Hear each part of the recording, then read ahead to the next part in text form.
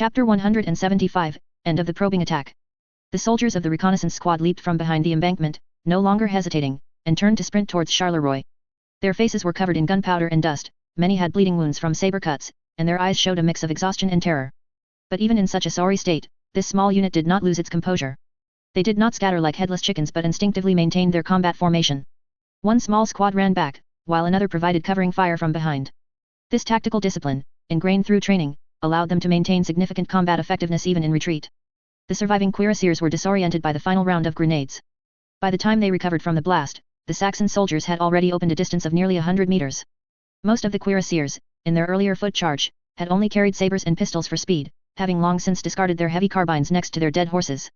Now, they could only watch as the enemy ran further and further away. Their revolvers posed no threat from 100 meters out. A few enraged cuirassiers chased a few steps in vain, but how could two legs outrun an enemy providing covering fire? They were quickly taken down by several precise rifle shots to the head. On the other side, the 2nd platoon of 3rd Company, responsible for flank support on the hillside, immediately began to move after seeing their allies start to retreat. This platoon also faced immense pressure. Although the cuirassiers squadron charging them suffered heavy losses under their suppressive fire, with almost all their horses killed, dozens of cavalry still managed to get close, protected by their enchanted breastplates. The 2nd platoon leader directed his soldiers to use the undulations of the hillside to engage the enemy in close quarters skirmishes. Continuously thrown grenades and submachine gun fire aimed at the lower body became the best tactics against these cuirassiers. After suffering over a dozen casualties, they relied on automatic weapons to effectively bring down the charging cuirassiers, most of whom were hit in the groin and legs, losing their mobility. 1st and 2nd squads, provide cover. The other 2 squads, retreat, the 2nd platoon leader ordered loudly. After confirming that the reconnaissance squad in the distance had also escaped danger, he immediately organized his troops, covering each other as they pulled back towards the city. From a distance, the entire battlefield was a chaotic mess. This field southeast of Charleroi had now become a massive slaughterhouse. There were dead war horses everywhere, black blood soaking the earth, emitting a strong fishy smell.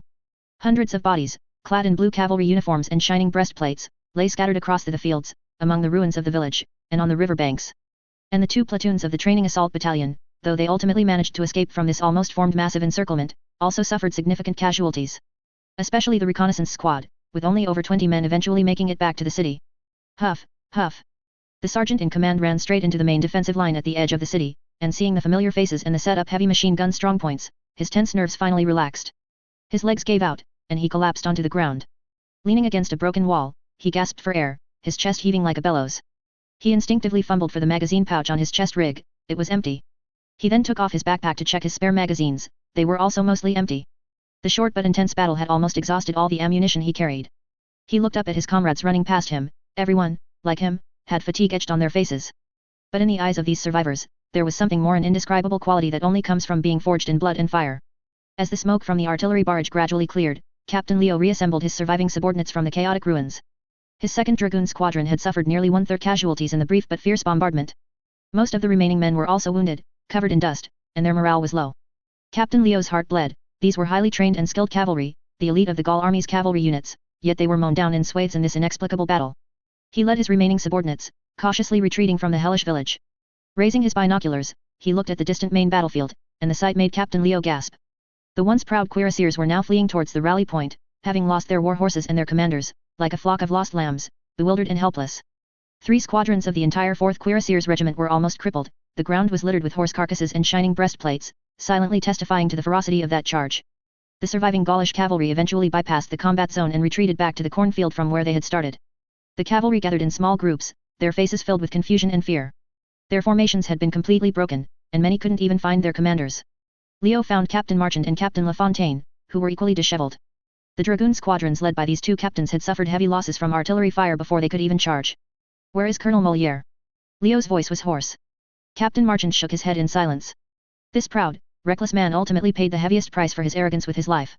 We lost," Captain Lafontaine said, disheartened. He couldn't believe that 6 squadrons of Gallic elite cavalry were so badly beaten without even touching the enemy's main position. "No, we didn't lose. We ran into an iron wall," Captain Leo said, his eyes filled with gravity. He now finally understood why the limping old soldier said there was a division of Saxons in the city.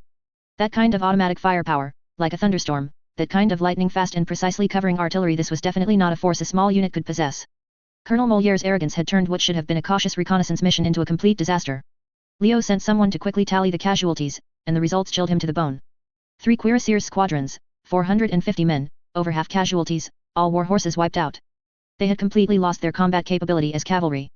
And the 3 dragoon squadrons, though in slightly better condition as they weren't mowed down by machine guns, still suffered over 100 casualties from the artillery barrage.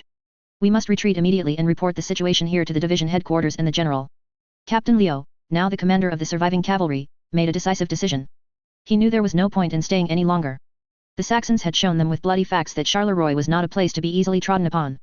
It was like a steel behemoth with its maw wide open, waiting for the next prey daring to challenge it. Orderly! Leo roared at a relatively calm soldier beside him. Return to division headquarters immediately. Tell the general. The enemy firepower in Charleroi far exceeds expectations. They possess an astonishing number of automatic weapons and quick-reacting artillery. Our unit suffered heavy losses during the combat reconnaissance, and Colonel Moliere was killed. Request further instructions. The orderly dared not delay, immediately mounting a warhorse that was still in decent condition and galloping back without looking back. Leo watched his retreating figure, then looked back at the city, which appeared unusually quiet in the morning light, and a thought flashed through his mind. From today onwards, this war would be completely different from what all of them had imagined. As the orderly brought back the battle report, everyone in the temporary command post of the Gaul 3rd Cavalry Division seemed stunned. The commander of the 3rd Cavalry Division looked at the map on the field table, his face grim, as if the orderly's recent report still echoed in his ears. Colonel Moliere killed. 4th Cuirassiers Regiment lost over half its strength, nearly all war horses wiped out. Dragoon units suffered over 100 casualties. One shocking phrase after another struck hard at the heart of everyone in the command post like heavy hammers. This could no longer be described as heavy losses, this was an utter and complete defeat. 6 squadrons of elite cavalry, including 3 Cuirassiers squadrons as the core of the assault, were almost crippled in a small combat reconnaissance. The enemy possesses an astonishing number of automatic weapons. The firepower density is unprecedented. They can organize precise artillery fire coverage within 10 minutes. The commander's face grew increasingly grim. He finally realized that they were not facing some small harassing force at all. The Saxon force in Charleroi was a well-trained, well-equipped elite unit. They had turned the city's edge into a meticulously arranged death trap. Moliere's recklessness and arrogance had caused his cuirassiers to charge head-on, resulting in heavy casualties. Idiot. A complete and utter idiot. The commander cursed under his breath, unclear whether he was cursing Moliere or himself for sending them to their deaths. He knew very well that trying to attack Charleroi with only cavalry would be no different from suicide. This was just in the open areas outside the city where the cavalry had every advantage, yet they fought like this. If they went into the city. The commander of the 3rd Cavalry Division dared not think further. Immediately. Report all details to the Army Group headquarters without alteration. The commander ordered his chief of staff. Include my opinion attacking Charleroi must involve a large number of infantry advancing under artillery cover. Any form of cavalry charge is simply a futile sacrifice. Chapter 176, Inflexible Thinking. At the eastern edge of South Charleroi's defensive line, Morin arrived with Manstein and Kleist. Although brief, the battle that had just concluded was more intense than anyone had anticipated. Morin watched as the red unit markers representing the Gaulish cavalry on the system map finally converged and slowly withdrew southward, only then did he slightly relax. Upon seeing Morin and Manstein approach, the commander of the 3rd Company quickly walked over. Battalion Commander. He did not salute, which was also a regulation in the training assault battalion's combat orders. What are the casualties like? Morin asked directly. Not good. Jonas grimaced, his expression a mix of relief and lingering fear. Of the 1.5 platoons that went out, over 40 men were casualties, especially the forward reconnaissance squad, only about 20 returned. Ammunition was also basically expended. If the field artillery battalion hadn't delivered those timely barrages, the Gauls certainly wouldn't have retreated so quickly. My 2 platoons would have been wiped out outside the city today. At this point, Jonas continued, still with lingering fear. Battalion Commander, the Gaulish cavalry really has something, their mobility is too strong. As soon as we prepared to contract, they immediately pressed in, as if they had calculated it perfectly, giving us no chance at all. Indeed. Cavalry fighting infantry, they seize the gaps in your formation changes. The enemy must be experienced. Morin nodded. The Gallic Republic, after all, was an old cavalry powerhouse, so it was certainly no problem for a cavalry commander to seize a timing. Had it been a regular unit without such fierce firepower, this wave of Gaulish cavalry could have probably devoured 1.5 platoons with minimal losses. It was just unexpected that their cuirassiers were truly tough as nails. Jonas's tone, when he brought this up, carried a mix of awe and frustration. The soldiers who retreated said that our light machine guns and rifles hitting their chests were like tickles, just a burst of blue light and they'd bounce off. It took several continuous hits to penetrate one. If we hadn't thought to target their horses later, our defensive line might have collapsed on the spot during that frontal charge. However, Jonas's tone shifted, and a hint of confusion appeared on his face. I always feel there's something wrong with their tactics, too reckless. Who sends an entire reconnaissance unit to charge head-on? Like they're crazy, as if it's not over until everyone's dead. No, think about it from another perspective. Morin interrupted Jonas. He had already witnessed the entire process of the enemy commander's unit marker extinguishing on the system map. The enemy indeed charged recklessly from start to finish, even leading dismounted cuirassiers in a suicidal charge at the end, but if it wasn't the training assault battalion in Charleroi today, but another ordinary infantry unit not equipped with so many automatic weapons, what do you think the outcome of the battle would be? Commander of the 3rd Company Jonas was stunned, and Morin patted his shoulder. Take your time to think about it later. Have everyone rest up quickly, send all the wounded to the battalion headquarters field hospital, and continue to strengthen the defenses. Ammunition and supplies will be replenished for you soon. Yes, Battalion Commander. Jonas, having regained his composure, responded loudly. Morin gave a few more instructions, telling him to remain vigilant to prevent the enemy from making another surprise attack, then turned to return to the temporary command post located in the city center. As they walked, Manstein, by his side, said with a serious expression. Battalion Commander, although we repelled the enemy's vanguard this time, many problems have also been exposed. While our firepower density is high, against elite units with enchanted armor, the killing effect is greatly reduced. And our field units still seem somewhat passive when facing large-scale cavalry's rapid infiltration. Morin hummed in acknowledgement, replaying the battle in his mind. Indeed, a large part of their victory this time was due to luck. Firstly, Colonel Moria, as he was called, was too arrogant, giving them an opportunity to make mistakes. Secondly, the newly arrived field artillery battalion was simply a godsend. Had it not been for their barrages, which seemed blessed by the god of artillery, striking with laser-guided precision and perfectly cutting off the Gaulish dragoons' retreat, the two surrounded platoons would surely have met a tragic end. It seems the age of cavalry in this world is not entirely over yet, Morin silently lamented in his heart. At least in this world where magic and enchanted equipment exist, traditional cavalry can still unleash terrifying combat power under specific circumstances. As he pondered, the system's notification sound rang out in his mind, rather inopportunely. Information update, Gallic Republic Army Cavalry Unit Organization and Equipment Overview. Morin's footsteps paused. What's wrong, Battalion Commander? Manstein noticed his unusual behavior.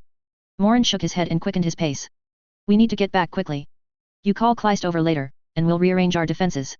The main force of the Gauls will likely arrive soon.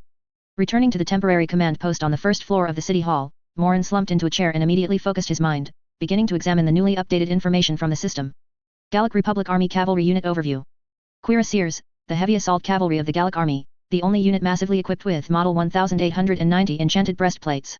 After the Saxo-Gallic War, the Gallic Republic greatly expanded the size of its cuirassiers, currently boasting a strength of up to 10 regiments. Dragoons, the backbone of the Gaulish cavalry, equipped with lances and Berthier carbines. They can charge as assault cavalry or dismount to fight as mounted infantry. Their numbers are not the largest among Gaulish cavalry, but due to their versatility, they are considered the true main force. Chasseurs, light cavalry, primarily responsible for reconnaissance, pursuit, and flank harassment. Only equipped with carbines and revolvers, their protection is no different from ordinary infantry. Their numbers are relatively small, and they typically exist as divisional reconnaissance units. Hussars, the largest light cavalry force, usually serving as corps-level reconnaissance, screening, and communication units. They are famous for their flamboyant uniforms and fearless combat style, but their weaponry consists only of sabers and revolvers, with limited frontal combat capability, mostly performing odd jobs. Morin read through each entry, and the more he read, the more astonished he became. Holy crap, 10 regiments of cuirassiers. He couldn't help but curse under his breath. According to the Gaulish organization, a cavalry regiment had 900 cavalrymen, so 10 regiments would be over 9,000 heavy cavalry equipped with enchanted breastplates. Although the protective capabilities of these enchanted breastplates couldn't compare to the full plate armor Superman of Britannia and Saxon, their sheer numbers were overwhelming. The Gauls are truly rich, or rather, they've invested heavily in army building, it just feels like they've spent it in the wrong place. Morin shook his head. Looking further down, dragoons, chasseurs, hussars. This clearly defined and comprehensive cavalry system made him feel as if he was back in a history class at the Saxon War College, studying the military history of Europa. These Gauls have truly etched revenge into their bones, Morin sighed in his heart. The disastrous defeat in the Saxo-Gallic War had clearly provided a huge stimulus to Gaul. Over these years, they had endured hardships, expanded their military, and prepared for war, developing their entire army system, especially the cavalry units, which symbolized offense and honor, to a quite terrifying scale. Battalion Commander, what are you thinking? Kleist's voice brought Morin's thoughts back. Morin looked up and saw that both Kleist and Manstein had arrived and had spread out a field map of the area on the table. The Saxon Military Intelligence Department provided some field maps of the offensive route to the combat units, but the information was mainly rich in terrain details, with no detailed descriptions of the internal city structure. Nothing, just thinking about the Gaulish army's composition. Morin stood up, walked to the edge of the map, and pointed to the vast field south of Charleroi, saying, "In that last battle, we witnessed the power of the Gaulish cuirassiers. Their enchanted breastplates have a strong counteracting effect on our rifles and submachine guns. Therefore, we must find a way to get some of those things back for study, to see if there are any weaknesses." As he spoke, he looked at the system map. The red unit markers representing the Gaulish cavalry, after suffering heavy losses, had retreated far away, and it seemed they wouldn't dare to approach again anytime soon. This was an opportunity. He immediately turned and called out the door, "Orderly." A young soldier immediately ran in, "Battalion Commander. Go, call the commander of the logistics officer for me." "Yes." Soon, a slightly stout logistics officer hurried over. Battalion commander, you called for me. Morin pulled him over, then pointed to the southeast direction on the map. You immediately arrange a few trucks, take some men, and go with the commander of the 3rd Company back to the battlefield we just fought on. The logistics officer was stunned for a moment. Battalion commander, go out now? What if the Gauls? They've just been crippled, they're like startled birds now and won't dare to come up. Morin waved his hand, stating unequivocally. Your mission is to assist the commander of the 3rd Company in retrieving as many of those Gaulish cuirassiers' breastplates from the battlefield as possible. Remember, we want the ones that are still intact, not penetrated. Get breastplates back. The logistics officer's expression was a bit strange. The logistics officer had indeed done things like scavenging the battlefield for spoils. Yes, get breastplates, Morin affirmed. Those are good things, we need to study them. And by the way, don't miss any usable weapons and ammunition, bring them all back. Yes. I'll go at once. Although the logistics officer still had some concerns, he immediately accepted the order and left. Watching his retreating back, Morin's mind became active again. Those enchanted breastplates weren't just simple research materials. If he could figure out their principles, perhaps, his own side could also use them. Once this thought arose, it could no longer be suppressed. Battalion commander, isn't it too risky to send the logistics officer to the battlefield to recover equipment? After the logistics officer left, Kleist, who was nearby, couldn't help but speak, his tone tinged with worry. Although the Gaulish cavalry has retreated, they are certainly still watching us from a distance. If we send people out like this, what if they launch a surprise attack? There are certainly risks, but the benefits are also great, Morin said, looking at the map without raising his head. Manstein also agreed, Captain Kleist, I think the battalion commander's decision is correct. The Gaulish cavalry has just suffered a disastrous defeat, their commander is dead, their formation is disrupted, and their morale must have hit rock bottom. Even if we gave them courage now, they wouldn't dare to approach the city easily. We can use this window of time to do what we want to do. He paused, then added, besides, didn't the battalion commander send the commander of the 3rd Company along? With combat troops providing cover, there shouldn't be much of a problem. We can't just do nothing and huddle in the city waiting to die just because we're afraid of risks. Hearing Manstein say the same, Kleist no longer insisted. He knew both of them had valid points, it was just his cautious nature to always consider the worst-case scenario first. Seeing that they had reached an agreement, Morin shifted the topic to another, more important issue. This battle exposed a very big problem for us. Morin's finger pointed at the open ground outside Charleroi on the map. Our outer reconnaissance squads are too vulnerable against enemy cavalry. The terrifying mobility of cavalry units made Morin realize that they could easily bypass the front and attack the weakest points.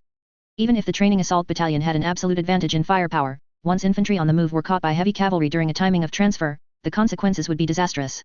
If it hadn't been for the artillery battalion's swift reaction and timely fire support today, the brothers in those 2 platoons would probably have been cut down by the Gaulish cavalry like vegetables. You mean? We should withdraw all the outer reconnaissance squads into the city? Kleist asked with a frown. No, Morin immediately rejected the idea, completely abandoning outer reconnaissance means blinding ourselves. He was unwilling to simply retreat into the city, as that would drastically reduce the entire unit's control over the surrounding area, especially in terms of vision. Once real-time monitoring of the battlefield outside the city was lost, his own golden finger map's effectiveness would also be greatly diminished. And even if we were to withdraw the reconnaissance squads, that should at least wait until the enemy's main force has fully pressed in. Morin added, before the main force arrives, we must seize as much initiative on the battlefield as possible, rather than passively cowering in the city and taking hits. Manstein, who had been listening quietly, now spoke, indeed. If we abandon the periphery, the Gauls can conduct close reconnaissance without any scruples, which would be extremely detrimental to our subsequent defense. Morin narrowed his eyes, pondered for a moment, and then offered his opinion. In the recent battle, the key to the enemy's success was that they seized the moment our reconnaissance squad was changing positions. Infantry on the move have almost no power to retaliate against a cavalry charge. So, can we start by improving the mobility of our reconnaissance squads? Both Manstein and Kleist's gazes focused on him. Equip all outer reconnaissance squads with trucks, Morin said, enunciating each word. This suggestion made both of them light up. Oh, right. How could they have forgotten this? Although the off-road capability of the current crystal trucks was practically non-existent, only able to travel on flat roads, even transferring along roads was much faster than infantry relying on their 2 legs. With trucks as transportation, the reconnaissance squads could significantly shorten the time they were exposed in the open when changing positions, greatly reducing the risk of being caught by enemy cavalry. Upon discovering enemy activity, the reconnaissance squad could immediately board the trucks and quickly retreat into the city along the road, or move to the next preset position. I really am. At this point, Morin couldn't help but slap his forehead, feeling a bit self-reproachful. Fighting purely infantry battles every day, my thinking has become somewhat rigid, I didn't even think of such a simple solution. 2. He was indeed somewhat annoyed, this was a very obvious oversight. And such an avoidable mistake had cost the unit dozens of casualties. Chapter 177, If I had several regiments, would I be like this?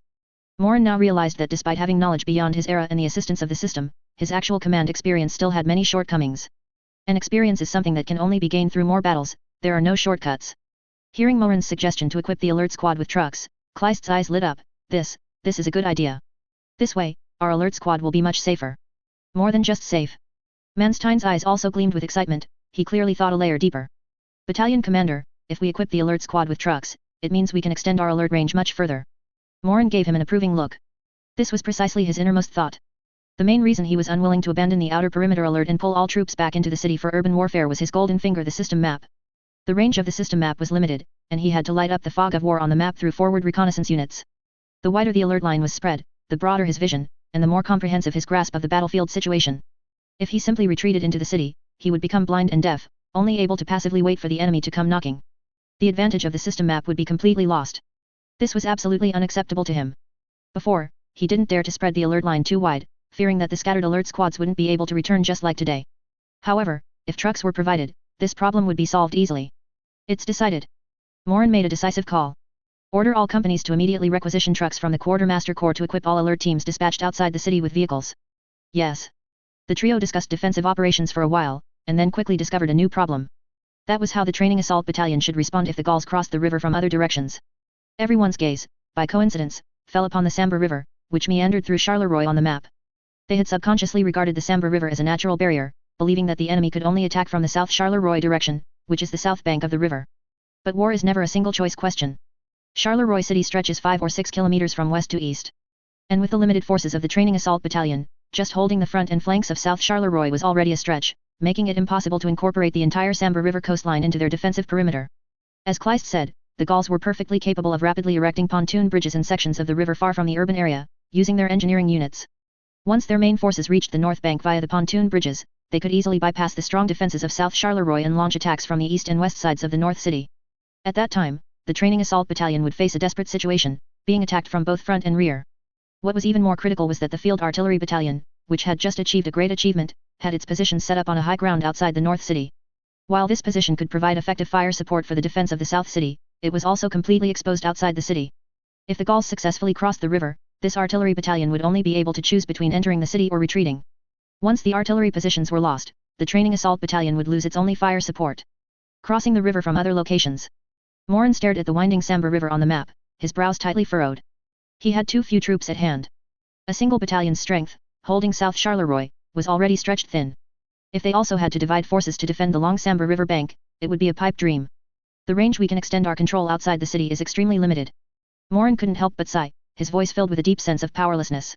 Not to mention that the enemy had so many swift cavalry units watching outside, even without those cavalry, with the limited forces of the training assault battalion, they could only operate within the fire support range of the field artillery battalion outside the city to ensure their own safety.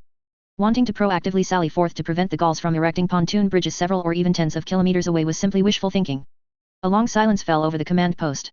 The three men scratched their heads for a long time, but still couldn't come up with an effective solution. Ultimately, they reached a frustrating conclusion: unsolvable. Or rather, given the current situation of the training assault battalion, they were completely unable to prevent the Gauls from crossing the river with pontoon bridges from other directions. Damn it!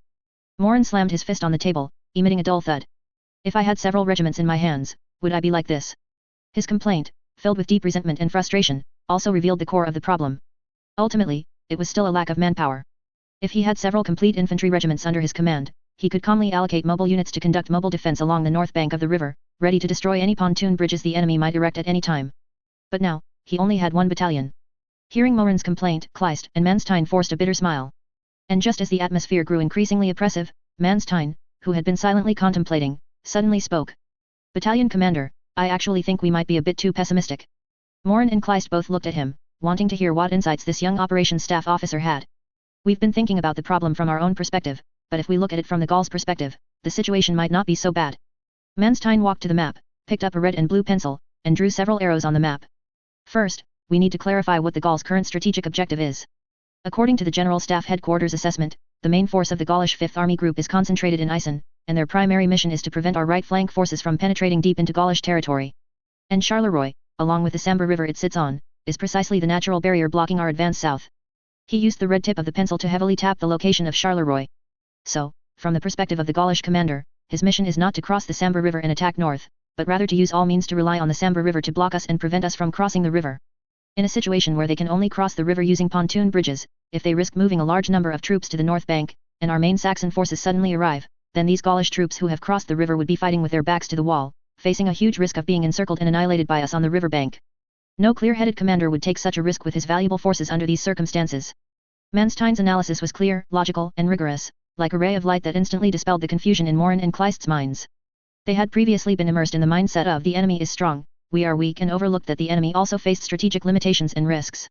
So, you mean the Gauls' most rational and safest choice is not to cross the river? Morin followed his train of thought, his eyes growing brighter. Exactly. Manstein nodded affirmatively. They will concentrate all their forces, at all costs, to capture South Charleroi, which we occupy, and then destroy all the bridges in the city. This way, they can turn the Samba River into an unbreakable defensive line, firmly blocking our main forces on the north bank of the river. By that time, they can calmly gather troops, construct strong defensive fortifications along the river bank, and turn this battle into a positional war of attrition that is advantageous to them. After listening to Manstein's analysis, Morin and Kleist both let out long sighs of relief. While this did not mean the danger was over, at least the focus of the entire battlefield would return to the city of Charleroi itself. In other words, the most intense fighting in the upcoming battle will be in South Charleroi and the three bridges connecting north and south within the city. Morin's finger slowly traced the icons of the three bridges on the map. These three bridges would become the focal point of the upcoming struggle between the two sides, and they would inevitably become meat grinders that devoured countless lives. The pressure remained immense. But at least the operational objectives became clear and distinct. Hold South Charleroi, secure the bridges, and hold out until reinforcements arrive. This was the only thing they had to do next. Once the Gauls' main attack direction was clear, the subsequent defensive deployment had a clear objective. Morin took a deep breath and began to take stock of the forces at his disposal. Currently, all the forces he could deploy were the 1st Guard Training Assault Battalion, plus a 77mm Field Artillery Battalion that had just arrived and was frantically working on firing tables. The commander of that Field Artillery Battalion had just reported to him by phone that the artillerymen had already begun tense range finding and calculations, preparing firing tables for subsequent bombardments. According to the Artillery Battalion commander, once the basic firing tables were established, the fire support they provided would become faster and more accurate. However, Morin also knew that once the battle entered the brutal urban street fighting phase, the role of artillery would be greatly limited. They would more likely be used to suppress enemy forces attempting to outflank the city, or to provide fire coverage against enemy concentrations outside the city. The true determinant of victory would still depend on the infantry fighting inch by inch within the city. The Training Assault Battalion, at full strength, excluding non-combat units like the battalion headquarters, communications platoon, and quartermaster corps, had its main combat strength in 4 infantry companies and a fire support platoon equipped with 12 MG-08 heavy machine guns. Each infantry company, excluding company headquarters and logistics personnel, had 240 pure combat personnel. The heavy machine gun teams of the fire support platoon totaled 60 men. In total, the entire battalion had a full complement of 1,120 pure combat personnel. Adding the battalion headquarters, company headquarters, and logistics/quartermaster personnel, the total strength of the entire battalion was close to 1,300 men. This didn't even count the truck drivers of the quartermaster corps. This was the configuration of a reinforced battalion, and both its personnel quality and firepower intensity far exceeded those of a typical infantry battalion of the Saxon Imperial Army. Chapter 178, Street Fighting Arrangements. However, after the Training Assault Battalion experienced the capture of the Liege Fortress Group, the surprise attack on Charleroi, and the brief but intense cavalry encounter just now, the entire battalion's casualties had already reached over 110 people. Excluding those who suffered minor injuries but could still fight, the actual combat attrition was already close to 1/10. Morin knew very well that compared to the bloody battle they were about to face, these previous battles were, at best, just appetizers. General Ludendorff's order was that they must hold Charleroi for a full 3 days. During this period, the 1st Guards Cavalry Division of the 3rd Army Group might arrive early as reinforcements. And some vanguard units of the Ludendorff Battle Group might also rush over by truck after completing their mission of blocking the 5th Division of the United Kingdom of Flanders. But all of this was just possible. Before reinforcements arrived, they had to face the wrath of a Gaul army group alone. Even if the confined space of Charleroi city could only accommodate 1 division of the enemy for an attack at a time, it was still a disparity in forces of more than 10 times. What else could be said? There was no option of deserting, so they could only resolutely engage in street fighting. Based on Manstein's analysis of the Gaul army's marching speed, he estimated that the enemy's infantry cluster would arrive at Charleroi no earlier than this afternoon or even evening, coming from Xian. Theoretically, infantry units, after a long march, need necessary rest and are unlikely to launch a large-scale attack overnight. Therefore, the real general offensive would most likely officially begin tomorrow morning, that is, August 10th. This meant that the Training Assault Battalion still had more than half a day and a full night to construct their urban defense line. This was an extremely valuable preparation time. All right, gentlemen, time is tight. Morin clapped his hands, drawing the attention of both Kleist and Manstein. Since we've decided to fight a street battle, we need to carefully discuss how exactly to fight it. As soon as the specific preparations for street fighting were mentioned, Kleist and Manstein simultaneously turned their gazes to Morin. There was no other way. Morin's formidable reputation from the Seville street battle had already spread through various channels within the officer circles of the Saxon Empire.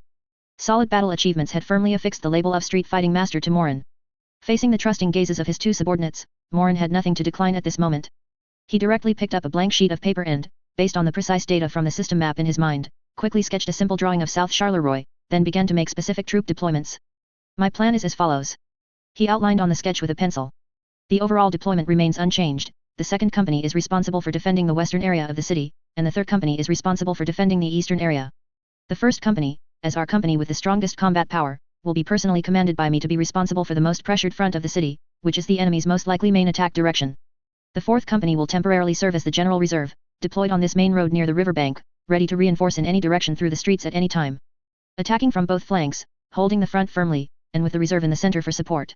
Morin's deployment strategy was very clear, or rather, at this point, there were no other tactics to arrange. Regarding firepower, Morin continued, the 12 MG-08 heavy machine guns from the firepower detachment will be directly disassembled and reinforced to the 1st, 2nd, and 3rd companies responsible for frontline defense, with each company receiving 4 machine guns. This way, in addition to the 12 light machine guns and a large number of submachine guns within their own establishment, these 3 companies will also receive firepower support from 4 heavy machine guns. This level of firepower density, in the confined space of street fighting, is enough to give any Gaul infantry attempting a frontal assault a tough time. Additionally, notify the quartermaster to distribute all spare light machine guns in the warehouse to each company.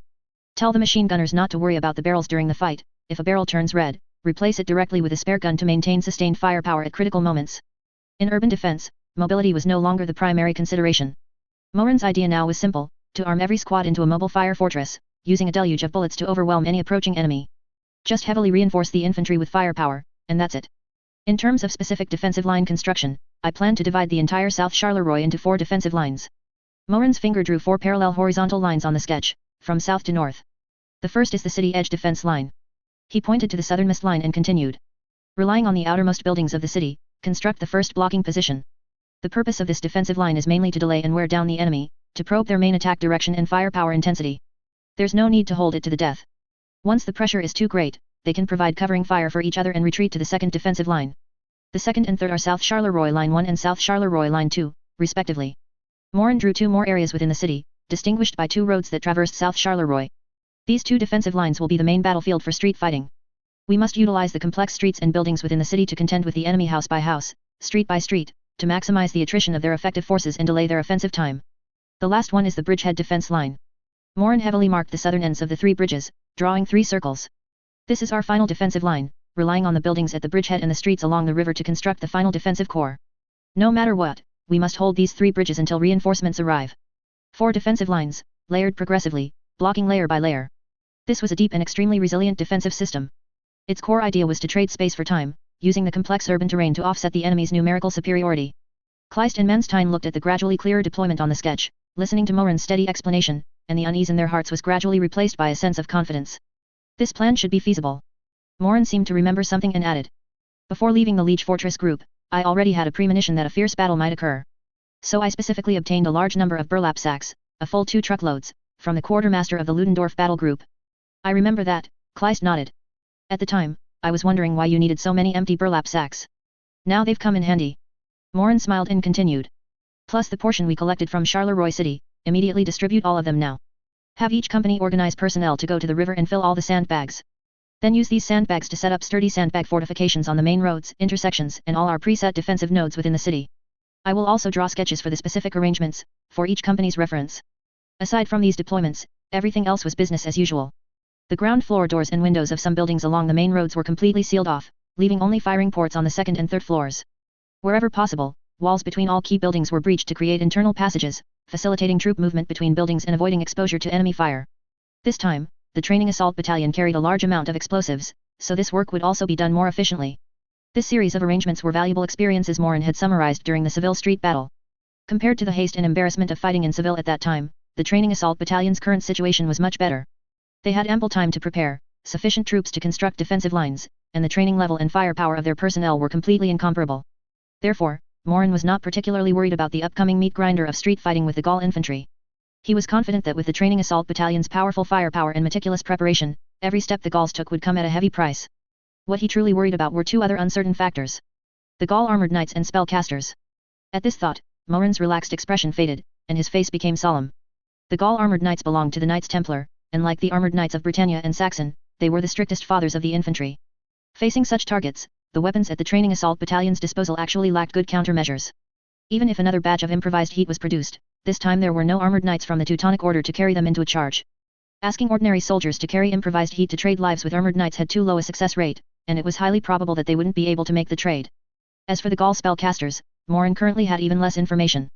The only thing he knew was that the Gaul spellcaster community, in terms of its power and influence, was roughly between Britannia and Saxon. Moreover, the Gaul army also seemed to have a tradition of having accompanying spellcasters. How much these spellcasters could contribute on the battlefield, and what kind of spells they specialized in, were all unknowns. The unknown was always the most terrifying. It seems I need to find a way to take down a few Gaul spellcasters first to get more detailed information from the system. This thought flashed through Morin's mind. Just as he was discussing some details of the defensive deployment with Kleist and Manstein, an orderly suddenly ran in. Reporting, Battalion Commander. Commander of the 3rd Company Jonas is back. That quickly. Morin was a bit surprised. By his reckoning, they had been out for less than an hour. The three immediately walked out of the command post and onto the street outside. They saw 2 trucks parked not far away, and a group of training assault battalion soldiers were carefully carrying down sets of breastplates stained with blood and mud from the truck beds. Clang, clang. The heavy breastplates were piled on the ground, making a series of metallic clanging sounds. Jonas saw Morin and immediately ran over excitedly. Reporting, Battalion Commander. We collected a total of 46 unbroken breastplates on the battlefield. He pointed to the spoils on the ground, his face beaming with unconcealed joy. Most of the fellows wearing these breastplates were hit off their horses, then shot in the thigh or other unprotected areas by our follow-up shots after falling, bleeding to death. There were also some unlucky ones who were directly shot in the head. Morin nodded and quickly walked over. He bent down and casually picked up a breastplate. It felt very heavy in his hand, estimated to be at least 10 kilograms. This shiny breastplate consisted of 2 steel plates, front and back. Although its surface was covered in bloodstains and mud, its excellent craftsmanship was still visible. And the moment his hand touched the breastplate, a new prompt popped up in the system's technology tab. 1890 model enchanted cavalry breastplate technology unlocked, 0%. The system's big hand began to exert its power again. Chapter 179, Sentry Gear Light. Morin was mumbling to himself, his fingers already carefully tracing every detail of the cuirass.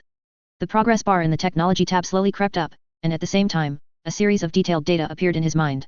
Similar to the Napoleonic-era cuirasses he remembered, this set consisted of 2 steel plates, front and back. Each steel plate was about 3 mm thick, heavy, and weighed approximately 7.5 kilograms. The front and back plates were connected by leather shoulder straps with brass scales, and there was also a leather belt at the waist, riveted to the back plate, used to fasten it in the front. The lining of the cuirass was a slightly coarse herringbone canvas, directly sewn to the inside of the steel plate, impossible to remove, and even less convenient to clean. Morin could smell a pungent odor, a mix of sweat and mildew, and could imagine how uncomfortable it would be to wear. It smelled, to put it mildly. Holding the cuirass and examining it, Morin noticed that the unlock progress in the technology tab was stuck at 40%. He then looked at the lining and suddenly had an idea. He drew out the bayonet from his waist and carefully pried open a corner of the lining, which had already turned somewhat black from saturation. The canvas was cut open, revealing the cold steel plate underneath. As expected, it was densely etched with numerous tiny runes. These runes had a complex structure, intertwined and coiled, forming a strange pattern. The moment he clearly saw these runes, the system's unlock progress for this technology surged from a few percent directly to 100%. 1890 model enchanted cavalry cuirass technology unlocked. With the large amount information provided by the golden finger, Morin gradually understood the operating principle of this cuirass. It was not the same type as the full-body armor worn by the plate armor supermen in Britannia or Saxon. The armor of those plate armor supermen was actually more similar to the manufacturing process of an armored knight. Magic crystal powder was integrated during the forging process, and through special Magi-Tech engineer techniques, the material strength and toughness of the armor were greatly enhanced on a physical level. However, the Gaulish cuirass was essentially a well-made ordinary steel plate. Its magic lay entirely in the enchanted spell array etched on the inside. This spell array could form a simplified shield spell on the surface of the cuirass. It was called simplified because this shield had a defense threshold. Depending on the enchantment process, it could withstand 3 to 5 direct hits from full-power rifle rounds. In previous engagements, the training assault battalion soldiers felt that the cuirassiers were tough mainly because it was difficult to inflict damage exceeding their defense threshold on the same target in a short period.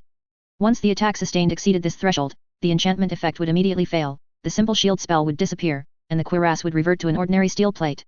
To restore its protective capabilities, it needed to be sent to the rear for specialized Magi-Tech engineers to repair and recharge it using specific tools and materials.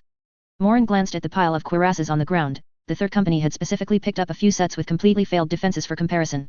These cuirasses all had bullet holes, clearly indicating they had been directly penetrated after the enchantment failed. However, the runes etched inside the dozens of cuirasses that had not been penetrated were not completely destroyed. Thinking of this, a bold idea popped into Morin's mind. Repair and recharge. He stared at the lining he had just cut with his bayonet, and suddenly had an inspiration. A most basic cantrip, mending, was quietly activated. The cut made by the bayonet healed rapidly at a visible speed, returning to its original state in an instant, showing no trace of damage. Even more to his surprise, as the lining was repaired, he could feel a faint magical glow flash across the surface of the cuirass, becoming much brighter than before. Holy crap! It actually worked. I told you practice makes perfect. Morin used mending again, and this time the magical glow on the cuirass's surface was even more abundant. And based on his assessment of the intensity of this magical glow, it seemed to be fully charged. Morin then had someone bring down a penetrated cuirass from the truck.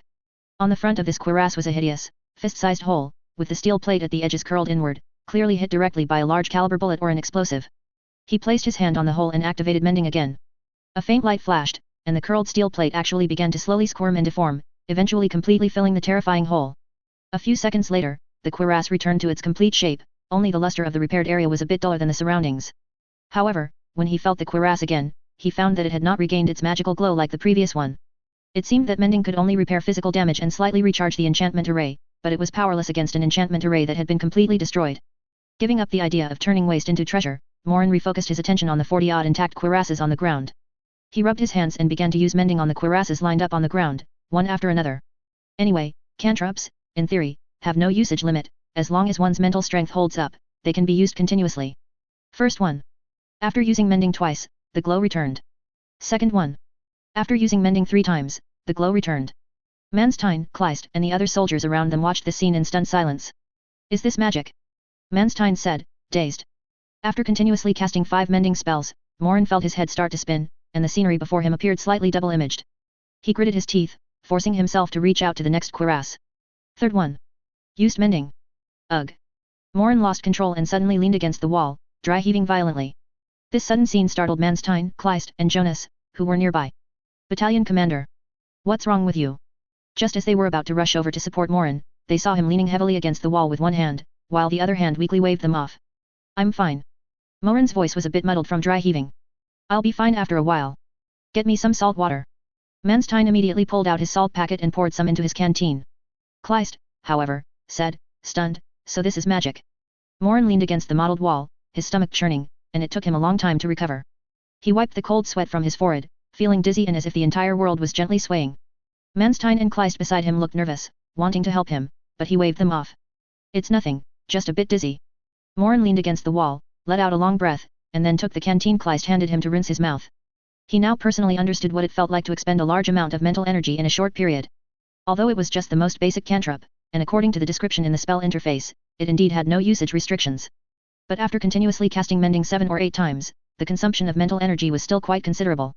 It felt like pulling an all-nighter for 3 days and 3 nights to finish a paper, his mind completely drained, seeing everything with double vision. Battalion commander, you should rest. Kleist's voice was full of worry. Morin shook his head, he knew very well that now was not the time to rest. He also understood that the Gaulish method of recharging these cuirasses certainly wasn't by having mages manually cast cantrips one by one. That efficiency was too low, it was practically treating precious mages as laborers, and probably only an unranked wild mage like himself would do such a foolish thing. They most likely had some more efficient, more industrialized magic device to accomplish this process. It can't be that they actually use manual recharging like me, Morin thought to himself, but for now, he could only use this clumsy method. After a brief recovery, Morin forced himself to cheer up and walk to the pile of cuirasses. He no longer tried to fully charge each one that wasn't realistic and would completely drain him. With a fierce battle imminent, he certainly couldn't let his body have any problems.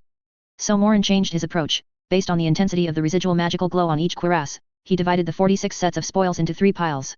The first pile was slightly worn, about 10 pieces. The glow on them was still very bright, clearly recently equipped or not heavily hit in battle, essentially needing no repair.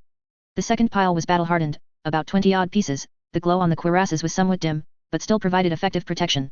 The third pile was badly damaged, with less than 10 pieces remaining, the glow so faint it was almost invisible, estimated to be scrapped after 1 or 2 more bullets. Morin's goal was to elevate this last pile of badly damaged cuirasses to the level of battle-hardened.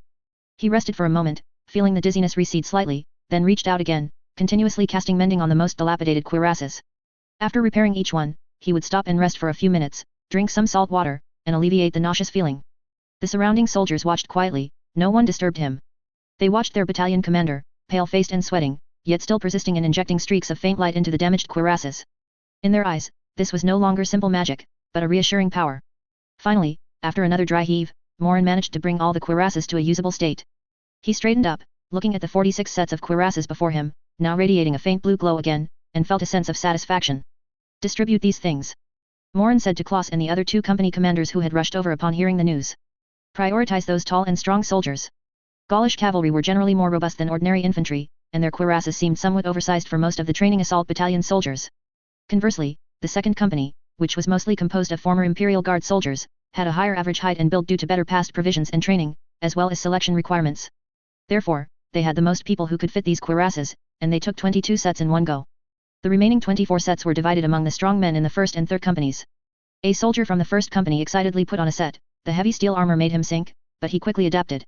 He moved his shoulders and then pounded his chest hard, making a dull clank sound. Hey! This feels pretty good. He grinned, as happy as a child. Wearing this, I feel so much more at ease. Morin looked at his excited expression and didn't want to spoil his mood by telling him that this thing came with soul rings. However, after thinking about it, he still specifically walked over and instructed, remember, during a fight, pay close attention to the blue light on the cuirass. If you find the light is gone, quickly find an opportunity to take this thing off. Otherwise, it won't be your armor, but 15 kilograms of scrap metal dragging you down. Understood, Battalion Commander. The soldier shouted. Morin emphasized again to the other 3 company commanders, telling them to remind the soldiers who received the cuirasses not to think they were invulnerable just because they wore one. After distributing these special sentry gear light items, the entire training assault battalion entered a high-speed state of combat readiness. Morin's 4-line defense combat plan was quickly disseminated to each company by orderly. Soldiers from the battalion headquarters communication platoon strung telephone lines, moving through the ruins and streets of South Charleroi. Soon, the lines were connected from the temporary command post in the core area of South Charleroi to the temporary company headquarters of the 1st, 2nd, and 3rd companies, located behind their respective defensive sectors. Loud bugle calls and officers' whistles echoed throughout the city. Except for the detachments still on perimeter alert duty, all soldiers were engaged in intense trench construction work. All available sandbags in the city were gathered, and soldiers lined up, repeatedly transporting sandbags filled with earth from the Sambra River to the front lines. Under the guidance of Morin's sketches, sturdy sandbag fortifications were erected at important intersections and defensive nodes. The ground floor windows and doors of some key buildings were completely sealed with bricks, stones, and furniture, leaving only dark firing ports on the 2nd and 3rd floors. Some soldiers who had received demolition training and were planned by Morin to become combat engineers in the future used explosives and hammers to open passages in the walls of adjacent buildings. This connected independent buildings into a complex fortress that could be traversed internally. Morin, along with Kleist and Manstein, rode in a truck, patrolling the various defensive sectors of South Charleroi. At each location, Morin personally inspected the layout of the fortifications and the firing arcs of the machine gun positions. Your heavy machine gun position is in the wrong place. He stopped in the 2nd company's sector, pointing to a strongpoint set up on the 2nd floor of a street corner. The firing arc is too narrow, and it's easily taken out by enemy artillery fire. Move it to the 3rd floor of the building across the street. From there, it can cover 2 roads and form interlocking fire with another strongpoint on the flank. As he spoke, he picked up a stone and quickly drew the revised plan on the brick wall of the building. The 2nd company commander immediately called the soldiers, who, grunting and straining, moved the heavy MG-08 heavy machine gun and crates of ammunition to the new position according to the battalion commander's instructions. Time flew by in intense and orderly work, and Morin would occasionally pause to check the movements of friendly forces on the system map. Chapter 180, Enemies Across the Mountains and Plains. Since the training assault battalion was currently attached to the Ludendorff battle group, and this battle group was also subordinate to the 2nd Army Group, Morin could actually see the movements of the entire 2nd Army Group on the system map. During this time, he had been watching the blue unit markers representing the Ludendorff battle group and the 2nd Army Group move and fight slowly but steadily across the map. By the afternoon of August 9, according to the system map, the Saxon forces besieging the Namur fortress group seemed to have made a significant breakthrough. The icon representing the armored airship L-29 circled above 3 fortresses north of the Namur fortress group several times, and then these 3 fortresses were marked with a red cross, indicating destroyed. Morin could even imagine the scene of the armored airship demolishing those sturdy fortresses from the air. As the 3 outermost fortresses were reduced to ruins under the attack of the armored airship, a large number of Saxon infantry had already poured into the internal defense system of the fortress group. The advantage of this type of circular fortress group in the United Kingdom of Flanders was its strong and sturdy defensive firepower. However, its disadvantage was that once the enemy broke through into the fortress group's interior, the rear of the fortresses would find it very difficult to resist enemy attacks. Therefore, the fall of the entire Namur fortress group was only a matter of time. At the same time, on the other side, the main force of the Ludendorff battle group successfully intercepted the 9th Infantry Division of the United Kingdom of Flanders, which had come as reinforcements, at a location 10 kilometers from Namur.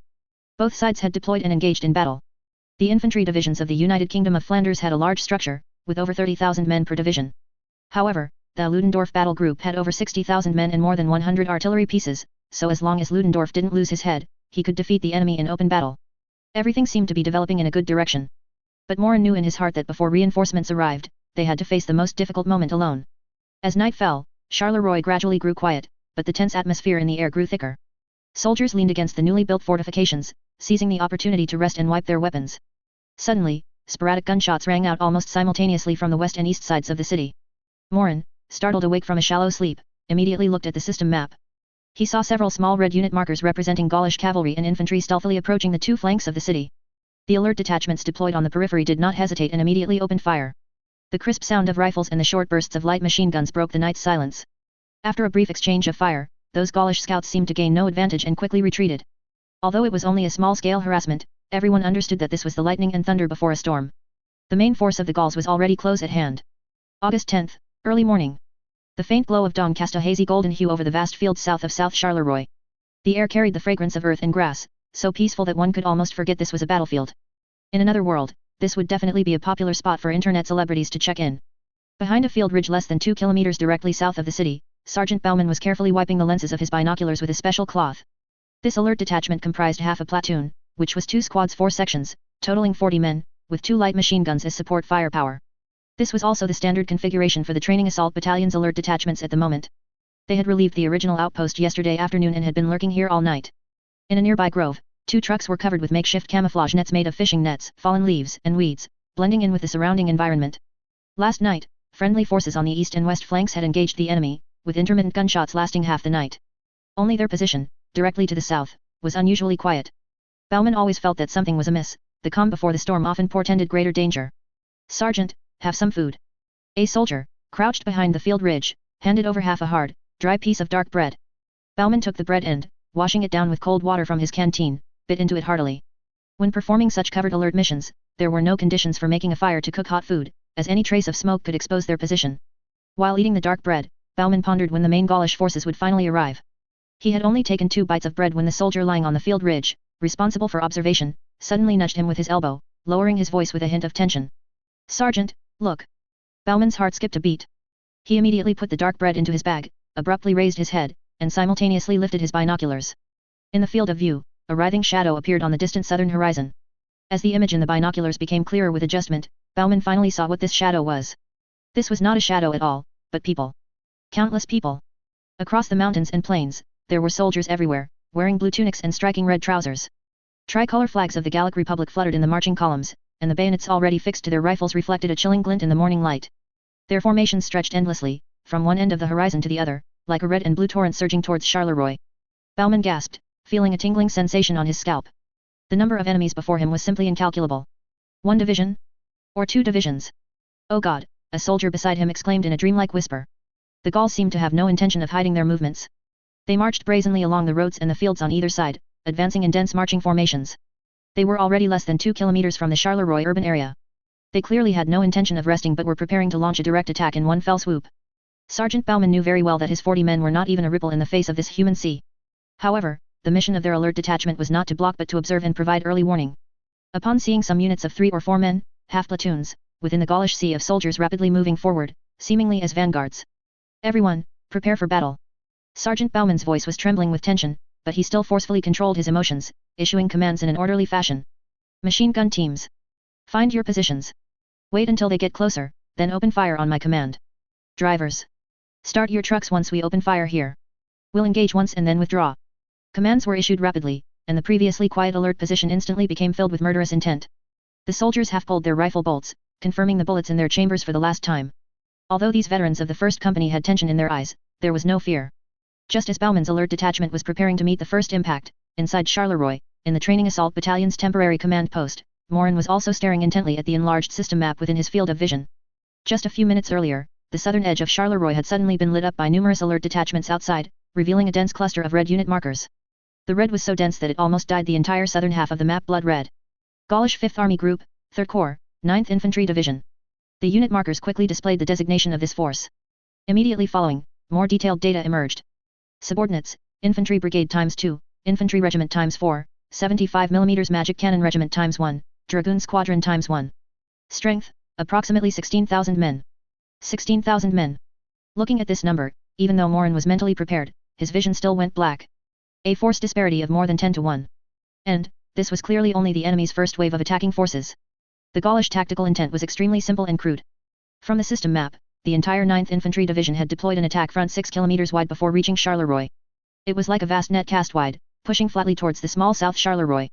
They simply didn't care about tactical maneuvers or flanking movements, they just wanted to crush all resistance head-on. Soon, the reconnaissance units of the 9th Division made contact with the various alert squads of the training assault battalion deployed on the periphery. On the map, the small unit markers representing both sides instantly collided, erupting in fierce sparks. However, it was clear that the Gaulish soldiers, with only bolt-action rifles, were at an absolute disadvantage in terms of firepower. The alert detachments, relying on the firepower advantage of automatic weapons, quickly scattered the attacking enemy scouts in a very short time. The unit markers representing the enemy rapidly flickered and then disappeared. However, immediately following was the overwhelming red tide of the main Gaulish forces. Therefore, these alert detachments, who had received Morin's orders before departure, had no intention of prolonging the fight. The blue unit markers on the periphery began to disengage rapidly, boarding the already prepared trucks and retreating into the city along their predetermined routes. As the truck carrying Sergeant Baumann and the soldiers of the alert detachment drove into the 1st Company's defensive sector, Baumann also saw his comrades, who were already standing by in full readiness. He nimbly jumped off the truck's flatbed and quickly ran to Company Commander Klaus. "Company Commander. The Gauls are here. They are everywhere, across the mountains and plains, nothing but people." After returning to the safe area, Sergeant Baumann's voice was excited and somewhat trembling. Klaus, however, calmly nodded and then handed him a canteen. "Good work, Baumann. Hurry and get some rest and resupply your ammunition. There's still a lot of fighting ahead." Baumann took several gulps of water, breathing heavily as he said. "Company Commander, those Gauls, they seem a bit foolish. They're just marching forward in dense formations, like a parade." Upon hearing this, Klaus looked towards the smoke-filled battlefield outside the city, his eyes somewhat complex. He was silent for a moment, then added with a sigh. "Yes, much like how we used to be." Chapter 181, Unknown Combat Power. General Jean-Clement Fournier, commander of the Gaulish Army's 9th Infantry Division, rode a tall warhorse, advancing with his division headquarters. When the sounds of gunfire erupted from the south of the city, his face was edged with confusion. As the vanguard of the 3rd Army, the orders issued by Army headquarters before the battle contained only a few words regarding intelligence on the enemy within Charleroi. Small groups of Saxon harassing troops, well-equipped, possessing automatic weapons. Unknown size, unknown unit designation, unknown commander. This was practically saying nothing at all. General Fournier had initially expected that upon approaching Charleroi, it would be like previous military exercises. He would deploy his troops in the open ground outside the city and engage the Saxons in a proper field battle. At that point, he would be able to assess the enemy's strength and weaknesses by their troop deployment and firepower. But the outcome was completely beyond his expectations. His vanguard reconnaissance force was like pebbles thrown into the ocean, unable to even create a ripple. As soon as they neared the city's edge, they were shattered by fierce firepower, with only a few men scrambling back. According to the survivors' descriptions, the enemy's numbers were small, but their firepower was incredibly fierce. All units under attack reported being suppressed by enemy heavy machine gun positions. Yet, when his main force pressed forward, those mysterious Saxon soldiers showed no intention of resisting, quickly leaving by truck. They left behind only a mess of spent casings, with no heavy machine gun positions to be found. Whose heavy machine gun positions could retreat so quickly, all within 10 minutes? What kind of combat method is this? General Fournier muttered, frowning. "General." The chief of staff and several other staff officers from the division headquarters spurred their horses forward, riding alongside him as they spoke. "From the current situation, the Saxons' forces are definitely not numerous. They dare not engage us head-on in the open, which is why they have all holed up in the city." "I agree with the chief of staff's assessment." Another staff officer echoed. "They want to use the city's buildings to offset our numerical advantage. This is a tactic only the weak would employ." The staff officer's analysis sounded reasonable and aligned with General Fournier's consistent understanding of warfare. In his view, truly elite troops should array themselves on a vast battlefield, engaging in a decisive contest of courage and discipline. Hiding in the city to take pot shots? That was the style of those rebellious guerrilla fighters in the colonies. It seems army headquarters might have overestimated this group of Saxons. Yesterday's cavalry probably suffered such heavy losses due to underestimating the enemy and advancing rashly. General Fournier's mind rapidly analyzed the situation, occasionally conversing with the staff officers beside him. Soon, his last trace of doubt vanished. Since the enemy's numbers were likely not large, the next steps would be simple. "My orders." General Fournier's voice was exceptionally resonant. Many colleagues often remarked that, besides commanding troops, he also had the makings of a good opera singer. "The artillery regiment will prepare fire on the city's edge. After the bombardment, the entire division will immediately launch a full-scale assault. I want to dine in Charleroi City Hall before lunch. Objective, occupy South Charleroi. Destroy all bridges within the city, completely trapping the Saxons on the north bank of the Sambre River." As the general's orders were issued, numerous orderlies/runners galloped towards the units along the extensive attack front. Immediately after, the 75mm magic cannon regiment began to deploy, and the whistles of officers at all levels resounded across the several kilometer-long front. Tens of thousands of Gaulish soldiers, led by their officers, advanced steadily towards the edge of Charleroi, bayonets fixed to their rifles, in neat and dense skirmish lines. Their faces bore the unique pride and fervor of the Gauls, seemingly unaware of the kind of battle that lay ahead. Inside Charleroi, at the command post. Seeing the red troop markers representing Gaulish infantry begin a full-scale advance on the system map, Morin took a deep breath and picked up the MP-14 submachine gun from the table. Battalion commander, you're going to... Manstein and Kleist were not surprised, but they still felt it was unwise for their battalion commander to run to the front line as an assault squad leader. Battalion commander, I still think you should remain at battalion headquarters to conduct unified command. As the battalion adjutant, Kleist sighed helplessly but still dutifully advised. In street fighting, every street, every house is a battlefield. The command post's role is already limited. Morin checked the submachine gun's magazine, answering without lifting his head. Specific command, at most, involves deploying reserves, and I trust you two can handle that task well. I can play a greater role on the front line, can't I? Kleist and Manstein indeed couldn't refute the last statement. Especially Manstein, after that night's battle, had a clear understanding of Morin's absurd individual combat power. After Morin finished speaking, he didn't give the two a chance to continue persuading him, turning and striding out of the command post. Manstein and Kleist exchanged glances, both seeing helplessness in the other's eyes. However, they also knew that Morin's decision was correct. Setting aside Morin's combat power, well, that couldn't really be set aside. But urban warfare, as described by Morin and the veterans, was inherently chaotic and complex, especially for Company 1, which faced the greatest defensive pressure. It truly needed a decisive commander on the front line. Morin, having left the temporary battalion headquarters, got into a truck and quickly sped towards Company 1's defense zone, which served as the primary defensive position. When he arrived, the soldiers of Company 1 were making their final combat preparations. Behind the sandbag barricade at the street corner, a machine gunner was adjusting the MG-08 heavy machine gun's field of fire. Soldiers checked their weapons and ammunition, their faces solemn before the impending battle. One soldier, who seemed to have been a temporary acolyte in a church before the war, was piously muttering to a large group of comrades around him.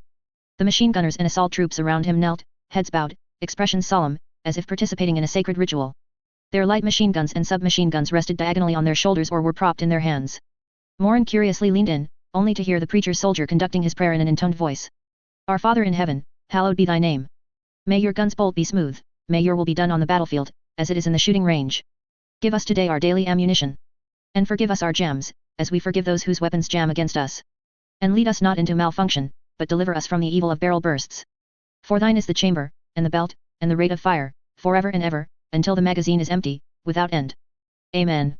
Listening to this modified prayer, Morin couldn't help but crack a smile. Was this blasphemy? But this unique pre-battle ritual did, to some extent, alleviate the soldiers' tension. Those soldiers who participated in the ritual, upon standing and picking up their weapons, had a completely different demeanor. However, seeing Morin staring at them, they smiled somewhat awkwardly. The soldier who led the ceremony appeared a bit nervous. Battalion commander. Don't be nervous, it's very good. Morin suppressed his laughter and patted the preacher's soldier's back firmly. I suggest next time you get a small censer and fumigate these weapons to appease the machine spirit. Machine spirit. At the same time, Klaus and the others also arrived. Seeing Morin fully armed with a submachine gun, they felt a huge weight lifted from their hearts. He quickly came forward. Battalion commander, why did you come personally? To see how your preparations are going. I'll also be directly participating in the battle here. Morin said, scanning the position, and nodded. Well done. Before the two could say much more, outside the city, the artillery began to roar. Everyone instinctively looked up at the southern sky. It was the Gauls' bombardment. Boom. The first shell shrieked down, landing in an open area several hundred meters from the city's edge, exploding into a massive cloud of earth and black smoke. This seemed to be a signal. Immediately after, once the first few ranging shots were done, shells fired by 36 75mm magic cannons poured down on South Charleroi like a deluge. The earth trembled violently, and explosions merged into a deafening roar. The outermost buildings of all South Charleroi were instantly engulfed in thick gunpowder smoke and towering flames. Countless houses collapsed in the explosions, bricks and rubble flew everywhere, and streets were pockmarked with huge shell craters. The observation posts, originally positioned in the outermost buildings, were forced to retreat under the bombardment. The air was thick with the acrid smell of gunpowder and dust, making it almost impossible to breathe. Morin was still unclear about the technical route of the Gauls' 75mm magic cannon, but just by the sound of the bombardment, its power seemed greater than that of ordinary field artillery. This world's MiS-75 seems to have a very fiery temper. However, in response to bombardment, the training assault battalion always withdrew its soldiers to the second-line defensive positions, leaving only a few lucky observation posts from the companies in front. So, this 15-minute bombardment was more like a grand armed parade. Although it destroyed many unoccupied empty houses on the city's outermost perimeter, it did not cause substantial damage to the training assault battalion's core defensive system. When the artillery fire gradually ceased, a silence accompanied by ringing ears enveloped the battlefield. The observation posts who had retreated to the rear poked their heads out from behind cover, shaking their dazed heads, and returned to their respective positions to look outside the city. The smoke had not yet fully dispersed, and on the distant horizon, the red and blue torrent began to creep forward once more. The Gaulish infantry assault had begun. Chapter 182, The Gallic Offensive Cult. When Morin returned to the forward observation post and received news that the Gallic infantry had begun to advance, he and the soldiers of Old First Company arrived at the city's outermost defensive line. Then he realized he had somewhat underestimated Gaull's Mademoiselle 75. He looked at a two-story building that had been half collapsed by an explosion and couldn't help but marvel that the 15-minute bombardment earlier had been more powerful than he had imagined. Although most of the houses in Charleroi were brick and stone structures, which couldn't compare to reinforced concrete in terms of sturdiness, they could still withstand small-caliber field guns for a while. However, in front of the Gaull's 75mm magic cannon, these houses were like paper, collapsing in swathes. Morin looked at the smoking ruins in the distance and pondered that the power of this thing was clearly greater than Saxon Empire's 77mm field gun. And from the name magic cannon, as well as the Gaull's magical modifications to cavalry breastplates, Morin realized that the Gallic Republic's approach to magic technology might be different from that of the Britonians. However, he didn't have the opportunity to get close to Mademoiselle 75 now, so he couldn't figure out its specific structure and technological applications. Under the attack of the 75 magic cannon, the training assault battalion had no choice but to abandon the outermost ring of buildings and retreat about 100 meters further into the city. However, these terrains, modified by artillery fire, were full of broken walls and huge shell craters, which ironically became natural cover, more suitable for defensive warfare. Soon, Morin followed an MG-08 heavy machine gun team and took cover in a relatively intact building. This was a core strongpoint of Old First Company's first line of defense, chosen with considerable cunning.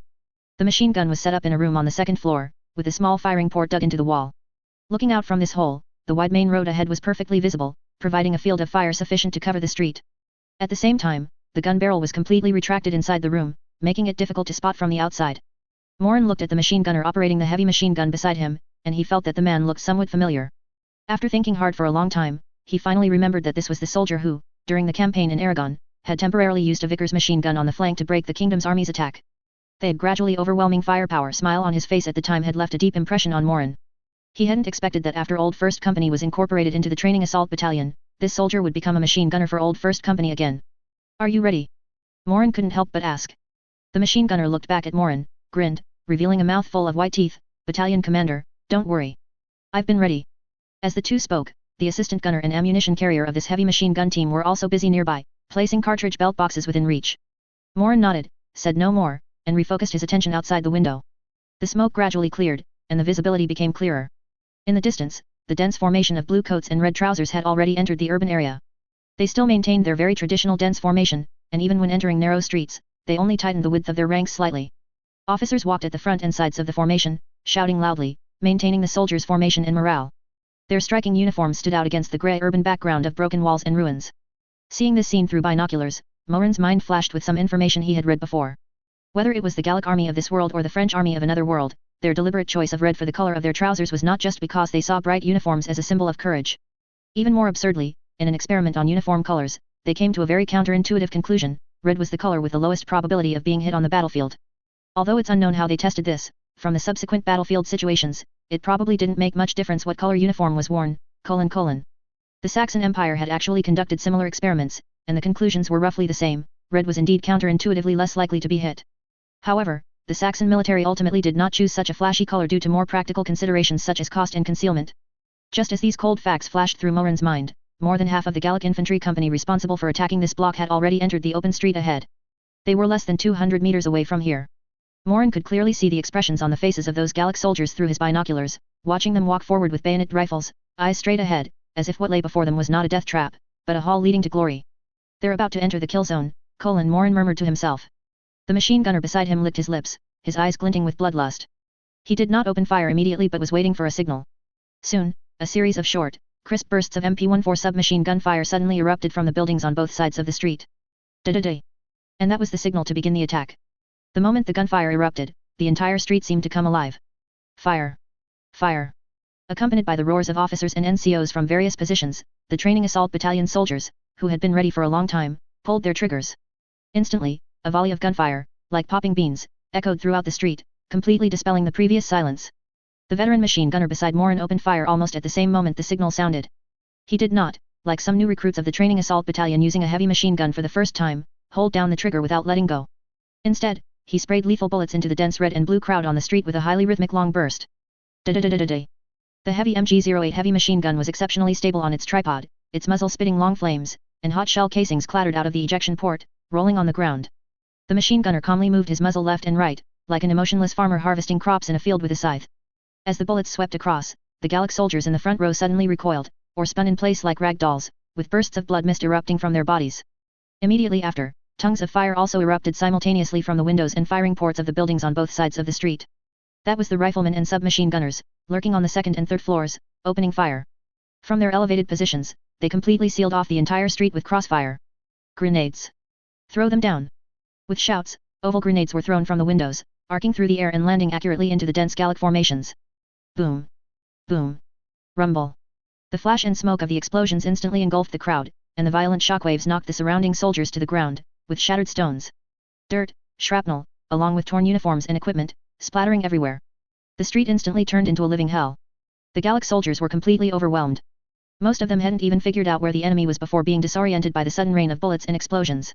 They instinctively tried to find cover, but on the open street, there was nowhere to hide except behind the fallen bodies of their comrades. Some tried to raise their rifles and return fire, but they couldn't find any targets.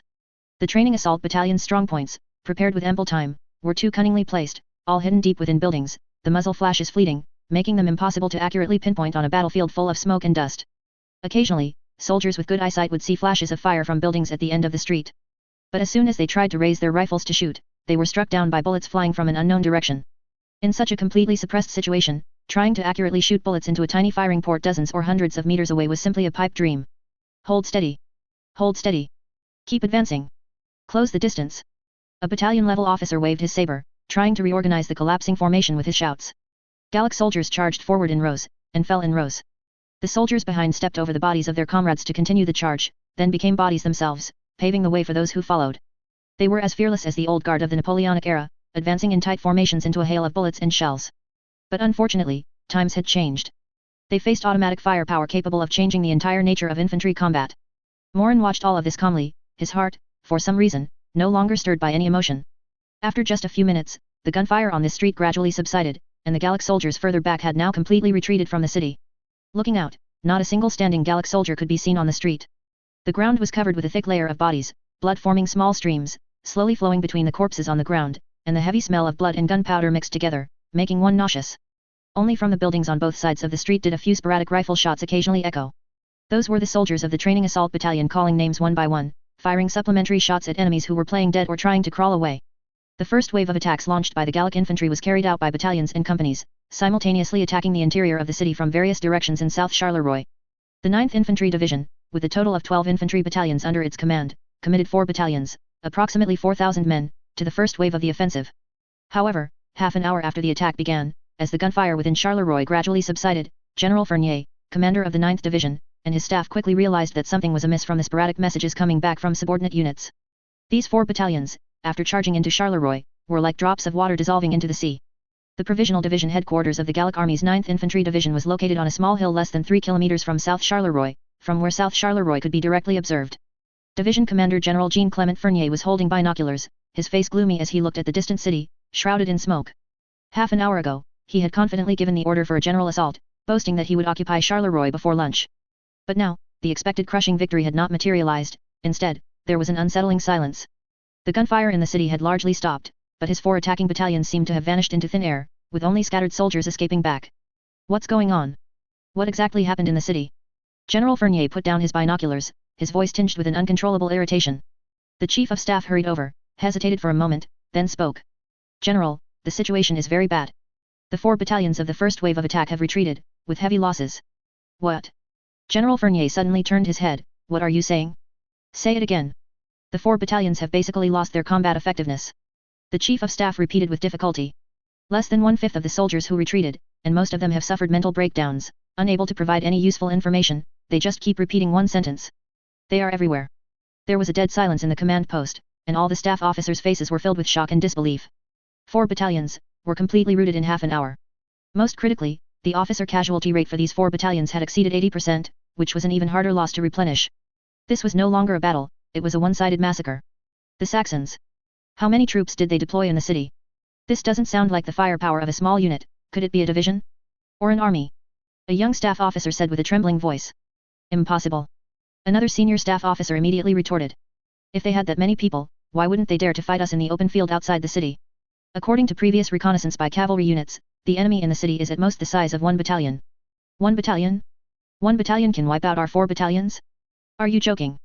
Then how do you explain it? The command post immediately descended into chaos, with staff officers arguing heatedly, unable to convince each other. General Fournier rubbed his aching forehead, listening to the noisy arguments, his mood growing increasingly irritable. He knew very well that arguing about these things was meaningless now. The immediate priority was to figure out what exactly happened in the city, and then decide what to do next. In such a situation, some clear-headed commanders might choose to pause the attack, send out elite reconnaissance units to ascertain the enemy's firepower and deployment, and then make further plans. But unfortunately, at this time, the Gallic army, from Commander-in-Chief Joffrey to the most junior officers, was deeply immersed in a fanatical ideology called offensive doctrine, as if they had been brainwashed. They firmly believed that offense was the best defense, and that courage and bayonet charges could overcome all difficulties, including machine guns and artillery. Any hesitation or caution was seen as cowardice and defeatism. Therefore, after a brief hesitation and confusion, General Fournier and his staff quickly came to a brilliant conclusion: it wasn't that their tactics were flawed, but that their offensive lacked sufficient intensity. I understand. The Chief of Staff slammed his hand on the table, a look of sudden realization on his face. Although the Saxons are few in number, their automatic weapons are too powerful. We attacked with 4 battalions from 4 directions, our forces were dispersed, and we failed to achieve an effective breakthrough. Exactly. Another staff officer excitedly chimed in. We should concentrate our superior forces and launch a fierce assault from one point. As long as we can break into their positions and engage in close combat, their machine guns will become scrap metal. Right. Increase the intensity of the attack. Commit more troops. Plow their positions again with artillery fire. The atmosphere in the command post became fanatical once more. The shame of defeat and the desire for revenge made these Gallic officers completely lose their reason. General Fournier listened to the staff officer's insights, and the hesitation and unease in his heart were gradually replaced by this fanaticism. He suddenly stood up, his fighting spirit rekindled in his eyes. My order.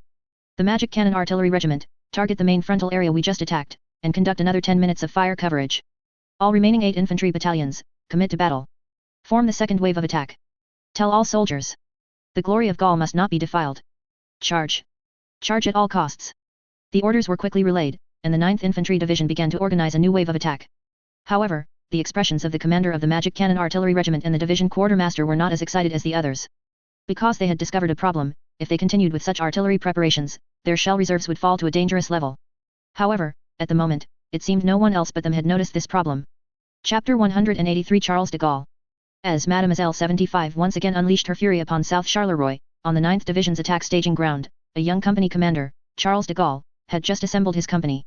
News of the first wave's failure had already arrived. Although the specific situation was unclear, the distraught appearance of the soldiers who had fled back from the city created an uneasy atmosphere throughout the entire unit. De Gaulle's mood, which had initially been one of excitement and enthusiasm, became somewhat disheartened. He did not know what kind of enemy situation in the city could have reduced his brave comrades to such a state. But a soldier's duty is to obey orders. When the battalion commander relayed the division headquarters' order to launch a second wave of attack, he immediately composed himself and began to motivate his company for battle. Standing before his fully assembled company, he declared loudly, "Soldiers! The blood of our compatriots shall not be shed in vain. For Gaul! Follow me into the charge. I will be with you." The soldiers of the company, as usual, let out a thunderous roar, a very common method in the army to dispel fear. As this 10-minute artillery preparation ended, de Gaulle took a deep breath, raised his hand, and waved it forward. Then, leading his company, he followed the battalion's assault pace, launching a new wave of attack towards the city that had already become a meat grinder. The soldiers trod on the soft, churned-up earth, rapidly advancing into the urban area of Charleroi. The battalion de Gaulle was in was one of the spearheads of the second wave, tasked with breaking through the enemy's front line. The closer they got to the city, the more pungent the strong smell of blood and gunpowder in the air became. And the moment they stepped onto one of Charleroi's main thoroughfares in South Charleroi, even a man of such resolute will as de Gaulle experienced a huge psychological shock. He had imagined many possible horrors within the city, but the scene before him still far exceeded his imagination. This could no longer be called a street. The entire wide road was almost completely covered by a thick layer of corpses, with not a trace of the original road surface visible. Blue uniforms and red trousers were mixed together, forming a bizarre and bloody carpet. Mutilated limbs, shattered internal organs, twisted firearms, and the helpless hands of some severely wounded reaching up into the air. Everything was mixed together, forming a hellish scene. In some places, due to the high accumulation of bodies, waist-high piles of corpses had even formed. Blood seeped from the piles of bodies, converging into dark red streams that slowly flowed down the street. My God! De Gaulle and the soldiers around him were all stunned, their faces pale, their eyes filled with horror and disgust. They were soldiers, they had received rigorous training, and they were prepared to die on the battlefield. But the sight before them, like a slaughterhouse, still had a huge impact on their spirits. De Gaulle felt his stomach churning, but he clenched his fists tightly and forcibly held it in. He knew that as an officer, now was not the time to be weak. All of you, stand tall. Advance. Don't stop. He was the first to lead, stepping unevenly onto the carpet made of corpses. A soft and strange sensation came from under his feet, making his scalp tingle. The soldiers followed behind him, carefully inching forward. They tried not to look at the gruesome scene underfoot, just mechanically moving their legs. The soldiers of the entire battalion marched silently down this path of death. Apart from the squelching sound of feet stepping on corpses and the heavy breathing of the soldiers, no other sound could be heard. The atmosphere was suffocatingly oppressive. De Gaulle gripped the revolver in his hand, his palms slick with cold sweat. He constantly scanned the dark windows and damaged buildings on both sides of the street, feeling as if countless cold eyes were hidden there, ready to shoot fatal bullets at them at any moment. However, to his surprise, the street was eerily quiet. They had already covered nearly 100 meters without encountering any attack. Could it be, had the Saxons retreated? Or had they run out of ammunition? This thought had just flashed through de Gaulle's mind when he immediately dismissed it. That was impossible. The more he thought about it, the more uneasy he felt, his back already drenched in cold sweat. Just then, one of the leading platoons was approaching the street corner. Da-da-da-da-da. Machine gun fire, without warning, suddenly erupted again from the end of the street and from the buildings on both sides. The moment the gunfire started, the leading platoon was hit as if by an invisible giant wave, and a large section instantly fell.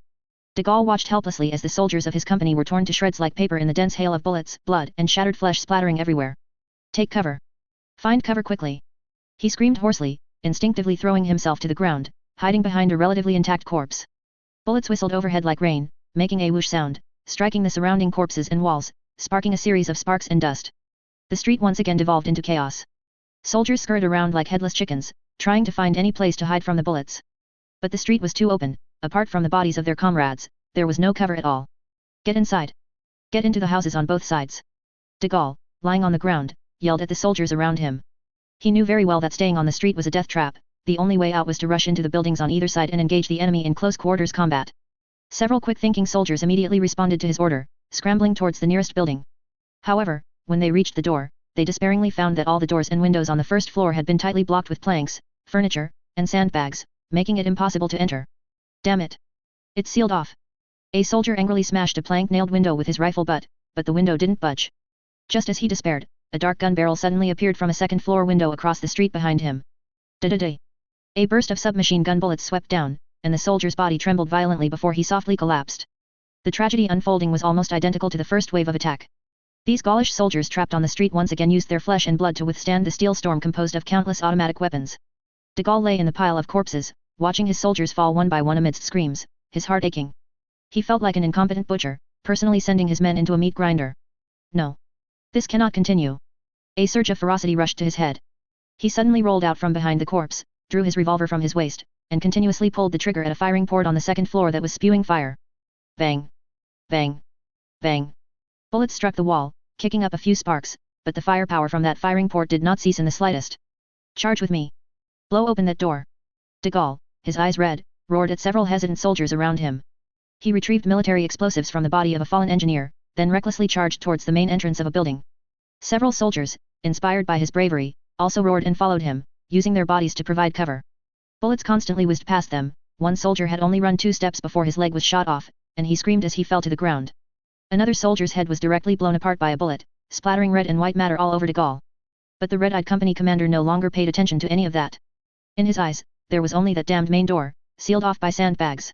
He rushed to the door, deftly connected the fuse to a stick of dynamite, then forcefully stuffed it into a crack, lit the fuse, and immediately threw himself to the ground.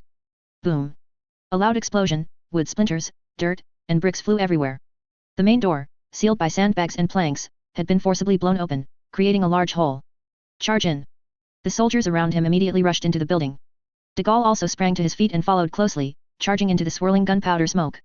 The room was pitch black, and the choking smell of gunpowder smoke made it almost impossible for him to breathe. As soon as he rushed in, he felt something trip his foot, and he almost stumbled. Then a series of gunshots rang out, and the muzzle flashes on the wooden stairs illuminated the figure of a Saxon soldier. The soldier in front of de Gaulle was instantly shot down, but just as the bullets were about to sweep towards him, the gunfire stopped. The enemy had run out of bullets. This thought flashed through the young company commander's mind, and then he instinctively pointed his revolver in the direction where the muzzle flash had just appeared. Bang bang! A muffled grunt sounded in the darkness, followed by a dark figure mixed with a roar lunging at him. De Gaulle instinctively raised his arm to block. Puff! The sound of a blade entering flesh, an intense pain shot through his arm. He looked closely and saw a bloody bayonet deeply embedded in his left forearm. At that moment, de Gaulle also saw the enemy clearly, a young Saxon soldier with no fear on his face. The Saxon soldier uttered some Saxon curses and tried to pull out the bayonet to stab him again. De Gaulle grunted in pain, his right hand suddenly raised, pressing the muzzle of the revolver firmly against the enemy's forehead. Bang! The last bullet in the cylinder was fired. The close-range gunshot made his ears ring. The Saxon soldier's body stiffened abruptly, then softly collapsed. De Gaulle endured the severe pain, pulled the bayonet from his arm, and then leaned against the wall, gasping for breath. At this moment, the other soldiers from his company also rushed in. Company commander. You're injured. Don't mind me. Quick. Occupy this building. Fight from inside. De Gaulle ordered through gritted teeth. Although they paid a heavy price, they finally tore a small opening in the enemy's defense line. Such scenes were constantly unfolding on the streets of South Charleroi. Despite the terrifying lethality of the training assault battalion's automatic weapons, the absolute numerical superiority of the Gaulish 9th Division was evident at this moment. No matter how fierce the training assault battalion's firepower, there were only so many firing points it could establish, and it also had to simultaneously respond to attacks from all directions of the city. Prolonged high-intensity shooting not only caused many gun barrels to overheat, but the rate of ammunition consumption also reached an astonishing level. However, the Gaulish soldiers, relying on their extreme tenacity, like de Gaulle and his soldiers, used the constantly falling bodies as cover, pushing through the hail of bullets and advancing little by little into the city. More and more buildings were breached by them with explosives and brute force, and brutal close-quarters street fighting fully unfolded on the city's first line of defense. Chapter 184, Stealth beats stability, brashness beats stealth. South Charleroi, temporary command post. After Morin's first company repelled the Gaulle's first wave of assault and confirmed their defensive line was temporarily stable, he immediately took a truck back here. With the entire front under attack, all three companies were under immense defensive pressure and continuously called battalion headquarters for instructions. So Kleist and Manstein had called him back, hoping he could preside over the overall situation. Morin, at this moment, was also intently watching the huge system map in his vision. On the map, the red unit markers representing the Gaulish 9th Division surged like a tide from all directions into Charleroi, attempting to forcibly drown the training assault battalion. Although countless red unit markers flickered and extinguished the moment they touched the green ones at the first defensive line, subsequent red unit markers continuously replenished, advancing slowly and steadily. There's no denying the power of a brash person with overwhelming numbers, Morin couldn't help but complain in a low voice. He now deeply understood the meaning of the phrase, stealth beats stability, brashness beats stealth. Previously, at Liege Fortress, the United Kingdom of Flanders had fought very stably, their frontal defense was impenetrable, and their anti-air discipline was excellent. Yet, the training assault battalion used a very stealthy tactic of airdropping with armored airships to directly penetrate their core. Subsequently, under Ludendorff's command, a typical stealthy leader, the training assault battalion, through early mechanized mobility, seized the strategic stronghold of Charleroi before the enemy could react. And now, it was the turn of these brash Gauls. They didn't bother with tactics, they simply relied on their numerical superiority, throwing themselves in head first without a second thought. This extremely simple and crude brash tactic was indeed very effective against the small and stealthy training assault battalion. The enemy's numerical advantage also made Morin feel an unprecedented pressure. It was like that classic line, even if there were 50,000 pigs, it would take 3 days and 3 nights to catch them all.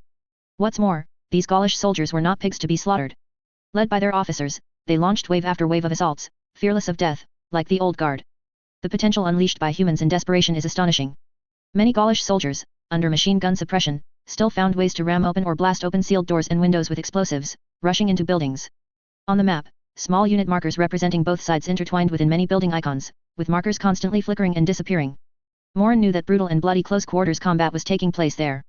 Submachine guns and grenades could unleash terrifying power in narrow rooms and stairwells. Building after building was quickly piled high with Gaulish bodies. But they still charged in like madmen, stepping over their comrades' bodies.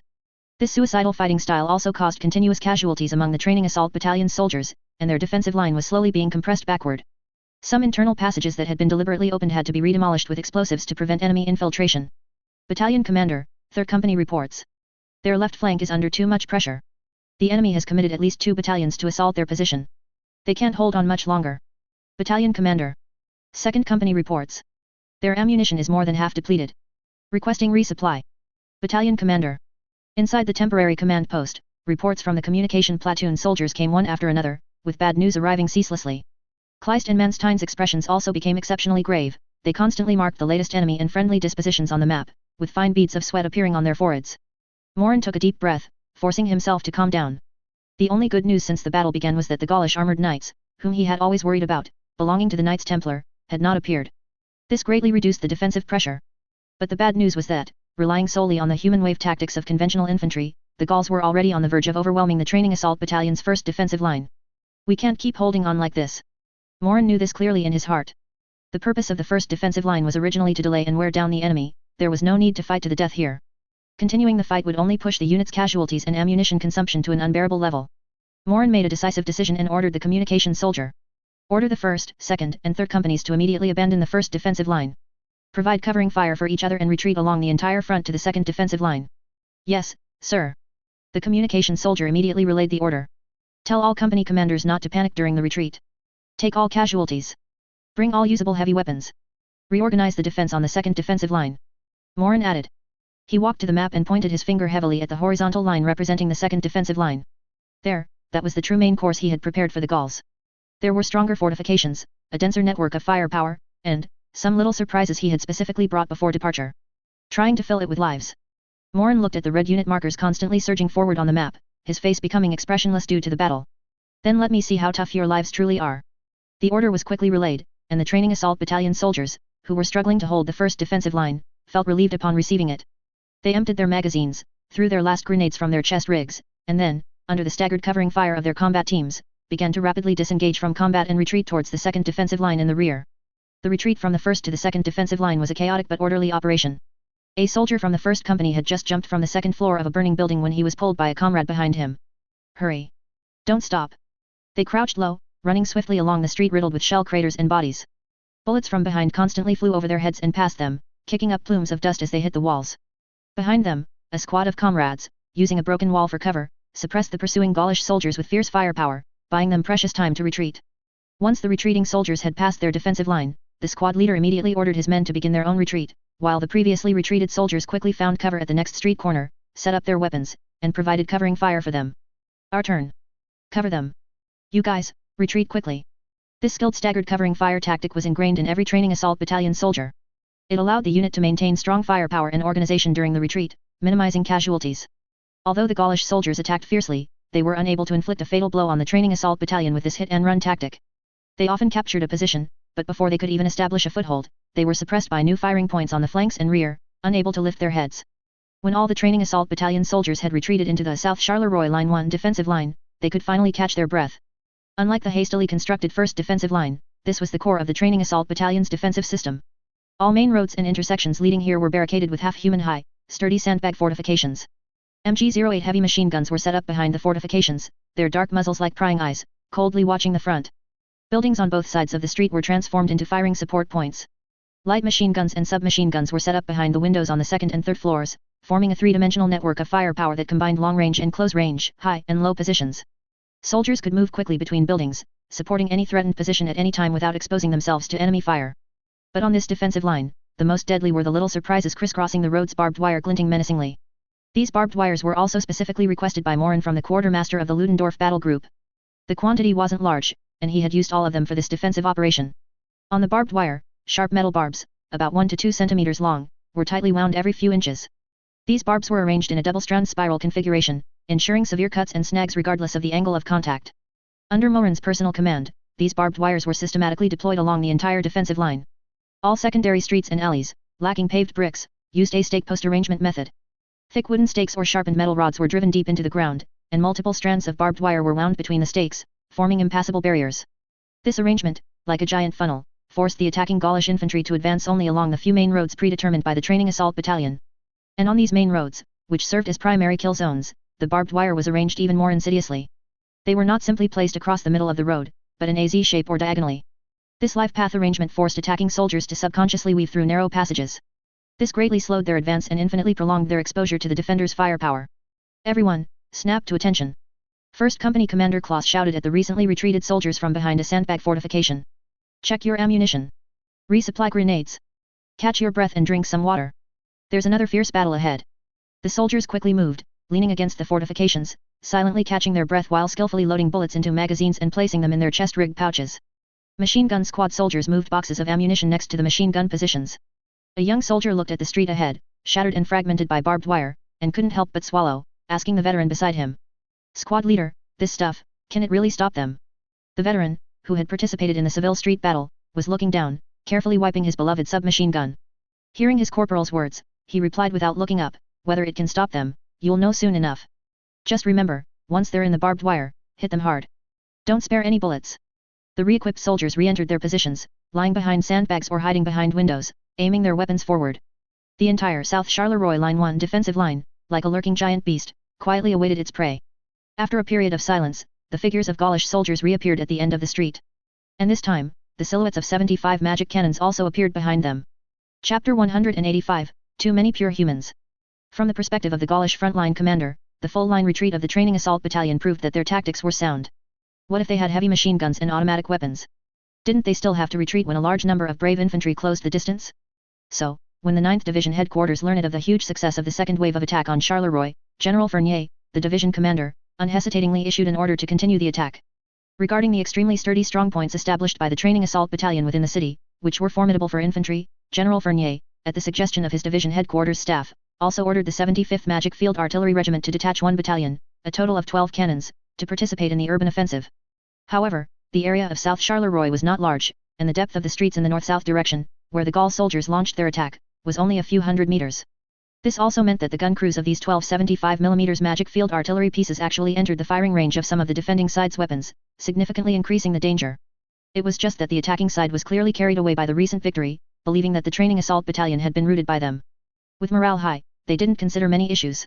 Thus, urged on by their officers, the Gaul soldiers continued to maintain their dense formation, used to maintain morale, and rushed along the deserted streets toward the depth of the defensive line.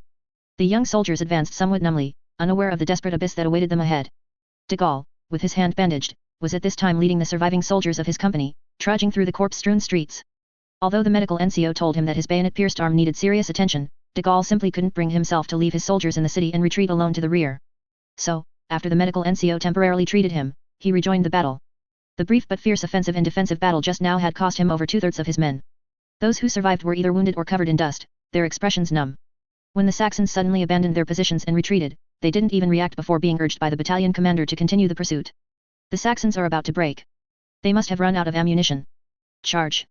Victory is at hand. Perhaps because of the sudden progress after heavy losses, the battalion commander himself became extremely fanatical. But in de Gaulle's heart, a deep sense of unease arose. He always felt that things were not that simple. The Saxons' retreat was too calm, completely unlike a defeated unit. It was more like a planned tactical withdrawal. If the enemy was retreating in a planned manner, it meant that an even more terrifying trap awaited them inside Charleroi. With this uneasy feeling, de Gaulle and the other soldiers passed through the chaotic first line of defense and continued deeper into the city. Soon, de Gaulle realized that something seemed wrong. Many alleys and small paths within the city were blocked by large amounts of barbed wire and obstacles, which would take a lot of time to clear. So, the units that had originally planned to bypass the main roads ended up returning to the city's main thoroughfares as they walked. Why does it feel like the Saxons are deliberately guiding us this way? This thought flashed through de Gaulle's mind, but he felt that such an idea was too far-fetched, as if the enemy commander completely understood their tactics and actual movements. As they gradually advanced deeper into the city, the surrounding streets became eerily quiet, with only their own footsteps and breathing echoing.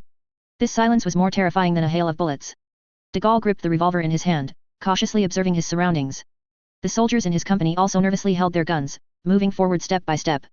Suddenly, the soldier at the very front stopped. "Company commander. Something's ahead." De Gaulle immediately hurried forward, and when he saw the scene on the street ahead, he felt a chill down his spine. Dozens of meters ahead on the main road, a series of obstacles made of barbed wire crisscrossed, blocking the entire street. The barbed wire was dull grey, glinting with a cold light in the shadows, and the barbs wrapped around it were sharp and dense, leaving no doubt that they could easily tear human flesh. The barbed wire was arranged in layers, one after another, forming a complex maze. They divided the wide street into narrow, winding passages that stretched as far as the eye could see. What the hell is this? The soldiers were dumbfounded. They had never seen such a large-scale, complex barbed wire entanglement. And in the narrow city streets, no less. De Gaulle finally understood why the Saxons had voluntarily retreated. Because here, they had prepared an insurmountable path of steel thorns for their opponents. These damned Saxons! The battalion commander behind him also caught up, and seeing the scene before him, he couldn't help but curse under his breath. But it had come to this, they had no way back. The forces behind them were still pouring in, so they could only grit their teeth and push forward. Engineers! Where are the engineers? Get up here! Cut these damned barbed wires for me, the battalion commander roared. Several engineers carrying heavy tools quickly ran up, urged on by the officers, gritting their teeth. They came to the first barbed wire entanglement, and one of the engineers took out a huge wire cutter, preparing to act. Bang! A crisp gunshot abruptly rang out in the silent street. The engineer's head snapped back, a spray of blood exploding from the back of his skull. He fell straight down without even uttering a scream. Everyone was startled and instinctively threw themselves to the ground. De Gaulle lay on the ground, staring intently ahead. He saw a faint flash of gunfire from a window in a 3-story building at the end of the street. Before he could react, da-da-da-da-da. From another window in that building, a light machine gun suddenly began a rhythmic burst of fire. Bullets whistled in, instantly mowing down several engineers in front of the barbed wire, followed by subsequent bullets hitting the ground in front of the barbed wire, kicking up a series of dust. This seemed to be a signal. From the buildings on both sides of the street, hidden firing ports simultaneously spat out flames. Heavy machine guns, light machine guns, submachine guns, countless bullets poured in from all directions, instantly turning the area in front of the barbed wire into a death zone. Attack! Attack! Charge forward and close the distance, just like before. The officers screamed hoarsely. The Gaul soldiers, disoriented by the sudden firepower, could only lie on the ground like headless flies. Upon hearing the officer's voice, no matter how absurd the order, it was as if the soldiers had found their backbone. They rose from the ground as if possessed and rushed deeper into the street. One soldier who successfully reached the barbed wire, noticing that there was indeed a passage between the barbed wire, immediately called for others to follow him. As soon as he rushed in, a bullet, coming from who knows where, hit his calf, causing him to lose his balance and fall into the barbed wire entanglement. The sharp barbs tore at his hands and face. He tried to break free in horror but found his clothes and trousers firmly hooked by the barbs on the wire. He struggled desperately, but the more he struggled, the tighter he got hooked, and the sharp barbs had even pierced his thigh. "Save me! Come save me!" he screamed in terror. Several soldiers behind him immediately rushed up. Amidst the hail of bullets, they fumbled to pick up the pliers next to the engineer's corpse, trying to rescue the unfortunate soldier from the barbed wire. But the commotion here immediately attracted the attention of a machine gunner, who even waited a moment longer. Only after these soldiers gathered together did he pull the trigger. A burst of bullets swept over, and the soldier hanging on the barbed wire was riddled like a sieve, twitching violently a few times on the wire before falling silent, hanging there like a tattered piece of clothing. The soldiers who tried to save him were also mown down. De Gaulle watched this scene, feeling a chill in his limbs. He finally understood why he felt like he was being guided by the Saxons. This was not an illusion, but a deliberate act by the enemy commander. Through the arrangements on other streets, the Gaul soldiers were eventually guided here, like a carefully designed force funnel. And now, the Gaul soldiers were firmly trapped here by the barbed wire, caught between a rock and a hard place, becoming the perfect targets under the enemy's crossfire. Oval grenades also began to fly out of the windows of the buildings on both sides, accurately landing among the Gaul soldiers who were trapped and huddled together by the barbed wire. Boom! Boom! The flashes and shockwaves of explosions raged through the dense crowd. Soldiers were blown off their feet, and the sounds of severed limbs and wails echoed through the entire street. The Gaul soldiers trapped in front of the barbed wire completely collapsed. This was a nightmare.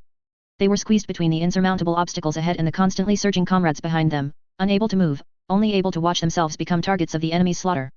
Bullets whistled in from all directions, each sweep took a dozen lives. Grenades continuously exploded in the crowd, each explosion cleared a small area.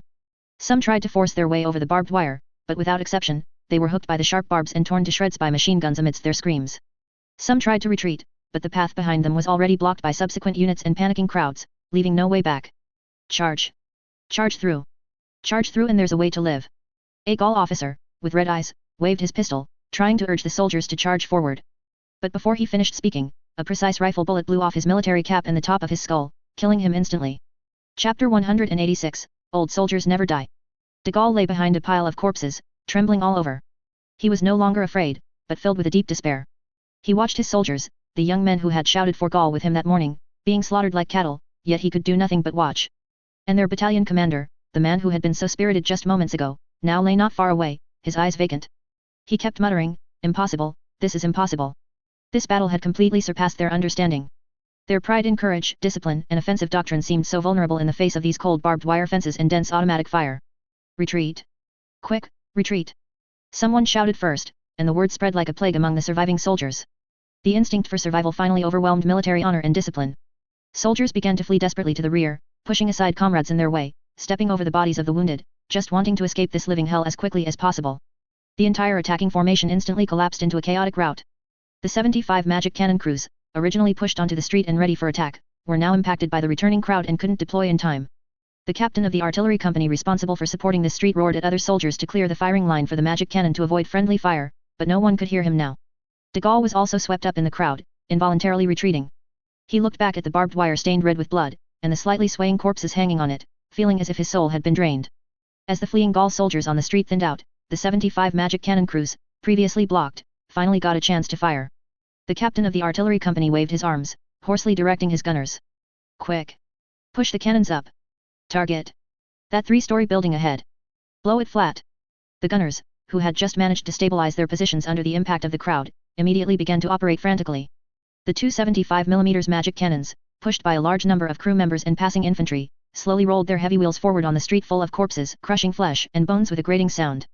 The training assault battalion soldiers quickly spotted the two magic cannons being pushed up in the distance. "It's the enemy's cannons. Take them out." Suddenly, from the buildings on both sides of the street, countless muzzles turned, locking their attack target onto the cannon crews exposed in the middle of the street. Bullets rained down like a storm, striking the gun shields, erupting in a series of dazzling sparks and making a ding-ding-dang-dang sound.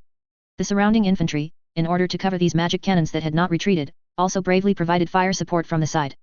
They didn't care if they could actually threaten the enemies inside the buildings, they just fired first. Infantry soldiers were constantly hit by stray bullets and fell screaming as the magic cannons advanced, but others immediately filled their places. Under high pressure, the 275 magic cannons finally took their positions. The gunners tried to shrink their bodies behind the heavy gun shields, and a section chief, peering through the direct sight, firmly locked onto the 3-story building at the end of the street. According to their previous observations, it was the automatic fire from multiple positions in this building that had completely broken their infantry's attack. At the same time, on the second floor of the 3-story building, Sergeant Baumann, who was in charge of commanding this core firepower group, also saw through his binoculars that the enemy magic cannons' muzzles were slowly lowering. The dark muzzles seemed like the eyes of death staring at them. No good. They're going to fire. Everyone, retreat quickly. Get out of this building. Sergeant Baumann's heart sank, and he immediately roared the order to evacuate. The soldiers in the room, hearing this, immediately took their weapons and left the firing ports, then turned and ran towards the stairwell. The 5 soldiers of the heavy machine gun squad also wanted to take the precious MG-08 heavy machine gun with them, but the heavy tripod, in its deployed state, could not pass through the narrow doorway. Never mind. Go quickly, the assistant gunner urged anxiously. No. This thing can't be left behind.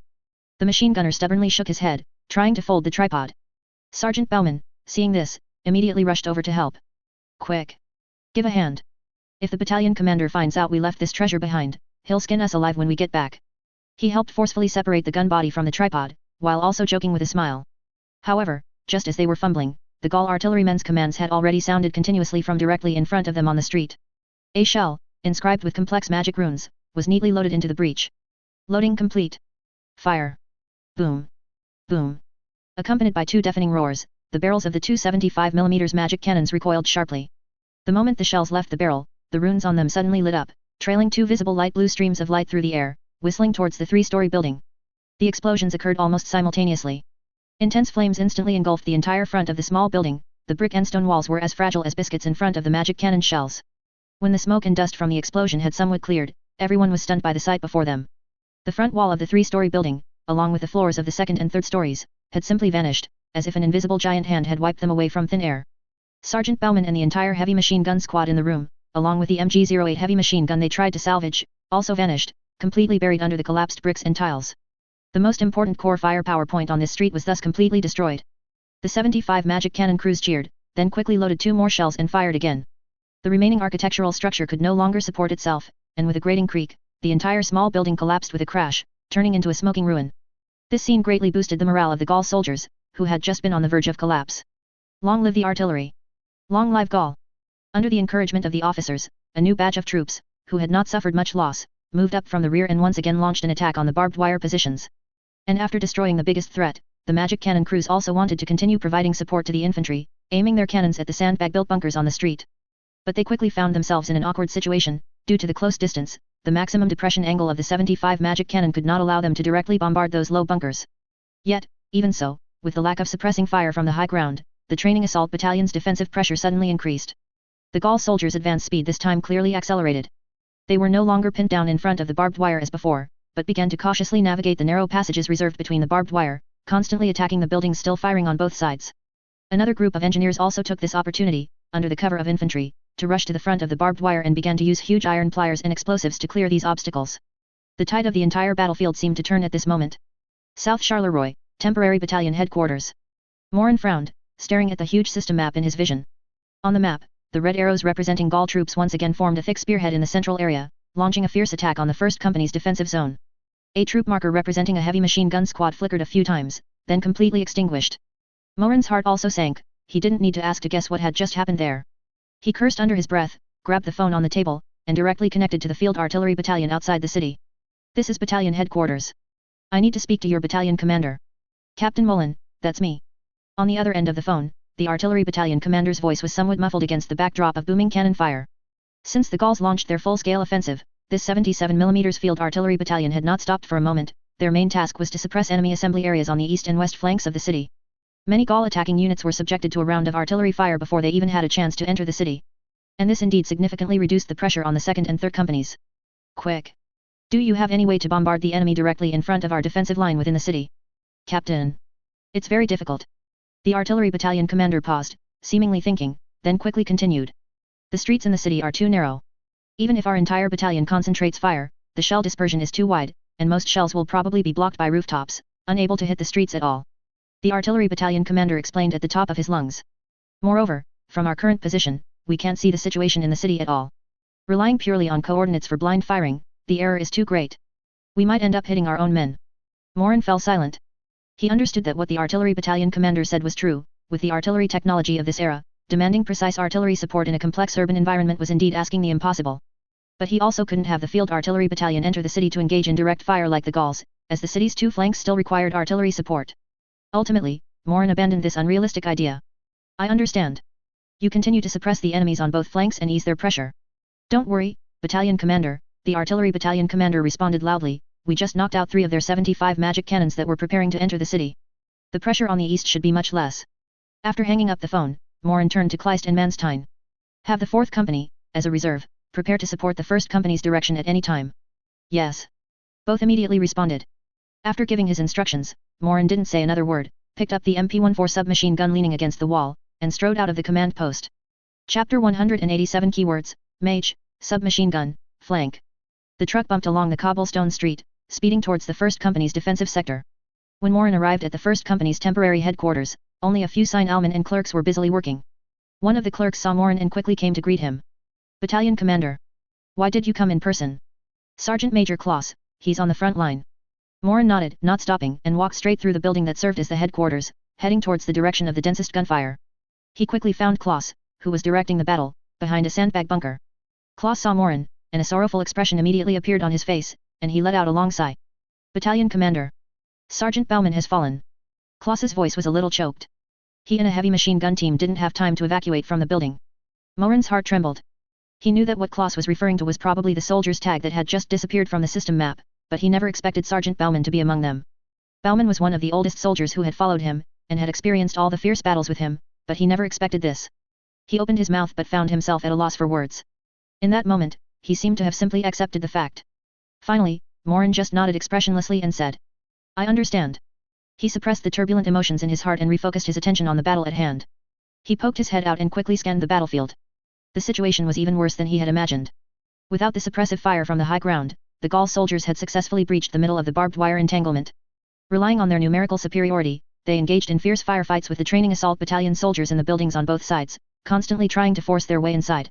On the street not far away, Gaul engineers were also strenuously cutting the barbed wire, and it looked like a complete passage would soon be cleared.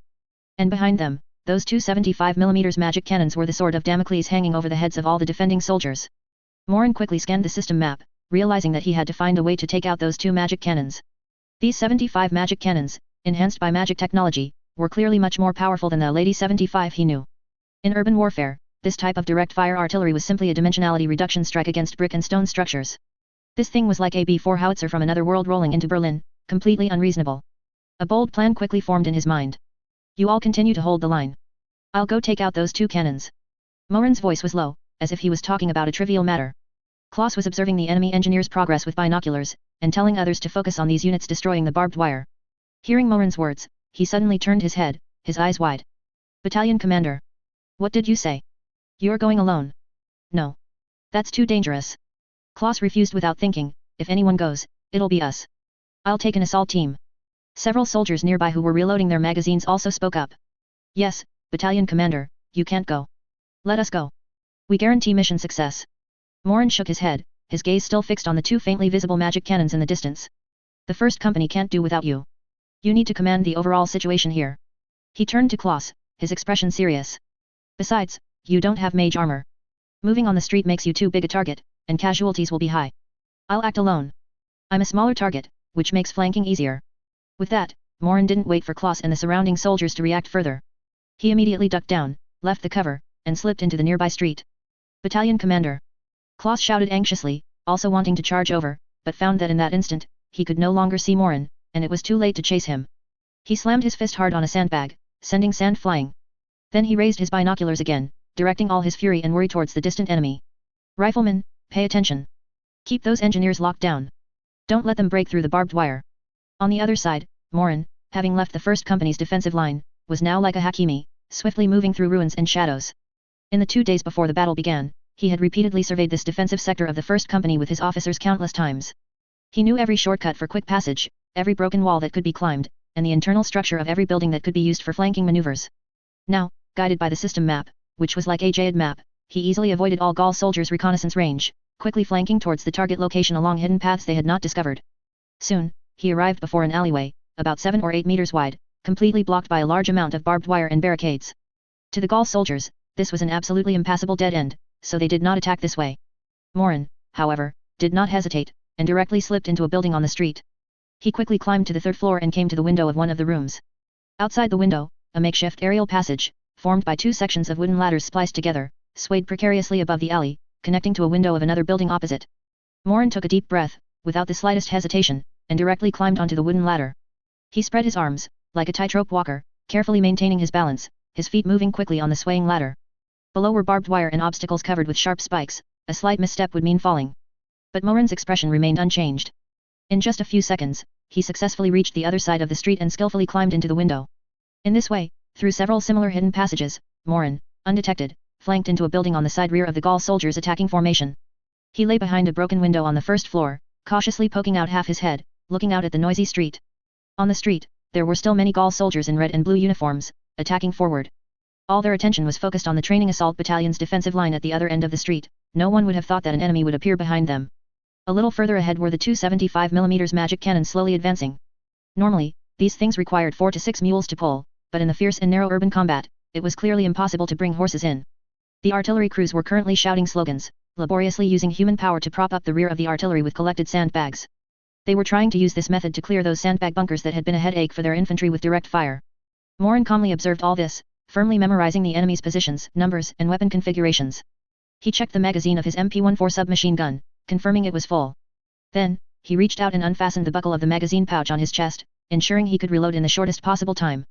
Everything was ready. Morin took another deep breath and cast the spell he had prepared last night. A translucent blue shield instantly enveloped his entire body, flashed once, and then gradually disappeared. This was mage armor augmented by the Empower spell feat. After confirming that the icons representing mage armor and arcane defense at the bottom of his vision were at full value, and seeing that there were no other Gaul soldiers temporarily behind the street, Morin crouched down and slipped out through a broken opening in the building. Using the cover of the piled-up bodies and various debris on the street, he kept his body low, inching his way towards the unsuspecting Gaul soldiers and artillery crews ahead. His movements were light, making almost no sound. Against the chaotic background noise of the battlefield, his presence was reduced to a minimum. Soon, he arrived behind a pile of bodies, less than 30 meters from the last Gaul soldier, and quietly lay down. This distance was already within the optimal killing range of a submachine gun and grenades. Morin did not rush to open fire. He gently took off the backpack from his back, revealing a dozen neatly arranged egg-shaped grenades inside. He took out these deadly iron eggs one by one, carefully placed them on the ground in front of him, then glanced at the Gaul soldiers still attacking ahead, and expressionlessly picked up a grenade. Now, it was time to give them a big surprise. Morin got up from the ground, kneeling on one knee behind the pile of bodies, his right index finger skillfully hooked the pull ring, carefully considering the grenade's delay and trajectory. His primary targets were the 275 magic cannons that were adjusting their depression angle. As long as he could first incapacitate these 2 cannons, which posed the greatest threat to the defensive line, the rest would be much easier. He seized the opportunity, sharply pulled the pin, swung his arm back, and then, after waiting for a second, threw the grenade with a standard throwing motion. The grenade arced perfectly through the air, soaring over the heads of the unsuspecting Gaul infantry ahead, flying precisely towards the 2 artillery crews laboriously pushing their cannons. Boom! The 3-second delay grenade exploded in midair, and scorching shrapnel and shockwaves instantly swept through the area. The artillerymen pushing the cannons had no time to react before they were knocked to the ground by the sudden explosion. Screams and wails immediately erupted, and a large number of people instantly fell around the 2 magic cannons. This explosion, like a thunderclap from a clear sky, stunned all the Gaul soldiers on the entire street. Where did that grenade come from? Enemy! Enemy! The crowd immediately fell into chaos, soldiers looking around in panic, trying to find out where the attack had come from. However, Morin gave them no time to react. As he threw the first grenade, his left hand had already snatched up the second one like lightning. Pull the pin, throw. The actions were seamless. The second grenade continued to land accurately in the middle of the fallen artillery crew members. Boom! Another loud bang, and the explosion's flames and thick smoke rose again, with flesh and blood flying. Morin, thus transformed into the jade-faced grenade king, mechanically threw the grenades one by one. The dense crowd became the best target for the grenades, each explosion would inevitably take several lives. Just as the Gaul soldiers were disoriented by the 2 grenades, Morin suddenly stood up from behind the pile of bodies. His MP-14 submachine gun, at this moment, let out a death-like roar. Da-da-da-da-da-da. He did not engage in long bursts, but instead used precise 3-round short bursts, pointing deadly 9mm bullets one by one at the still dazed Gaul officers and soldiers. A Gaul captain, who was trying to regroup his formation, instantly had 3 bursts of blood mist erupt from his chest, his expression frozen in that moment, as he fell straight backward. Another soldier who saw Morin's figure had just raised his rifle when his head was directly shattered by a bullet, red and white matter splashing all over the rifle. Morin's appearance completely shattered the psychological defenses of these Gaul soldiers. They couldn't understand why the enemy's commander would appear behind them like a divine soldier descending from the sky. Enemy behind us! Enemy behind us! A young soldier, watching Morin shoot down his comrades like cutting melons and vegetables, shouted while raising his rifle and aiming at Morin. And his actions triggered a chain reaction. His actions also led many surrounding soldiers to aim at the figure at the rear of the formation, firing their guns. At a distance of several tens of meters, it was difficult for these soldiers and their rifles not to hit the target. But the next moment, they discovered in horror that a series of blue sparks continuously erupted in front of the Saxon uniformed figure, blocking all the bullets. Mage. It seems to be a mage. How did a Saxon mage appear here? The Gaul soldiers fired in some despair, but found that their shots were all ineffective, as if nullified. The opponent even calmly reloaded a new magazine and then began to spray them again.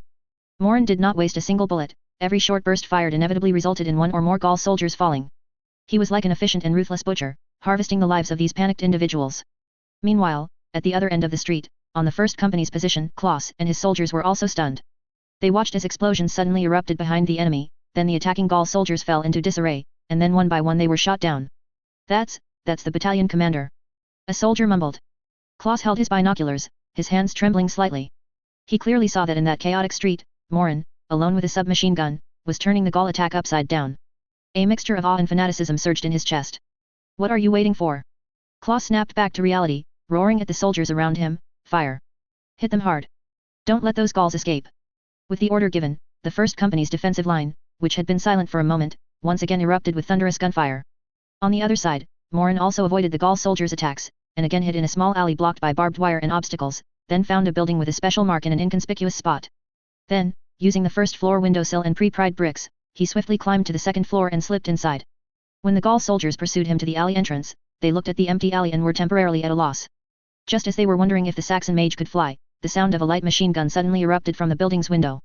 Chapter 188, Charleroi has two butchers. The Gaulish soldiers who rushed into the alley were still wondering where everyone had gone when they were met with a barrage of intense gunfire. Da-da-da-da-da. Bullets poured down from the second-story window, and the first few Gaulish soldiers in the lead were instantly riddled with holes, collapsing to the ground without even a groan. Those behind them were terrified by the sudden onslaught of firepower and instinctively wanted to retreat.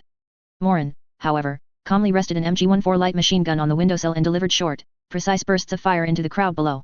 He had found this light machine gun under the bed in this very room. During the prior construction of the city's defenses, Morin and Manstein had considered the difficulties of resupply in urban warfare, as well as the potential need for small units to conduct harassment raids or even counterattacks to retake the urban area. Therefore, they had specifically instructed each company to set up numerous hidden caches of ammunition, spare weapons, medicine, and food in various concealed buildings within the city. The locations of these caches, once established, were clearly displayed on his system map. The reason he had chosen this circuitous route earlier was to conveniently reach this nearest cache and replenish his individual equipment. After eliminating the unfortunate individuals who had pursued him into the alley, Morin did not linger or pursue them further. He quickly retrieved a belt box full of bullets from the cache and tucked it into his empty backpack, then took several submachine gun magazines to fill the pouches on his chest. Having completed all this, he slung his submachine gun back over his shoulder, then, carrying the still warm MG-14 light machine gun, moved aside a large wardrobe blocking a hole in the wall, and slipped into the adjacent building. This was also one of the internal passages previously planned by the training assault battalion. After passing through several dimly lit rooms, Morin quickly arrived at another window overlooking the street. On the street below, the Gaulish soldiers were in complete disarray after being caught in a pincer attack from both the rear and the front. The survivors were either lying on the ground or hiding behind piles of corpses, with no discernible formation whatsoever. Morin set up his light machine gun and quickly locked onto the positions of the 275 magic cannons through the sights. Da-da-da.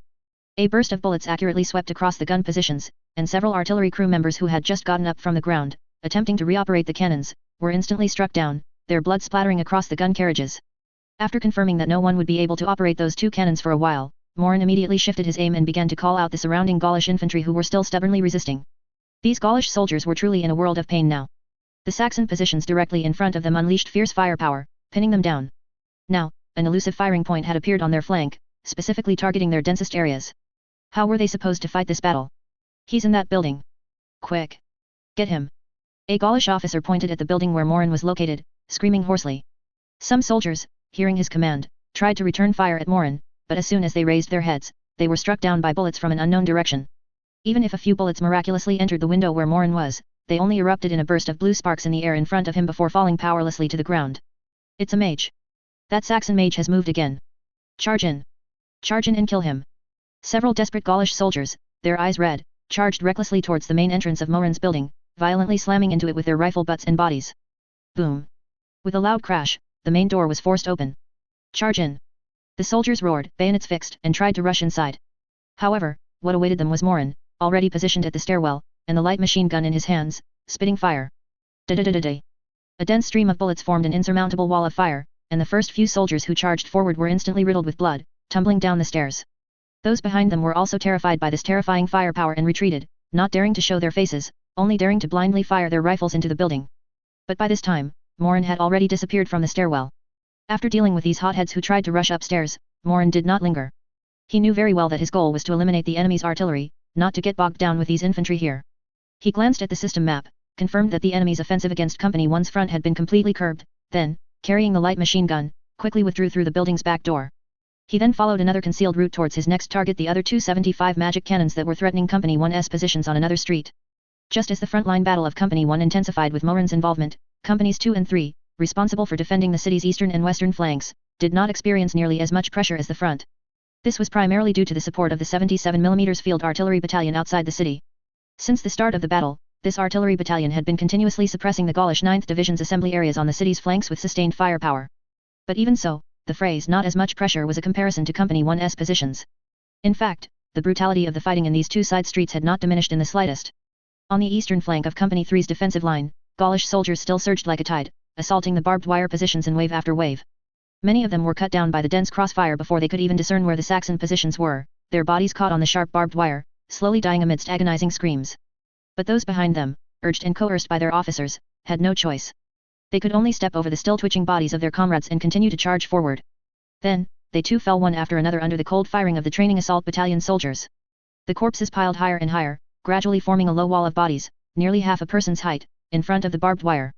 Subsequent Gaulish soldiers who charged up, wishing to continue their assault, first had to traverse the bloody street littered with dismembered limbs, then step over the soft and slippery piles of their comrades' corpses, and finally clamber over this nauseating wall of corpses.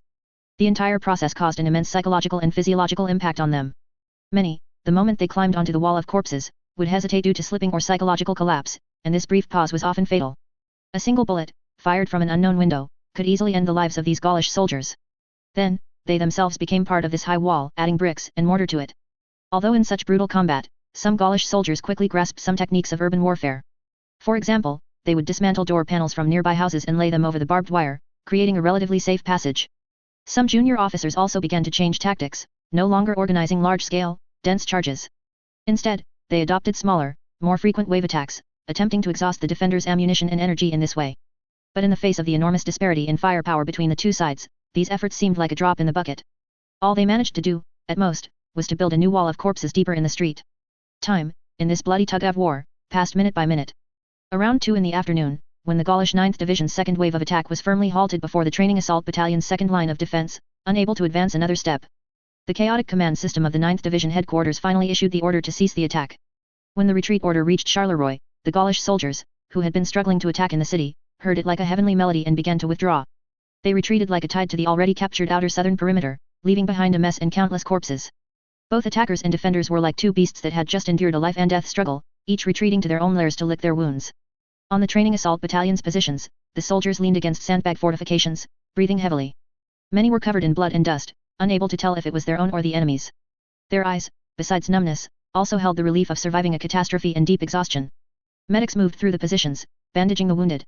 Seriously wounded were quickly carried to the temporary aid stations in the rear, while those with only minor injuries, after simple treatment, remained on the positions. Morin, after confirming that the threat to Company 1's front was largely resolved and successfully eliminating the other 275 magic cannons threatening Company 3, also returned to Company 1's defensive positions. He had outflanked the enemy, eliminating at least 4 complete 75 magic cannon crews, plus countless Gaulish infantry. At this moment, the killing intent emanating from him was so thick it was almost tangible. When he appeared at Company 1's position, carrying the still warm MG-14 light machine gun, the surrounding soldiers instinctively took a step back before reapproaching him. Battalion Commander Klaus, seeing Morin return safely, finally let out a sigh of relief. He quickly came forward, his voice trembling slightly. "Are you all right?" "Don't worry, I'm fine." Morin shook his head and handed the light machine gun he was carrying to a nearby soldier. "Have the machine gunner check it, see if it's still usable." He surveyed the situation on the position. Though the soldiers were tired, their morale was relatively stable. However, many familiar faces were noticeably absent from the position. "What are the casualties like?" Morin asked in a low voice. The joy on Klaus's face instantly faded, replaced by a look of solemnity. The casualties this time are not small. He paused, then continued, currently, several combat teams were dispersed in the recent melee and haven't been contacted yet. Preliminary estimates for our Company 1 show 54 killed and seriously wounded. The detailed situation has already been sent to battalion headquarters by an orderly. Morin's expression remained impassive, but he sighed inwardly. One company, suffering 1/5 casualties in half a day, and this was with a significant firepower advantage and strong fortifications. Moreover, Company 1 consisted of the most experienced veterans, so this loss truly pained Morin. Although the Gaulish attack lacked tactics, they indeed had superior numbers and were unbelievably fearless of death. That style of fighting, using human lives to fill the gaps, placed immense pressure on the training assault battalion. Tell the brothers to rest up and resupply ammunition. The Gauls might attack again at any time. Understood. Klaus nodded. Morin did not linger long at Company 1's position, he still needed to return to battalion headquarters to understand the overall battle situation of the entire battalion. When he returned to the temporary battalion headquarters located in the core area of the southern city, Kleist and Manstein were gathered around a map, discussing something with grave expressions. Seeing Morin return, both were startled, then quickly came forward to greet him. Battalion Commander. You're finally back. How's the situation on the front line? Manstein asked eagerly. It's stable for now. Morin walked to the table, picked up a canteen, and took several gulps. The Gauls have retreated. Have the overall casualty statistics for our battalion been compiled yet? Kleist handed him a newly compiled casualty report, his tone heavy. Battalion Commander, you'd best be prepared. From morning until now, our entire battalion has suffered 71 killed and 111 seriously wounded, totaling 182 combat losses. Yes. Even though Morin had anticipated it, seeing this number still made him gasp. 182 people. This was almost more than a tenth of their fighting force, just gone. The entire battalion's combat losses to date were already approaching 1/5. Although, according to Ludendorff's orders, this was considered the second day of fighting. Damn it, these Gaulish barbarians really don't value human lives, Morin cursed under his breath, slamming the report onto the table. Additionally, Kleist added, of the 46 sets of enchanted breastplates we previously captured, half of them have completely lost their enchantment effects in the recent battle due to sustaining damage beyond their threshold. According to reports from each company, the remaining ones also have dim magical glows and probably won't last much longer. Morin wasn't sure if this was good news or bad news. Although half of the breastplates were lost, these captured breastplates had indeed played a significant role in the recent battle. Several soldiers wearing breastplates had relied on them to withstand fatal attacks, otherwise, the casualty figures would have been even higher. Just then, the battalion quartermaster also approached with a ledger. Battalion Commander. I must give you some bad news, our ammunition consumption is too high. He handed the ledger to Morin, pointing at the rows of numbers, his voice changing pitch. You see, the batch of ammunition we brought from the Liege fortress, we originally thought it would be enough for 3 or 4 days of fighting. But in just half a day, rifle ammunition and machine gun ammunition have been halved. Grenade consumption is even greater, with 2/3 already used. Morin took the ledger and quickly scanned it, the numbers were alarming. In a few hours of high-intensity combat, the training assault battalion had almost expended the amount of ammunition that a normal infantry regiment would use in several days of fighting. The firepower of automatic weapons was indeed fierce, but the ammunition consumption was equally a bottomless pit. Chapter 189 Licking Wounds. At this rate of consumption, we can withstand at most one more general offensive of similar scale from the Gauls. The quartermaster's expression was also grim, and he said worriedly. By then, we'll have no choice but to fight them to the death with bayonets. The atmosphere in the temporary battalion headquarters suddenly became oppressive. Kleist and Manstein were both silent, they couldn't think of any solutions. Morin stared at the military map spread out on the table, his mind racing. With things having reached this point, retreat was impossible, their mission was to tie down the main force of the Gauls here. Even if he wanted to find trouble with Ludendorff and Bülow, that would have to wait until after this battle was over. So, for now, they could only find a way to solve the ammunition problem and continue to maintain the fight. He glanced at the movements of friendly forces on the system map. The large blue arrow representing the main force of the Ludendorff battle group had now formed a semi-encirclement around the 5th Infantry Division of the United Kingdom of Flanders that had come as reinforcements. The battle was exceptionally fierce, with the unit markers representing both sides on the map constantly colliding and disappearing. From the battlefield situation, the Ludendorff battle group held an absolute advantage, but the soldiers of the United Kingdom of Flanders, in defending their own country, also had a huge morale bonus. In the world before his transmigration, these troops, dubbed chocolate soldiers, had stubbornly chipped away several of the German army's teeth. It looks like Ludendorff intends to rely on a twofold numerical advantage to swallow these 35,000 men whole, Morin mused. As long as Ludendorff could quickly deal with the enemy there, he could free up forces to support Charleroi. But the question was, how quick was quickly? A day? Or 2 days? They couldn't wait that long. A new idea emerged in Morin's mind, making him realize once again that his thinking was indeed becoming rigid. Call the quartermaster in charge of the convoy, Morin said to an orderly in the battalion headquarters. Soon, an officer in charge of managing the truck convoy jogged into the command post. Battalion Commander. Immediately organize men, select 1/3 of the trucks in the best condition, and clear their cargo beds. Morin pointed at the map, speaking with a serious tone. I need you to personally lead the team, return to the rear of the battle group, and bring us back a batch of ammunition. The quartermaster was stunned for a moment, a difficult expression on his face. Battalion commander, go back now? We have no idea what the situation is like outside the city. What if we run into Flanders cavalry or patrols? Give me your map. Follow the route I draw for you, it's absolutely safe. Morin interrupted him, then took the map handed to him, picked up a pencil, and, based on the situation on the system map, drew a route on the quartermaster's map. This route perfectly avoided all known and potential enemy activity areas, something only he, with his god's eye view, could have planned. The quartermaster looked at the strange route on the map, and although his heart was full of doubts, he still chose to obey the order. Yes. I'll go prepare immediately.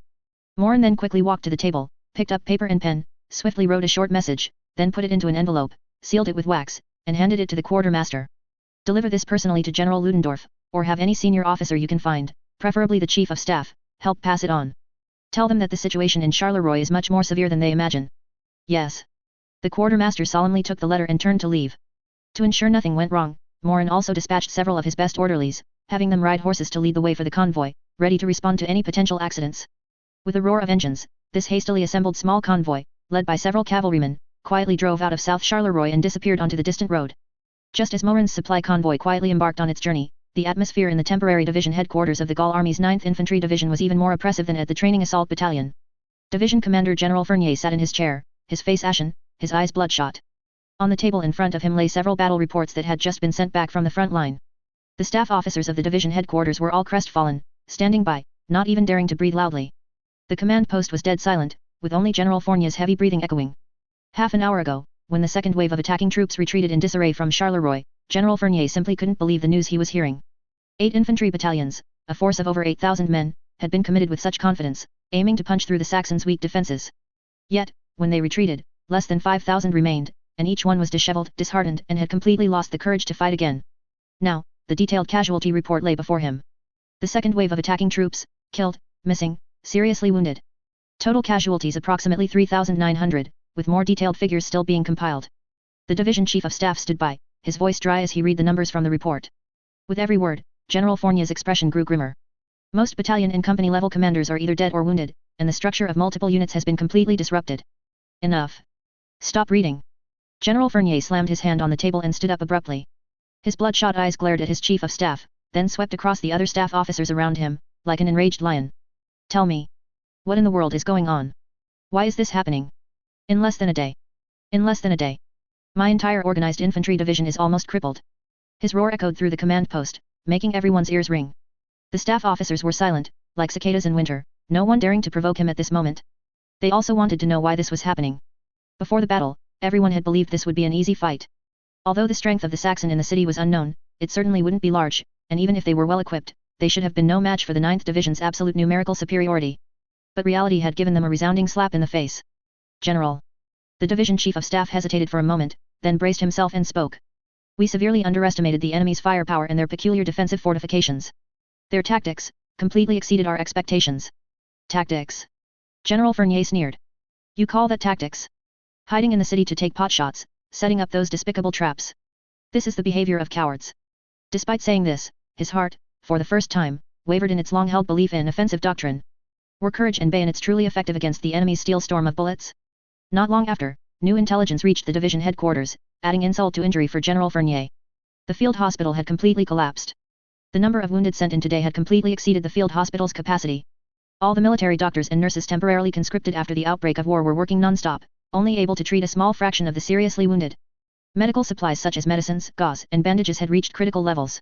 A large number of wounded, who could not receive timely treatment, were dying in batches due to worsening injuries. The hospital director, in a tone bordering on despair, requested the division headquarters to stop sending any more wounded to the rear. Upon hearing this news, General Fournier completely broke down. This battle could no longer continue. The soldiers' morale had plummeted, lower-level officers were almost completely lost, and the logistics and medical systems were entirely paralyzed. He couldn't even imagine what would happen when the soldiers still desperately holding the front line learned that the rear could no longer treat the wounded. Stop. Stop all attacks. Fournier's voice was so weak it seemed a gust of wind could scatter it. Order all units to hold their positions in the captured urban areas, gather stragglers, and treat the wounded. He waved his hand, as if he had expended all his strength. Send a telegram to the 3rd Army Command. I need support. After saying this, he closed his eyes, no longer wishing to speak another word. Shame, regret, despair. A myriad of emotions intertwined in his heart, making him suffer immensely. He couldn't understand why his entire organized division had been so battered and bruised beneath the small city of Charleroi. With General Fournier's order, the 9th Division's offensive completely ceased. Throughout the afternoon and evening, South Charleroi fell into an eerie calm. Only the occasional sporadic gunfire from outside the city, and the painful moans from an unknown source, echoed in the silent night sky. The sentries of the training assault battalion closely monitored enemy movements from their positions. They watched all night and found no signs of the Gauls launching a night attack. This rare calm provided valuable breathing room for the exhausted soldiers. Meanwhile, in the temporary battalion headquarters, Morin had also been watching the system map. When he saw the unit marker representing the supply convoy finally successfully reach the rear of the Ludendorff battle group at midnight, his tightly strung nerves finally relaxed, and he let out a long sigh of relief. August 11th, early morning. The sun rose, and golden sunlight spilled over the war-torn city of Charleroi, yet it brought no warmth. As the temperature gradually rose, an indescribable, peculiar smell began to waft from the streets of the city's south, quickly spreading throughout the entire urban area. Ugh! A young soldier, eating black bread for breakfast behind a sandbag bunker, smelled this odor. His stomach churned, and he could no longer hold it in, leaning against the wall and violently dry heaving. What is that smell? It's too strong. The old soldier next to him grumbled, tore off a piece of cloth, dipped it in some water from his canteen, and covered his mouth and nose. Other soldiers on the position followed suit, covering their mouths and noses with whatever they could find, trying to block the pervasive stench. Even Morin in the temporary battalion headquarters smelled this odor. He frowned, immediately understanding. It was the smell of corpses. Chapter 190, Cavalry. Cavalry. After a full day of bloody fighting yesterday, the Gaulish 9th Division left thousands of bodies on the streets of South Charleroi. The temperature in Charleroi in August was not low, the highest daytime temperature could even reach over 30 degrees Celsius. The bodies that fell earliest yesterday morning had now been there for more than 24 hours. At such temperatures, the intestinal bacteria within the bodies had already begun to wreak havoc. Now, these uncollected bodies began to release their final weapon, the stench of decay, to both the attacking and defending sides. Since a true world war had not yet broken out in this world, and gas warfare had not yet appeared on the historical stage, neither the Saxon Imperial Army nor the Gallic Republic's army had been issued equipment like gas masks. Facing this pure, additive-free biochemical attack, soldiers on both sides seemed somewhat helpless. The situation for the training assault battalion was slightly better. After all, they were the defenders, spending most of their time behind buildings and fortifications, and their defensive depth was greater. They could simply cover their mouths and noses, or spray water and burn some things in their positions to dilute the smell. But for the attacking Gauls, this truly became a torment. At the 9th Division's temporary positions outside the city, the soldiers were all pale green and listless. The foul odor drifting from the city made them lose their appetite and kept them awake at night. General, the soldiers' condition is very poor. The situation at the front quickly reached General Fournier. A chief of staff reported to him. Many people haven't been able to eat since this morning and have been vomiting. Morale is very low. After hearing the report, General Fournier now faced an extremely awkward predicament. If he wanted to continue the attack, his soldiers would first have to pass through the streets that had begun to emit a strong smell of decay, and then climb over the low walls made of their own comrades' rotting bodies. This devastating impact on sight, smell, and psychology was enough to completely break even the most determined unit. He had no doubt that if he ordered an attack now, his troops would probably mutiny before the Saxons even fired a shot. But not attacking, just holding out, was also not an option. The Saxons in the city could rest, and simply holding out until their main forces arrived did not favor Gaul. When will the reinforcements from the army group headquarters arrive? General Fournier asked hoarsely, rubbing his aching forehead. Reporting, General, the 3rd Army Group replied that they have ordered the 11th Division to move towards us, expected to arrive this afternoon. They are also coordinating other infantry divisions, but that may take longer, the Chief of Staff replied. General Fournier pondered for a moment and finally made a decision. Suspend all offensive operations this morning, and await the arrival of reinforcements. Also, organize personnel and try to retrieve the bodies of our men from the city, he added with difficulty. This was almost an impossible task. The Saxons in the city would not idly watch them send people to collect bodies. But as a division commander, he had to make this gesture. After the Gauls ceased their attack, South Charleroi remained eerily quiet throughout the morning. Aside from an occasional stray shot, no intense exchanges of fire could be heard. Meanwhile, Captain Mullen also noticed a new change on the system map. About 12 kilometers north of Charleroi, on a riverbank, a blue unit marker representing an Allied force suddenly lit up. Captain Mullen zoomed in on the map, and the information on the marker clearly appeared before his eyes. Saxon Imperial Army, 3rd Army Group, 1st Guards Cavalry Division. Damn, they're finally here. Not long after, a small detachment of this cavalry arrived in North Charleroi. The checkpoint in the north of the city also reported to battalion headquarters that several cavalrymen claiming to be from the 3rd Army Group's 1st Guards Cavalry Division wanted to enter the city to see Captain Mullen. Having finally waited for Allied forces, Captain Mullen naturally did not neglect them, allowing them to enter after verifying their identities. A few minutes later, 3 officers in Saxon Imperial Guard cavalry uniforms, led by a training assault battalion soldier, entered the temporary command post. They were all tall and straight, with resolute faces, exuding a sharp, capable aura. The leader was a captain. Upon seeing Captain Mullen, he immediately clicked his heels together and rendered an impeccable salute. Captain Mullen, by order of General Ernst von Honor, commander of the 1st Guards Cavalry Division, I extend the highest respect to you and the brave Training Assault Battalion. His voice was loud and strong, with a hint of pride. Welcome, brave warriors from the 1st Guards Cavalry Division. Captain Mullen returned the salute, a sincere, warm smile on his face for these allies. Your arrival is more uplifting than anything else. He motioned for the three to sit down, then asked directly, Captain, how did your division manage to get here so quickly? As far as I know, the main force of the 3rd Army Group should still be in the Dinant direction. The captain nodded, took out a map from his satchel, and spread it on the table. Captain Mullen, it's like this, our army's battle in the Dinant direction largely concluded yesterday evening. The main force of the Gaulish 4th Army Group was successfully routed by our army and is currently retreating south. The main force of the 3rd Army Group has begun pursuit and is preparing to form a pincer movement with the 5th Army Group, which is advancing west, to completely annihilate this portion of the Gaulish army in the area east of the Meuse River. His finger moved quickly across the map, clearly explaining the macroscopic situation of the entire theater. Captain Mullen, Kleist, and Manstein all gathered around, listening intently. Upon learning that your unit successfully raided and occupied Charleroi, but might face an attack from the Gaulish 5th Army Group, the Army Group headquarters immediately ordered our division to detach from the main force and rush here to provide support. Upon receiving the order, our division immediately marched at full speed towards Charleroi. Just now, we successfully found a suitable crossing point upstream of the Sambre River, 12 kilometers from here, and completed the entire division's river crossing operation. Hearing this, Captain Mullen gained a new understanding of the execution capability of this Imperial Guard Cavalry Division. Completing a long-distance forced march and a division-level river crossing operation in a short time, this mobility and efficiency were already formidable for this era. So, what is General Honor's next plan? Captain Mullen asked, this being the question he cared about most. A hint of aggressive smile appeared on the captain's face. He pointed emphatically at the vast plains south of Charleroi. Our division commander's plan is simple. After crossing the river, the 1st Guards Cavalry Division will immediately launch harassment attacks on the flanks of the Gallic Republic's forces besieging Charleroi. We will tear at them like a pack of wolves, giving them no peace and preventing them from fully concentrating on the siege. Once a favorable opportunity is found, or their formation becomes chaotic, our division will not hesitate to launch a decisive, large-scale charge, completely routing them from the flank and rear. The captain's tone was full of strong confidence. It was as if, in his eyes, the Gaulish infantry besieging Charleroi were merely a flock of lambs waiting to be slaughtered. However, after hearing his plan, Captain Mullen's heart was not so optimistic. The smile on his face gradually disappeared, replaced by a solemn expression. Captain, with all due respect, don't you think this plan is a bit too risky? Captain Mullen's words instantly made the atmosphere in the command post a bit subtle. The smile on the captain's face also froze, and he looked at Captain Mullen with some confusion. Risky? Captain Mullen, I don't understand what you mean. We are cavalry, and dealing with slow-moving infantry in open terrain, isn't that our calling? No, you've misunderstood my meaning. Captain Mullen shook his head. He knew the other party might think his words were questioning the combat effectiveness of the Imperial Guard Cavalry Division. He pointed to the map and patiently explained. What I'm worried about isn't your combat effectiveness, I'm worried that once you cross the Sambre River, you will be putting yourselves in an isolated and unsupported position. Behind you is the Sambre River, with no friendly forces to rely on. If the battle turns unfavorable, you won't even have a retreat path. Furthermore, Captain Mullen emphasized, speaking seriously. Based on our experience fighting the Gauls these past 2 days, their will to fight is very tenacious, and the main force of the entire Gaulish 5th Army Group is approaching this area. They could send reinforcements, or even their cavalry units, to deal with you at any time. Once you are entangled by another enemy cavalry force of equal or even greater scale, the consequences will be unimaginable. Captain Mullen knew very well how vulnerable cavalry, as a branch of service, was when facing modern armies with complete support systems.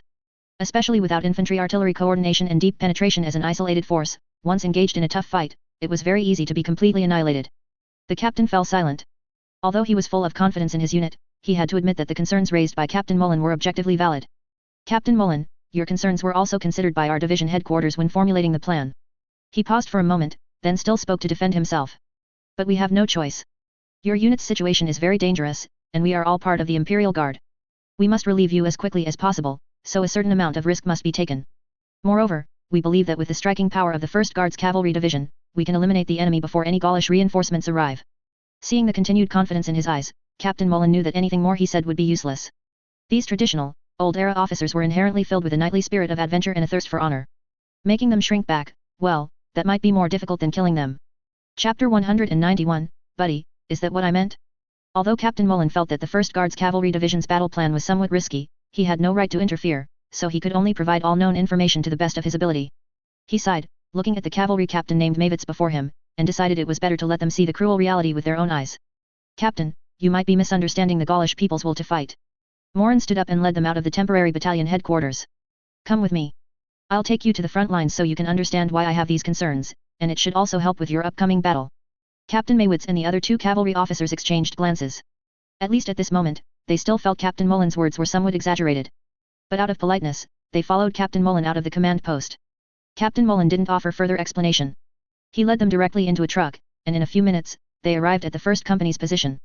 The closer they got to the front, the stronger the air became with the mixed smell of blood and putrefaction.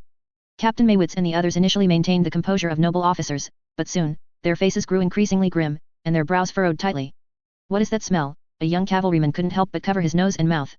The smell of a large number of corpses rotting together, Captain Mullen said without turning his head. The cavalryman, the truck stopped at the first company's temporary company headquarters. Klaus was surprised to see Captain Mullen bringing a few more cavalrymen, but he immediately came forward to greet them. Battalion commander, why are you back again? Bringing a few comrades from our friendly forces to see the situation. Captain Mullen said, then led Captain Maywitz and the others, escorted by several first company soldiers, to the second floor of a building at the forefront of the second line of defense. This was an excellent observation point with a clear view of the street ahead, which had become a living hell. The moment Captain Maywitz raised the binoculars Captain Mullen handed him and saw the scene ahead, he froze. In the binoculars view, the once wide street was completely covered with corpses. Red and blue uniforms were intertwined, forming an endless carpet. Mutilated limbs and twisted weapons were everywhere. In some places, bodies were piled more than a meter high, forming nauseating mountains of corpses. By now, more and more flies were circling above the bodies, buzzing loudly. And that putrid stench, so strong it was almost tangible, emanated from this place of death. My God! Captain Maywitz lowered the binoculars, his face pale, his lips trembling slightly. The 2 officers behind him also saw the scene. One young officer almost lost his composure, clenching his fists tightly, digging his nails into himself to maintain control. As the most elite Imperial Guard cavalry of the Saxon Empire, they had undergone the most rigorous training and had imagined the brutality of war. However, as cavalry officers within the new generation of Imperial Guard formations, they had not participated in battles of such intensity, nor had they witnessed such cruel scenes. Therefore, the slaughterhouse-like scene before them far exceeded their imagination. This was no longer a battle. Now, do you understand? Captain Mullen's voice came from beside them. He looked calmly at the cavalrymen and said. The Gaulish people charged at us, wave after wave, stepping over the bodies of their comrades. Their resilience and will to fight are far greater than you imagine. Captain Maywitz was silent. He turned his head and looked at Captain Mullen with a gaze mixed with awe and shock. He now finally understood the immense pressure Captain Mullen and his seemingly small unit had endured over the past 2 days. They were not facing small groups of Gaulish raiders at all, but an entire fanatical army, brainwashed by offensive doctrine and fearless of death. And the training assault battalion had, right here, stubbornly held back their attack. Captain Mullen. I apologize to you and your unit for my previous ignorance. Captain Maywitz took a deep breath and gave Captain Mullen a solemn military salute. At this moment, the pride of the Imperial Guard cavalry in his heart had been completely replaced by the hellish scene before him and his admiration for the training assault battalion. There's no need for that. It's not a matter for apologies. I should be thanking you for coming to our aid. Captain Mullen waved his hand. He had developed a good impression of this young cavalry officer. After all, he was one of their own from the Imperial Guard, and his words were pleasant to hear. After a pause, Captain Maywitz continued.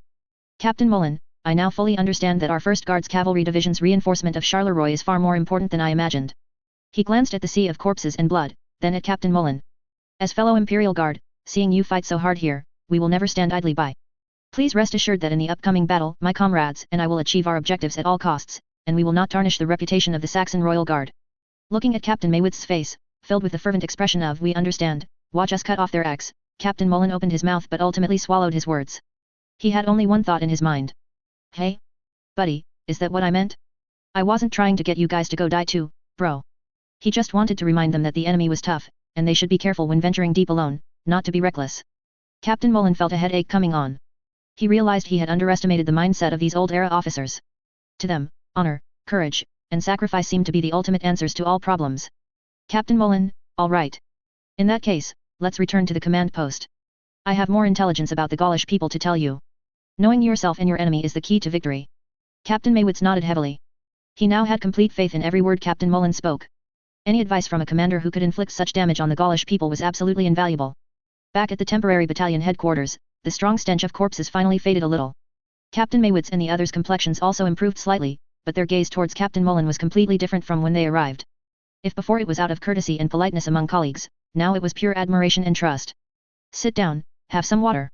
Captain Mullen pointed to the chairs by the table, while he himself took a large gulp of cold water. While taking Captain Maywitz and his group on their frontline tour, Captain Mullen was actually calculating.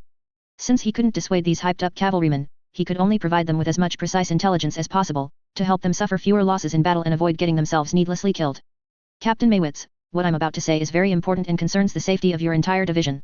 Please make sure to record every word and relay it to General Honor. Captain Mullen's expression grew serious. Please speak, I'm all ears.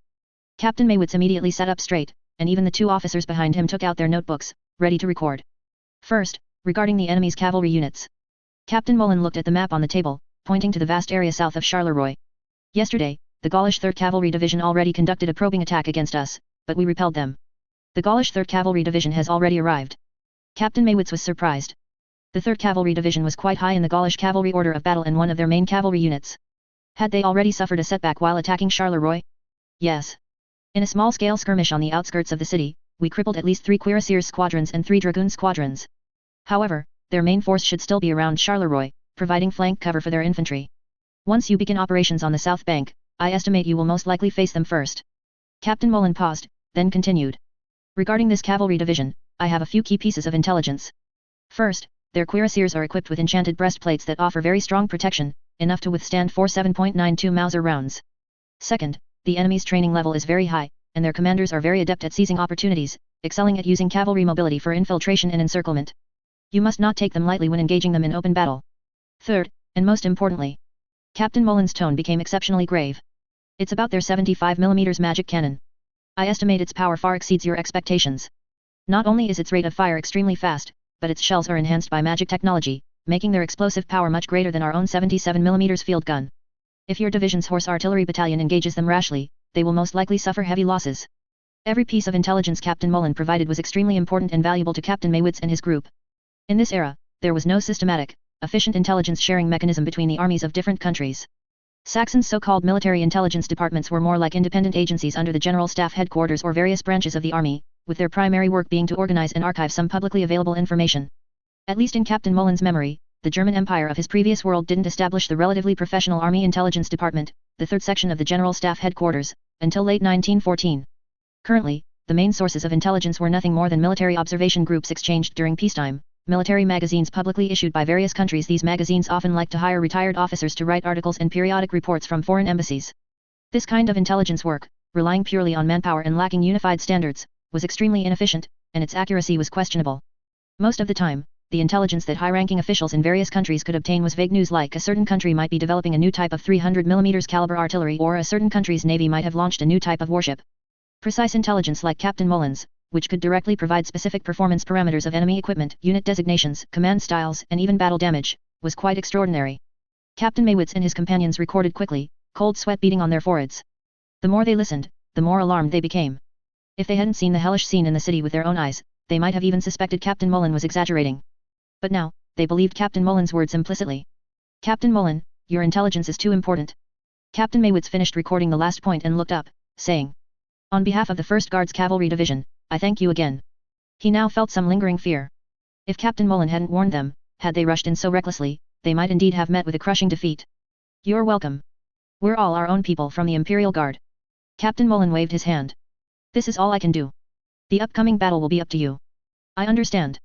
Captain Maywitz carefully put away the notebook filled with intelligence, then stood up and again gave Captain Mullen a perfect military salute. Captain Mullen, I must return to division headquarters immediately to inform the general of this intelligence. Farewell. With that, he and the two officers hurried away without looking back, their steps so quick as if they feared delaying even a second. Captain Mullen, Kleist, and Manstein saw them off outside the North City. Before they mounted their horses, Captain Mullen specifically instructed them that if they needed to retreat, they could withdraw into Charleroi from its flanks.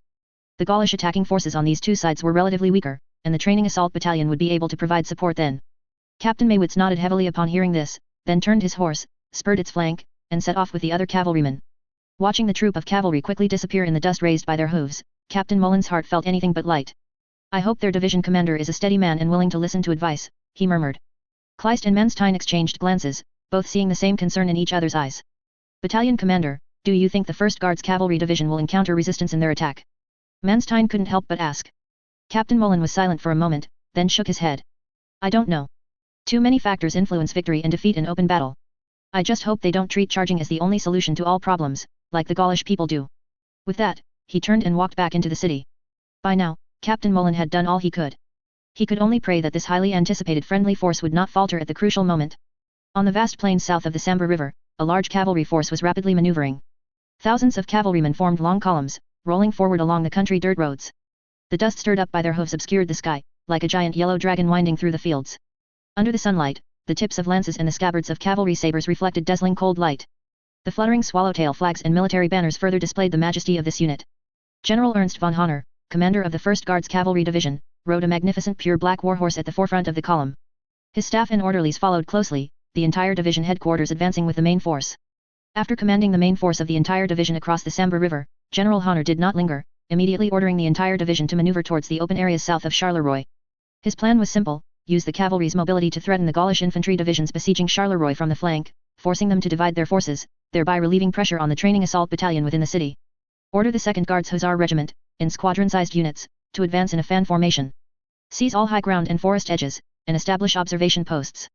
General Honor ordered an orderly behind him without looking back. Yes, General. Several orderlies immediately spurred their horses and galloped away from the main column, heading towards the Hussar Regiment's position. Soon, Hussar squadrons detached from the main force, spreading out across the vast plain like a cast fishing net. Chapter 192, The Final Cavalry Duel. General Honor raised his binoculars on horseback, observing the distant horizon. Due to the great distance, he could not see the outline of Charleroi, only a few plumes of black smoke rising from below the horizon. I wonder how the battle in the city is going, General Honor murmured, lowering his binoculars. His chief of staff, also on horseback beside him, nodded with a hint of worry on his face. Indeed, the training assault battalion only has 1 battalion of troops. It's hard to imagine the pressure they're under, facing an unknown number of Gaulish attackers. I hope they can hold out until we launch our attack. Another staff officer on the side also complained. What was the 2nd Army Group Command thinking? Why did they only send 1 Imperial Guard battalion here? Now is not the time to discuss such things. We'll have time to understand after the battle is over. General Honor interrupted the staff officer's discussion. Although he also felt the move was inappropriate, since the 2nd Army Group Command did it, perhaps they had their reasons? Just then, a rapid hoofbeat sound came from behind. General Honor looked back to see several fast horses galloping along the edge of the formation. The riders were Captain Maywitz, whom he had sent to Charleroi to make contact, and several other soldiers. Let them come over. General Honor said to the guards beside him. Soon, Captain Maywitz, covered in sweat, reined his horse to a stop in front of the general and immediately reported. General. I have urgent intelligence to report to you. Speak. Captain Maywitz immediately gave a detailed report to General Honor and the surrounding division headquarters staff, recounting everything he had seen and heard in Charleroi, as well as all the intelligence Captain Mullen had provided him. When he described the street covered with thousands of Gaulish soldier corpses, even General Honor, a seasoned veteran of many battles, showed a look of emotion on his face. And when he produced the notebook filled with precise intelligence, reading out information about the Gaulish 3rd Cavalry Division's designation, battle losses, equipment performance, and tactical characteristics, all the staff officers in the division headquarters were stunned. Captain, are you sure all this intelligence is true? A major staff officer couldn't help but ask, his face filled with disbelief. I swear on my life and my honor as a soldier. Captain Maywitz pounded his chest with his fist, his voice ringing with conviction. The mountains of corpses and seas of blood I saw in the city are absolutely no exaggeration. And Captain Mullen, who provided this intelligence, is the commander leading the training assault battalion holding out in the city. I believe his words are absolutely credible. The people on horseback fell into a brief silence. General Honor took the notebook Captain Maywitz handed him and quickly scanned its contents. His brow furrowed deeper, and his expression grew more solemn. As expected of the unit favored by His Royal Highness the Crown Prince. After a moment of thought, he closed the notebook and let out a long breath, his tone full of admiration. 1 battalion, single-handedly crippling a Gaulish division's attack. This Captain Mullen is an extraordinary soldier. He looked up, scanning his staff officers. Gentlemen, it seems our previous plan needs some adjustments. We may be facing not only infantry whose attack has been thwarted, but also a relatively intact enemy main cavalry division. Before he finished speaking, a hussar officer responsible for reconnaissance had galloped over from a distance. General. Urgent military intelligence. The officer reined his horse in front of everyone and reported loudly. My unit observed from a high ground 8 kilometers ahead, using binoculars, a large amount of smoke and dust rising on the horizon to the southwest. Based on its scale, it should be a large-scale cavalry force moving in our direction. Immediately, the atmosphere in the entire division headquarters became tense. General Honor's face, however, showed no panic. He merely glanced coolly at the map. It seems the enemy has already caught our scent, he said with a cold smile. Only, I wonder who will be the hunter and who will be the prey today. He suddenly waved his hand, issuing an order. All units, halt. My order, prepare for battle. On the plain, 2 cavalry forces were rapidly approaching each other. Several hussar squadrons of the Saxon 1st Imperial Cavalry Division were now spread across a wide front. A young hussar lieutenant was reining his horse to a stop on an inconspicuous small hill, carefully holding a monocular, observing the distance. Suddenly, a of moving black dots appeared in his field of vision. He immediately adjusted the focus, and the outlines of the black dots gradually became clear. They were also cavalry, but they wore black hussar caps adorned with black feathers, and splendid blue hussar uniforms. It's the Gaulish hussars. The lieutenant whispered to his comrades beside him. Almost at the same time, the Gaulish hussar in the distance also spotted him. Both sides reined their horses closer, and without any warning, almost simultaneously raised their weapons. Bang! Bang! Bang! The Saxon lieutenant's pistol fired first, the crisp gunshots echoing across the open plain. The Gaulish cavalry on the opposite side were not to be outdone, their revolvers spitting out puffs of white smoke, bullets whistling over the Saxon lieutenant's head. These shots were more like a test and a declaration. Neither side lingered in battle, nor did they attempt to get closer. After a brief exchange of a few rounds of fire, the commander of the Gaulish cavalry squad seemed to realize something. He waved his hand, led his men to turn their horses around, and quickly retreated the way they came. The Saxon lieutenant did not pursue. He immediately led his men back and shouted to a hussar responsible for relaying orders, "Quick! Go back and report. Gaulish reconnaissance hussars spotted." "Yes." The orderly received the order, immediately squeezed his horse's flanks with his legs, and galloped like an arrow from a bowstring towards the main position in the rear. Similar scenes played out continuously along a battle line several kilometers long. The reconnaissance cavalry of both sides, like two packs of wolves testing each other, moved back and forth across the vast battlefield. They engaged in sporadic exchanges of fire with pistols, attempting to ascertain the enemy's strength, deployment, and intentions.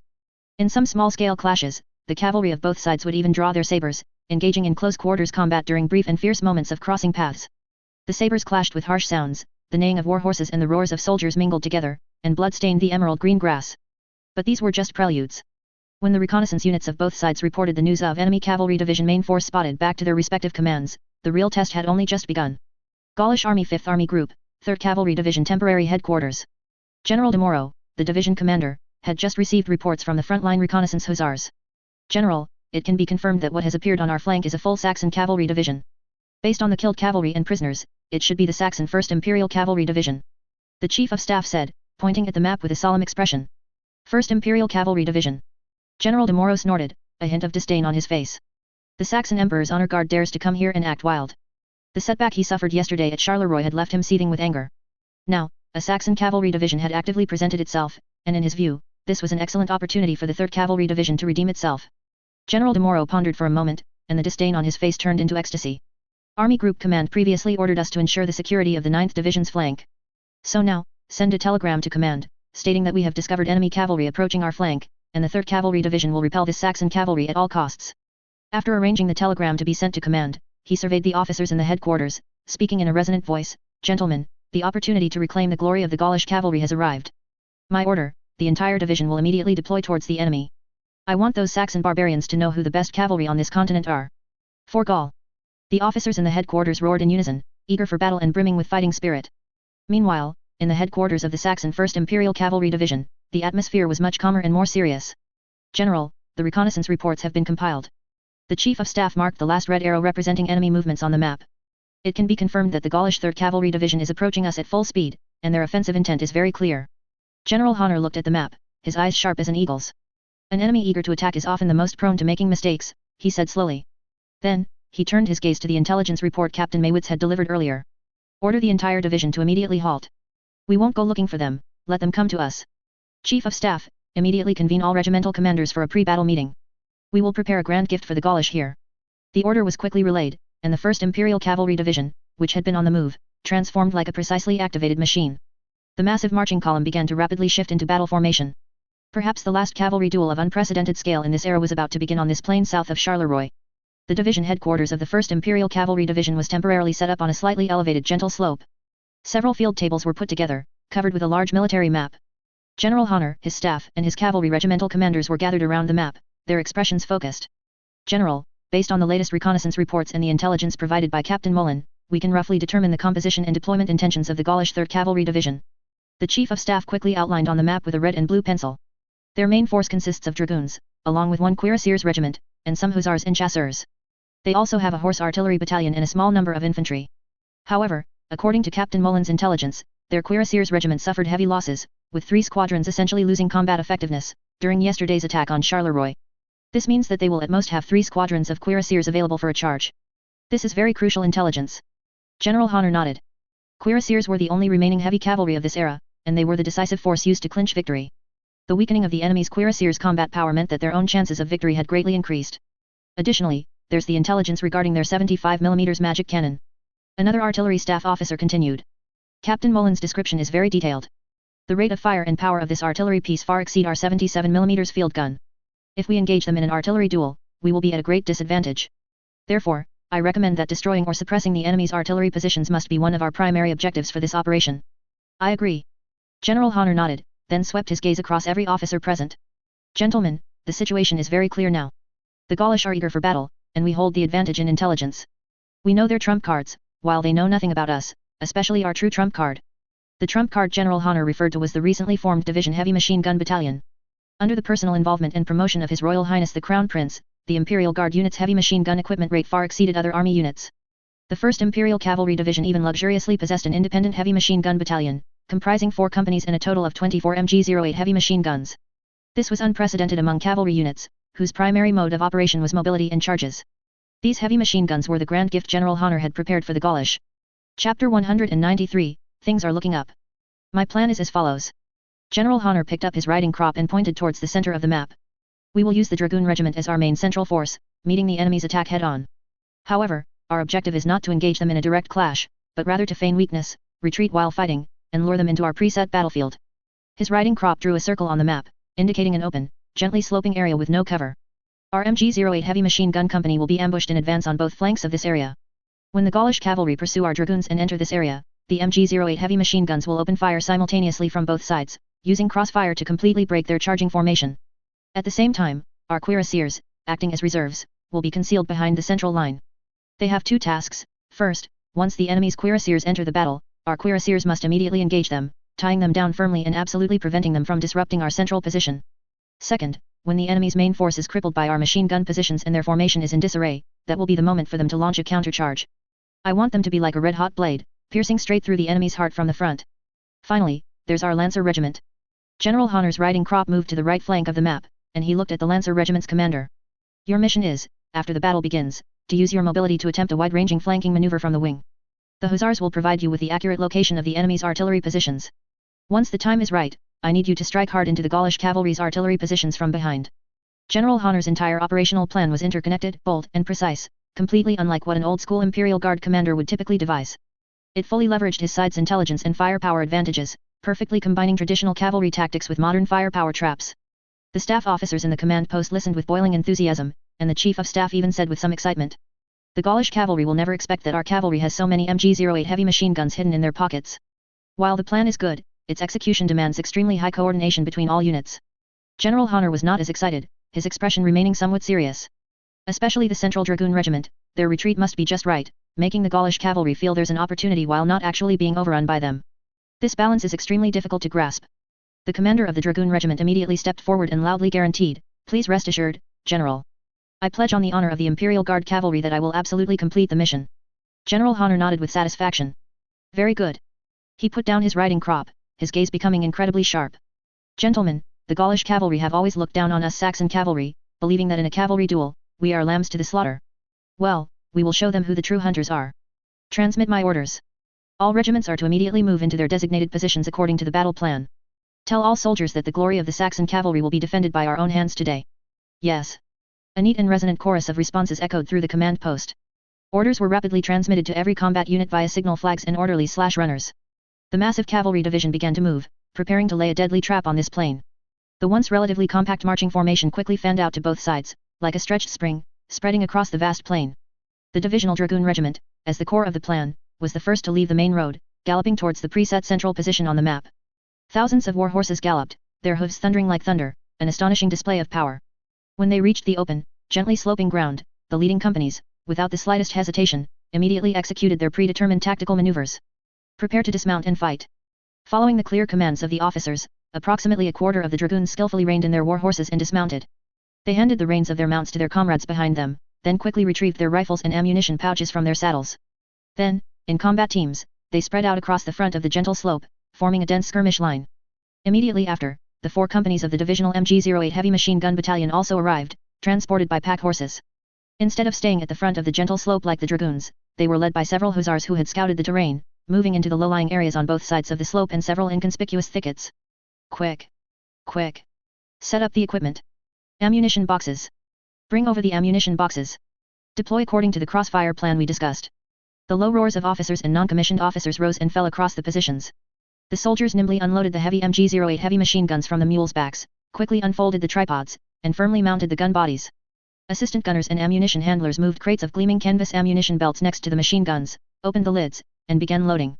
In just over 10 minutes, 24 MG-08 heavy machine guns were ambushed on both sides of the seemingly unremarkable gentle slope. They were meticulously arranged into independent fire points, capable of forming crossfire with each other, creating a vast and deadly kill zone. Where did these tactical ideas about preset crossfire come from? It's truly hard to guess. These cumbersome items, which traditional cavalry officers considered extremely heavy and severely detrimental to mobility, had, in the hands of General Honor and the new school officers influenced by the Crown Prince, begun to become the core of the entire tactical system. They had long realized that in modern warfare, if cavalry clung to the charge-only theory, their ultimate fate would only be to be eliminated by history. Combining the mobility of cavalry with the powerful suppressive firepower of MG-08 heavy machine guns was the only way for cavalry to survive on the future battlefield.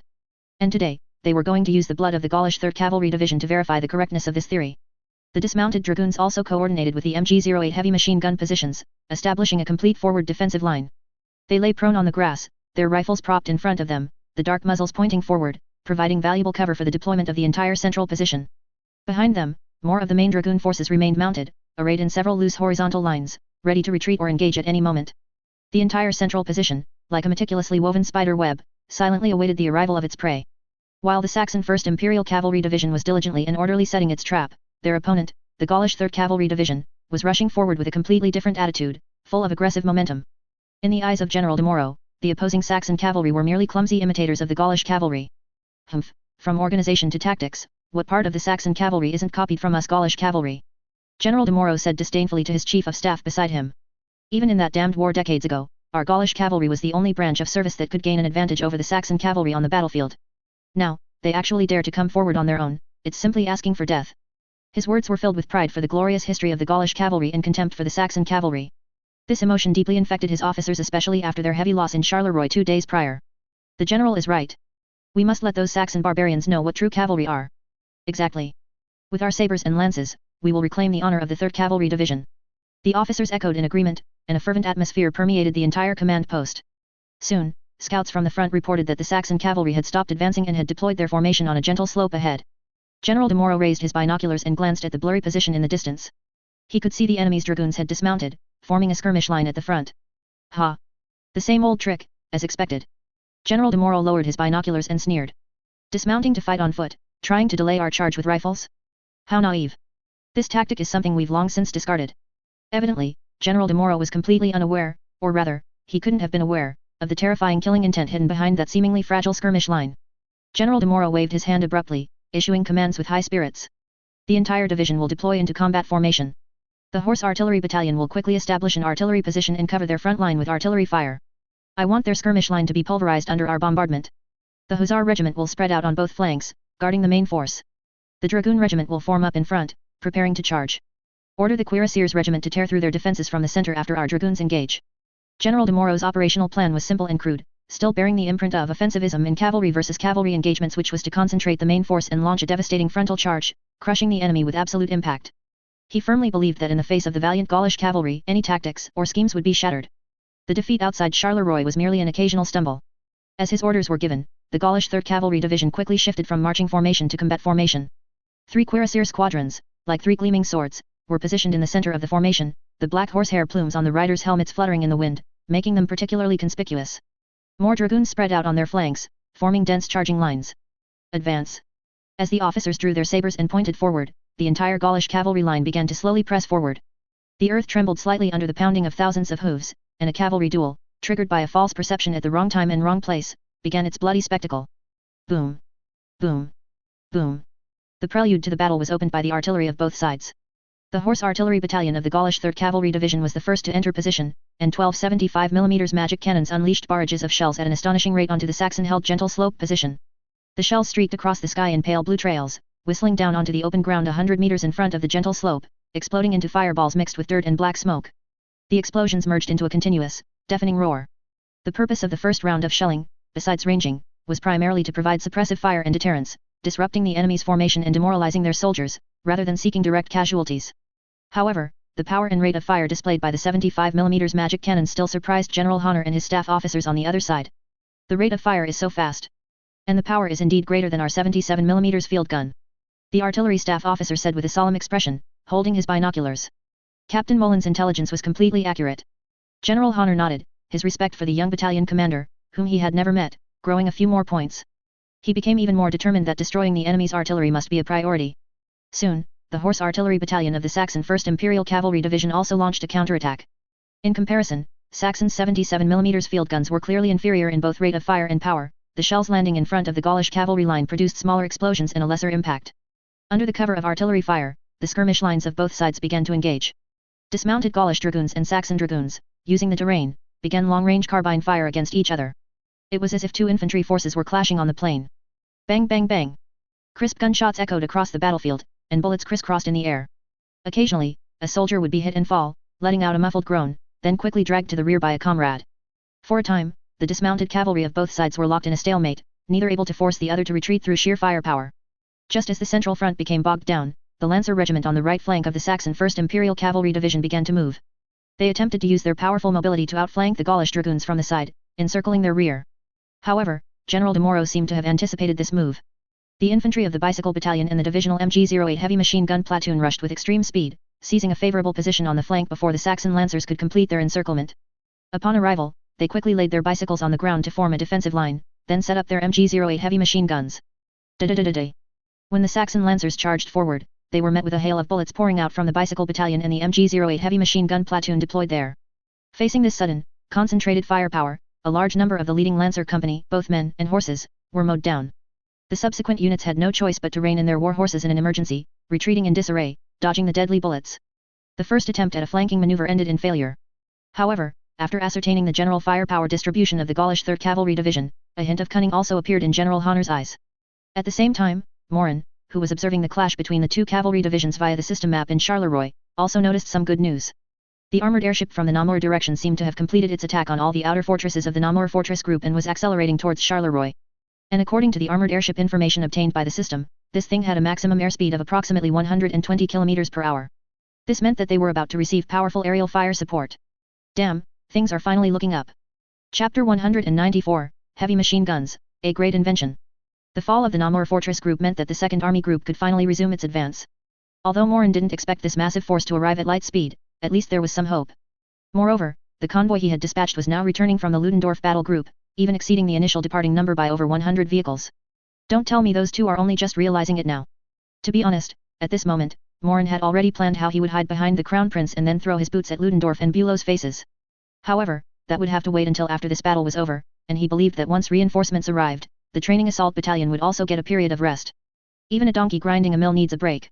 In Charleroi, since the Gaulish 9th Infantry Division temporarily seemed to have no intention of continuing the attack, and the training assault battalion couldn't recklessly counterattack, this eye of the storm remained quiet until the afternoon.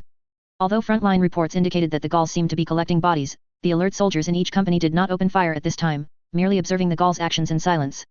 Of course, the frontline soldiers remained in combat readiness, their sights aimed down the street, and their index fingers resting on the trigger guards. Should any of the Gauls collecting bodies make an unusual move, they would not hesitate to open fire. Humanity is humanity, battle is battle. Under these circumstances, Morin stayed in the temporary battalion headquarters, observing the rare large-scale cavalry civil war in the distance through the system's map. On the other side, General Honor had roughly ascertained the Gauls' firepower deployment and troop distribution through intelligence from the front line. He then looked at the dragoon skirmish line directly in front of him, which was already sustaining casualties and showing signs of retreating under the suppression of the enemy's superior artillery fire. General, the Gaulish artillery fire is too fierce, our dragoons might have to retreat faster than expected, the chief of staff said with a hint of tension, noticing the situation. But everything is under control. Smile appeared on General Honor's face. In his view, the fish were starting to bite. Order the Central Dragoon Regiment to fall back to the rear positions, covering each other in turns. He put down his binoculars and calmly issued the command. Just as required before, there must be order amidst the chaos, giving the Gauls the illusion that we have broken. Yes. The orderly immediately acknowledged and left. Soon, the Saxon Dragoon skirmish line on the front of the gentle slope began to loosen. The soldiers returned fire while slowly retreating. This sight, in the eyes of General de Moro, who was observing from the rear, was nothing less than the trumpet of victory. Ha! They can't hold on. The Saxons are about to collapse.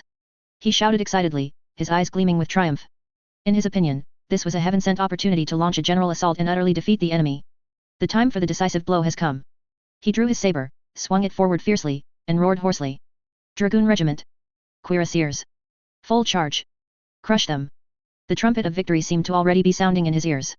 General de Moro watched the retreating Saxon line ahead, feeling his blood boil. He seemed to already envision the glorious scene of the brave Gaulish cavalry breaking through the enemy lines and trampling the Saxon military standards underfoot. Charge! For the glory of Gaul! Charge! His roar, relayed through orderlies and officers, quickly spread across the entire Gaulish cavalry line. Woo-woo! Trumpeters with unique red helmet plumes in the squadrons blew loud and sharp charge calls, echoing across the entire plain. The dragoons, who had been exchanging fire, quickly took the reins handed by their comrades, mounted their horses, and swiftly adjusted their formation. At this moment, General Honor had to admit that the Gaulish cavalry's training level was indeed the pinnacle of Europa. Charge! Kill those Saxon barbarians! Thousands of Gaulish dragoons and cuirassiers let out a thunderous roar simultaneously. Yet, even so, they remained rational and did not immediately launch the charge. The officers restrained the Gaulish dragoons at the very front. They formed several dense horizontal lines, closing the distance at a trot, and controlling the entire formation from becoming chaotic during the charge. Behind them were 3 squadrons of cuirassiers, serving as the decisive force. They maintained a slightly slower speed than the dragoons, conserving their strength, ready to deliver a fatal blow to the enemy at the most crucial moment. Viewed from above, the entire charging formation resembled a sudden, massive wave sweeping towards the Saxon cavalry.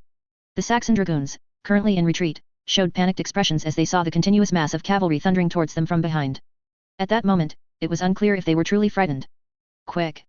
Retreat! The enemy is charging!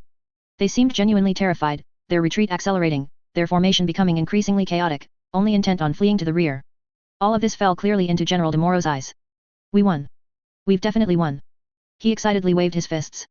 The Saxon cowards are no match for the great Gaulish cavalry. When the distance between the frontmost dragoons and the Saxons closed to about 200 paces, the leading cavalry officer stood in his stirrups, simultaneously pointing his saber forward and issuing the charge command. The dragoons also stood in their stirrups, simultaneously leveling their lances, and then urged their mounts to a gallop. This was the fastest gait for a warhorse, with an average speed of about 40 to 48 km per hour. The ground trembled violently, thousands of hooves striking the earth simultaneously, creating a thunderous roar powerful enough to shatter the courage of any faint-hearted person. And the remaining 100+ meters, for cavalry charging at full speed, was merely a matter of a dozen or so seconds. The dragoons at the very front could even clearly see the terrified expressions on the faces of the fleeing Saxon soldiers. Victory seemed within reach. However, just as the vanguard of the Gaulish cavalry charge was about to step onto that gentle slope, a sudden change occurred. The Saxon dragoons, who had been fleeing in disarray, suddenly stopped their retreat as if receiving an order, once they reached the top of the gentle slope. They quickly reassembled, forming a dense 3-layered horizontal formation, and their rifles, which had bayonets fixed at some unknown point, were once again aimed at the charging Gaulish cavalry. Their movements were calm and swift, without the slightest panic, a stark contrast to their rooted appearance just moments before. General de Moro, observing this from a distance, felt a sudden moment of alarm, and an ominous premonition surged in his heart. Something's wrong. This isn't right. He muttered. But it was too late, the charging torrent could not be stopped. He could only hope that his brave warriors would crush this final resistance with sheer impact.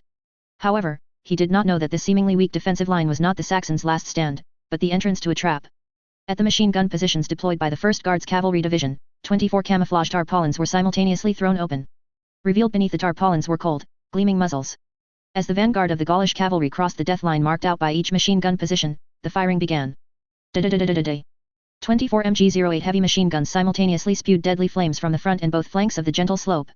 The dull, continuous roar of gunfire merged into a single sound, completely drowning out all other noises on the battlefield. Dense streams of bullets from 3 directions front and sides formed intersecting lines of deadly fire, viciously sweeping into the Gaulish cavalry formation that was still charging at full speed. A catastrophe for the Gaulish cavalry had arrived. The Gaulish dragoons at the very front hadn't even realized what was happening before they were met head-on by the sudden storm of steel. A Gaulish cavalry officer was brandishing his saber, shouting for Gaul, his handsome face still alight with the fervor of victory. The next second, a burst of bullets swept him and his warhorse from the side.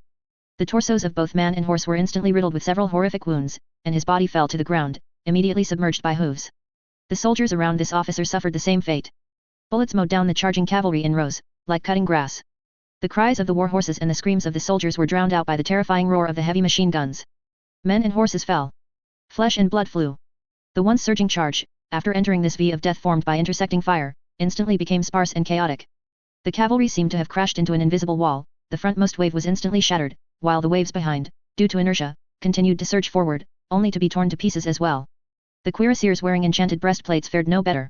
Because after receiving the intelligence provided by Morin, all machine gun positions had adjusted their firing targets to the war horses beneath the cavalry. For heavy machine guns fixed on tripods, once the elevation was set, there would be minimal deviation. Thus, a cuirassier watched helplessly as his war horse's chest and forelegs were shattered by bullets, causing it to whinny and fall forward. He himself was thrown from the horse by the immense inertia, rolling several times on the ground before stopping. He endured the intense pain from various parts of his body, struggling to get up, but a burst of bullets, seemingly from nowhere, directly shattered his head. General de Moro, in the rear, was utterly dumbfounded. He stared blankly at the battlefield, which had instantly turned into a slaughterhouse, his initial ecstasy and arrogance long replaced by endless terror and despair. It's heavy machine guns. How can cavalry have so many heavy machine guns? His lips trembled as he spoke incoherently. He never dreamed that the Saxons would lay such a vicious, such a despicable trap in a cavalry duel. It was one thing for the cowards in Charleroi to do this, but the Saxon cavalry doing it too? This was simply not the duel that should exist between cavalry. The momentum of the Gaulish cavalry's charge, after suffering an immeasurable and devastating cost, finally stalled completely less than 20 meters from the Saxon front line. The surviving cavalry were terrified by the hellish scene before them. They reined in their war horses, spinning around in panic, or desperately turning their horses around, trying to escape this death zone. These dense and slow-moving targets made the surrounding Saxon heavy machine gunners only lament that their MG-08s didn't have a high enough rate of fire and took too long to reload. On the other side, General Honor, seeing this scene, a cold glint flashed in his eyes. He knew that now was the true moment of decision. Order. Guard cuirassier. Counter-charge the enemy. Behind the Saxon central position, 3 squadrons of Guard cuirassier, who had been conserving their strength, finally moved. They formed 3 neat and dense horizontal lines, descending from the side of the gentle slope in a diagonal line, launching a deadly countercharge towards the already chaotic Gaulish cavalry below. The Guard cuirassier worn by the Saxon Guard cuirassier had a different craftsmanship from that of the Gauls. These breastplates utilized the same magic technology as the plate-armored supermen of the General's Guard, and they themselves had undergone magic affinity modifications. Therefore, in terms of protective power, they were far superior to the Gaulish breastplates. Although this also led to problems of insufficient production capacity, resulting in their scarcity. But without a doubt, they were the most elite and powerful heavy cavalry in the entire Saxon army. For the Empire. For the Emperor. Accompanied by earth-shattering shouts, this well-rested iron-clad torrent began to slowly accelerate.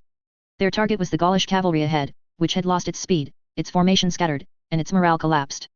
Seeing their own cuirassiers begin to countercharge, the Saxon dragoons who had just been furiously firing their rifles and machine guns let out thunderous cheers. Some of the dragoons further back quickly ceased firing and began to systematically remount their horses. They prepared to follow behind the cuirassiers, to expand the victory and pursue the remaining enemy. The rhythm of the entire battlefield was firmly in General Honor's hands. And for the Gaulish cavalry, who were already in chaos and on the verge of collapse, the countercharge launched by the Saxon Guard cuirassier became the final straw that broke them. In a matter of minutes, they had suffered a double blow, both psychological and physical. First, they were disoriented and suffered heavy casualties from the despicable, dense hail of bullets. Then, before they could recover from the shock and fear, an even more formidable enemy heavy cavalry force crushed them from the flank. It's over. We're finished. A surviving Gaulish dragoon looked at the approaching, golden glowing torrent of iron armor, his eyes filled with despair. Most of his comrades around him wore similar expressions. The courage of these Gaulish cavalry had been utterly depleted in the one-sided slaughter just now, and their morale had plummeted to rock bottom. Chapter 195, Arriving Late. A certain cavalry officer once wrote, "Only those who have never truly participated in a cavalry battle would speak of 2 opposing cavalry units or lines colliding and fighting until one side is annihilated." And indeed, it was true. In countless cavalry duels in this world, actual head-on clashes rarely occurred. If the morale of both sides was equal, the cavalry would pass through the enemy's formation and emerge from the other side. But if the morale of the 2 sides was unequal, when 2 cavalry forces charged each other, the outcome was already decided the moment they spurred their horses. In the final less than 50 meters, the instinct for survival ultimately triumphed over everything. The first to lose courage were the Gaulish cavalry, who had already suffered a crushing blow.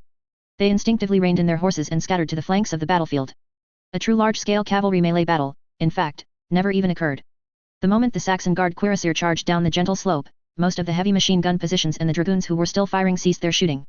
This was not only due to concerns about friendly fire, but also because it was the first time most people had witnessed a cavalry charge of such a scale in actual combat. And in this battle, the charging cavalry formations never maintained the straightness of a moving stone wall, as they did in their daily training. The desire of the brave cuirassiers to get closer to the enemy would, to some extent, actually weaken the cohesion and integrity of the formation. The best Guard cuirassiers would try to catch up with the officers riding at the very front, which quickly caused the charging line to transform into wedge formations. When these wedge formations brutally carved into the shattered formation of the Gaulish cavalry, they instantly took out adjacent enemy cuirassiers in the training against enemy cuirassiers. Everyone had to learn to attack positions not protected by the breastplate. Since the Gaulish cavalry had already lost the courage to engage the Saxons, the cavalry-on-cavalry melee did not last long and quickly transitioned into the final stage of cavalry combat, the pursuit.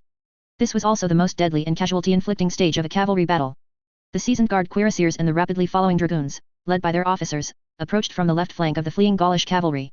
In this situation, the Gaulish cavalry, who usually used sabers and lances with their right hand, found it difficult to defend against the Saxon cavalry's attacks. Gaulish cavalry were constantly being cut down from their horses amidst wails, most of them curling up on the ground after falling, but the vast majority still couldn't avoid being trampled by hooves. More and more riderless war horses appeared on the battlefield, which immediately attracted the attention of some hussars and dragoons. A small portion of the cuirassiers quickly broke off to chase these war horses, attempting to claim these excellent mounts from the main Gaulish cavalry units as their spoils of war. Meanwhile, on the right flank of the battlefield, the Saxon Lancer cuirassiers, who had previously been forced back by the Gaulish machine gun positions, finally completed their wide-ranging flanking maneuver.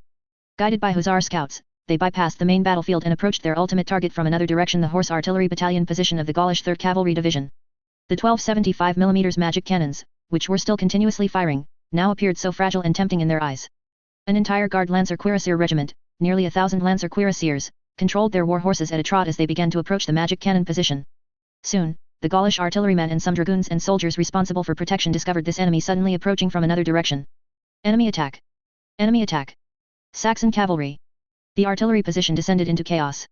The gunners frantically tried to turn their cannons. Although the 75 magic cannon was relatively light with the enchantment, that was only in comparison to other heavy field artillery. Therefore, adjusting the gun's direction, including all gun positions, could not be completed that quickly. During this process, the Saxon Lancer cuirassiers also transitioned from a trot to a faster canter, and the distance between the two sides rapidly closed. The dragoons and soldiers on alert at the magic cannon position, under the command of their officers, also formed skirmish lines and raised their rifles, firing wildly at the approaching torrent of cuirassiers. But due to issues with heavy machine gun deployment, their current firepower was still somewhat lacking against a formed cavalry charge. And everything was too late. Gentlemen! The Lancer cuirassier regiment commander drew his saber, pointing it at the distant artillery position still spewing fire, his voice trembling slightly with excitement. For the Emperor! He suddenly swung his saber forward. Charge! An entire Guard Lancer cuirassier regiment, nearly 1,000 Lancer cuirassiers, simultaneously let out a thunderous roar. For the Emperor! They abruptly squeezed their horses' flanks, controlling their war horses to gallop.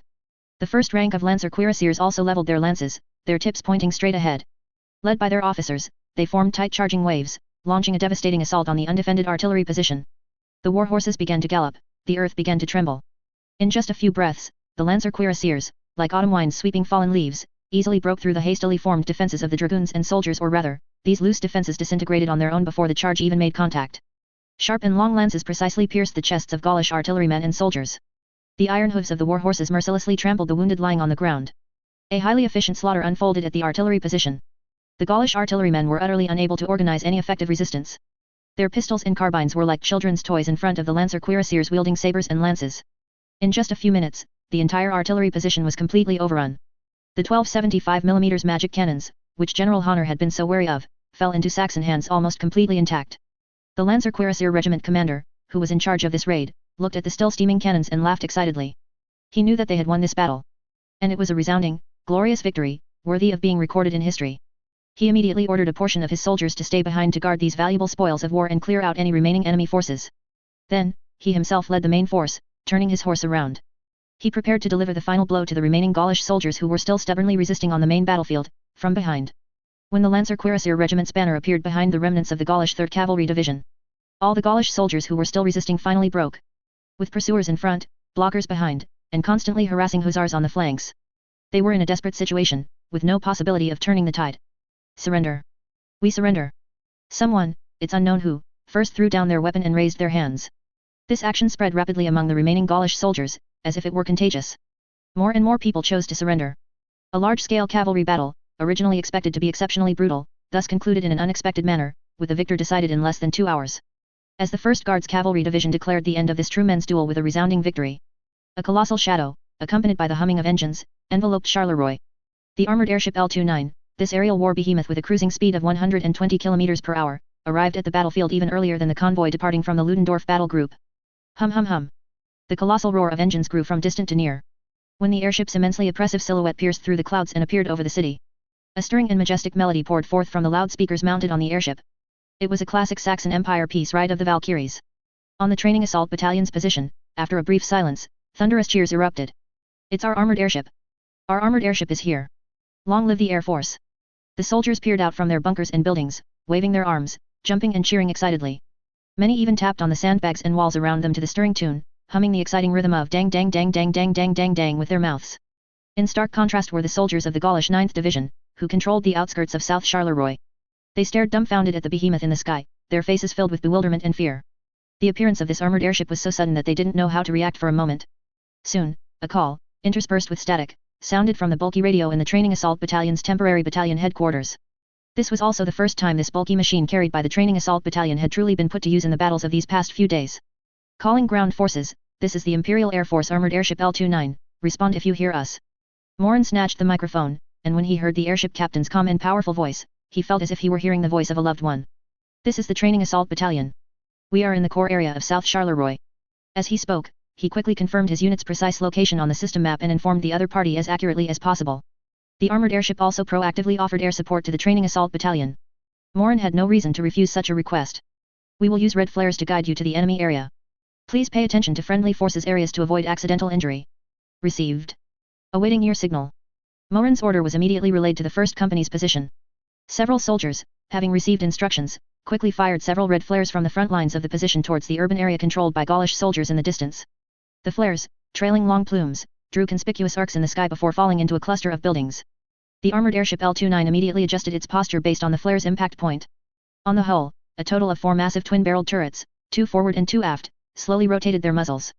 Target area confirmed. High explosive rounds loaded. Fire. With the airship captain of the armored airship's command, 8 203mm caliber giant cannons roared simultaneously. The shells tore through the air, emitting a sharp whistling sound, accurately smashing into the area marked by the flares. Boom. Boom boom boom. Violent explosions merged into a continuous roar, and the earth trembled. The power of these large caliber weapons was clearly much greater than the Gaulish 75 magic cannons. And those brick and stone structures, in front of 203mm high explosive shells, were as fragile as paper, being leveled in large swathes. Huge fireballs and black smoke columns soared into the sky, as if to ignite the entire heavens. In the face of such devastating attacks, precision was utterly irrelevant. The shockwaves and fragments from large caliber high explosive shells would equally reap every living being within the kill radius. After only 4 volleys. In front of the first company's position, the psychological defenses of the Gaulish 9th Division soldiers who were still stubbornly resisting were completely shattered. The survivors screamed and cried, rushing out of the ruins and bunkers, fleeing desperately towards the outskirts of the city. There was no disciplinary squad to intercept them, because the disciplinary squad, under the attack of the armored airship, also retreated without looking back. Everyone just wanted to escape this place shrouded in the shadow of death as quickly as possible. However, when their panicked figures appeared in the city ruins, the MG-08 machine gun turrets distributed in various gondolas on the armored airship also began strafing the ground. Da-da-da-da-da. Dense bullet rain poured down from the sky, drawing lines of death on the ground, chasing after the fleeing figures. Gaulish soldiers were constantly hit by bullets, screaming and falling in pools of blood. If the training assault battalion soldiers had launched a ground offensive, these Gaulish soldiers might still have resisted, relying on buildings, under pressure from their officers. But an attack from the sky was completely unreasonable. With the weapons in the hands of these infantry, there was no talk of any counterattack. This feeling of powerlessness was more despairing than facing a hail of bullets head-on. Immediately after, on the 2nd and 3rd company positions on the east and west flanks of the city, several red flares also rose. The armored airship L-29 slowly adjusted its heading in the air, and at the same time, under the command of the fire control officer, turned its cannons, pouring equally ferocious firepower onto those 2 directions. Morin climbed onto the roof of a building near the temporary battalion headquarters and witnessed the terrifying power of this war behemoth with his own eyes. The gigantic airship simply lay across the city sky, like a mythical dragon descending divine punishment, utterly crushing the Gaulish 9th Division's last morale and will to resist with the purest violence. At the same time, the Gaulish 11th Division, which had originally arrived at the 9th Division's flank and was preparing to launch reinforcements, also urgently called off the order to attack South Charleroi. The 11th Division's division headquarters, after witnessing the war behemoth's devastating bombardment, unhesitatingly changed its mission from reinforce and launch an attack to cover the 9th Division's retreat. Although large anti-air magic devices capable of threatening armored airships had appeared in the fortresses of the United Kingdom of Flanders, this world clearly still had no concept of field air defense. Those bulky large anti-air magic devices simply could not maneuver with infantry in combat. At least in the short term, the Gaulish 5th Army Group, which had almost all of its combat mages drawn away, essentially had no countermeasures against this steel behemoth rampaging in the sky. Chapter 196, Do you two even know what an assault battalion is? Gaulish 5th Army Group Temporary Command Post. When the news arrived that the Saxon armored airship had reached Charleroi and, with overwhelming force, completely routed the 9th Division, General Lanrizac, the Army Group Commander, locked himself alone in the command tent. Because half an hour before this news, he had just learned that the 3rd Cavalry Division had lost contact. The staff outside the tent could only hear the constant sound of things being smashed inside, along with General Lanrizac's roars, mixed with anger and despair. Joffrey. You damned butcher. Idiot. My 5th Army Group, my soldiers, all ruined by you. The curses and smashing sounds continued for a long time before gradually subsiding. The staff outside exchanged glances, no one daring to go in and court disaster. August 11th, night fell. The streets of South Charleroi still reeked of that nauseating stench. Meanwhile, in North Charleroi, across the Sambre River, the roar of engines grew from a distance, breaking the night's tranquility. They're back. Kleist and Manstein both showed joy on their faces. Morin also stood up and quickly walked out of the command post. A long convoy, escorted by a small number of cavalry, slowly drove into the camp area of South Charleroi. The leading quartermaster officer jumped from the first truck and jogged to Morin, saluting him excitedly. He even forgot that he was actually a temporary appointee from Ludendorff. Captain. Mission accomplished. We're back. You've worked hard. Morin, with a rare smile, punched him on the chest. How are things? Everything went smoothly. General Ludendorff, after reading your letter, approved double the ammunition for us without a word. He even sent 2 additional battalions of reinforcements. The quartermaster officer pointed to the continuous stream of soldiers disembarking from the trucks behind. Morin looked in the direction he pointed and indeed saw many unfamiliar faces. Master Lu, you've finally done something decent, Morin muttered to himself. In any case, the arrival of ammunition and reinforcements completely relaxed his strained nerves. Soon, 2 officers wearing the rank of major found Morin among the crowd and saluted him. Look, what an inversion of roles. Captain Mullen, I am Fritz, commander of the 1st Battalion, 11th Infantry Regiment. I am Heinz, commander of the 2nd Battalion, 12th Infantry Regiment. Welcome, captains. Since their ranks were higher than his, Morin also quickly returned the salute, a sincere smile on his face. However, these 2 battalion commanders and their soldiers, as soon as they disembarked, frowned at the strong odor in the air. God, what is that smell? Major Heinz couldn't help but cover his nose. The smell of corpses. Morin answered calmly, just as he had answered Captain Maywitz before. Fritz and Heinz exchanged glances, both seeing a hint of solemnity in the other's expression. Although they had also participated in the assault on Liege Fortress and the subsequent battle to block Flanders's 5th Infantry Division, the fighting there clearly hadn't presented such a bizarre situation. Morin, have your men unload the supplies first, then go to the front and familiarize yourselves with the position. All right, Captain Mullen, we captured a batch of large searchlights from Liege Fortress, which can be put to good use. We'll set them up at the front, and we'll be responsible for vigilance tonight. Then I thank you both very much, captains. Morin's smile became even more sincere. The soldiers of these 2 battalions also immediately took action after receiving the order. They moved boxes of ammunition and supplies from the vehicles, then painstakingly carried out several huge searchlights. In addition, there was a batch of equally cumbersome crystal generators for power supply. When the soldiers of these 2 battalions, following the training assault battalion's guides, laboriously moved these large pieces of equipment onto the buildings behind the first line of defense, their expressions already began to change. The further they went, the more pungent the stench of corpses became, and the streets underfoot became increasingly muddy, sticky to the touch, whether it was blood or something else. Prepare, lights on. Following an officer's command, the switches of several searchlights were simultaneously flipped. Buzz. Accompanied by a faint electric hum, several thick, almost tangible beams of light instantly pierced the darkness, illuminating the hundreds of meters of street ahead as if it were daytime. The next second, all the soldiers who had come as reinforcements were stunned. Before them was a scene they would never forget, a hellish sight. Countless corpses in red and blue uniforms were piled layer upon layer on the streets, in front of the barbed wire, and even hanging on the barbed wire. Mutilated limbs, twisted faces, congealed blood, all appeared particularly grotesque and terrifying under the pale light. Ugh! A young soldier could no longer hold it in, leaning against a wall and retching violently. More people had pale faces, trembling all over, staring blankly ahead, unable to utter a single word. Battalion commanders Fritz and Heinz were equally deeply shaken by the scene before them. The information they had received from Ludendorff earlier was that the training assault battalion was defending Charleroi against an attack by a Gaulish division. At the time, they thought it was somewhat exaggerated. How could one battalion stop a division? But now, looking at this death zone paved with thousands of corpses, they realized how incredibly wrong they had been. They didn't even need to count, just looking at this mountain of corpses and sea of blood, they could imagine how fierce the previous battle had been. Both turned their heads in unison to look at the training assault battalion soldiers beside them. Those soldiers, one by one, had numb expressions, silently checking their weapons, or resting behind cover. It was as if this hellish scene before them was already commonplace. A mixture of awe, sympathy, and a hint of fear arose in the hearts of the 2 battalion commanders. They couldn't help but ask themselves, if it were them, holding this position with their battalion, how long could they last? A day? Half a day? Or an hour? They dared not think about the answer. Major Fritz composed himself and walked over to Klaus, the company sergeant of the 1st Company, offering him a cigarette. Sergeant Major, is this how you repelled them? Klaus looked up, saluted him first, then took the cigarette, lit it, took a deep, enjoyable drag, and exhaled a thick plume of smoke. Otherwise? Captain. He pointed ahead, if we don't kill them, we'll be the ones who die. August 12th, afternoon. Sunlight pierced through the sparse clouds, casting its rays upon the scarred city of Charleroi. The training assault battalion soldiers, in their still orderly ranks, with weary steps, withdrew from the positions they had held for 3 days. Their uniforms had long lost their original color, stained with dust, blood, and gunpowder. Each face was edged with an indescribable weariness, yet their backs remained straight. As they exited South Charleroi and passed the vanguard of the 2nd Army Group coming to relieve them, these Allied soldiers spontaneously stopped and offered them their highest respect. No words were needed, merely the lingering scent of blood and corpses in the air, and the unyielding killing intent emanating from the training assault battalion soldiers, were enough to explain everything. On a patch of grass outside North Charleroi, the training assault battalion temporarily settled down.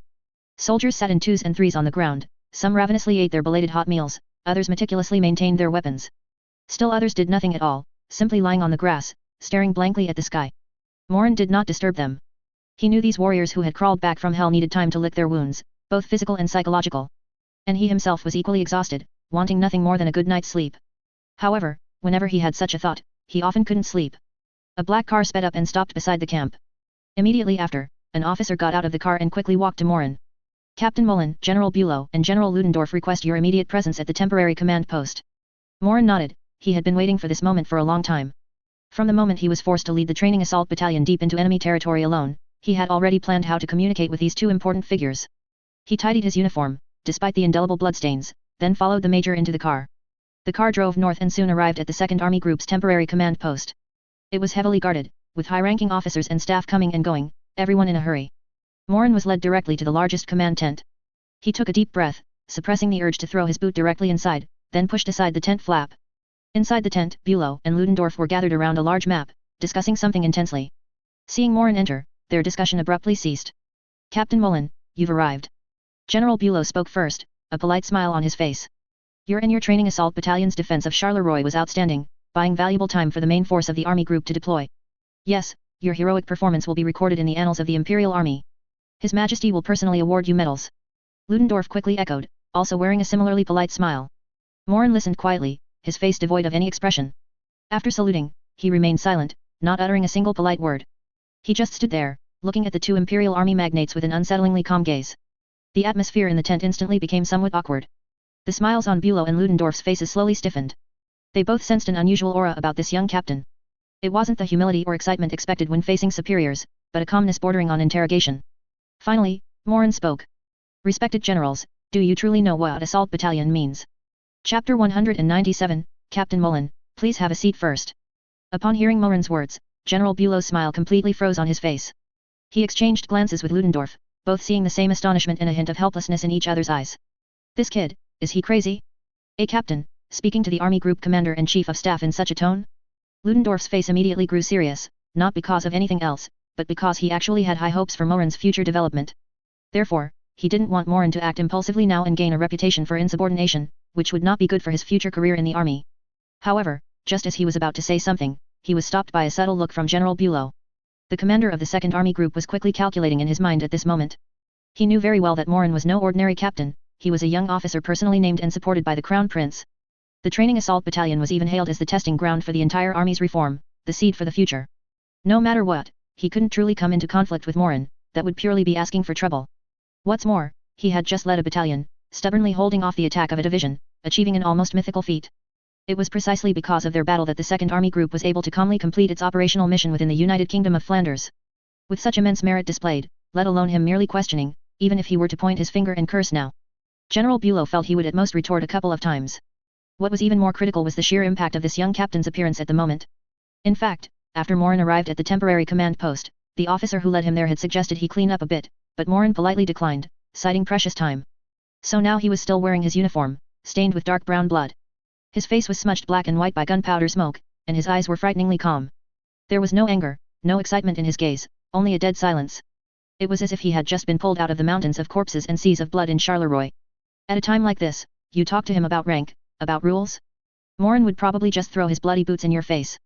Cough. Bülow cleared his throat, his facial muscles twitched, and he forced out a smile that was uglier than a cry. Captain Mullen, you sit down first and talk. He raised his hand, gesturing towards a nearby chair, his tone softening considerably. You've been fighting for so long, you must be exhausted. After speaking, he immediately turned his head and shouted towards the tent entrance, Adjutant! Adjutant!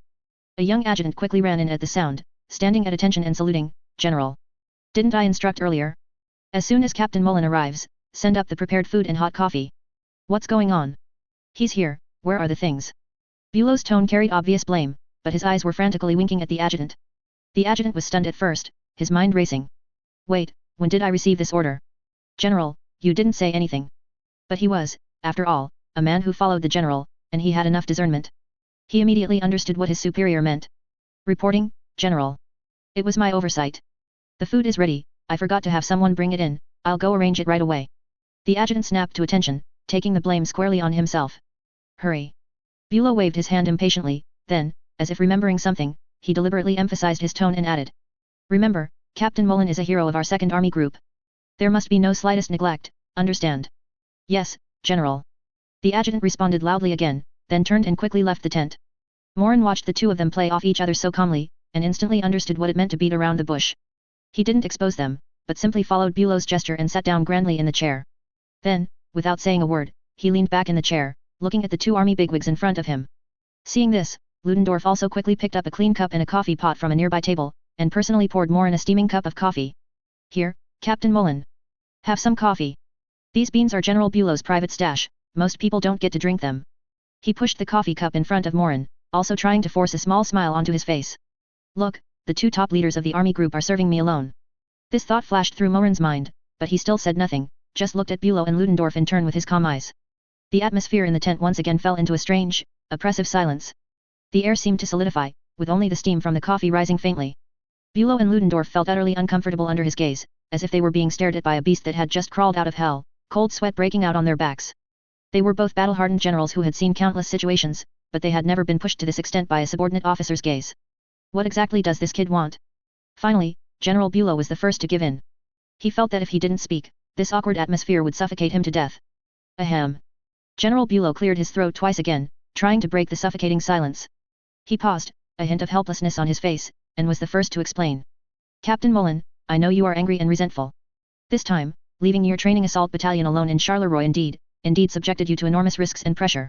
His tone sounded very sincere, as if he were having a heart-to-heart with an upset junior. But you also have to understand, this was a last resort. From the overall perspective of the war, we must open the road to Gaul as quickly as possible. And Charleroi is the most crucial nail in our path. We must pull it out at all costs, or at least firmly control it. General Bülow stood up, walked to the map, and pointed to the location of Charleroi. From the results afterwards, placing you there was undoubtedly the most correct decision. Facts have also proven that, apart from your training assault battalion, the entire 2nd Army Group, even the entire Saxon Army, cannot find a second unit capable of withstanding the Gaulish repeated fierce attacks with a single battalion, and holding out for 3 full days, as you did.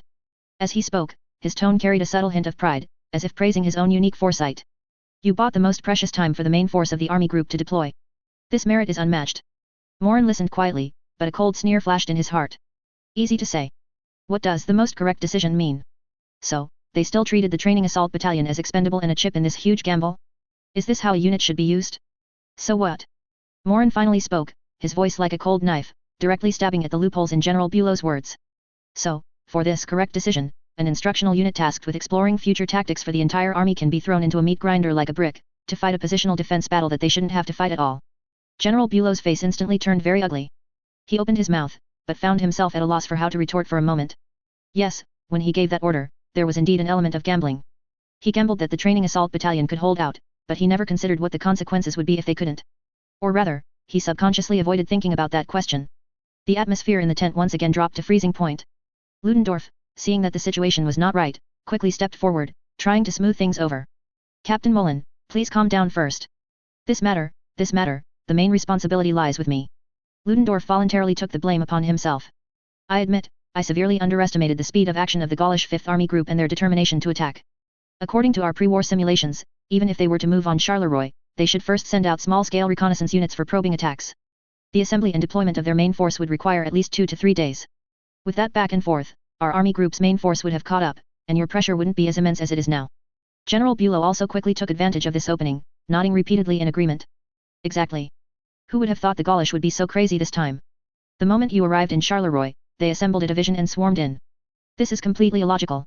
Judging from the time their main force arrived in Charleroi, they almost began full-speed maneuvering towards this direction on the same day you departed. This indeed completely exceeded all our expectations. The two sang in harmony, speaking with such apparent sincerity, as if the current situation was truly due to the enemy's cunning, and their command was entirely without fault.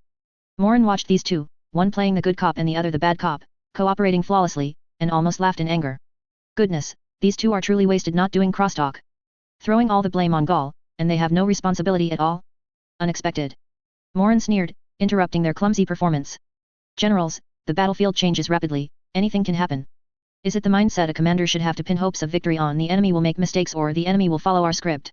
He paused, took a deep breath, knowing that arguing about right and wrong with these old bureaucrats was useless, they always had countless ways to turn black into white. So he decided to change his approach. All right, even if the Gaulish's speed of action exceeded your expectations. I won't argue with you on that. Morin waved his hand, leaning back into the chair. Then I want to ask another question. He raised his head, his gaze as sharp as an eagle's, staring intently at Ludendorff. Why didn't you provide support? Chapter 198, Pack 200 roasted pork knuckles for me. The expressions on Bülow's and Ludendorff's faces froze once again. Taiwanese novels are a great way to pass the time, super smooth. Meanwhile, Morin continued, the first day I realized something was wrong, I sent an orderly back, and all I got was a field artillery battalion. For the next 2 days, there was no other support. You leave one of my battalions to hold off an army group? Fine. Even if Charleroi can only deploy 1 division at most, that's still a troop disparity of over 1:10. Generals, have your minds gone astray? Morin's barrage of questions, like a furious storm, rained down on the 2 generals. He was practically pointing at their noses and scolding them. So this time, their composure and calm could no longer be maintained. General Bülow's face alternated between green and pale, his lips moved, but he couldn't utter a single word. Finally, he could only cast a pleading look at Ludendorff beside him. Ludendorff felt sweat trickling down his head, he felt that being the deputy chief of staff of this army group was truly too frustrating. He took a deep breath, and after a long while, he frowned and spread his hands, somewhat agitatedly. Charleroi has been asking me for support, but how can I go? The main force of the 2nd Army Group also wants my battle group to block the 5th Infantry Division of the United Kingdom of Flanders, and they've constantly had stragglers attacking our battle group. The Army Group didn't allocate many trucks to our battle group to begin with, and I still need them to transport supplies from Liege. I simply don't have enough mobile forces to transport troops. And if we let the supporting troops march on foot, their arrival time would be about the same as the 2 infantry battalions that arrived last night. Listening to Ludendorff's nonsense, it was indeed his heartfelt words, so Morin fell silent as he listened. He knew that most of what Ludendorff said was probably true. The deployment of the 2nd Army Group was indeed not smooth, its main force was tied down by the Namur Fortress Group, leading to an overly long and dispersed front. The Ludendorff Battle Group, as a forward mobile force, had immense pressure to both block the enemy and protect its flanks and logistics lines. With a shortage of troops and transport vehicles, he might have had a point, however small and reasonable it was. However, understanding is one thing, acceptance is another. General, I understand your difficulties. Morin's voice softened somewhat, but still carried a hint of coldness. But that is not a reason for you to put my troops in a death trap. You said you didn't have trucks to transport troops, so why was my convoy immediately able to load 2 battalions of reinforcements and double the ammunition? You see, there are always more solutions than problems, aren't there? The key is whether you are willing to think of a solution, and whether you are willing to pay the price for it. Ludendorff's mouth opened and closed. For a moment, he didn't know what to say. Yes, why was it that as soon as Morin's convoy arrived, he could conjure up reinforcements and ammunition? Because Morin had made it very clear in his letter that if they didn't receive support, the training assault battalion would be completely annihilated. He was pushed into a corner and had no choice but to squeeze out a portion from his already limited troops and supplies. Ultimately, it was still a matter of priority. Even though he had already recognized the value of the training assault battalion in previous battles, as Morin said, his mindset hadn't shifted yet. Therefore, in the battle, the priority of the training assault battalion had not yet been elevated. All right, both of you say less. General Bülow, seeing the atmosphere turn tense again, quickly stepped in to mediate. He walked between the 2, separating them. Ludendorff, your command certainly has areas that are open to discussion. Captain Mullen, please also be understanding, the frontline situation is complex, and no one can guarantee that every decision is 100% correct. He first assigned equal blame to both, then changed his tone and sincerely said to Morin. Captain Mullen, the 2nd Army Group Command Headquarters indeed bears responsibility for this incident. Then, General Bülow said many more pleasantries, completely abandoning the demeanor of the 2nd Army Group's overall commander. However, Morin also knew when to stop while he was ahead. His goal wasn't to truly fall out with these 2 bigwigs. Rather, it was to secure the proper treatment and respect for the training assault battalion and prevent similar situations from happening again in the future. Now that he had vented his anger and made his points, and the 2 generals had acknowledged their mistakes, it was time to discuss serious matters. Morin's tone softened slightly as he spoke. Generals, I also understand the saying with great power comes great responsibility. The combat effectiveness of the training assault battalion is evident, and it's understandable for us to undertake some challenging combat missions. He paused, then changed his tone, his expression becoming serious again. However, to prevent similar tragedies from happening again in the future, I believe it's necessary for us to reach some consensus on the correct way to use the training assault battalion. Bülow and Ludendorff exchanged glances, both seeing a hint of helplessness in each other's eyes. They knew that this young man wouldn't give up until he achieved his goal today. Captain Mullen, just say what you have to say. General Bülow made a pleased gesture. Good. Morin didn't stand on ceremony and immediately began to lecture the 2 generals. First, what is the position of the training assault battalion? It is a training unit, an assault unit. Our mission is to test and improve new tactics and new equipment in war, to pave the way for the modernization reform of the entire army. Our core value lies in assault, in using our powerful firepower and mobility, like a sharp dagger, to tear open enemy defenses and execute critical infiltration and attack missions. And not, as in this case, to be treated as ordinary line infantry, thrown into a place to hold out to the death. This is the greatest waste of us. Morin's voice was strong and resonant, echoing in the tent. Every soldier in the training assault battalion is a treasure. They have all undergone the most rigorous training, mastered the most advanced tactical thinking, they are the seeds of the future Saxon army. To consume them in meaningless positional attrition warfare is a crime. Bülow and Ludendorff listened silently, their expressions complex. They had to admit, everything Morin said was correct. The original intention behind the establishment of the training assault battalion was indeed as such. However, in actual warfare, it was foreseeable that due to its powerful combat effectiveness, it would often be subconsciously used as a fire brigade, overlooking its true strategic value. Morin looked at the two generals and began to state his demands. Therefore, I hope that in the upcoming battles, the command headquarters can clarify the principles for using the training assault battalion. First, we must be given sufficient rest time. My troops have just undergone a brutal battle, the soldiers are physically and mentally exhausted, and casualties are heavy. I hope to get at least 2 days of rest, and during this time, complete the replenishment of weapons and ammunition and the replenishment of personnel. Bülow and Ludendorff exchanged glances and nodded. This request was reasonable, and they had no reason to refuse. Understood. General Bülow immediately agreed, I will immediately order the logistics department to prioritize all your needs. Thank you, General. Morin nodded and continued, second, regarding the nature of the mission. The training assault battalion can continue to undertake high-risk assault missions similar to this key area capture. However, there is one prerequisite. He held up 2 fingers. During the mission planning phase, the Army Group Command Headquarters must, based on the specific situation of the target, pre-allocate and reinforce some regular troops for us. These troops will be under the unified command of the training assault battalion. Their main task is, after we capture the target area, to take over the defenses, consolidate the positions, and free us from heavy defensive duties. We are a dagger, not a shield. We are only responsible for piercing through, not for staying put and taking hits. This request was, in fact, somewhat out of line. Allowing a captain battalion commander to command other battalion level or even regiment level units was unprecedented in the rigidly hierarchical Saxon army. Ludendorff's brows furrowed again, he once more began to worry that this young man Morin was getting a bit too arrogant. But to his surprise, General Bülow pondered for a moment, then slowly nodded. This request, although unconventional, from a tactical perspective, it is reasonable. The old general finally made his decision, I agree in principle. We can discuss the specific operational details further. He knew very well that after the Battle of Charleroi, the value of the training assault battalion had been fully demonstrated. Sacrificing the lives of regular troops to preserve the combat effectiveness of this elite unit was a worthwhile trade, no matter how one calculated it. He also wanted to see what kind of brilliant battles this young captain, who always brought him surprises, could achieve when commanding larger scale units. Morin breathed a sigh of relief when Bülow agreed. He knew the most difficult hurdle had passed. Third, he continued, is the issue of fire support. I hope that the 77mm Field Artillery Battalion that was temporarily attached to us and stationed outside the north city of Charleroi will be formally assigned to my training assault battalion. We need an artillery force that can provide us with direct fire support at any time. No problem. General Bülow readily agreed this time, it was just a field artillery battalion, and he was happy to give it. In addition, Morin also made one final request. This was that the Battle of Charleroi must be publicized, with a strong emphasis on how the training assault battalion held the city without retreating, despite being at a significant numerical disadvantage. He also requested military honors for the soldiers of the training assault battalion and proper resettlement for the families of fallen soldiers. This request seemed a bit strange to Bülow and Ludendorff. After all, even without Morin's reminder, the 2nd Army Group would certainly promote it vigorously, as it was a battle that greatly boosted morale. So, Bülow and Ludendorff naturally did not refuse this request and stated that it would be relayed to the rear as quickly as possible. After the 2 battles of Liege and Charleroi, they were already well aware that the combat effectiveness of the training assault battalion was by no means comparable to that of ordinary units. Rest assured. Finally, General Bülow spoke solemnly. I guarantee you, on the honor of a Saxon Imperial Army general, that I will fulfill every point you just made. All the brave warriors who sacrificed in the Battle of Charleroi will receive the Empire's highest level of compensation. Their names will be forever etched on Saxon's wall of honor.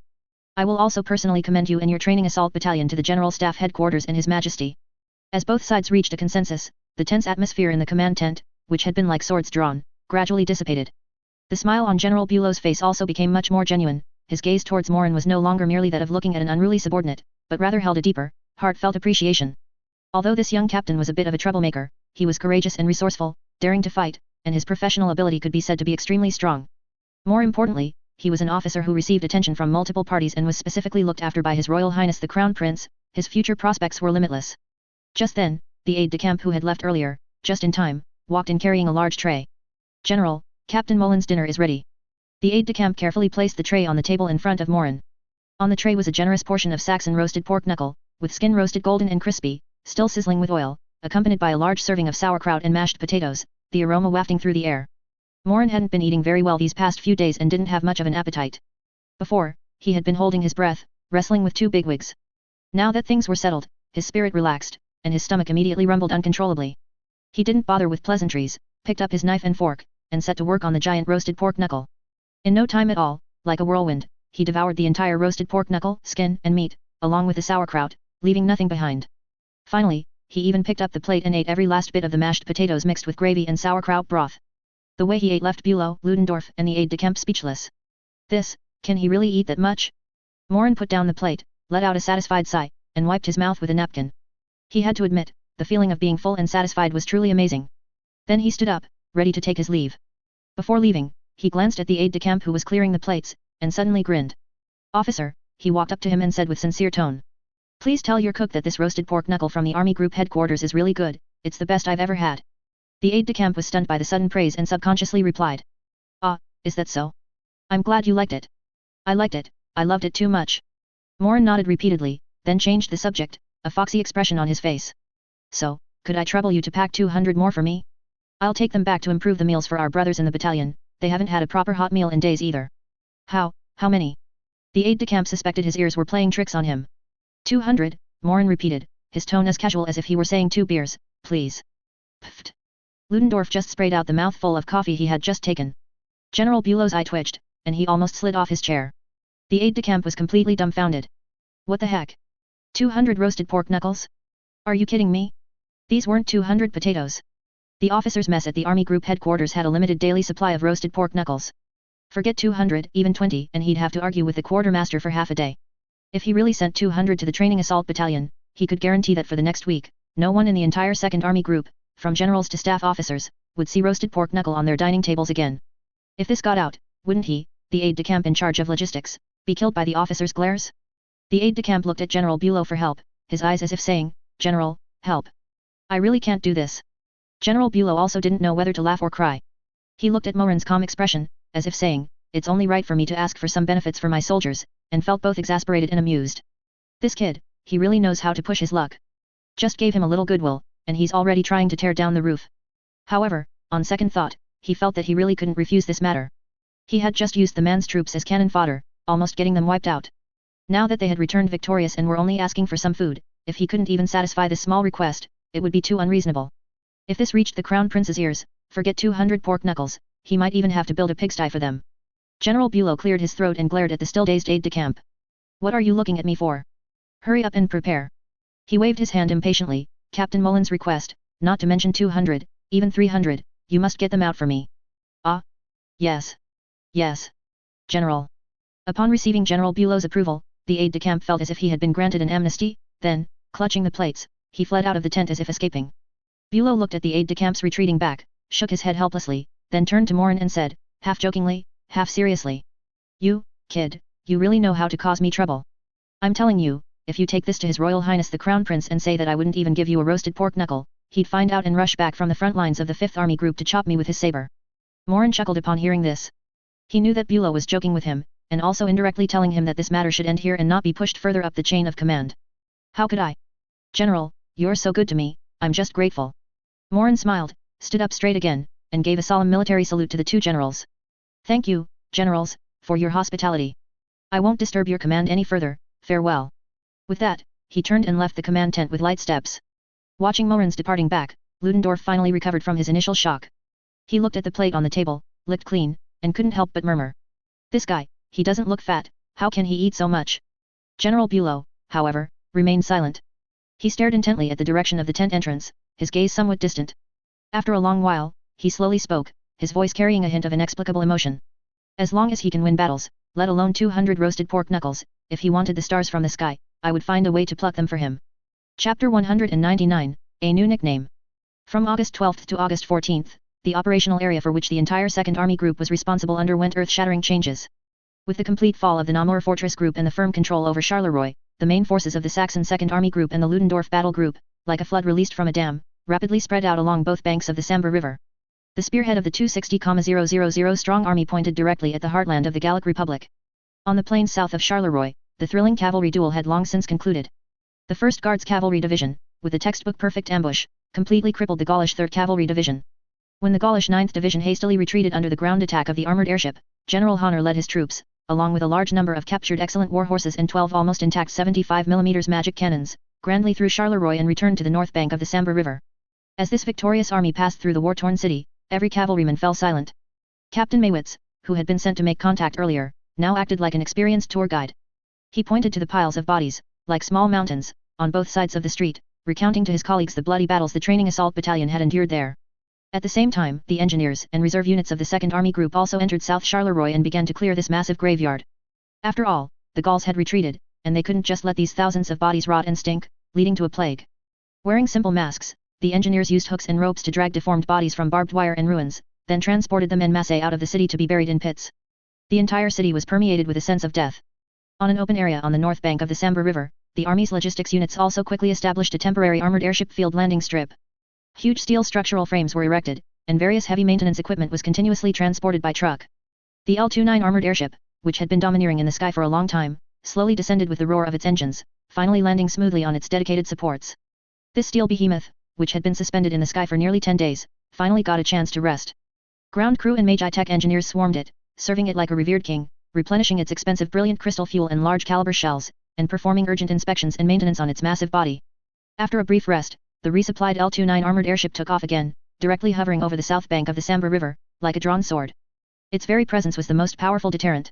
Under its watchful gaze, the engineer units of the 2nd Army Group built several new temporary pontoon bridges on both sides of Charleroi. The more crossings for the army to cross the river, the better. By this point, the Gaulish 5th Army Group had completely lost the initiative. Facing the menacing war behemoth in the sky, they dared not make any moves. Infantry units dared not advance, because as soon as they assembled, they would attract devastating strikes from the 203mm giant cannon. Even their proud 75mm magic cannons dared not fire easily.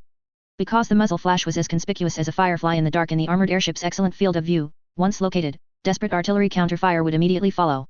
A 75mm caliber, in front of a 203mm naval gun, was clearly still not enough. Thus, in a strange atmosphere of calm, the main forces of the Saxon 2nd Army Group began to cross the Sambre River in an orderly fashion, batch after batch.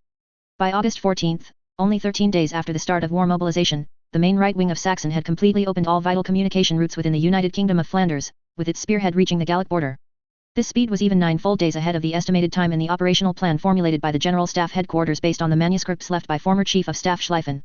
This astonishing news, transmitted via urgently laid wired telegraph and telephone lines, quickly reached the Imperial General Staff Headquarters frontline command post in Koblenz and soon spread among the high-ranking officers of various army groups. For a time, the entire high command of the Saxon army was shaken. And in this glorious battle report, one name was repeatedly mentioned, the Training Assault Battalion. This newly formed elite unit's performance in the almost legendary defensive battle of Charleroi once again brought it into the sight of all Army Group Big Boss. While people marveled at its powerful combat effectiveness, they also developed a strong interest in its commander. Soon, following Seville's Mage Killer and Vallecca's Heights Night Ghost, Morin acquired a new, and more widely known, nickname. The Butcher of Charleroi. This bloody nickname, carrying a chilling sense of dread, quickly spread across the entire Western Front. When the detailed battle report of the Battle of Charleroi reached the 5th Army Group headquarters via telegraph, Crown Prince George immediately began to carefully read the battle report issued by the General Staff Headquarters. The Crown Prince had been feeling a bit down lately. As the Commander-in-Chief of the 5th Army Group, his troops had been firmly pinned in the Ardennes forest these days, tasked with tying down a portion of the main Gallic army. The rapid advance of the Saxon army's right wing, while making him very satisfied, also made him regret not being part of it. Everything seemed to be proceeding in an orderly fashion according to the plan formulated by Moltke the Younger, Chief of the General Staff of the Army. He quickly scanned the battle report, reading 10 lines at a glance. The 2nd Army Group successfully captured Charleroi. The 1st Guards Cavalry Division outflanked and routed the Gaulish 3rd Cavalry Division.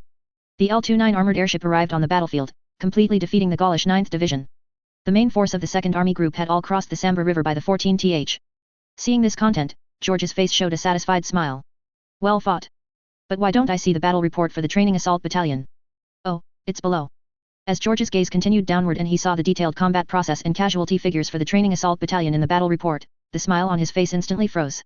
The battle report clearly stated. The Saxon Royal Imperial Guard Training Assault Battalion was ordered to spearhead the attack and hold Charleroi.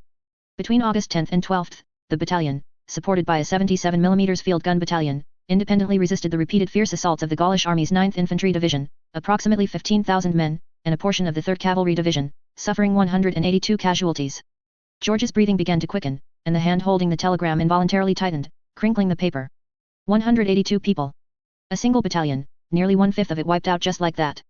This was the training assault battalion. It was his precious darling, which he had personally established and poured countless efforts and hopes into. It was the future hope of the entire Saxon army. Every soldier in it was an elite, handpicked from the entire army. And the result? The result was that those two scoundrels, Bülow and Ludendorff, actually used it as cannon fodder, throwing it into the meat grinder of Charleroi to fight a brutal war of attrition with the Gauls. Were their brains filled with paste? An uncontrollable rage surged from the depths of George's heart, instantly igniting his entire blood. Bastards! He slammed his hand on the table, stood up abruptly, and threw the telegram in his hand fiercely to the ground. The loud noise startled the guards and staff outside the office. George paced back and forth in the office, cursing incessantly, his handsome face filled with fury, like an enraged lion. I gave you the training assault battalion to be a sharp blade, to create miracles.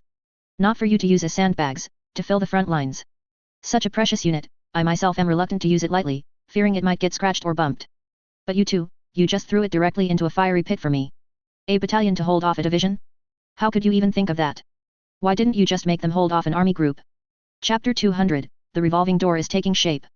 Hearing Crown Prince George's barely suppressed roar, Major General Schmidt von Nobelsdorf, Chief of Staff of the 5th Army Group, gently pushed aside the curtain of the temporary command post. He held a tray with a freshly brewed pot of black tea and 2 clean cups. Your Royal Highness. Nobelsdorf's voice was calm, as if nothing had happened outside. Seeing his Chief of Staff, specially sent by the General Staff headquarters to assist him, George took a deep breath, forcing the anger in his chest to subside slightly. He still had to maintain some princely demeanor in front of Nobelsdorf. Schmidt, you're here. George's tone softened, but his face remained clouded. Nobelsdorf placed the tray on the table, his gaze sweeping over the telegram paper that had been crumpled into a ball and then smoothed out again. He knew that the Crown Prince was reading the latest battle report issued by the General Staff headquarters, but this also made him somewhat curious. Because he himself had quickly skimmed through it just now, and the battle reports received today could be described as good news pouring in. From the 1st Army Group to the 4th Army Group, all were advancing triumphantly. By all appearances, it should have been joyous news, so why was His Royal Highness so furious? He picked up the teapot and refilled George's cup with steaming black tea, the aroma instantly filling the air. Your Royal Highness, is there a problem with the battle report? Nobelsdorf asked softly. George picked up the teacup but did not drink, merely looking at the red liquid swirling in the cup, and let out a long sigh. There's no problem with the battle report itself, Schmidt. Our army's offensive is progressing smoothly, even faster than planned, and of course, I am pleased. This made Nobelsdorf even more puzzled. Since everything was going smoothly and he was in a good mood, who was he roaring at in the command post just now? The heir? George seemed to see his confusion, forced a bitter smile, and pushed the telegram paper over. Take a look, the problem is here. Nobelsdorf picked up the telegram, and when he saw the specific casualty figures for the training assault battalion in Charleroi, his brows furrowed slightly. 182 men, nearly 1/5 casualties, he murmured. Yes, 1/5.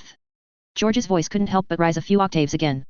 What are those two fellows, Bülow and Ludendorff, thinking? What do they take the training assault battalion for? Consumables. That's a unit I personally established. Every soldier in it is a treasure handpicked from the entire army. They are the seeds for exploring new tactics for the future army. Not for them to be thrown into a city to trade lives like ordinary infantry. The more George spoke, the angrier he became, and he started pacing back and forth in the command post again. No. I can't leave this unit in their hands any longer. I will immediately send a telegram to the General Staff headquarters to transfer the training assault battalion to our 5th Army Group. Under my direct command, under my very nose, let's see who dares to mess around like this again. Nobelsdorf listened quietly as the Crown Prince vented his anger, without interrupting. He knew that at this moment, the Crown Prince needed a listener, not a debater. When George's anger had somewhat subsided and he had sat back down in his chair, Nobelsdorf slowly began to speak. Your Royal Highness, I understand your feelings. The training assault battalion is your brainchild, and it's natural for you to feel distressed seeing it suffer such heavy losses. He paused, then continued with sincere earnestness, however, I personally advise you not to do that. Why? George looked at him in confusion. Should I just let them do as they please? Of course not. Nobelsdorf shook his head, and after sitting down in the chair opposite the Crown Prince, he continued. Your Royal Highness, have you considered how other generals in the army would view it if you forcibly transferred the training assault battalion now? George was stunned. Nobelsdorf continued his analysis. Since its inception, the training assault battalion, due to your strong support, has received far more resources than other units, the best equipment, the most outstanding soldiers, the highest priority for logistical supplies. To be honest, there have already been some rumors in the army. Many people are saying that it's nothing more than your Royal Highness's toy unit, a privileged royal guard, all show and no substance. Fortunately, the 2 battles in Liege and Charleroi have allowed the training assault battalion to undeniably prove its worth, shutting down those critics. At least now, no one dares to question the combat effectiveness of this unit. But if, at this moment, merely because it suffered some casualties, you immediately transfer it to your side for protection, then those previous rumors will likely resurface with a vengeance. People will say, see. This unit is indeed the Crown Prince's private property, only capable of fighting easy battles. As soon as it encounters a tough fight, His Royal Highness feels distressed and can't bear to let it continue. In this way, the prestige that the training assault battalion painstakingly earned with blood and military achievements will be greatly diminished. How can a unit considered privileged truly train other units? How can officers and soldiers from other units sincerely learn their tactics? These words left George speechless. Although he was still angry, he knew that Nobelsdorf's words were reasonable. As the Crown Prince of the Empire, though an idealist, he was not a fool, and he understood the complexities of politics and human nature. He sighed helplessly, leaned back in his chair, and rubbed his aching forehead. So, you mean to just let it go? Of course not, Nobelsdorf smiled. Your Royal Highness, I believe that if you truly want the training assault battalion to become a benchmark admired by the entire army, and for everyone to be convinced, then it must acquire more, undeniable military achievements. War is the only standard for testing a unit's mettle. Only units that survive the most brutal battlefields and continuously achieve victories are qualified to train others. Of course, battles must be fought, but replenishment must also be in place. We must ensure that this unit always possesses the strongest combat power. Personnel, weapons, ammunition, all must be replenished with the highest priority. I believe General Bülow and General Ludendorff, after the Battle of Charleroi, understand this better than anyone. Nobelsdorf looked at the Crown Prince and continued. Once we complete the strategic objectives of this phase, for example, capturing Paris, at that time, allowing the training assault battalion a period of long rest to summarize tactical experiences, and then beginning to train seed units in batches for various army groups, that would be the most suitable time. George remained silent for a long time, then finally nodded. You're right, Schmidt, I was a bit impulsive. He had to admit that his chief of staff considered things more thoroughly and calmly than he did. However, he changed the subject, his eyes becoming sharp again. This matter cannot just pass. I may not recall it, but I must send a letter to Bülow to give him a good dressing down. To let him know just how precious this unit is. If he dares to mess around like this again, I won't spare him. Nobelsdorf smiled and nodded. I believe that with your personal letter, General Bülow will certainly understand the gravity of the situation. Seeing that the Crown Prince's mood had finally stabilized, Nobelsdorf knew it was time to discuss serious matters. He stood up, walked back to the map, and his smile faded, replaced by a serious and focused expression. Your Royal Highness, I actually came to discuss something else. After 13 days of fighting, our entire right wing's advance can be said to have perfectly achieved its plan. The revolving door envisioned by former Chief of Staff, His Excellency Schlieffen, has now basically taken shape. His finger traced a large arc on the map from north to south, an arc representing the spearhead of the Saxon 1st, 2nd, 3rd, and 4th Army groups.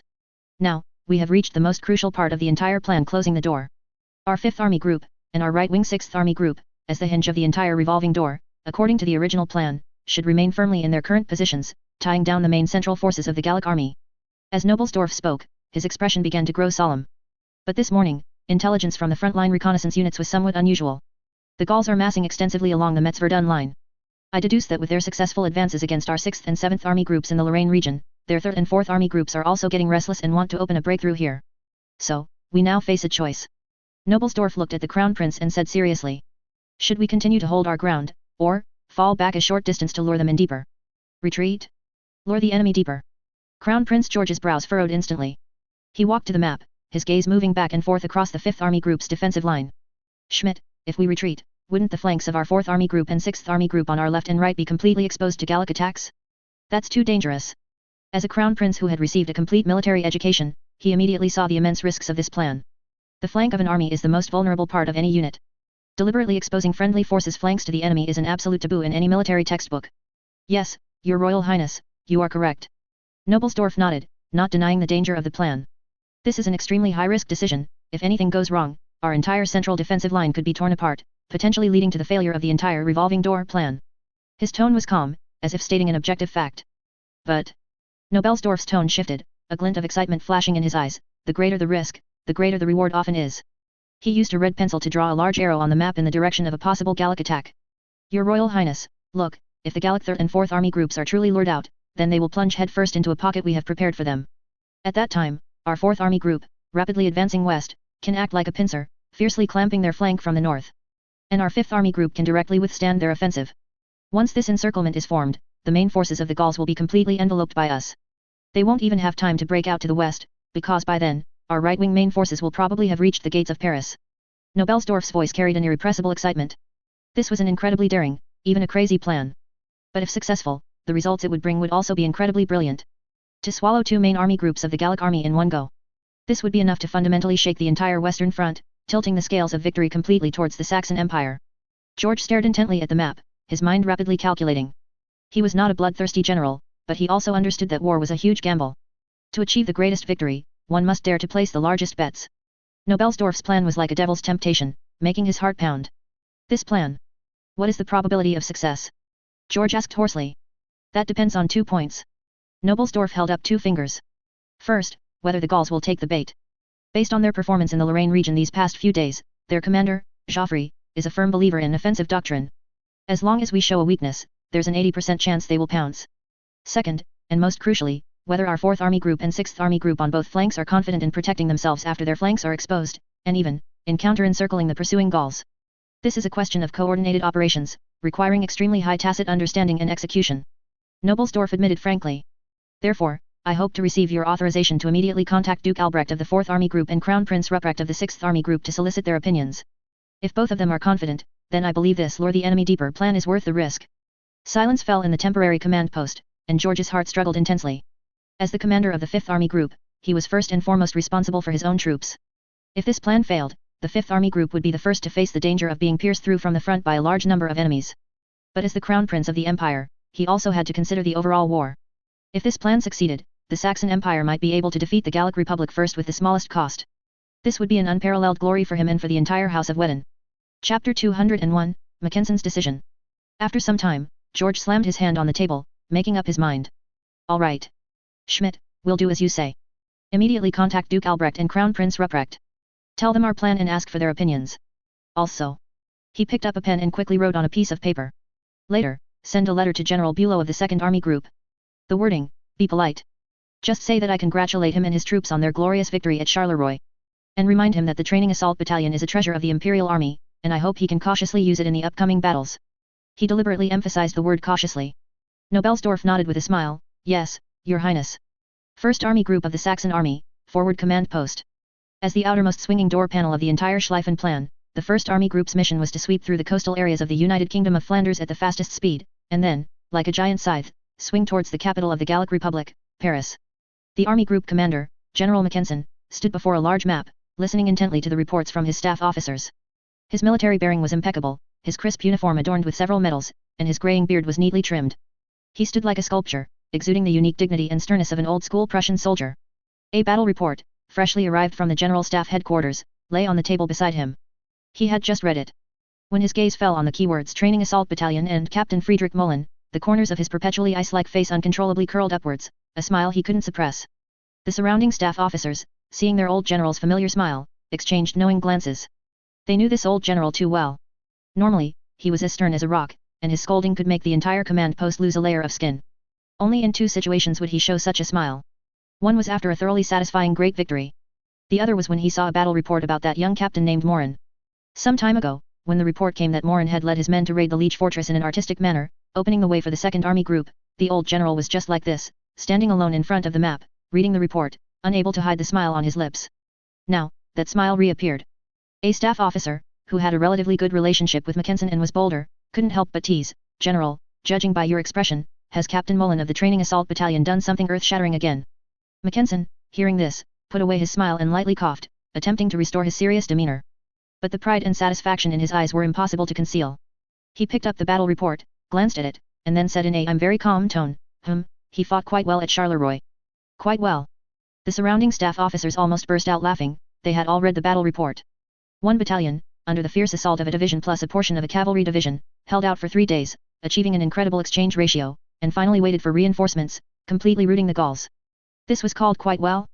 Then what would be considered a good fight? 1 man breaking through the entire Gaulish 5th Army Group? They all knew that General Mackensen was being modest, but he was already overjoyed inside.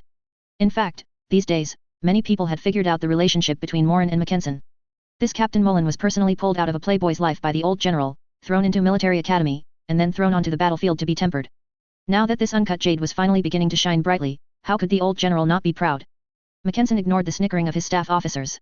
He put down the battle report and refocused his attention on the 1st Army Group's current battle situation. For him, being proud of a junior he had watched grow up was one thing, but the war at hand was something he, as an Army Group commander, had to fully commit to. Report the situation in front of us, he said in a deep voice. A combat staff officer immediately stepped forward, pointing at the map. Reporting, General, our 1st Army Group's offensive during this period has been very smooth. It was indeed very smooth. Although the armored airship attached to the army group had been temporarily transferred to support the 2nd Army Group's attack on the Namur Fortress Group, this did not affect the advance speed of the 1st Army Group's 400,000-strong army. Especially after the main forces of the United Kingdom of Flanders, stationed in Antwerp, foolishly moved south to try and relieve the Namur Fortress Group. The 1st Army Group seized the opportunity and consequently captured Antwerp, an important city. Immediately after, the capital of the United Kingdom of Flanders, Brussels, seeing that the tide had turned, publicly declared itself an undefended city, and the 1st Army Group occupied it without shedding blood. As the main transportation routes within the United Kingdom of Flanders were completely cleared, the Northern Reserve Cluster, composed of a large number of reservists and temporarily conscripted troops, gradually arrived and took over the rear defences. Mackensen was able to lead the main force of the 1st Army Group to advance rapidly towards the border of the Gallic Republic without any worries. During this process, a small incident also occurred. Their old adversary, a detachment of the Holy Britannian Empire Expeditionary Force, with naval gunfire support from the Royal Navy Fleet, made a forced landing in the Dunkirk area. But their luck was not so good. Because the 1st Army Group's advance was too fast, this Britannian force had barely landed and settled in before they were blocked by the 1st Army Group's vanguard in the narrow Dunkirk landing zone. Although Royal Navy battleships continuously provided fire support from offshore, the powerful naval guns of those behemoths prevented the 1st Army Group from launching a rash frontal assault. However, the problem was that this force, which reconnaissance indicated consisted of only one division, about 20,000 men, was also firmly trapped there, unable to advance even half a step inland. After leaving a corps to cooperate with the support forces arriving from the rear, completely encircling this Britannian detachment to ensure they could not threaten the army group's flanks and rear. Mackensen then ignored them and continued to lead the main force of the 1st Army Group into the territory of the Gallic Republic. Due to the existence of the Gallic Republic's famous air left wing, the 1st Army Group encountered almost no decent resistance after entering Gaulish territory. On August 14 alone, the entire force advanced over 30 kilometers without any hindrance. This speed of advance drove the entire force wild. Some grassroots soldiers even optimistically believed that they might just stroll all the way to the gates of Paris. This overly optimistic mood was only curbed on the evening of August 14, when the 1st Army Group's vanguard encountered the first wave of the main Britannian Expeditionary Force, which had been urgently mobilized by rail, outside the city of Arras. Upon receiving the report, General Mackensen immediately ordered the entire army to halt its advance and deploy along the Arras line, forming a standoff with the Britannian Expeditionary Force facing them. Now, he stood before the map, contemplating his next move. The Britannians. John French. Mackensen looked at the red arrows representing the enemy on the map, a cold glint flashing in his eyes. In several previous small-scale conflicts in overseas colonies, this old adversary had caused him quite a bit of trouble. General. A staff officer spoke. According to the General Staff Headquarters Battle Report, the 2nd and 3rd Army Groups have formed a semi-encirclement of the Gallic 5th Army Group. Should we consider cooperating with them? Mackensen looked up at the staff officer. What do you mean? The staff officer said somewhat excitedly, I believe we can launch an attack to the southeast, targeting the semi-encircled Gallic 5th Army Group. They are currently suffering a major defeat and their morale is low, making it the best time for us to attack. At that time, coupled with the pressure exerted by the 2nd Army Group from the front and the 3rd Army Group from the flank and rear, it will be enough to completely collapse this Gallic force. This suggestion excited the other staff officers in the command post. This was indeed a very tempting plan to completely annihilate an enemy army group in one go. However, Mackensen shook his head. No. The old general's voice was unusually firm in the forward command post. The command post instantly fell silent, everyone looking at the old general with puzzled expressions. General, why? The staff officer who had just made the suggestion couldn't help but ask. This is a once-in-a-lifetime opportunity. I know it's a good opportunity. Mackensen's gaze remained on the map, but, have you forgotten what our primary mission is? He pointed heavily at Paris on the map with his command stick. Our mission is Paris. To reach the gates of Paris as quickly as possible, delivering the heaviest blow to the Gallic Republic politically and militarily. Followed by forming a huge encirclement to completely trap the main force of the Gallic Republic Army. This is the core of the General Staff Headquarters' entire rotation plan. If we now turn to attack the Gallic 5th Army Group, while we might achieve a glorious tactical victory, it would slow down our advance towards Paris. This is a typical case of losing the big picture for a small gain, picking up sesame seeds and losing the watermelon. The old general's voice echoed in the command post, every word striking the hearts of the staff officers. They all fell silent. Yes, they had only thought about the immediate opportunity, but forgotten the highest strategic objective of the entire campaign. Mackensen looked at his staff officers, his tone softening slightly. You must remember, as commanders, never let immediate victories go to your head. Any tactical action must serve the ultimate strategic objective. Otherwise, even if you win every battle, you might ultimately lose the entire war. Yes, General. The staff officers responded in unison, their faces showing expressions of being enlightened. Mackensen nodded, but he knew very well that the General Staff Headquarters plan was a plan, but the actual situation on the battlefield was constantly changing, and blindly sticking to rules was also a major military taboo. His goal, from beginning to end, was to eliminate the Britannian Expeditionary Force in front of him and then rapidly advance on Paris. However, tactically speaking, he could indeed make some adjustments. His gaze moved back and forth between the positions of the Britannian Expeditionary Force and the Gallic 5th Army Group on the map. These two forces, although geographically connected, belonged to two different countries, and their command systems were completely independent. Such a junction is often the weakest link in the entire defensive line. A relatively conservative idea gradually formed in the old general's mind. We won't attack the Gallic Fifth Army Group, but we can attack the junction between them and the Britonians. Mackensen slowly said. Junction. The staff officers all leaned in. Exactly. Mackensen's command stick drew a line on the map between Eris and Cambrai. Our goal is not to defeat either of them, but to cut off their connection, making them truly two isolated armies unable to support each other. Once we succeed, the Britonian Expeditionary Force will find their right flank completely exposed. The Gallic Fifth Army Group, on the other hand, will find their left flank wide open. At that time, what do you think John French, that Britonian, will do to preserve his own forces? Mackensen's lips curled into a cold smile. He will retreat. A staff officer immediately reacted. He will definitely retreat without hesitation to protect his own flank. He cannot sacrifice his expeditionary force here for the sake of the Gauls. Exactly. Mackensen nodded approvingly. As soon as the Britonians retreat, the Gallic Fifth Army Group's doom will be sealed. They will be completely isolated, to be devoured by the Second and Third Army Groups like dumplings. And us. Mackensen's command stick pointed at Paris again. We shattered their junction, forced the Britonians to retreat, cleared the biggest obstacle on our path, and can now advance at full speed towards Paris without any worries. This plan was much more cautious and practical than the direct attack plan, and it better aligned with the First Army Group's strategic mission. It was like a surgical knife, precisely cutting into the enemy's most vulnerable point. The staff officers in the command post, looking at the attack route drawn by the command stick on the map, were all flushed with excitement. General is brilliant. This plan is perfect. Mackensen ignored the staff officer's flattery. He considered such things superficial. So he quickly gathered his chief of staff and several corps staff officers, and began to discuss the specific operational plan in detail in front of the map. Our main attack direction will be here. He pointed to an area southeast of Eris. This is the junction of the Britonian Expeditionary Force and the Gallic Fifth Army Group's defense lines. The terrain is relatively open, suitable for us to leverage our numerical superiority. Chapter 202, The Allied Forces. Just as the generals of the Saxon army were sharpening their blades, preparing for a major offensive, the atmosphere in the joint command of their opponents, the Gallic and Britonian Allied forces, was one of gloomy despair. General Lanrizac, commander of the Gaulish Fifth Army Group, had been holed up in his tent for a full day.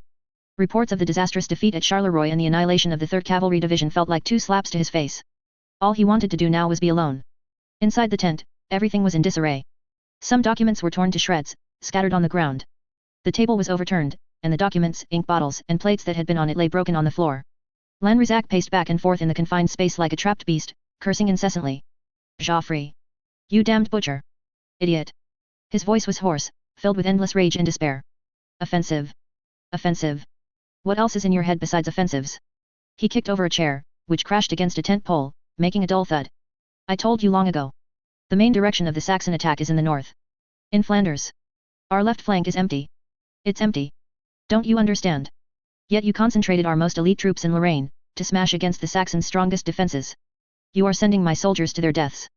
Now look. Charleroi is lost. My 9th Division is crippled. The 3rd Cavalry Division is gone. The entire 5th Army Group's flank is exposed. Are you satisfied? You butcher, sitting in your Paris office drinking coffee. His roars echoed through the tent. The guards and staff outside, hearing the sounds from within, dared not enter. They knew the general was on the verge of collapse. The defeat at Charleroi was devastating to the 5th Army Group. It wasn't just the loss of a division and a cavalry division. More importantly, it was the collapse of morale. When the remnants who escaped from Charleroi described to their comrades the iron behemoth in the sky, like a divine punishment, and the streets covered with thousands of corpses, an unprecedented fear spread throughout the entire 5th Army Group. The Saxons were no longer the rigid, old-fashioned opponents they had imagined. They possessed weapons beyond imagination and an iron will. This psychological shock was far more terrifying than physical casualties. Lanrizac slumped to the ground, leaning against the canvas wall of the tent, breathing heavily. After the anger came endless exhaustion and regret. He regretted not having more resolutely opposed Joffrey's plan back then, but thinking about it now was useless. However, Lanrizac knew he had to pull himself together and consider the next course of action. He couldn't help but recall the temporary meeting he attended yesterday at the rear, where he met the commander of the Britonian Expeditionary Force. Although there was a slight friction between the two sides during the meeting, regardless, the Britonian Expeditionary Force was currently their only ally. Perhaps we can only hope the Britonians hold out longer, long enough for us to regroup our defenses in the rear. Field Marshal John French, Commander-in-Chief of the Holy Britonian Empire Expeditionary Force, was in a terrible mood. He felt like a professional firefighter, sent to extinguish a raging inferno that had already spread far and wide. And the victims of this inferno were still pouring oil on the fire. First, there was the Dunkirk landing operation. The original plan was for the main force of the Expeditionary Force to land at Dunkirk, then rapidly expand eastward, like a sharp dagger piercing the flank of the Saxon First Army Group. It was a good plan, but it was based on one premise that the Saxons' advance would not be so fast. What was the result? While his vanguard was still bobbing on the sea, the Saxon cavalry had already reached the outskirts of Dunkirk. This directly led to the subsequent landing operations being forced to halt. The division that had already landed was firmly trapped in the narrow landing zone, unable to move. Although there was fire support from the Royal Navy, it was temporarily safe, but it had completely lost its tactical value, becoming a waste, useless piece. To make matters worse, according to news from the Royal Navy, the main force of the Saxon High Seas Fleet had left port and was patrolling the North Sea. This meant that the Royal Navy could no longer keep its valuable battleships stationed off Dunkirk for long as fixed-gun batteries. John French had no doubt that once the Royal Navy withdrew, the encircled division would be swallowed whole by the Saxons within 3 days. He had even begun to seriously consider whether to quickly withdraw that division while the Royal Navy was still present. And after losing Dunkirk as a landing site, he could only lead the main force of the expeditionary force on a long detour, landing at Le Havre and Rouen in western Gaul, then urgently transport them north by rail to plug the ever-widening gap. Then, there was that joint command meeting that almost made him draw his sword on the spot. When he arrived at the temporary Allied command post in Amiens, covered in dust, the first thing he did was have a big argument with Joffre, the Gallic commander-in-chief, and Lanrizac, the 5th Army Group commander. "Gentlemen, I need an explanation." John French slammed the map onto the table, unceremoniously pointing to the large blank area from Arras to the coastline. "Why is this empty? Where is your left flank? Do you intend to use emptiness to protect the flank of Paris?" His Gallic was not fluent, spoken with a heavy Britannia accent. But he believed his meaning had been conveyed clearly enough. However, he was met not with an explanation, but with mockery. "Oh? Are our Britannia friends teaching us Gauls how to fight?" General Joffre leaned back in his chair, slowly speaking, a hint of arrogant smile on his face. General Lanrizac was even more excessive. This commander, in a bad mood after a recent battle setback, even mimicked John French's accent, saying sarcastically, "Yes, my dear Marshal, your Gallic is truly standard." A suppressed laugh rippled through the command post. John French's face instantly turned liver red. He felt his blood pressure soaring. Suppressing his anger, he spoke word by word. "I am not joking. Gentlemen. The Saxon First Army Group has at least 400,000 men. They are advancing here at an alarming speed. If you do not immediately strengthen your left flank's defenses, Paris will be in danger." "Danger? I think you've been scared witless by the Saxons, Marshal." Joffre snorted. "The main force of our Gallic army is in the Lorraine region, achieving continuous victories. Soon we will break through their defenses and strike directly into the Saxon heartland. At that time, their northern forces will naturally retreat without a fight." "Victories?" John French couldn't believe his ears. "You call those suicidal charges victories? Do you know how heavy your casualties are? You are using the lives of soldiers to satisfy your ridiculous offensive doctrine fantasies." "Enough." Joffre slammed his hand on the table, stood up abruptly, and pointed at John French's nose. "Watch your words, Marshal. Are you questioning the military honor of the Gallic Republic? I tell you, our Gallic soldiers are the bravest soldiers in the world. They crave attack, they crave glory. Not like you Britonians, who only know how to hide beneath a mage's robe." Chapter 203, Rest in Tachanka? You. John French trembled with rage. These were simply a bunch of madmen. A bunch of lunatics whose heads had been muddled by so-called honor and offensives. It was impossible to communicate with them. The first round of meetings between the two sides ended in a fierce argument and an unhappy parting. The more serious problem was that the meeting concluded without discussing any of the most crucial issues, such as how the expeditionary force should be deployed next or how it should coordinate with the Gaulish army. The next day, John French had no choice but to lead his expeditionary force, gritting his teeth, towards Arras. Because he knew that if he didn't plug that hole, no one else would. However, just as his troops arrived in Arras and before they could fully deploy, the vanguard of the Saxon First Army Group was already upon them. "Your Excellency, all our troops have entered their designated positions," an orderly reported from behind John French on the front line. "The defensive line has been initially established, but our troop strength is too disparate compared to the Saxons we face." John French lowered his binoculars and remained silent. Of course, he knew the troop strength was greatly disparate. He had, at most, only 5 infantry divisions and 1 cavalry division, totaling about 100,000 men. The opposing Saxon First Army Group, however, was a significantly reinforced army group, with a total strength exceeding 400,000, according to vague intelligence. A 4-to-1 numerical disadvantage. How could this battle be fought? He glanced back at the staff officers behind him. Their faces, those officers who had crossed the channel to a foreign land, showed a trace of unconcealed worry. He knew he had to give them confidence. "Gentlemen, do not be intimidated by the enemy's numbers." John French's voice was steady and strong. "We are soldiers of the Holy Britonian Empire. We possess the finest army in the world, and the most powerful attached mages. Although the Saxons are numerous, they have traveled a long distance and are already exhausted, and they also have no mages to assist them, while we are rested and waiting. Tell all the soldiers that behind them is the English Channel. If Gaul falls, then the Saxon barbarians will extend their reach to the borders of our homeland. We have no retreat." His impassioned speech rekindled the fighting spirit on the faces of the staff officers. John French nodded, dismissing them to their duties. When only he and a few trusted aides remained on the high ground, the resolve and decisiveness on his face gradually faded. It was replaced by a look of solemnity and helplessness. Those words just now were all for his subordinates to hear. He knew very well in his heart that this battle was likely to end badly. Fight to the death? What a joke. He would not sacrifice his precious expeditionary force here for these Gaulish fools. As the commander of the expeditionary force, he was first and foremost responsible to the Holy Britannian Empire and for the lives of his 100,000 soldiers. He turned around and looked towards the plain to the southeast. That was the direction of the Gaulish Fifth Army Group. His only hope now was that Lanrizac, the man who had boasted wildly at the meeting, could withstand the pressure and not make any more foolish mistakes. As long as the Fifth Army Group could protect his right flank, he had some confidence in relying on the support of the attached mages and armored knights to have a good fight with the Saxons in Arras. But what if the Fifth Army Group also collapsed? A hint of coldness flashed in John French's eyes. He had already prepared a contingency plan. He walked to the map, his finger slowly sliding to a city behind Arras-Amiens. The Somme River flows from east to west through the northern part of Amiens, and its average width in the Amiens section is about 20 meters. That was a natural and excellent defensive line. If the expeditionary force could not withstand the Saxon attack in Arras, or if something went wrong with the Gaulish Fifth Army Group, he would not hesitate to immediately order the entire army to retreat to Amiens and defend along the Somme River. As for these Gaulish lands north of Arras, if they were lost, they were lost. That was Gaulish land. What did it have to do with him, John French, and the Holy Britannian Empire? He had already done his utmost. He had already warned them at the War Council, it was their own fault for not listening. Now, he must secure a retreat path for his own army. Deliver my order, he said to a trusted staff officer beside him. Order the engineer units to immediately proceed to Amiens to survey the terrain along the Somme River, mark all suitable locations for establishing defensive lines, and prepare to demolish all bridges. Yes, Marshal, the orderly replied and departed. Watching the orderly's retreating figure, John French's heart felt a little more at ease. Under such circumstances, with each ally harboring their own intentions, time quietly advanced to August 16th. Morin and the training assault battalion were still resting outside the northern city of Charleroi, with some soldiers who had shown excellent combat performance, drawn from various units of the 2nd Army Group, already having been supplemented into the training assault battalion.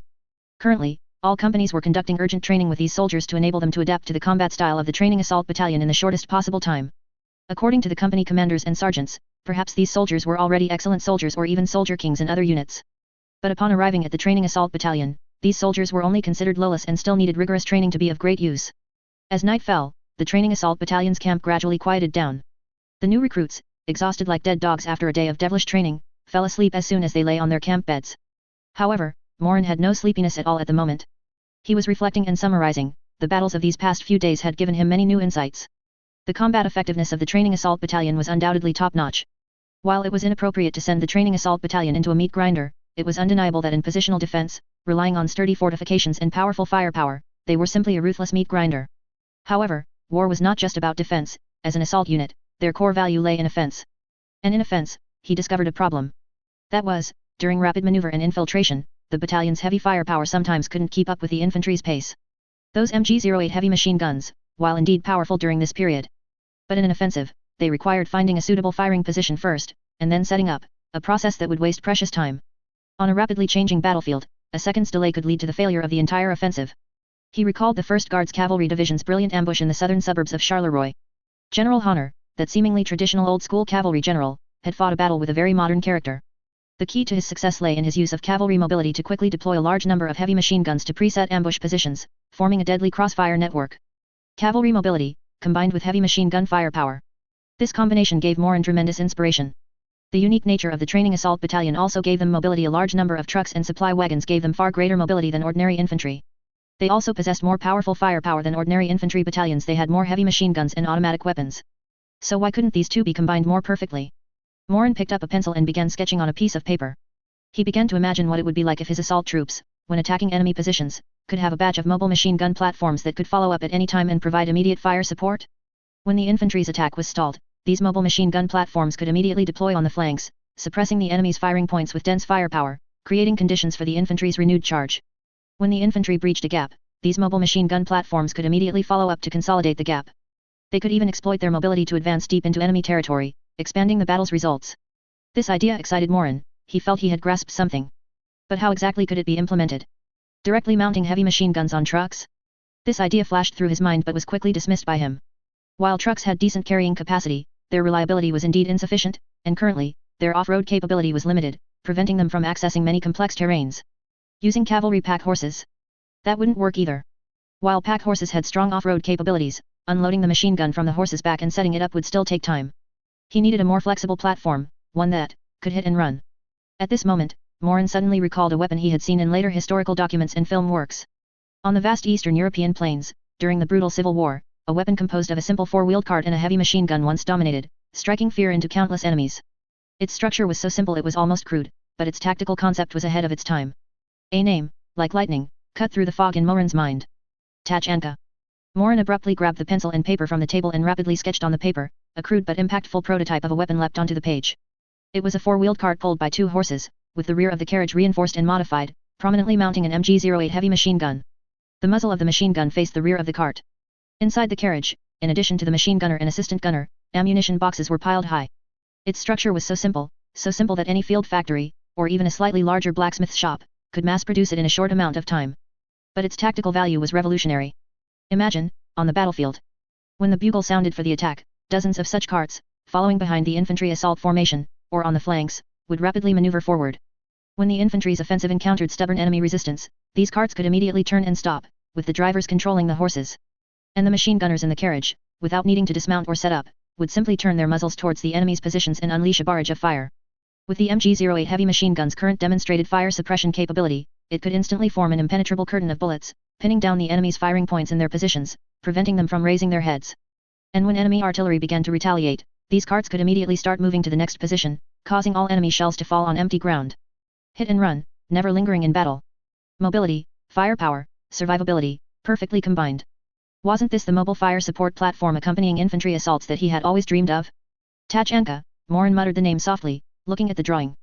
Of course, this relatively early and primitive fire platform could only be considered an emergency solution. What Morin truly wanted in his heart was actually an armored knight with a certain degree of bulletproof capability and stronger firepower. However, with current glow crystal vehicle technology, developing a practical armored knight would definitely take time, at least it wasn't something he could solve on the battlefield. It seems I need to write a letter to Sister Cecilia. Chapter 204, A Letter is Like Seeing You. Morin thought of writing to Cecilia partly because he saw some soldiers from the training assault battalion writing letters home during their rare downtime. For Morin, this was a very strange experience, as before his transmigration, he was accustomed to contacting distant relatives by phone or video chat.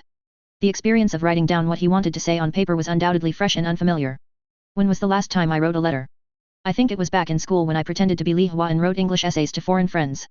This thought flashed through Morin's mind, and then he picked up a dip pen from the stationery prepared by his orderly and began to write on a fresh sheet of letter paper. Dearest Sister Cecilia, a letter is like seeing you. In the first half of the letter, Morin used every flowery phrase he could think of to express his longing for Cecilia. Of course, he also briefly described his battlefield experiences over the past half-month. However, after carefully omitting the bloody, cruel details that might worry those far away, Morin found that all he could write about were some exotic customs of the United Kingdom of Flanders and some interesting anecdotes from the battlefield. For example, how he persuaded the two big shots of the 2nd Army Group to secure 200 roasted pork knuckles for his troops. He thought this was better, there was no need to pour too many negative emotions from the battlefield into letters sent to the rear. Those around him needed reassurance, not to share his anxieties. After writing about half a page of longing, Morin's letter finally got to the point. As the undisputed brilliant crystal queen of the Saxon Empire, Cecilia's vast commercial empire, Falkenstein-Eisenstein United Industries, naturally included manufacturing enterprises related to internal combustion engines and brilliant crystal automobiles.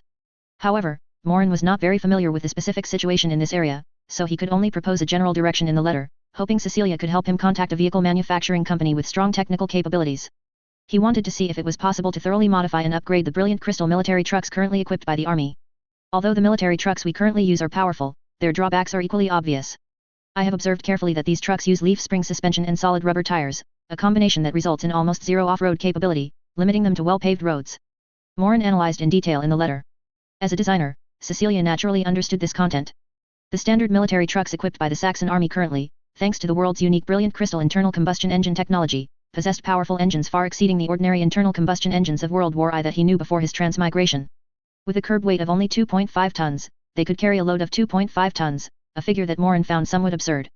Even more absurd was their top speed of up to 72 km per hour. However, Morin considered this data to be entirely laboratory data, severely exaggerated.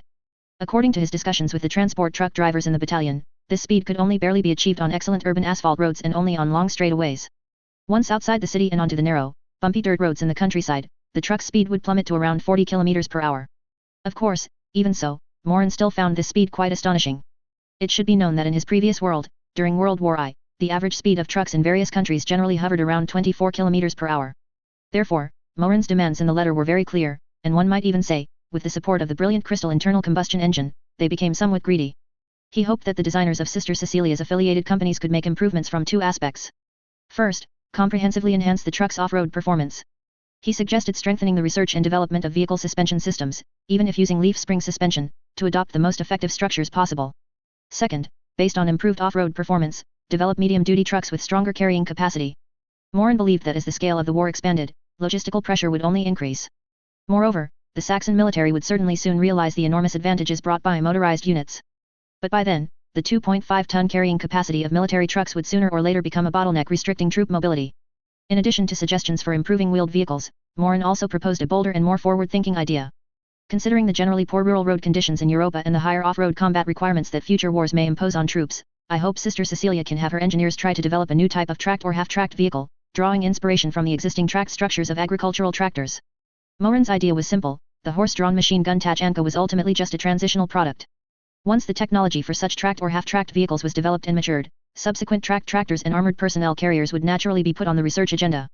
And the abnormal power performance of the brilliant crystal internal combustion engine in this world gave Morin reason to believe that these future iron beasts might create even greater miracles on this battlefield than he imagined. A land cruiser isn't impossible either. How can such a man's romance be missing? This thought flashed through Morin's mind. After eloquently writing about the serious business of vehicle technology, Morin used an entire paragraph to once again express his boundless longing and gratitude for Sister Cecilia. Your care, like a lighthouse in the dark night, guides me so that I do not lose my way on the foreign battlefield. Please take good care of yourself. When I return victorious, I will surely present you with the most beautiful roses of Gaul. Having written this, Morin reviewed the entire text, then put down his pen with satisfaction. After the ink on the letter paper had completely dried, he carefully folded the letter paper, put it into an envelope, and finally sealed it meticulously with sealing wax. He placed this family letter on the corner of the table, intending to give it to the battalion orderly first thing tomorrow morning to send to the field post office. However, Morin, who had originally planned to go to bed after finishing the letter, found that after writing this letter to Cecilia, he suddenly became wide awake. His brain felt as if it had been injected with some stimulant, entering a wonderful state of inspiration flowing freely. He suddenly realized that after the brutal battle of Charleroi, many new ideas and insights about individual weapons and magic technology had emerged in his mind. These ideas were like spring bamboo shoots after rain, constantly sprouting, making him eager to express them. Might as well write them all down. Morin sat up straight again and pulled out another fresh sheet of letter paper from beside him. Dear Miss Schmeisser, a letter is like seeing you. Asterisk. Morin's pen tip moved slightly, beginning the creation of the second letter. The greeting part of the letter to Helga was much shorter, as the recipient was his company employee, so too much pleasantry wasn't necessary. He simply inquired about her recent situation, then eagerly asked about the research and development progress of Schmeisser Arms Manufacturing Co., Limited as to new weapons, especially the production status of the MP-14 submachine gun. Next, Morin detailed his new thoughts on individual weapons from the battles in Charleroi and Liege in the letter. In these two major battles experienced by the Training Assault Battalion, he keenly discovered a problem.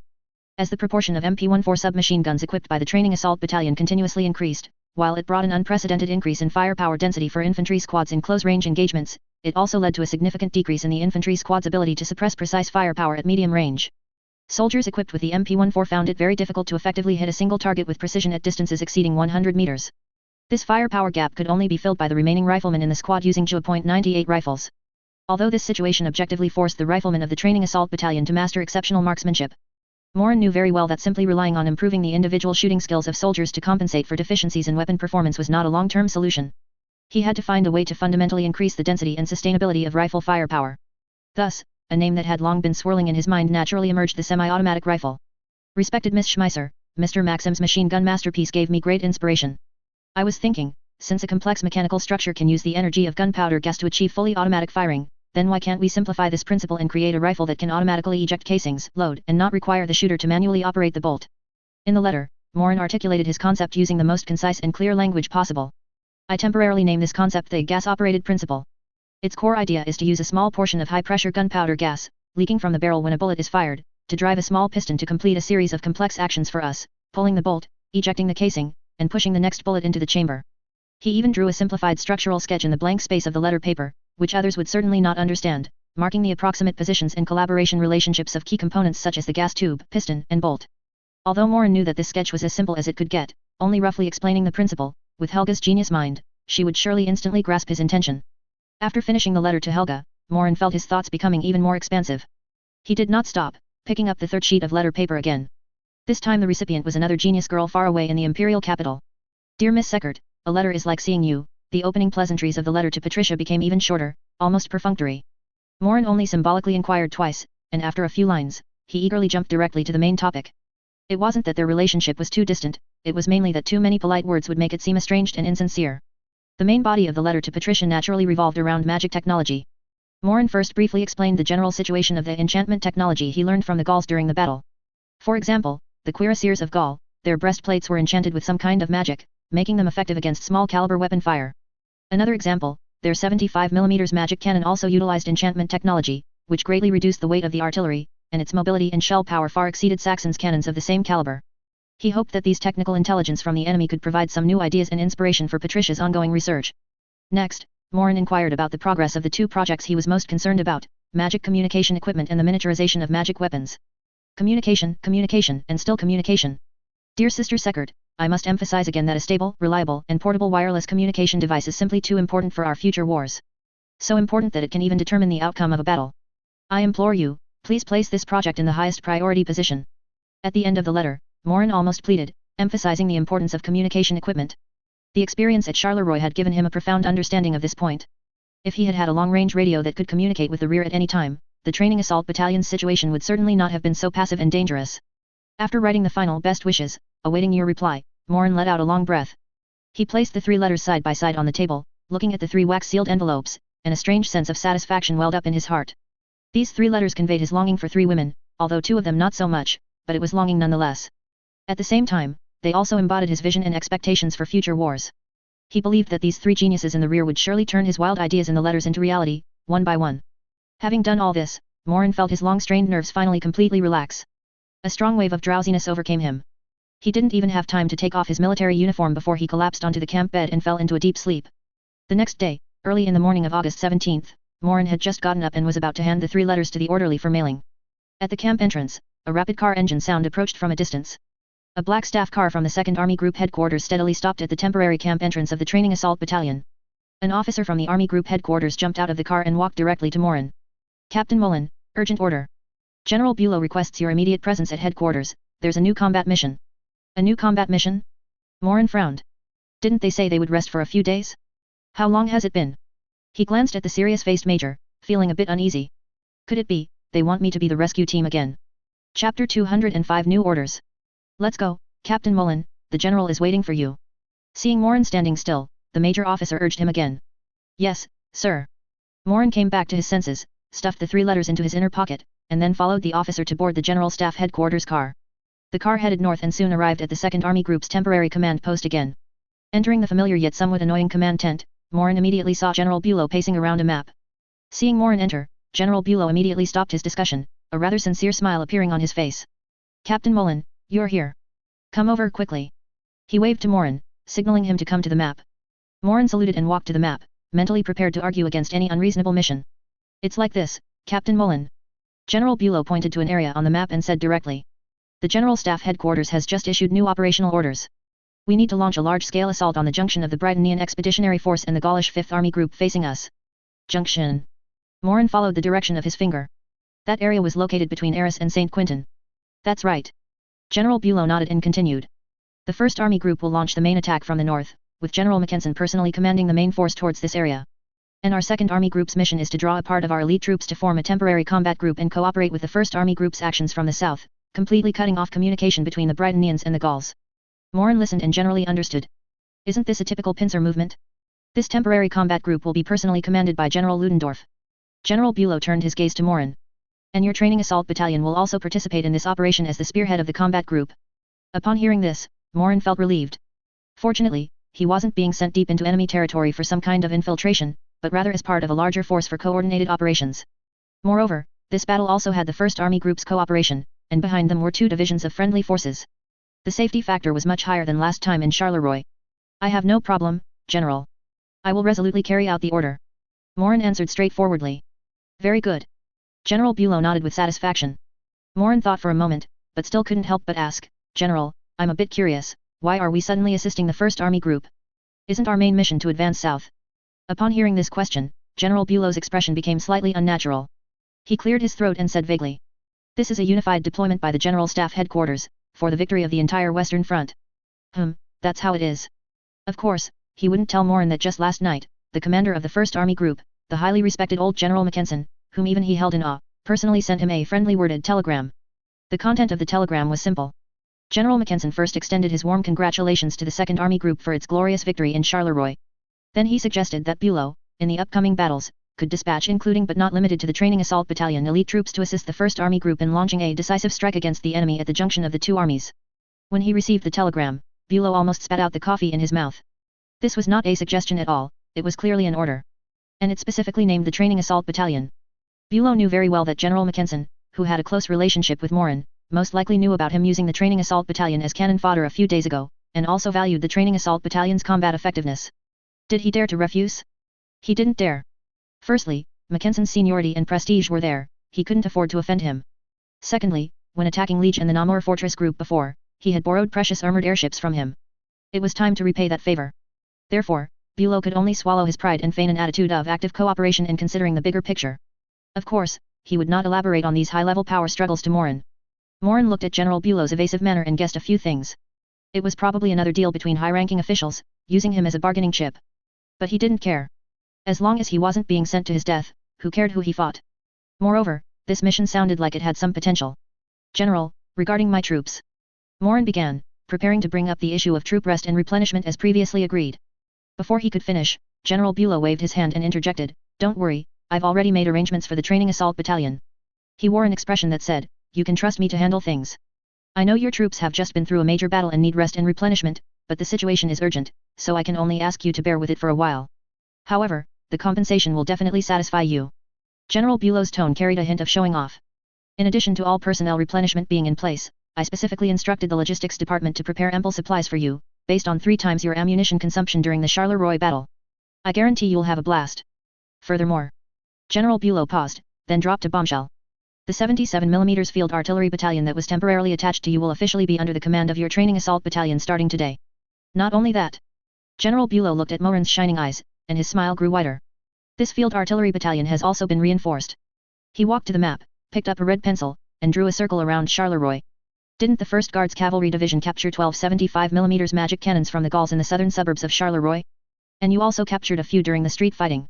I discussed it with General Honor, and we finally gathered 8 75 magic cannons to form 2 magic cannon companies, which will also be attached to your artillery battalion." "Oh, wow." Morin raised his eyebrows in surprise.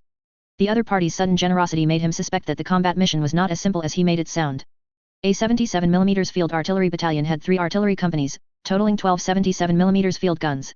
Now, an additional 2 companies of 75mm magic cannons, which meant 8 cannons, were attached. This meant that he now directly commanded a reinforced artillery battalion with 20 cannons. And an infantry battalion assigned an artillery battalion?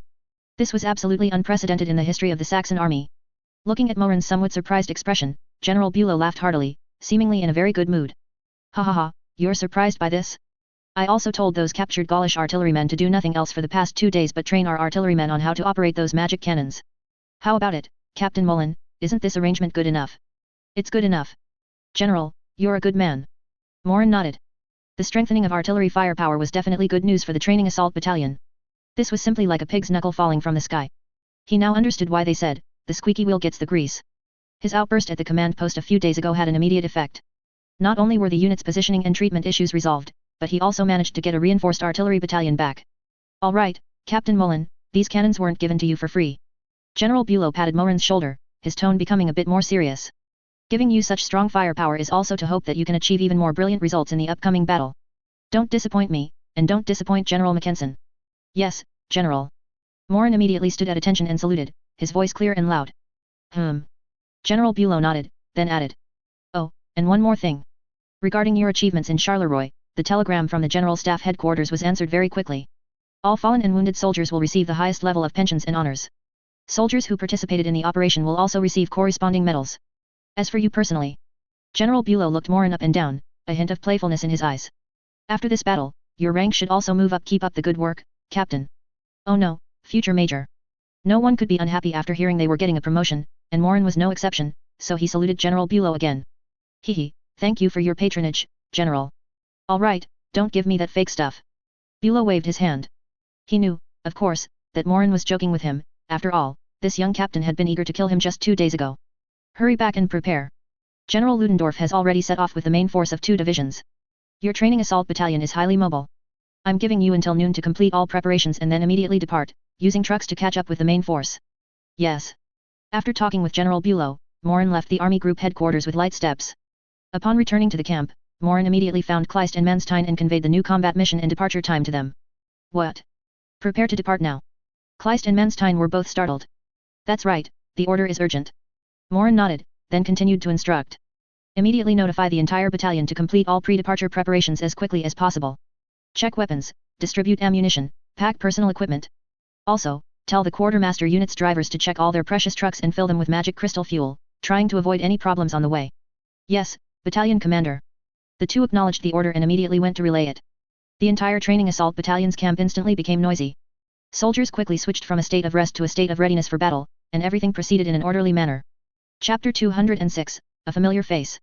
Morin looked at the unit operating like a precise machine before him and couldn't help but nod. See, this is what you call an elite force, tactical lean back. However, just then, he remembered the 3 letters he hadn't mailed yet. Morin found the sergeant responsible for camp services and inquired about the mail situation for the entire battalion. Reporting, Captain, the last batch of mail collected from the entire battalion has been packed and is ready to be sent to the Army Group's field post office. Wait a moment. Morin stopped him, I'll go myself.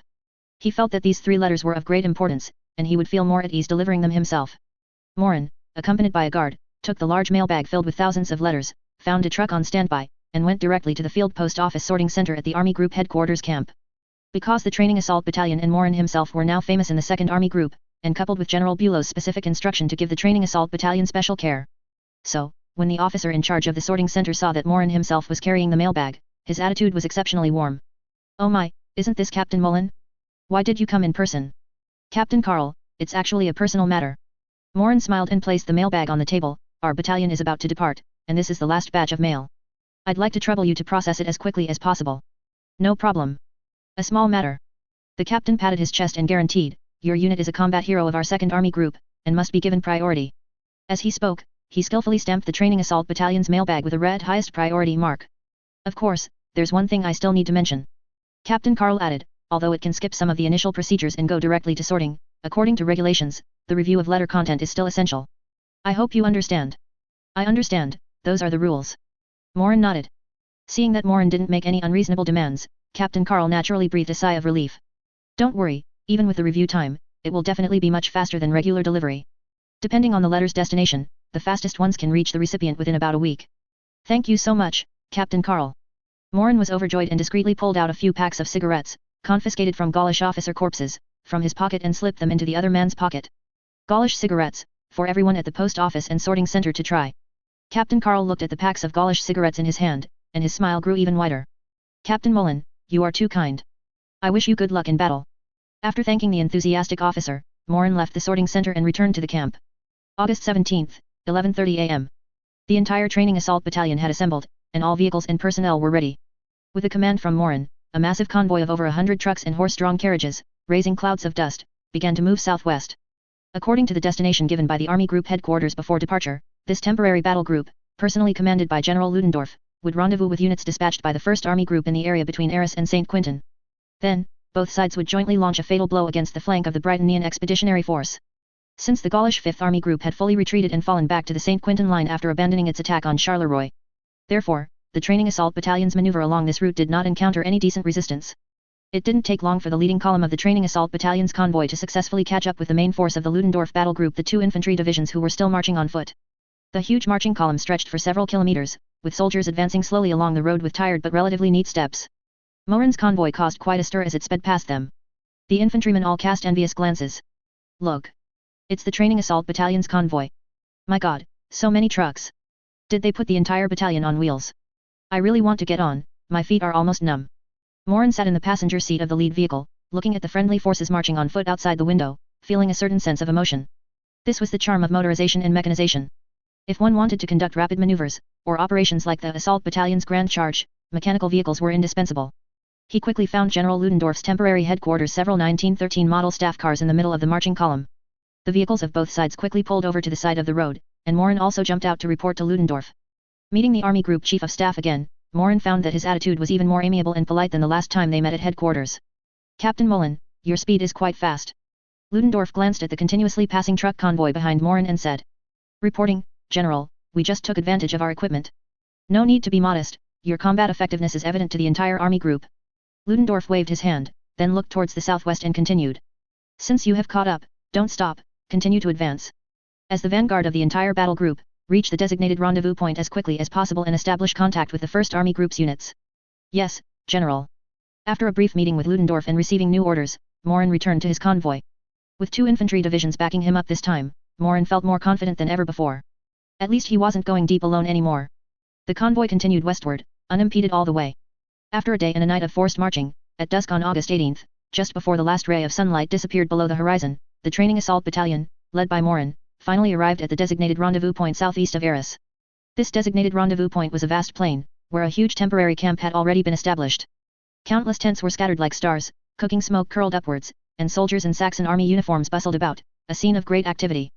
The camp's perimeter was heavily guarded, with patrolling sentries and machine gun positions set up everywhere. As Morin's convoy approached, it was stopped by a cavalry detachment. After verifying the password and identification, a major staff officer from the 1st Army Group warmly received them. Welcome, Captain Mullen. We have been waiting for you for a long time. Under the Major's guidance, the training assault battalion's convoy slowly drove into the camp and stopped in a reserved open space. The soldiers jumped out of their vehicles and began to set up camp, preparing for a short rest. Just as Morin was wondering if he should now contact someone from the 1st Army Group, a familiar tall figure suddenly emerged from a nearby tent and stood behind him. Morin. Hearing this very familiar voice, Morin turned his head, recognized the person's face, and his expression instantly lit up with surprise. Lieutenant Colonel C. Knight. What are you doing here? The person before him was none other than the Teutonic Knight with whom he had fought fiercely in Seville, and also Patricia's brother, Ludwig von C. Knight. Why shouldn't I be here? Ludwig laughed, walked forward, gave Morin a solid hug, and clapped him hard on the back. The main force of our Teutonic Order is attached to the 1st Army Group this time. And for this operation, my squadron will be coordinating the attack as an armored force. Long time no see, you old rascal. Morin also laughed and punched him lightly on the chest, his joy evident. To meet a long-lost old friend on a foreign battlefield was truly a wonderful feeling. As the two were catching up, several other officers, also wearing Teutonic Knight uniforms, emerged from the tent behind Ludwig. Seeing their squadron leader embracing a seemingly young captain, they all curiously sized up Morin, secretly wondering about the relationship between this young captain and their commander. Come, let me introduce you. Ludwig released Morin and, pulling him, introduced him to his knights. Gentlemen, this is my sworn brother from Seville, Captain Friedrich Mullen. Then, he introduced to Morin, these are my squad leaders. The several knight officers politely saluted Morin, but the curiosity in their eyes remained undiminished. Morin. This name, it wouldn't be that Morin, would it? One officer muttered softly. Ludwig seemed to sense their confusion and added with a smile, you guessed right, this Captain Mullen is indeed that butcher of Charleroi who has been fabled across the entire right flank recently. What? At these words, the several knight officers, who had initially maintained their aristocratic composure, instantly erupted. They all stared wide-eyed at Morin as if he were a monster, their mouths agape enough to fit an egg. My God! He's that butcher of Charleroi. Good heavens, he looks so young. I thought he'd be a burly man with a fierce face. It's him. The one who, with just one battalion, broke a Gaulish division. One officer couldn't even control his volume, exclaiming in a low voice. He wasn't intentionally losing his composure, it was simply that the recent exploits of the training assault battalion and Morin on the Western Front, after being embellished and exaggerated in various ways, had become increasingly outlandish and legendary. In the rumors that had spread from the 2nd Army Group, Morin and his training assault battalion were practically a demonic force that had crawled out of hell. Some versions said that one of their battalions had directly confronted a Gaulish army corps beneath the walls of Charleroi, slaughtering so many that corpses piled up and blood flowed like rivers. Other versions claimed that the hundreds of soldiers in their battalion were not ordinary people, and in a frontal charge, they directly shattered the charge formation of thousands of Gaulish cuirassier heavy cavalry. Even more absurdly, some people swore that Captain Mullen was exceptionally gifted, with an astonishing appetite, eating 200 roasted pork knuckles in one meal, more than a bear could eat. Chapter 207, The Armored Knight's Toy. These rumors, a mix of truth and fiction, spread rapidly among the soldiers and lower-ranking officers of various army groups, originating from the 2nd Army Group.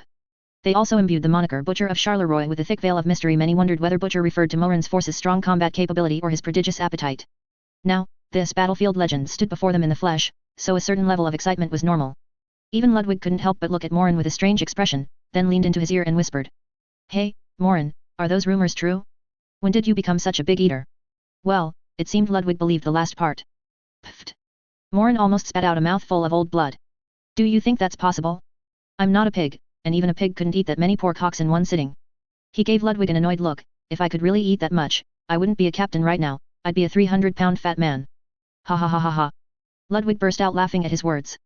The surrounding knights also joined in the laughter, and the atmosphere instantly became relaxed and lively. Their gazes at Morin shifted from initial shock and awe to a hint of closeness and curiosity. It turned out the legendary butcher wasn't so terrifying after all. he was a young man with a good sense of humor. All right, stop standing here grinning foolishly. Ludwig stopped laughing and waved his hand at his subordinates. Everyone go about your business, don't crowd around. After dismissing the other knights, Ludwig threw an arm around Morin's shoulder and said enthusiastically. Come on, don't rush to the command post yet, it's very busy there right now, and they definitely won't have time to receive you. Come to my camp first and sit for a bit. I'll have someone take you over once the command post is less busy. Is that really all right? Morin hesitated. It's fine. Ludwig said indifferently, I'll just send someone to tell the command post, they might even be happy that I hosted you. Besides, this attack mission came very urgently, and after our forced march, they still have a lot of preparatory work to do. With that, he half pulled, half dragged Morin towards the armored knight camp not far away, regardless of whether Morin agreed or not. The armored knight's camp was noticeably larger than a regular infantry camp. Next to well-made, exquisite field tents, familiar Siegfried Type 1 armored knights were parked. These pure war machines exuded a suffocating sense of oppression, even when stationary. The afterglow of the setting sun shone on their heavy armor, reflecting a cold metallic luster. Morin was led by Ludwig into a spacious command tent. Inside the tent, the orderly had already prepared hot coffee and pastries. See, the knights truly were gentlemen. After the two sat down, Ludwig dismissed his attendants, leaving only him and Morin in the tent. Seriously, Morin, what you did in Charleroi this time was truly brilliant. Ludwig handed Morin a coffee cup and praised him sincerely. One battalion holding off an entire division for 3 whole days. No one would believe such a feat if you told them. Now, who on the entire Western Front doesn't know the name Butcher of Charleroi? What butcher? It sounds terrible, like a pig butcher. Morin shook his head, then began to explain, it was all forced upon me. If I had a choice, I wouldn't want to fight such a meat grinder of a battle. And although it's said we held off a division, in reality, because we couldn't deploy troops within the city, my position only faced a little more than 1 regiment of enemies at a time. You fought in Seville, so you definitely understand what I mean. Ah, now that you put it that way, I understand, but that record is still incredible. Ludwig nodded, the smile on his face receding slightly, replaced by a hint of solemnity in his eyes, and war is like that, many times, we have no choice. He changed the subject, smiling again, seriously, Morin, I'm really happy to see you again this time. Not just for our friendship, but also for those new gadgets you came up with, which shone brightly on the battlefield. Ludwig stood up, walked to the tent entrance, lifted the flap, and pointed at the parked armored knights outside. Do you see the new equipment on them? Morin followed the direction of his finger and only then noticed that, observing these Siegfried Type 1 armored knights up close this time, he discovered some things he hadn't seen before. Morin's gaze fell on the weapon racks around the backs of those armored knights. In addition to the cold weapons for close quarters combat and artillery weapons he had seen before, these armored knights were all equipped with a weapon that Morin was all too familiar with. The toilet I mean, the shaped charge armor-piercing round. And besides the lance-like shaped charge armor-piercing round, many armored knights had a short-handled hammer-like weapon strapped to their backs. However, the hammerhead part was replaced by a component with a similar structure to the shaped charge armor-piercing round. Shaped charge armor-piercing round. It seems you've mass-produced and put this thing into practical use, hey. Exactly. Ludwig nodded, an excited expression on his face, then pointed at the 2 weapons and introduced them to Morin in detail. Armor-piercing lance. It's similar to your original design, using the armored knight's impact to directly stab the warhead onto the enemy armored knight's body, detonating the warhead to penetrate their armor with a metal jet. And this armor-piercing hammer was developed by our order based on our combat style. Ludwig pointed to the short-handled hammer on the armored knight's back. Its warhead is larger, with more explosives, and its power is even more terrifying. It's also more flexible in combat, suddenly pulling this thing out after close quarters combat, one hammer blow directly creates a hole in the opponent. Moreover, the warheads of both the armor-piercing lance and the armor-piercing hammer are designed to be replaceable. With the assistance of technicians, they can be reloaded without completely withdrawing from the battlefield. Ludwig grew more and more excited as he spoke. He walked over to Morin and clapped him hard on the shoulder. Morin, I must thank you on behalf of our entire Teutonic Order. Do you know? Because of this new weapon you created, our previous battle within the United Kingdom of Flanders, where we annihilated the Order of the Golden Fleece, was easier than ever before. The Order of the Golden Fleece, hey. Morin, of course, remembered that name. He had previously seen the Teutonic Order battle report regarding that engagement. Exactly, it was them. Ludwig's eyes gleamed, seemingly still recalling that battle. Their armored knight technology all came from the Britannians, so their armored knight's performance was indeed slightly superior to ours, but this time they encountered our new toy and were completely bewildered. Less than half an hour into the battle, their lines were shattered by our charge. Our wedge formation easily pierced through their battle lines. In that battle, every single knight who participated achieved the feat of destroying an enemy armored knight. Ludwig's tone was filled with pride and confidence. The Grand Master was even more incredibly fierce, personally taking down 12 enemy armored knights and even slaying their commander. It was simply a massacre. To be honest, just listening to Ludwig's description, Morin couldn't help but feel a little excited, and even a bit regretful that he hadn't been able to witness this grand battle of hundreds of armored knights clashing. However, he also knew that as this war continued, such scenes of true men, armored knights, clashing would only increase. As the battle group led by Ludendorff rendezvoused with the forces dispatched by the First Army Group in the area between Arras and Cambrai, this flanking attack force, with a total strength of 80,000 men, aiming to pierce the enemy's defensive line at its weakest point like a sharp dagger, finally completed its assembly. On the morning of August 20th, after a night of rest and final pre-battle preparations, the order to attack was officially given. In fact, the commander responsible for this battle was General Alexander von Linsingen from the First Army Group. He had initially planned to launch the attack on the afternoon of August 19th, immediately after Ludendorff arrived with the battle group. However, considering that most of the soldiers in the entire battle group were exhausted after an 80-kilometer forced march, the attack was ultimately postponed until the morning of August 20th. At exactly 6 o'clock in the morning, 8 artillery regiments deployed across various artillery positions, comprising a total of 432 77mm field guns and 96 105mm howitzers, simultaneously let out a thunderous roar. Countless shells, trailing sharp whistles, streaked across the sky like a dense rain of steel, fiercely pounding the outermost positions of the Britannian Expeditionary Force, located southeast of Arras. The earth trembled violently, explosions merged into a continuous roar, and massive fireballs and black columns of smoke rose skyward from the enemy's positions. This artillery preparation lasted for half an hour. At 6:30 in the morning, as the artillery fire began to extend deeper into enemy territory, signal flares representing the start of the attack rose into the sky. All units, charge! Accompanied by the hoarse roars of commanders at all levels and the shrill sound of charge whistles, the Saxon soldiers, who had moved into their starting positions and ambushed under artillery cover, leapt up like a tide, charging towards the enemy positions still shrouded in smoke and flames. The 2 divisions assigned as the first wave of attack deployed a 6-kilometer-long assault line southeast of Arras. At the same time, the main positions of the Britannian Expeditionary Force north of Arras were also attacked by the main force of the First Army Group, with heavy shelling similarly completely covering the positions there. A 4-to-1 numerical superiority put the Britannian Expeditionary Force on the defensive from the outset. Chapter 208, Target Amiens. Arras Urban Area, Holy Britannian Empire Expeditionary Force General Headquarters. General John French, commander of the Expeditionary Force, had already sensed trouble after receiving news in the morning that there was large-scale Saxon troop activity in the southeast direction. He had always believed that the junction between the Expeditionary Force's southeast direction and the Gaulish Fifth Army Group was a huge defensive vulnerability. This gap, nearly 20 kilometers wide, theoretically allowed the Saxon army-level units to fully deploy. And when the sound of artillery fire erupted from the southeast at 6 o'clock, John French's worries became a reality. Soon after the artillery fire gradually ceased, a staff officer rushed into John French's command tent with a telegram, his face filled with terror. Your Excellency, Marshal, our right flank. Our right flank has been breached by the Saxons. What? John French sprang from his chair and snatched the battle report. The contents of the report made him feel as if he had fallen into an ice cave.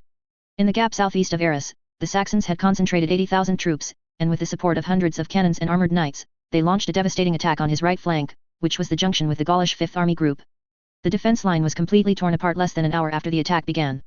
The 5th Infantry Division, responsible for defending that section of the line, suffered heavy casualties shortly after the fighting started, and a gap inexplicably appeared in the line. The commander of the 5th Infantry Division dispatched reserves to try and fill the gap, but the reserves were also routed in a short time. If he hadn't ordered his division headquarters to retreat immediately, even his division headquarters might have almost been wiped out by this unit. And the subsequent Saxon attacking forces also poured in through this gap.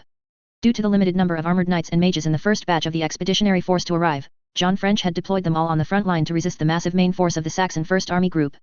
This also led to the armoured knights and the Saxon forces that emerged from the southeast acting as if they were in an uninhabited land on the defence line. Perhaps the Saxon armoured knights did not have an advantage in performance, but their numerical superiority was evident at this moment, allowing them to allocate their forces calmly. The final content of the telegram stated that the 5th Infantry Division, with the support of the 6th Infantry Division, was now beginning an orderly retreat. And a small, unidentified Saxon assault unit was rushing towards Arras like a knife. Damn it! How could they be so fast?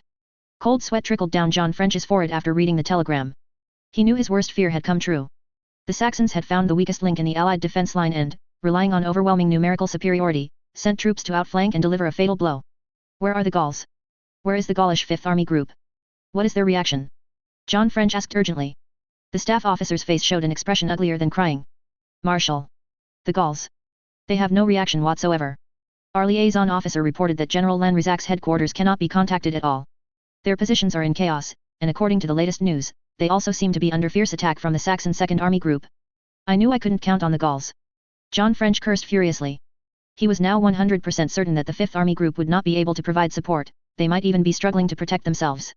The commander of the expeditionary force walked to the map, looking at the huge gap on the southeast defense line, which the staff officers had just drawn and was pierced by a red arrow. A chill ran from his feet to the top of his head. His entire right flank was completely exposed to the Saxon advance. If he did not act, his entire expeditionary force would face the danger of being outflanked by the Saxons and then divided and annihilated. And that unknown small unit mentioned in the telegram. He saw at a glance that the opponent was heading towards the Expeditionary Force headquarters. Where did they get such courage, and why are they so decisive? However, John French knew that now was not the time to think about such things.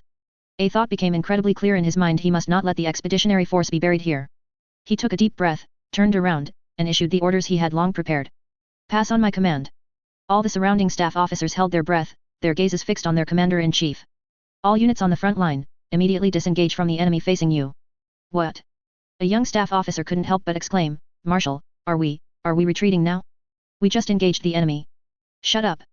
John French glared at him fiercely. Do you want to be surrounded like dumplings by the Saxons, like the Gauls? The young staff officer shrank his neck, intimidated by his roar, and dared not speak again. A deathly silence fell over the command post. Everyone understood what the marshal's order meant. It meant they would abandon Eris, abandon this land they had just set foot on. It also meant they would unhesitatingly abandon their ally, the Gaulish Fifth Army Group, to the vicious Saxons. Militarily, this might be a rational decision, but morally, it was a blatant betrayal. Marshal.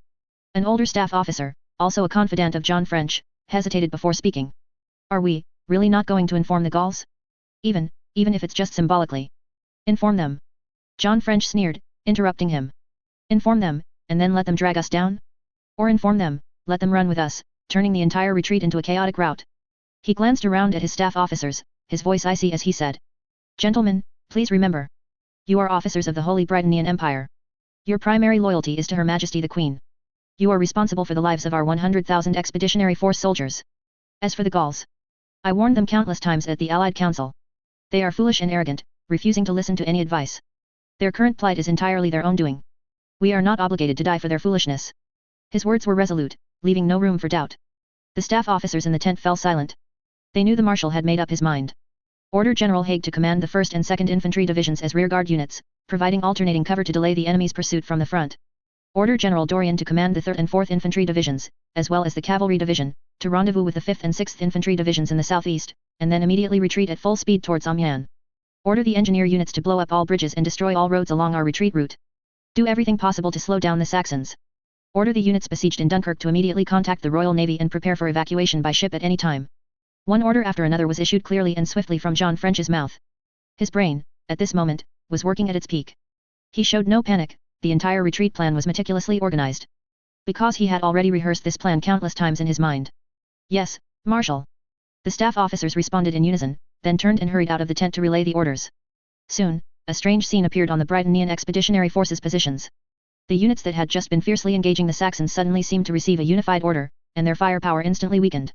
Then, they began to disengage slowly to the rear, providing alternating cover in a highly layered manner. The entire process, though hasty, was orderly amidst the chaos, showing no signs of a rout. This sudden turn of events made the fiercely attacking Saxons feel somewhat strange. And Morin, who had already led the training assault battalion to breach the southeast defense line and was continuing to advance rapidly to within 2 kilometers of Eris after the subsequent infantry were in position, immediately realized the problem.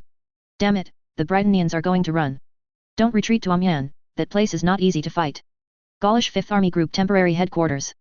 General Lanrizac was frantically directing his troops, resisting the frontal pressure from the Saxon 2nd Army Group.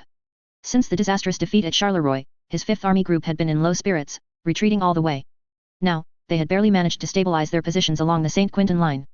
But the Saxon offensive was like a tide, each wave more fierce than the last. Report, General. The first position on the front has fallen. The enemy's cavalry are penetrating deep into our defense line. Report, General. Our left flank is completely out of contact. One bad piece of news after another flew in like snowflakes, causing Lanrizac's heart to sink little by little. Left flank? What's going on with the left flank? Where are the Britannians? Shouldn't they be there? Lanrizac grabbed a staff officer by the collar, shouting hoarsely. General. We don't know. The staff officer's face turned pale with fright, he himself was somewhat overwhelmed at this moment. We sent dozens of contact requests to the Britannian Expeditionary Force headquarters, but we received no response. They're like they've vanished into thin air. Vanished into thin air. Lanrizac released his grip, stumbled back 2 steps, and slumped into his chair. He was no fool. A terrible suspicion instantly appeared in his mind. They ran. Lanrizac muttered to himself, his voice filled with despair and disbelief. Those damned Britannians. They left us behind and ran. He finally understood why the Saxon offensive had suddenly become so fierce, and why his left flank had suddenly lost contact. Because his entire left flank was now wide open. The Saxon troops must now be outflanking him from that huge gap, moving towards his rear and flank. Chapter 209, The Training Assault Battalion's Comfort Zone. Morin's current affiliation is unique, he belongs to the operational order of the 2nd Army Group, but at the same time, he is participating in a temporary battle group collaborating with the 1st Army Group's offensive. Therefore, at least for now, both the 1st Army Group and the 2nd Army Group have become his allies at the campaign level. It also seems that because they became allies launching a joint campaign, the 1st Army Group's unit marker, which had stopped updating in the system map for some time, finally showed changes. Currently, south of the Sambre River, the main force of the 2nd Army Group is like a heavy hammer smashing against the Gaulish 5th Army Group, which has retreated to the St. Quentin line. The armored airship L-29's unit marker is hovering over St. Quentin, constantly flashing red light, and also bears a crossed sword symbol indicating in combat, clearly engaged in fierce ground attacks. According to some information Morin received from General Bülow, while the Saxon 2nd Army Group was attacking the Gaulish 5th Army Group, the Saxon 3rd Army Group's unit marker would also cut off communication between the Gaulish 5th Army Group and the 4th Army Group, and launch an attack from the flank. Further north, on the Arras front, the main force of the 1st Army Group, personally commanded by General Mackensen, also launched a full-scale offensive against the Britannian Expeditionary Force. Dense attack arrows, like a swarm of dancing snakes, crashed into the Expeditionary Force's defense line. Morin could even see a special unit marker representing the main force of the Teutonic Order in the attack sequence. As for his own temporary battle group, composed of elites from the 1st and 2nd Army Groups, it had already deeply pierced the soft underbelly of the Britannian Expeditionary Force's right flank. After arriving at the rendezvous point yesterday, Morin used the mage armor he had prepared that day to conduct a daring reconnaissance before midnight, infiltrating the foremost positions of the Britannian defense line alone. As the spearhead of tomorrow's attack, he needed to personally confirm the enemy's defensive deployment. This was also a crucial step for the training assault battalion and its prototype, the Storm Assault Squad, before launching an attack. Because only after reconnaissance can you know which position on the defense line is the enemy's weak point. The results of the reconnaissance somewhat surprised Morin, even astonished him. The Britannian 5th Infantry Division, the unit responsible for guarding the flank junction, had dug trenches that could only be described as rudimentary and hastily constructed. The trenches were not deep, the parapets were merely simple piles of earth, and in many places, even basic firing ports were not pre-dug. This hardly resembled permanent defensive works constructed by a regular army, it was more like hastily dug foxholes. What the hell are these Britannians doing? Morin was lying in the darkness at the time, muttering to himself. He didn't believe that as the world's sole superpower, the expeditionary force sent by the Britannians would be so incompetent as to not even understand basic earthworks. There must be another reason behind this. And based on Morin's stereotypical impression of Britannia, or rather, Britain, he had reason to believe the only explanation was that the expeditionary force never intended to hold Arras to the death. This defense line was a temporary position from the very beginning. Having figured this out, Morin immediately changed his original attack plan. He led the 1st Company of the Training Assault Battalion overnight, under the cover of darkness, quietly moving to a depression over 200 meters from the enemy's position. The soldiers of the 1st Company were all skilled in earthworks and had experience digging under the enemy's nose. So their operations didn't create too much noise, and this time Morin didn't undertake large-scale construction, he just had everyone dig foxholes just big enough to hide in, and then they lay in these foxholes, quietly waiting for dawn. Then came the morning of August 20th, when the battle group's artillery preparation began to pour onto the Britannian Expeditionary Force's positions. Incidentally, this battle group also acquired a temporary name, the Assault Battle Group. The sound of shells exploding on the enemy positions merged into a deafening roar. Morin, lying in his foxhole, covered his ears and opened his mouth wide, praying that the artillery in the rear wouldn't make any mistakes at that moment, with the shell deviating by over 200 meters. However, as he felt the ground beneath him shake, besides a slight tension, his heart was filled with fervor. Damn it, this is what corps-level combat feels like. This is much more exhilarating than Charleroi back then. At 6:30 am, as the artillery fire began to extend deeper, clearing obstacles for the infantry charge, 3 red signal flares rose into the sky. Immediately after, the shrill sound of charge whistles echoed across the battlefield. 1st Company. Charge with me. Morin cast the mage armor he had prepared in the foxhole last night on himself, then abruptly leaped out of the foxhole, holding his submachine gun, and was the first to charge out. Klaus and the other soldiers followed closely. As the forward attack squad, the 1st Company was now divided into over a dozen combat teams, silently charging towards the enemy position that was still emitting black smoke. After charging for some distance, Morin directly used an Empower spell augmented Misty Step to create a 40-meter smoke screen diagonally as cover. Because their lurking position was close enough, coupled with the cover of artillery fire, by the time they reached the Britannian trenches, the dazed Saxon soldiers, disoriented by the explosions, hadn't even managed to climb out of their shelters. And before they could recover, the 1st Company's grenade experts had already thrown 2 rounds of grenades. Regardless of whether these grenades ultimately landed in the trenches, their explosions alone further slowed the Britannian soldiers' reaction time. The leading assault squads jumped into the trenches back-to-back, their MP-14 submachine guns firing simultaneously. Dense 9mm bullets swept through the entire trench like a broom, showing no mercy. The dazed Britannian soldiers were riddled with bullets before they could even see where the enemy was. Blood and screams instantly filled the crude trench. Quickly clear the trenches. Prioritize taking out their heavy machine guns, watch the flanks. Klaus, while firing short bursts from his submachine gun, loudly commanded his soldiers. This company sergeant major, acting as the interim company commander, was becoming increasingly seasoned in his command, at least in company-level combat, Morin no longer needed to worry. And as the backbone of the training assault battalion, the veterans of the 1st Company already had relatively rich combat experience and didn't require much command. They coordinated flawlessly as combat teams, like a group of efficient butchers, rapidly advancing along the trench, using their submachine guns and grenades to send every enemy who dared to resist to meet their maker. The battle progressed even more smoothly than Morin had anticipated. The crude defense line of the Britannian 5th Infantry Division was as fragile as paper in front of the training assault battalion's 1st Company. In just a few minutes, the 1st Company had torn open a massive breach over 300 meters wide in the enemy's defense line. Quick, signal flare. Get the 2nd and 3rd Companies up. Morin shouted to an orderly who had been following him. Whoosh. A green signal flare was fired into the sky. According to the pre-battle agreement, green signal flares could only be used by the training assault battalion to indicate their position and to signal friendly forces to rally and support them. Soon, the 2nd and 3rd Companies, who had been waiting in the rear for a long time, immediately poured through the breach in 2 separate routes. Like sharp instruments tearing open a wound, they fiercely attacked the left and right sides of the breach, beginning to frantically expand their gains. The commander of the Britannian 5th Infantry Division was clearly stunned by this sudden strike. Their defense line was penetrated in the middle by the Saxons in just over 10 minutes. Facing the tide of Saxon soldiers pouring in, and the almost unresolvable close-range firepower, the Britannian soldiers on the position defended by the training assault battalion finally couldn't hold on. They quickly began to retreat to the rear. The entire right flank defense line was torn open with an irreparable breach less than half an hour after the attack began. Battalion Commander. The 2nd and 3rd Companies have successfully fanned out to the flanks, and the breach width already exceeds 1 kilometer. Craster, who was in charge of commanding the second wave of attack troops, ran to Morin, excitedly reporting the battle situation. This battle is going too smoothly. The Britannian defense line is like paper, just poke it and it breaks. Don't be careless, this breach is already big enough, any bigger and we won't be able to hold it. Morin nodded, but his gaze remained fixed on the Arras direction. The Britannians won't let us break through so easily, their counterattack will be here soon. No sooner had Morin finished speaking than a series of urgent whistles and officers' shouts came from behind the retreating Britannian lines ahead. Immediately after, a Britannian infantry unit, which had suffered few casualties, led by officers, began a countercharge in neat formations towards the breach. And at the very front of their formation were those familiar armored knight supermen. However, this time, the firepower density of the training assault battalion was no longer comparable to before. Just a concentrated burst from multiple MG-14s saw several of the leading armored knight supermen vanish in an instant. The remaining armored knight supermen, sensing that something was wrong, finally stopped being so stubborn. Their charging pace began to become chaotic, some instinctively started looking for cover, while others hesitated, no longer daring to charge forward. If they continued to charge like this, they might actually reach the position, but unfortunately, the training assault battalion was not fighting alone this time. The 4th Company, which had distributed its veterans to the other 3 companies with heavier losses and received many new recruits, charged up as this time's deep assault squad. And by their side were 2 squads of armored knights led by Ludwig. Ludwig drove his Siegfried Type 1 at the very front. As his dedicated machine, this knight had arrogantly painted his previous kill count on his shoulder armor. Teutonic order. Charge with me. Ludwig's voice, amplified by the armored knight's built-in loudspeaker, echoed across the battlefield. 10 Siegfried Type 1 armored knights formed a standard wedge-shaped charge formation, and thus rolled over the armored knight supermen whose formation was already in disarray, and the infantry behind them. The earth trembled beneath their iron feet, and that unstoppable momentum made everyone who witnessed the scene feel a pang of dread. The Britannians on the other side clearly noticed this suddenly appearing armored force. From behind their chaotic lines, 5 armored knights painted with the Order of the Garter crest also charged out, attempting to meet Ludwig's charge. Only 5? Who are they looking down on? Ludwig looked at the 5 enemy armored knights charging towards him, a cold sneer playing on his lips.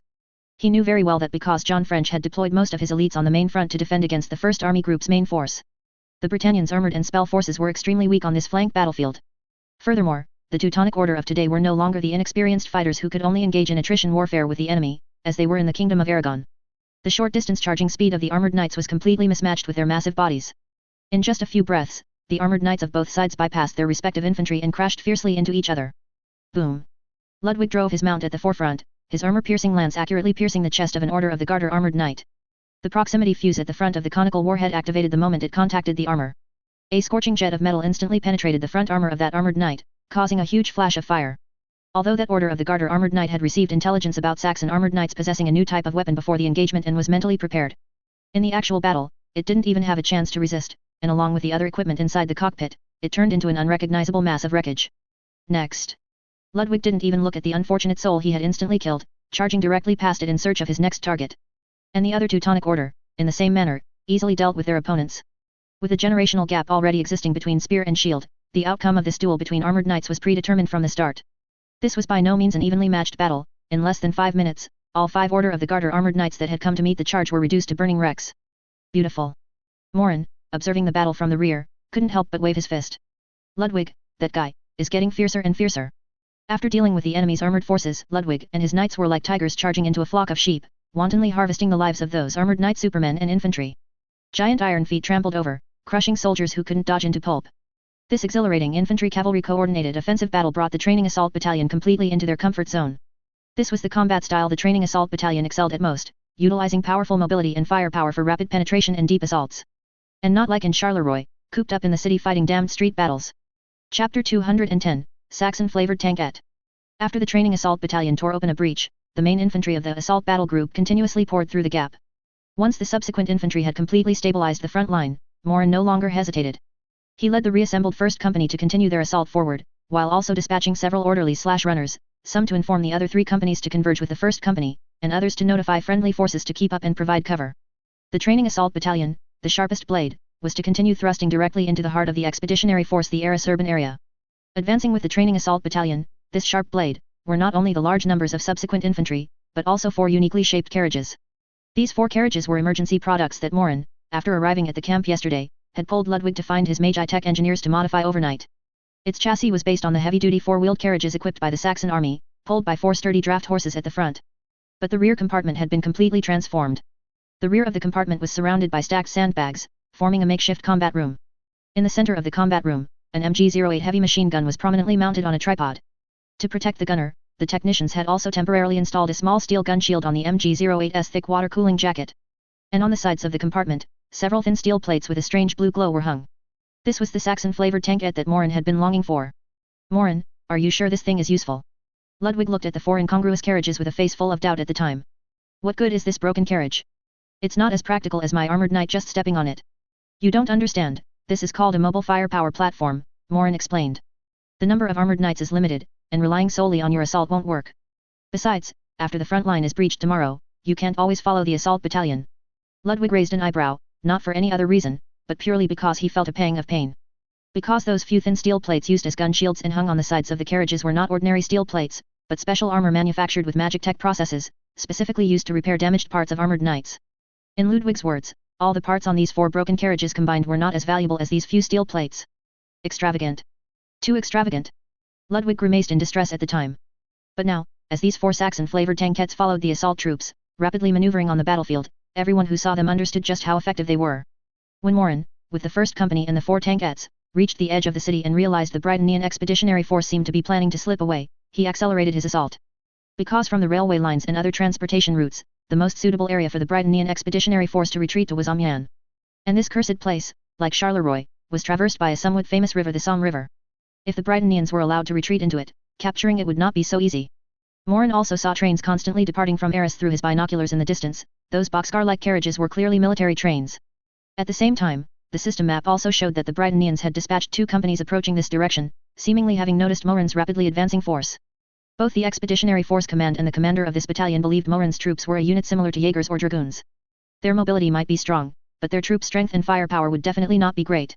Morin, leading his team towards the urban area, also noticed this force. From the map, there was no way to bypass them, and it would also waste time. If he didn't break through them, he certainly wouldn't be able to continue advancing. Since the other 3 companies hadn't arrived yet, Morin didn't rush in. He immediately found a slightly undulating terrain and led his team towards it, while simultaneously ordering the 4 horse-drawn machine guns to flank from both sides. The 2 Britannian infantry companies sent to delay them were temporarily commanded by a captain. He originally intended to wipe out this Saxon assault force, then immediately moved towards the 5th and 6th infantry divisions. After observing the rapidly approaching Saxon troops in the distance through his binoculars, Harrison put down his binoculars, a hint of relief on his face. It looks like only 1 company, at most 200 men. The adjutant beside him also nodded. Yes, sir, there are a few carriages following behind, which should be their supply units. It seems their commander is an idiot, bringing logistics units so far forward. Harrison's lips twitched, but he ultimately didn't let himself laugh, though the apprehension in his heart had significantly lessened. Headquarters had ordered them to delay this enemy force at all costs. He had originally expected a fierce battle, but unexpectedly, they only encountered a small, overeager Saxon light infantry unit. Order the troops to deploy and prepare for a quick battle. We still need to catch up with the main force, Harrison commanded after surveying the surrounding terrain. In his opinion, using 2 companies to wipe out 1 enemy company would be a piece of cake. The Britannian soldiers quickly formed skirmish lines in the fields. They were all long-serving professional soldiers, with skilled and standard tactical movements. Despite the terrible fighting and emergency relocation that morning, their morale was still good. Hey, John, see that? The Saxon transport carriages are rushing to the front. Are they bringing us supplies? An old soldier leaned against the field ridge, checking his Lee Enfield rifle while joking with his comrade next to him. Who knows, maybe they want to race us. Another soldier responded with a laugh. They looked at the four strangely shaped carriages in the distance as if they were watching a joke. In their perception, carriages should only appear in rear area transport convoys, not charging on the front lines of battle. However, what happened next completely overturned their perception. Just as they were about to open fire to intercept, the four carriages suddenly stopped in unison, about 300 meters away from them. Immediately after, a maneuver that left all Britannian soldiers dumbfounded occurred. Under the skilled control of the drivers, the four carriages almost completed a beautiful tail whip turn on the spot, aligning their rear ends precisely towards their positions. What are they doing? Did they realize something was wrong and want to run? Captain Harrison frowned, a little puzzled. The soldiers around him burst into laughter. Haha, look, those cowards are trying to run away. Too late. Want to run now? Leave your lives behind. Just as the Britannian soldiers were laughing and raising their rifles, preparing to teach these fleeing carriage drivers a lesson, they suddenly saw dazzling muzzle flashes erupt from the rear of those carriages. The next second, the dense roar of heavy machine gun fire echoed across the entire battlefield. Da-da-da-da-da. 4 MG-08 heavy machine guns opened fire simultaneously, instantly weaving a curtain of death. Countless bullets, trailing deadly trajectories, poured like a torrential storm onto the Britannian skirmish line. The Britannian soldiers, who were about to open fire, were instantly stunned. They didn't even realize what was happening, only seeing their comrades falling in swathes, their bodies torn open by high-velocity bullets, creating numerous bloody holes. Screams and wails instantly replaced the previous laughter. It's heavy machine guns. Get down. Get down now. Captain Harrison instinctively dived to the ground, roaring at the top of his lungs. He couldn't fathom how heavy machine guns could be hidden behind those carriages. It defied logic. The surviving Britannian soldiers frantically lay on the ground, trying to find cover, and began to fire back wildly. However, their counterattack seemed so pale and powerless. Rifle bullets struck the thin steel plates on the sides of the carriages, producing a series of clanging noises, but completely failing to penetrate. Occasionally, a few lucky bullets flew towards the machine gunners, but they were firmly blocked by the thick gun shield and stacked sandbags. Damn it! How do their carriages have armor too? An old soldier shouted in despair. Now everyone panicked, the enemy was clearly prepared. These were not transport carriages at all, but specially designed mobile machine gun positions. What the hell are these things? Harrison lay on the ground, watching his men being mowed down in rows, unable to lift their heads under the suppression of the four machine guns. His mind was blank, and he could only unconsciously repeat that sentence. He finally understood that he had not encountered some reckless idiots, but a group of Saxon devils armed to the teeth. Just as Captain Harrison and his two companies were being disoriented and thrown into complete chaos by the four Saxon-flavored tankettes, Morin decisively seized the opportunity. First Company. Follow me. He leaped up from behind the hillock, waving his arm, and gave the order to charge. Charge. Charge. Charge. The NCOs of the First Company immediately shouted the command, and the soldiers, gripping their MP-14 submachine guns and .98 rifles, charged towards the already chaotic enemy. Several light machine gunners in the company were even more courageous. They advanced in pairs, providing covering fire for each other. Whenever they found a suitable firing position, they would quickly set up their MG-14 light machine gun and unleash a long burst towards the enemy, providing firepower support for the charging infantry. For a time, the battlefield was filled with the sound of gunfire. Facing such three-dimensional and dense firepower, Captain Harrison's two infantry companies completely collapsed. They had already been thrown into disarray by the four suddenly appearing horse-drawn machine guns, and now seeing hundreds of Saxon soldiers charging with automatic weapons, their psychological defenses instantly crumbled.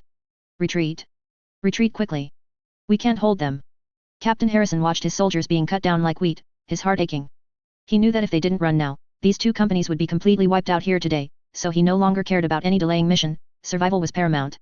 He scrambled to his feet, directing the surviving soldiers to cover each other as they frantically fled towards the Arras urban area. Chapter 211, Pilgrimage to a Sacred Place. The soldiers of the First Company, seeing the enemy flee in disarray, did not cheer. Instead, they silently held their weapons and continued to charge forward. The drivers and machine gunners of the four Tachanka trucks were even more excited, their faces flushed red. Before this, who would have thought that their heavy machine gun teams could also participate in a grand assault with the infantry? Don't celebrate too early. Although Morin was inwardly pleased, he maintained a calm expression. Don't let them escape. Keep up the pressure, chase them down. He knew very well that opportunities to beat a drowning dog were rare. Yes. Thus, a peculiar sight unfolded on the battlefield. Two companies of Britannian soldiers ran desperately ahead, followed by the soldiers of the Training Assault Battalion's First Company, led by Morin, who were also chasing desperately. Meanwhile, the four Saxon-style Tachankas, like four hounds, alternately surged ahead and paused on the flanks of the infantry. Whenever the Britannians tried to stop and regroup, the Tachankas would immediately turn around and drive them back onto the path of retreat with a round of precise machine gun fire. Southwest of Arras City, the train station. The station was already a scene of tension and chaos. The platform was packed with heavily armed Britannian soldiers. Several officers were shouting loudly, directing soldiers to load crates of documents and equipment onto a special train that had already been prepared. The commander-in-chief of the expeditionary force, Marshal John French, stood in the temporary operations room of the headquarters, looking grimly at the map. The operations room was located in a small building next to the station, for easy evacuation by rail at any time. Marshal, the delay has failed. A staff officer ran in, sweating profusely, his voice trembling slightly. The 2 companies we sent out were routed by a powerful Saxon troops. They are rushing towards the train station. Understood. John French's reaction was unexpectedly calm. He sneered and muttered to himself, coming for me? Too bad, I won't be waiting for you here.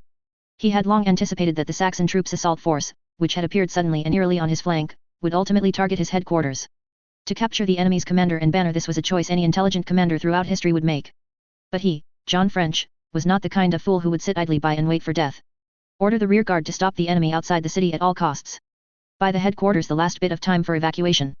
He looked up and ordered the staff officer. Yes, Marshal. The staff officer saluted and ran out. Gentlemen, it's time for us to go too. John French glanced around the operations room at the staff officers who were also busy packing documents, and said in a calm tone. He picked up his military cap from the hanger and put it on, even taking time to tidy his uniform, then walked out of the operations room with steady steps. It was as if he wasn't making a hasty retreat, but attending a grand parade. On the platform, the special train's steam engine had already started, emitting a hoo-hoo sound, and thick smoke billowed from its chimney. John French, escorted by guards, boarded the last carriage of the special train. He stood at the carriage door, turned back, and took one last look at the city where he had stayed for less than 2 days. There was no hint of nostalgia in his eyes, only cold calculation. Saxon troops. We'll meet again in Amiens. He whispered, then turned and entered the carriage. Who? With a long whistle, the special train slowly started, departing from Arras station and heading towards the unknown distance. Damn it. They got away. Morin lay on a small hill, clearly seeing the accelerating train through his binoculars. On his system map, the golden unit marker representing the Britannian Expeditionary Force headquarters was moving away with the train. He slammed his fist angrily into the mud beside him. Just a little bit more. If only they had been a little faster, if only he had a cannon, even a mortar, he might have been able to stop that train. Capturing the commander of the Britannian Expeditionary Force would have an immeasurable impact on the entire war. But now, it was too late. Battalion commander, what do we do now? Ahead is a battalion of Britannians, they've already dug in, and a frontal assault would be very difficult. Klaus crawled next to Morin and asked anxiously. During their pursuit, they had run head-on into a Britannian infantry battalion ordered to cover the retreat. This fresh force, having received a death order, quickly established a defensive line using the buildings and terrain on the city's outskirts, firmly blocking Morin's first company outside the city. Several probing attacks just now had been repelled by the enemy's dense rifle and machine gun fire, resulting in several soldier casualties. Morin lowered his binoculars and looked at the distant defensive line composed of houses, rubble, and temporary fortifications, his brow furrowed. A direct assault was definitely out of the question. He wasn't a Gaulish. The enemy was a complete infantry battalion, several times his strength, and held the advantage of terrain. He only had 1 company of soldiers, and the other 3 companies were still behind. Even though the Tachankas had strong firepower, they were still modified horse-drawn carriages. The carriages could withstand bullets, but the horses couldn't. Charging like that would be suicide. Sigh, if only there were cannons that could accompany the infantry. Morin sighed helplessly again. If the reinforced artillery battalion assigned to him could catch up and bombard this position with 20 cannons for 10 minutes, any defensive line would be obliterated. Unfortunately, letting the artillery rush in like this would still be too reckless. Order the troops to cease the attack. Establish defenses on the spot and maintain contact with the enemy. Morin ultimately made the most rational, yet most helpless, decision. He looked at the train, which had already become a tiny black dot, his heart filled with unwillingness. The battle for Arras did not last too long. In the face of overwhelming numerical superiority and crushing artillery fire, the Britannian troops responsible for covering the retreat, though resisting fiercely while protecting their own, were ultimately unable to stand alone. At dusk, as the last gunshots faded, the flag of the Saxon army rose slowly over Arras City Hall. The entire assault battle group and the 1st Army Group successfully occupied this important transportation hub, annihilating and capturing nearly 8,000 Britannian soldiers, including the rear guard. Just as the Saxon troops were celebrating their victory in occupying Arras and preparing to launch a new round of pursuit, the atmosphere in the Gaulish 5th Army Group headquarters in St. Quentin had already dropped to freezing point. One bad piece of news after another kept coming from the front lines. The staff officers were in a panic, their faces filled with dismay. General, what should we do? We are surrounded. Let's ask Commander-in-Chief Joffre for help. Have him transfer troops from Lorraine. It's too late. Lanrizac suddenly stood up, interrupting the staff officer's argument. The anger had left his eyes, he knew that relying on that arrogant butcher in Paris was futile. Now, only he could save the 5th Army Group. Should he stand here and fight like a hero to the last man, then be written into Saxon military textbooks as a negative example? Or should he find a way to lead as many of these troops out as possible? He looked at the rapidly closing encirclement on the map. A thought became incredibly clear in his mind. Give my order. Lan Rizak's voice was exceptionally clear in the chaotic headquarters. The entire army, abandon St. Quentin. Immediately break out to the south at full speed. Fight a bloody path out at all costs. We must break out before the encirclement completely closes. As the Gaulish Fifth Army Group began its desperate breakout to the south, the right flank of the Saxon army had completely turned into an unprecedented large-scale pursuit. However, the pursuit had two targets. The main forces of the Second Army Group and the Third Army Group clung tightly to the collapsing and chaotic Gaulish Fifth Army Group fleeing south. This pursuit did not make much of a splash. The Gaulish abandoned large quantities of heavy equipment and supplies, and their organized units were constantly annihilated and captured under the Saxon troops' combined air and ground attacks. On the other side, the pursuit led by the First Army Group, with Morin's training assault battalion as the vanguard, was more like an armed cross-country race. Their opponent, the Britannien Expeditionary Force commanded by John French, displayed extremely high military professionalism. Their retreat, though hasty, was orderly amidst the chaos. These Britannians are really tenacious. Morin sat in the passenger seat of the bumpy truck, looking at the road ahead with a large crater blown into it, and couldn't help but curse. Since leaving Arras, they hadn't traveled on many good roads. Bridges were destroyed, roads were ruined. The Britannian engineers had carried out their demolition work to the extreme, creating huge problems for their pursuit. Battalion commander, they are too professional. Kleist sat next to Morin, looking at the map, also with a solemn expression. Their rearguard units cover each other in relays, striking once and then retreating, never getting bogged down in battle. It's very difficult for us to pin down their main force. Yes, this is a truly professional army. Morin nodded, sighing inwardly that the Britannians were indeed harder to deal with than the Gaulish. They hadn't panicked due to the collapse of their allies, nor had they lost morale because of the unfavorable war situation. To be able to organize such a textbook retreat under such passive circumstances, John French truly had some skills. And their destination, as expected, was a place Morin was incredibly familiar with. Amiens. My countless cyber comrades all fell here. Ah. Battalion commander, what did you say? Nothing, just lamenting that it's time for a pilgrimage to a sacred place. Chapter 212, the Somme River in reverse. 2 kilometers north of Amiens, Coisy village. The villagers had been in a state of panic since yesterday. First, a large number of Britannian allied forces passed through the town from north to south, heading towards Amiens, and they looked like they had suffered a defeat, each one dusty and dispirited. Immediately after, news that the Saxons were about to attack spread like wildfire through the village. Since 80% of the able-bodied men in the village had already been conscripted and sent to the front lines, what remained in this small village were mostly women, children, and the elderly. The winter wheat sown last October should have been harvested in July or August, but due to a severe shortage of labor, there was already a problem with insufficient hands for the harvesting work. Now, every household in this village was worried about how to get through the winter, and these days they were discussing whether several families should cooperate and help each other finish the farm work. Now, hearing that the legendary barbaric and cruel Saxons were about to attack, the villagers became even more nervous. At noon on August 22nd, an old farmer, exempt from military service because he was over 70, stumbled back into the village, his face filled with panic. He loudly told everyone that he had personally seen the Saxon army. They were in those iron-skinned vehicles that didn't need horses, and they were already outside the village. This news immediately caused the villagers to panic even more. People rushed back to their homes, locked their doors and windows tightly, and frantically hid their meager food supplies in cellars or wall holes. However, strangely, they shivered in their homes for a long time but never waited for the Saxons to enter the village to smash doors and loot. It wasn't until the old farmer who had reported the news earlier bravely sneaked out for another look that he returned to tell everyone that the Saxons who came by truck seemed to have no intention of entering the village. They seemed to have bypassed the village and gone in another direction, and he didn't know what they were doing. Upon hearing this, the village chief immediately decided to set off for Amiens to report the appearance of the Saxons to the city's garrison. But as soon as he stepped out, he was firmly held back by several villagers. Everyone was afraid that his action would provoke those barbarians from the north outside the village, and if he displeased them, they might enter the village and massacre everyone, which would be the end of it all. Meanwhile, Morin, hiding in a small grove by the fields near Coisy village, was looking towards Amiens through his binoculars. He looked at the vast, open farmland ahead and the faintly visible outline of Amiens in the distance, and couldn't help but let out a long sigh. He sighed not because he was worried that his whereabouts might be exposed by the villagers of the nearby village. In this vast plain, a convoy of 5 trucks, no matter how small, would be conspicuous, and being spotted by nearby civilians was almost inevitable. Moreover, according to his observations, these small villages and towns currently had no wired telegraph lines leading to Amiens, or rather, wired telegraph lines at this time were only between cities. Small villages outside cities like this relied entirely on regular postal carriers for long-distance communication. Even if the village chief was determined to report the news, by the time he delivered the message on foot, the main force behind him would probably have already reached the gates of Amiens.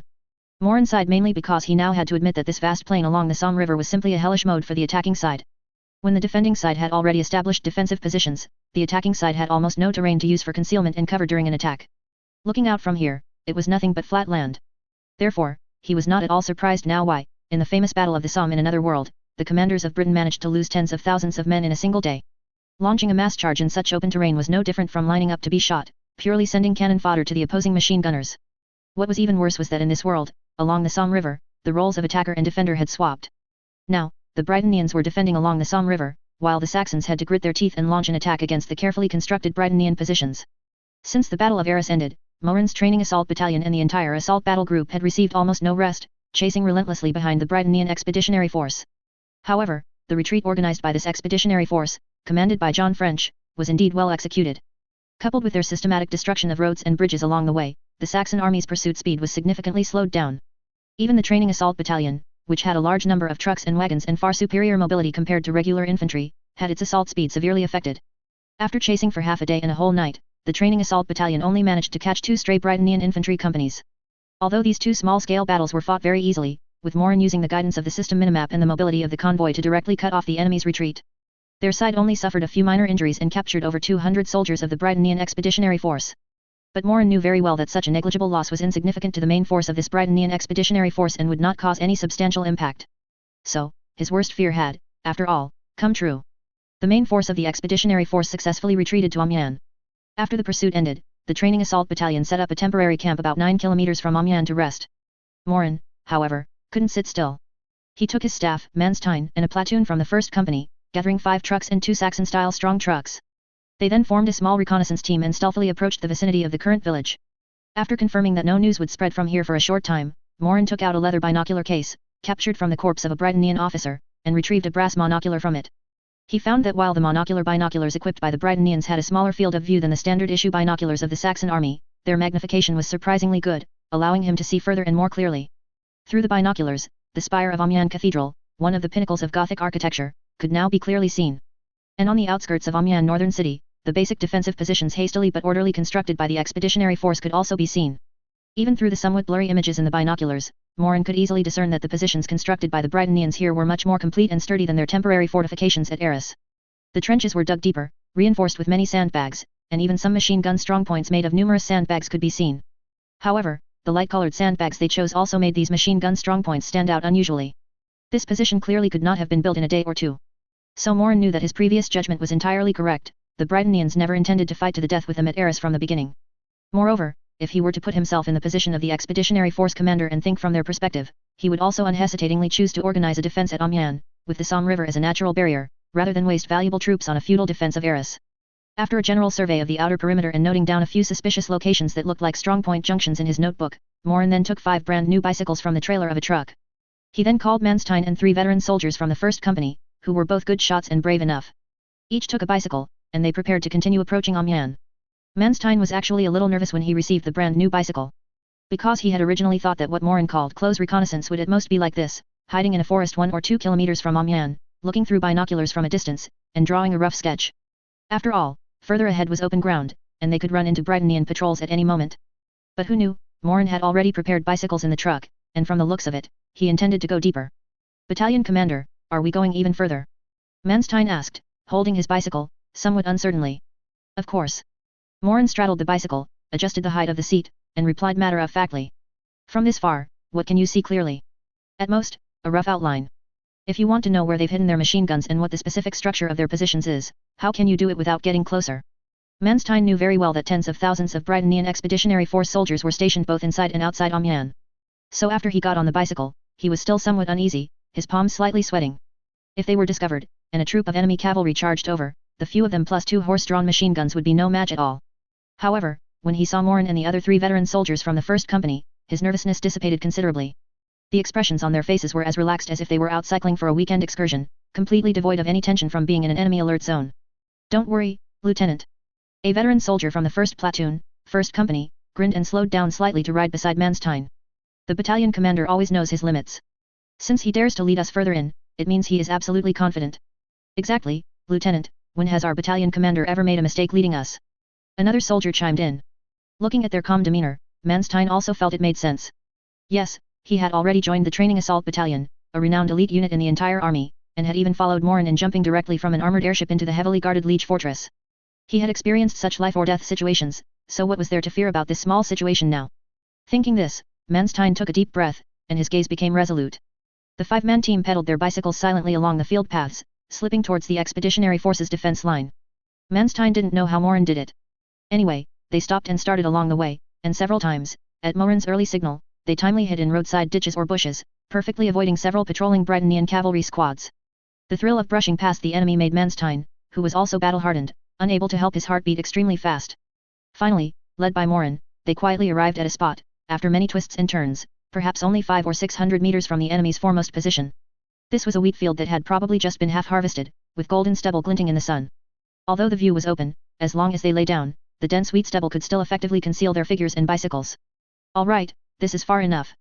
Any further would be too dangerous. Morin stopped his bike and said in a low voice.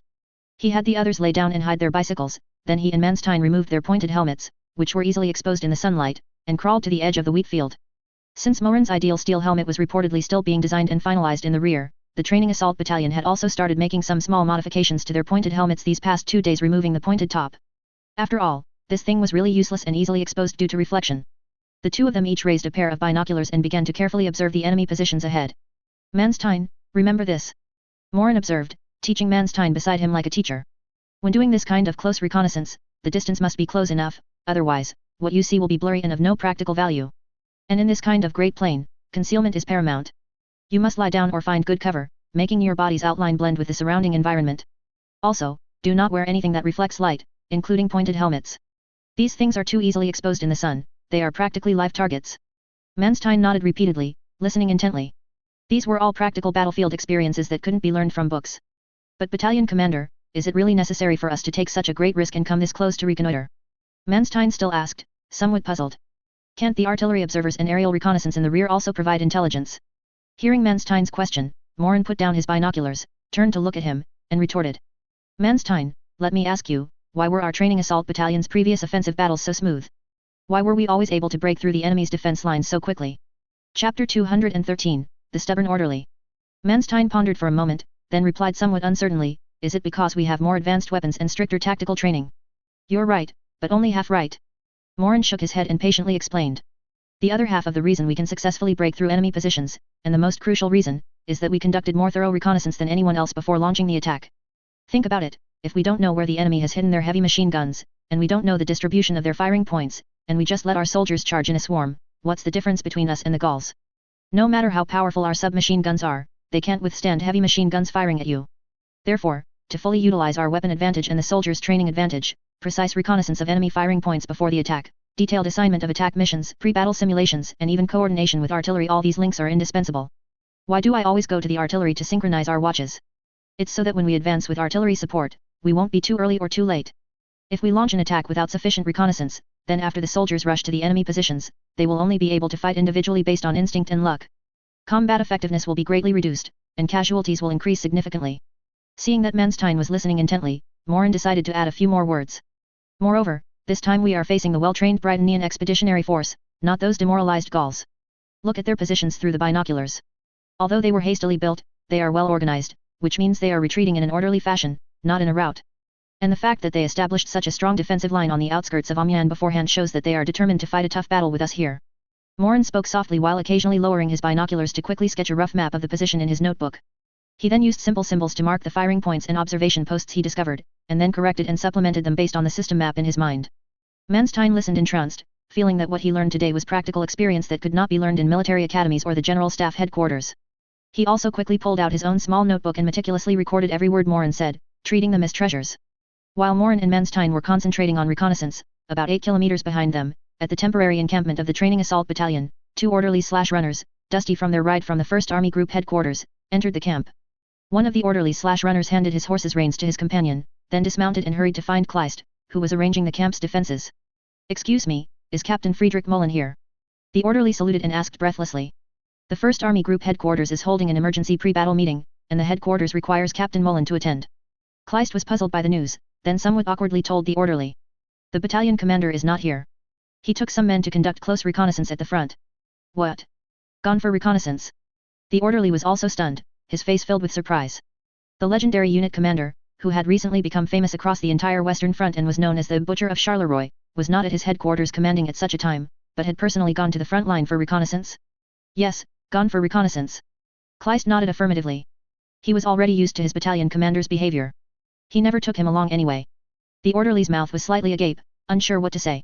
As an orderly directly under the 1st Army Group command, he was actually a bit curious and excited to deliver orders to the training assault battalion this time.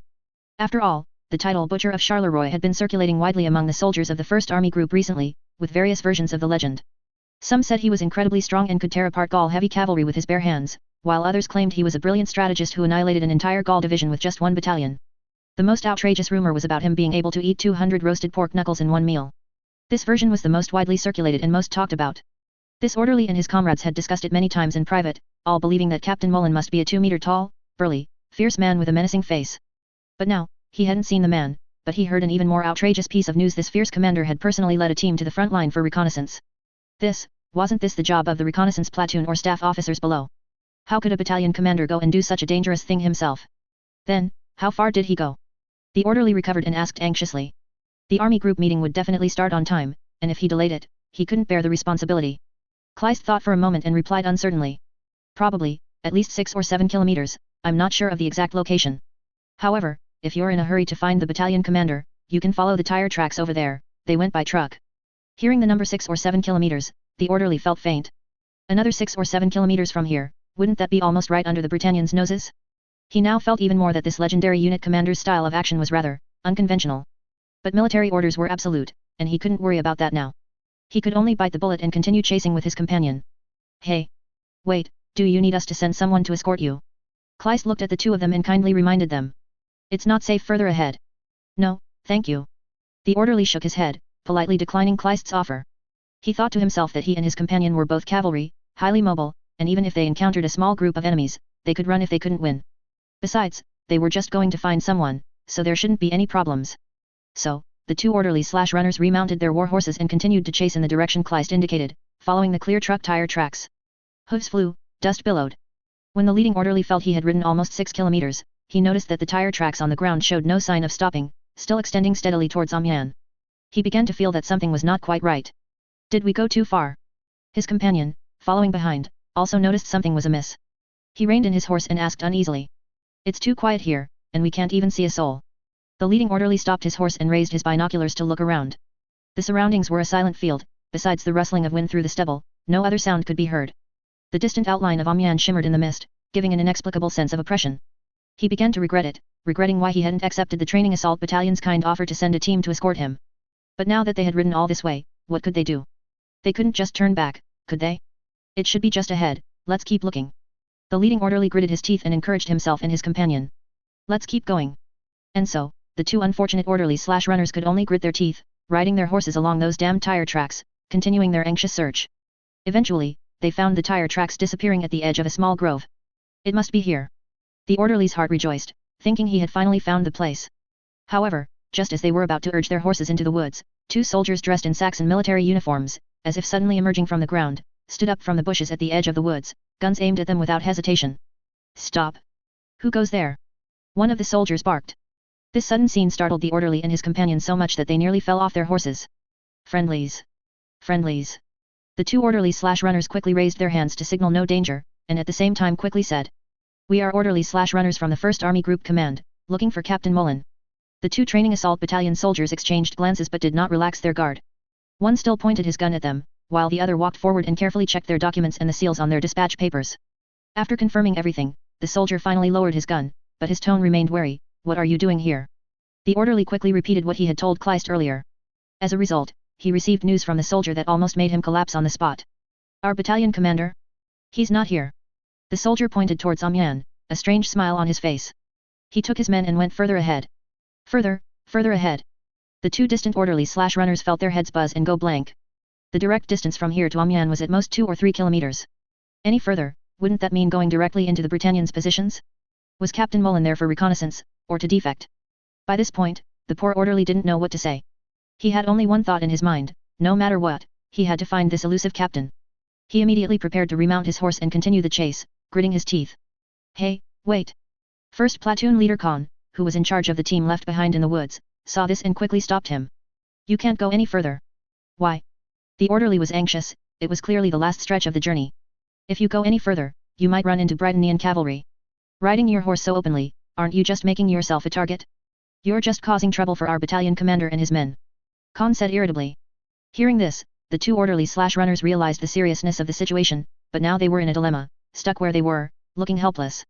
Finally, after a discussion, they decided that one of them would return to the army group headquarters to report and explain the situation. The other would stay there and wait until Morin and his men returned. This wait lasted from noon until the sun was almost setting. Chapter 214, Mission Objective, Annihilation. Just as the orderly who stayed behind was about to fall asleep, several figures finally appeared on the distant path. When he saw 5 people riding bicycles, swaying back leisurely, the orderly reacted as if he had seen a long-lost relative. He excitedly jumped 3 feet high from the ground, then quickly ran to Morin, who was at the front, and relayed the army group command's order once more.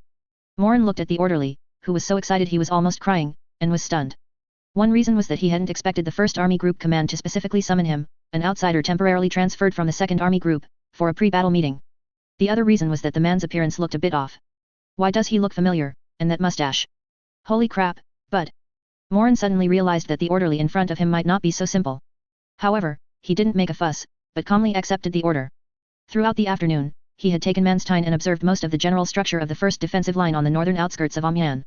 He had also successfully marked many key heavy machine gun positions and suspected observation posts. Now was a good time to go to the command and report this freshly gathered intelligence. Everyone quickly got into the truck, and the journey back to the station was smooth. The Britannian Expeditionary Forces cavalry patrols seemed afraid to stray too far from their city and outer defenses, so this close reconnaissance mission proceeded without incident. After returning to the station with his men, Morin didn't even rest. He immediately changed to a fast horse and galloped towards the army group command post with the familiar orderly, who seemed relieved. The sky was gradually darkening, and hooves kicked up faint dust on the dirt road. As visibility decreased, Morin and the orderly dared not ride too fast. After slowing down, Morin intentionally guided his horse to walk alongside the orderly's horse. He secretly observed the other's profile in the last lingering light of the sunset. He looks, very much like, Morin muttered to himself. The more he looked, the more this man resembled the famous little mustache from his memory, though his mustache wasn't that iconic little mustache, but a traditional Saxon handlebar mustache. The other person seemed to notice Morin staring at him, and a look of confusion appeared on his face. "Sir, is there something you need?" The orderly's voice was somewhat reserved, with a hint of insecurity. Morin shook his head and found an excuse. "Nothing, I just thought you resembled an old acquaintance of mine, so I took an extra look." The orderly simply said oh and didn't speak further, clearly not a man of many words. Seeing that the other person was as silent as a clam, Morin decided to initiate the conversation. "Soldier, where are you from?" This question seemed to surprise the orderly. He hadn't expected this officer to be interested in his origins. After a moment of hesitation, the orderly replied, reporting, "Sir, I was born in Austria, but I came to Saxon when I was very young." Morin's heart skipped a beat. Born in Austria, that also matched. Damn it, could it really be him? But, the person Morin remembered should have been a volunteer in a Bavarian reserve regiment at this time, so why would he be an orderly at the 1st Army Group's command? The timeline and location didn't match. Maybe it's just a resemblance. This thought flashed through Morin's mind.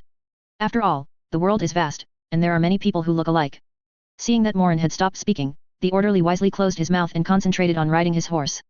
Judging by his somewhat tense posture, he was indeed someone not very good at interacting with people. The two rode in silence and soon arrived at the location of the 1st Army Group command. The command was set up in a clearing surrounded by woods, heavily guarded with plated armor, supermen patrolling back and forth and machine gun positions set up everywhere, and the air was filled with a tense and somber atmosphere. The orderly led Morin to the largest military tent in the camp, dismounted deftly, saluted Morin, then took his horse and left. 2 tall guards stood at the tent entrance. After carefully verifying Morin's identification and orders, they lifted the heavy curtain, signaling that he could enter. Morin took a deep breath and stepped into the tent. At that moment, he distinctly heard someone outside shout, "Hey! Come here quickly!" Hearing that name, Morin involuntarily shivered, then fully entered the tent. As soon as he entered, a strong smell of cigar smoke, sweat and leather assailed him. The tent was brightly lit, with a huge operational map hanging at the far end, and a large group of high-ranking officers in crisp military uniforms sat around folding stools. Morin quickly scanned the room. Everywhere he looked were generals, at the very least, colonels. The 1st Army Group's division and corps commanders seemed to all be present. He was the last to enter, so his appearance immediately drew everyone's attention.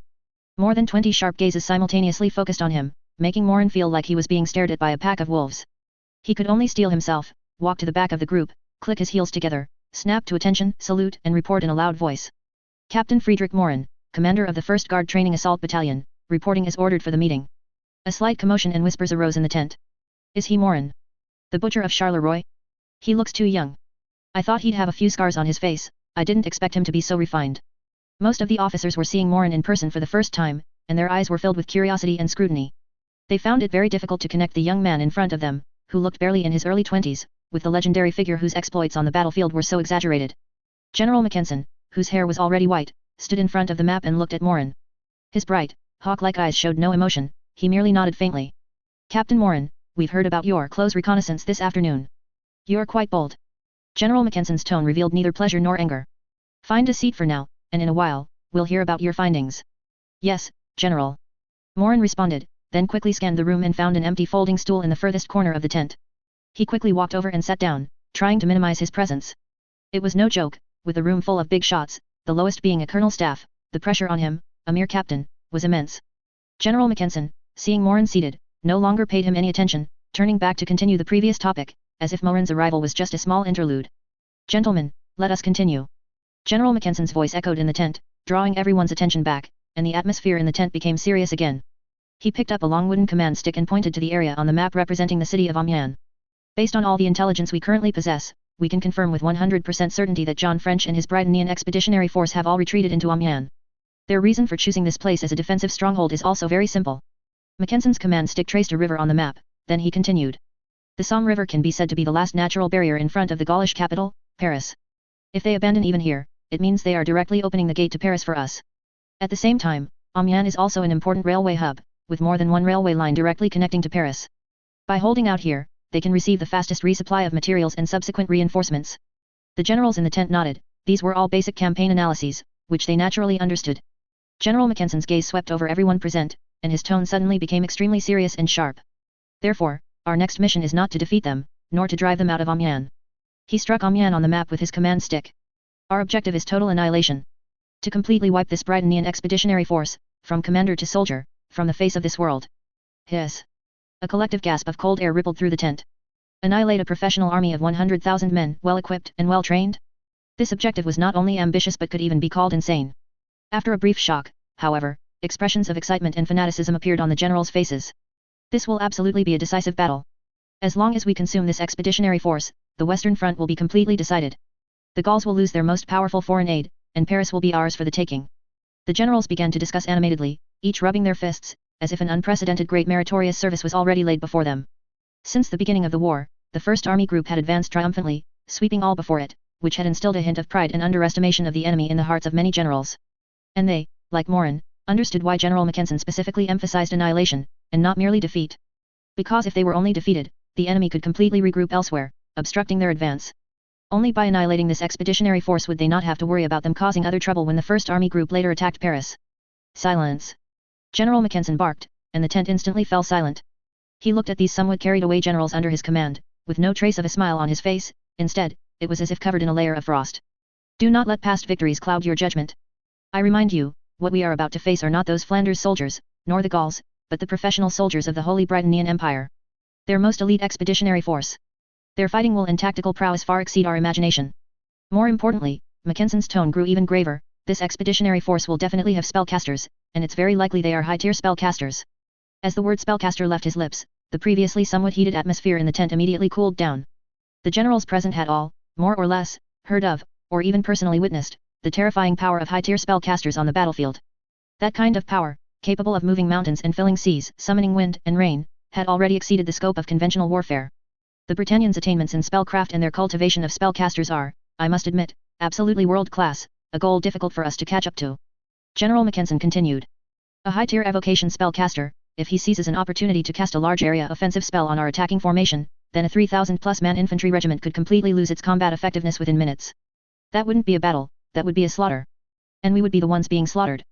The generals' faces all turned grim, and cold sweat even seeped from their foreheads. They finally realized that the upcoming battle would be far more difficult and dangerous than they had imagined. Watching the changes in expression on everyone's faces, Mackenson knew his words had had an effect. He softened his tone and continued. Of course, we are not unprepared. I have already communicated with the 2nd Army Group. The armored airship L-29 previously seconded to them will immediately return to our operational sequence. At the same time, I have also sent an urgent request to the General Staff Headquarters, requesting the deployment of another armored airship for support. 2 armored airships. This news invigorated the generals. With 2 airships in the sky, they could at least form an effective deterrent and suppression against the enemy. However, do not place all your hopes on the airships. Mackenson once again poured cold water on everyone. The 2nd Army Group's battle at the Namur Fortress Group tells us that armored airships are not infallible, they also have the possibility of being shot down. Ultimately, the outcome of the war will still depend on ourselves, on the rifles and artillery in our hands, on the courage and blood of our soldiers. The atmosphere in the tent, from initial fanaticism, to the solemnity in the middle, finally turned into a complex emotion mixed with excitement and determination. Everyone understood that this would be a tough battle and an unprecedented fierce struggle. But at the same time, this was also a glorious campaign that could decisively secure victory and go down in history.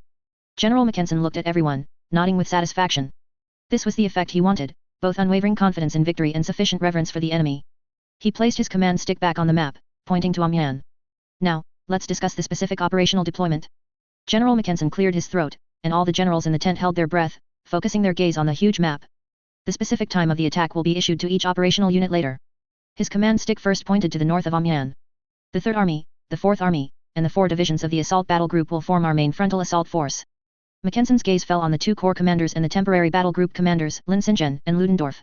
Your mission is to break through the Britannians' outer defenses at all costs, firmly pinning them within Xian, creating opportunities and time for our main forces to penetrate and encircle. The 4 generals whose names were called simultaneously stood at attention and responded in a deep voice, "Yes, General." Chapter 215, Large-Scale Earthworks.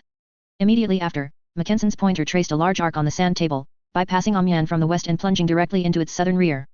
As our frontal assault begins, the main force of the 1st Army Group, personally commanded by me, will execute a wide-ranging strategic maneuver to the west. This massive arrow represented the most elite assault force of the Saxon army.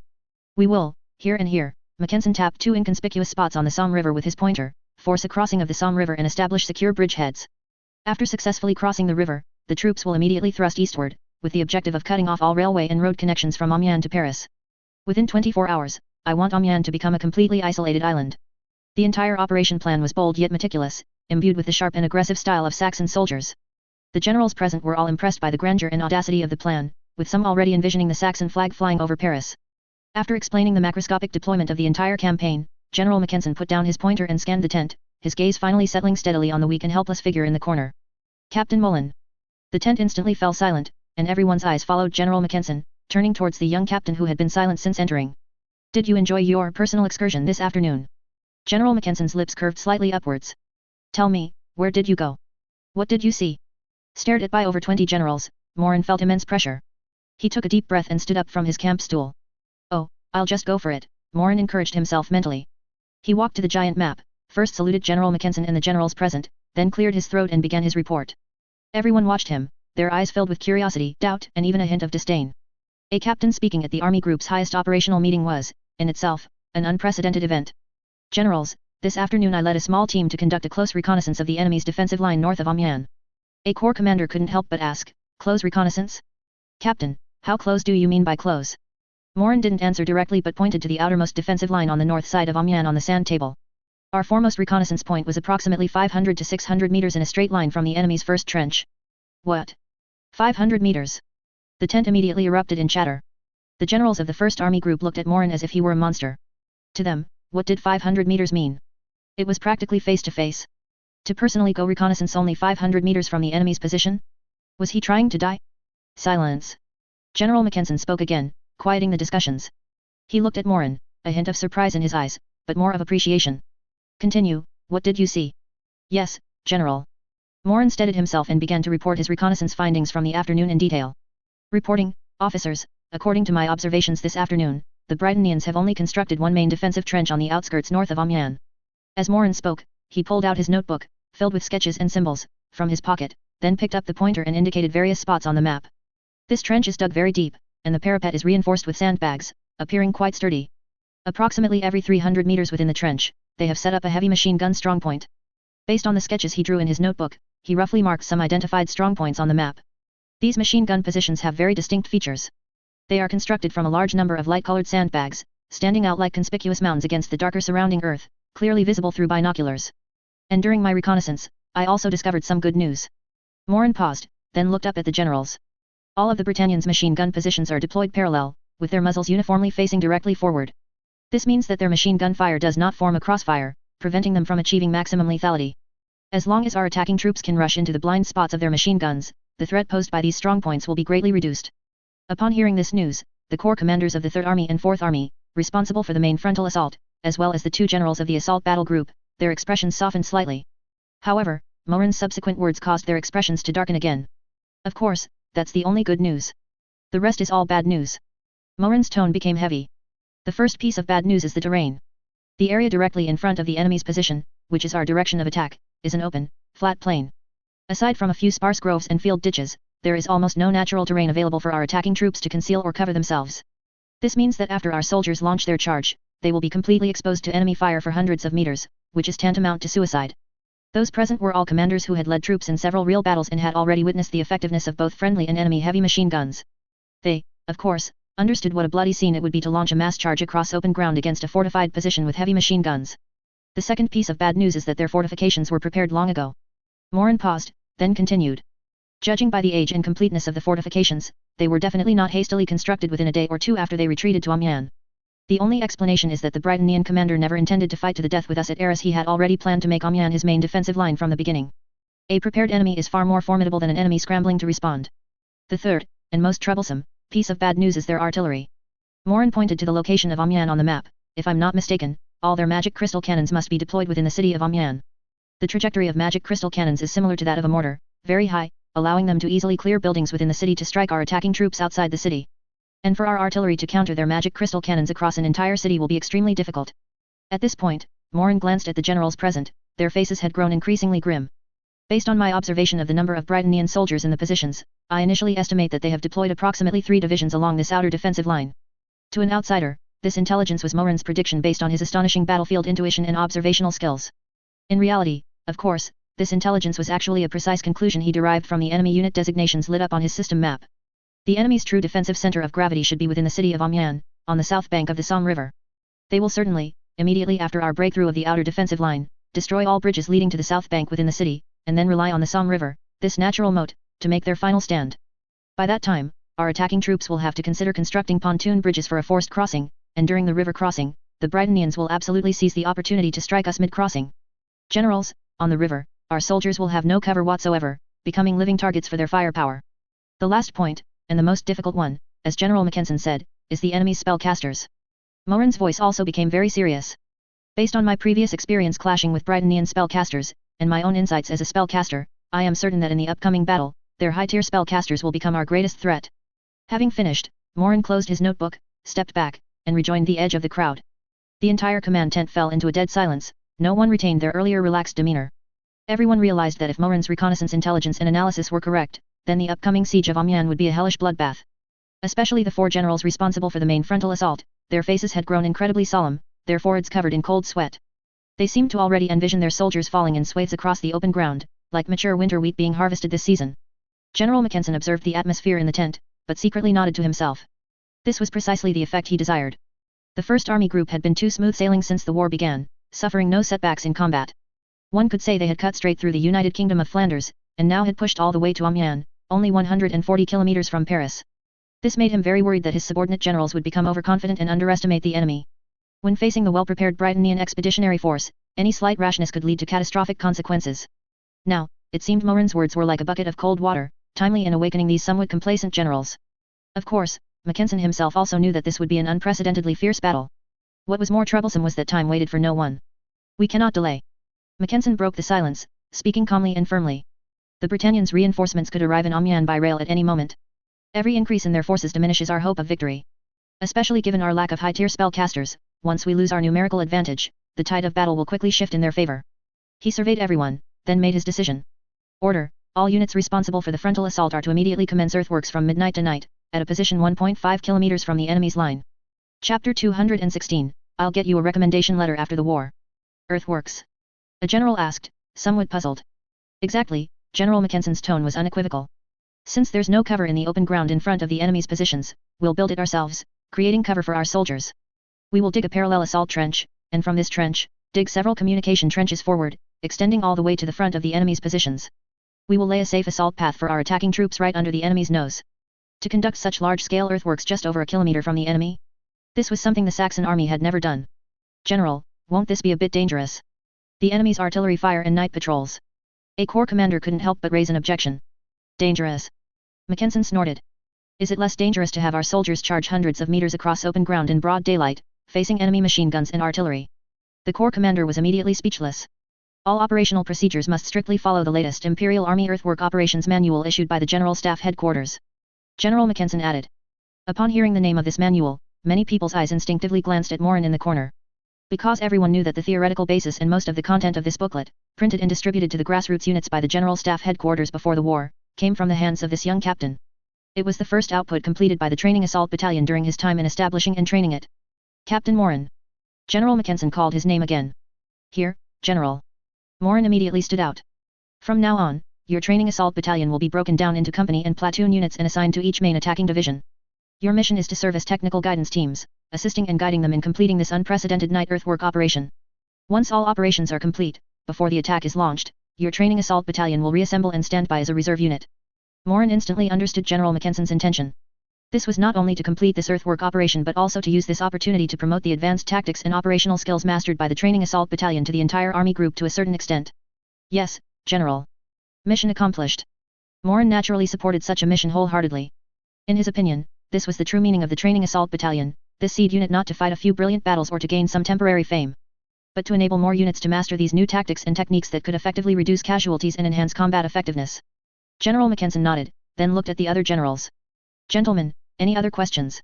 The tent was silent, no one raised any further objections. Very well. Then, the meeting is adjourned. Return to your units immediately, the final attack time will be communicated to all units at any time. Yes.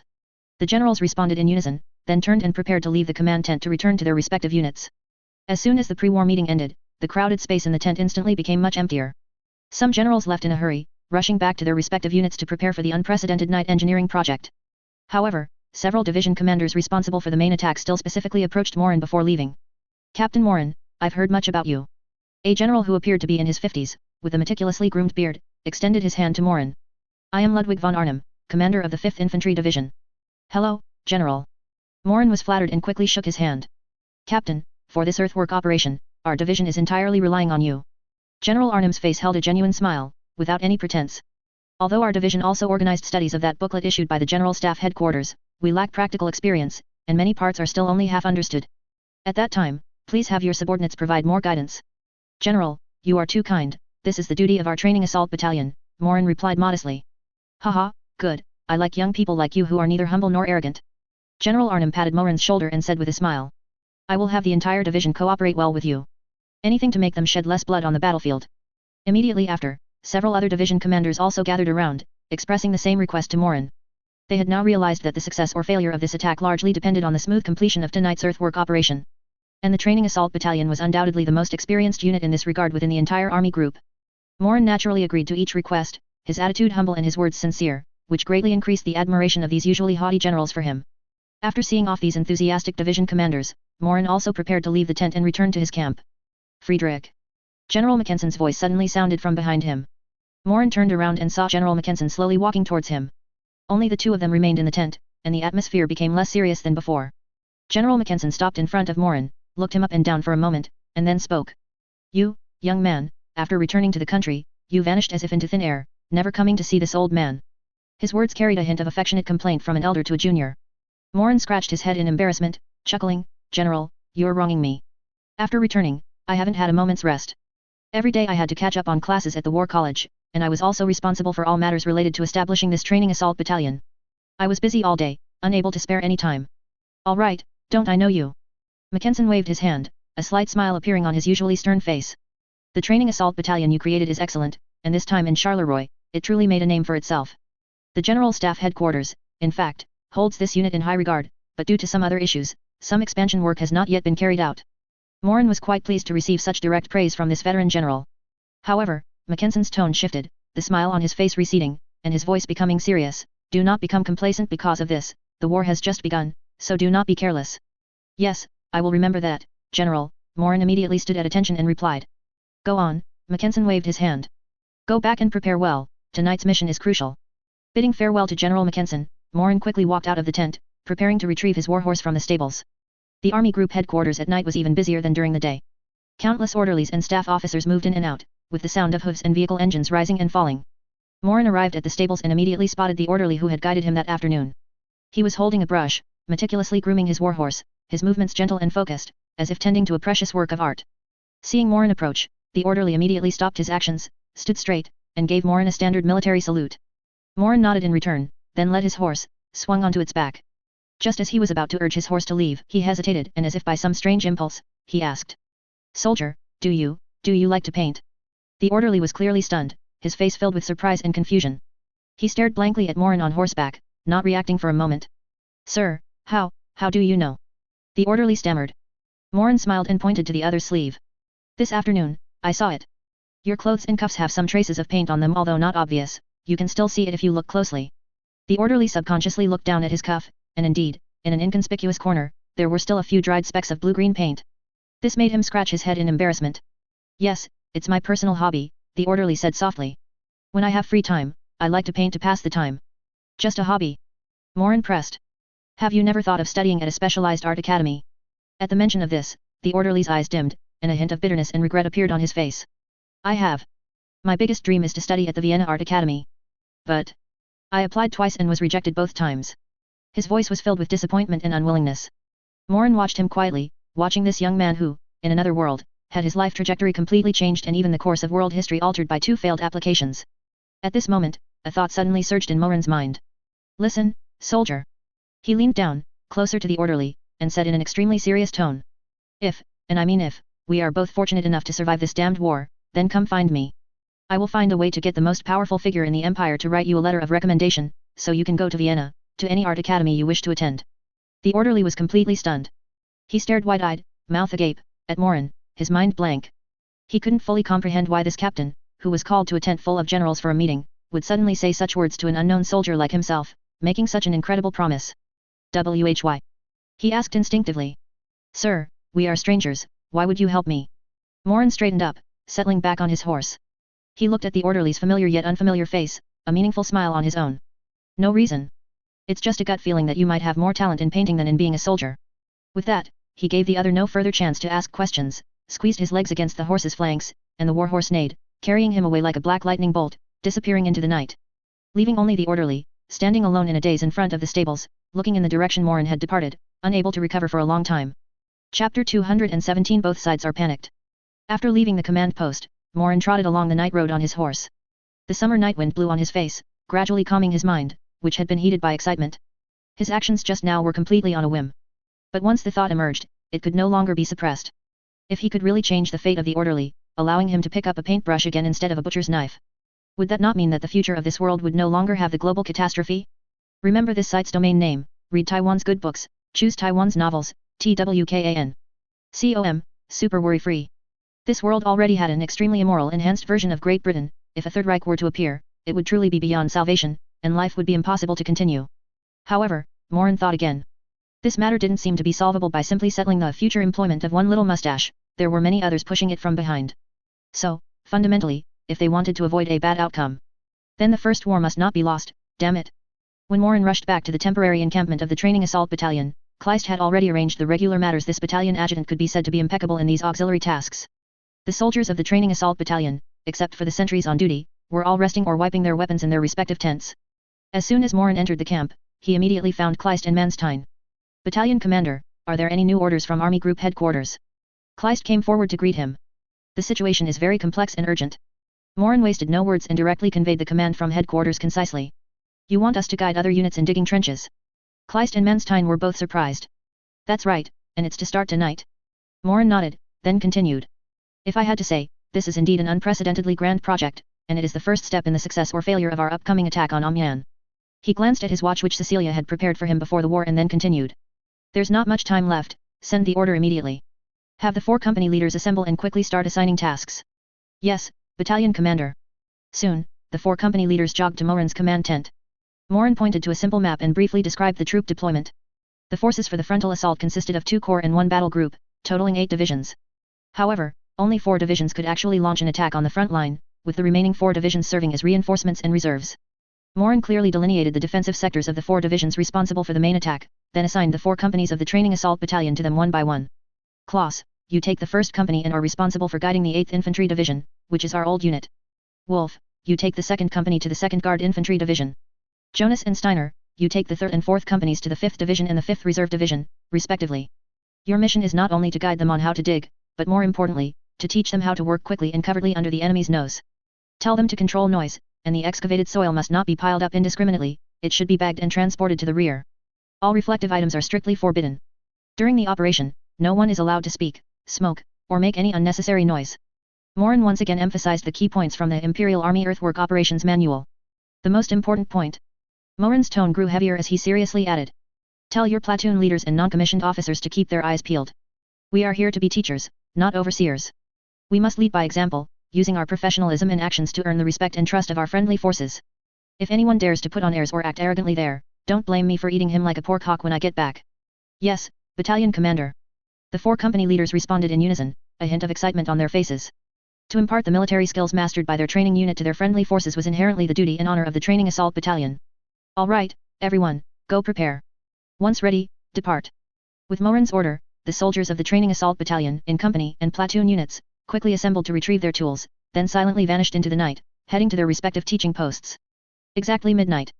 In the fields and open country north of Amiens, there was a deathly silence.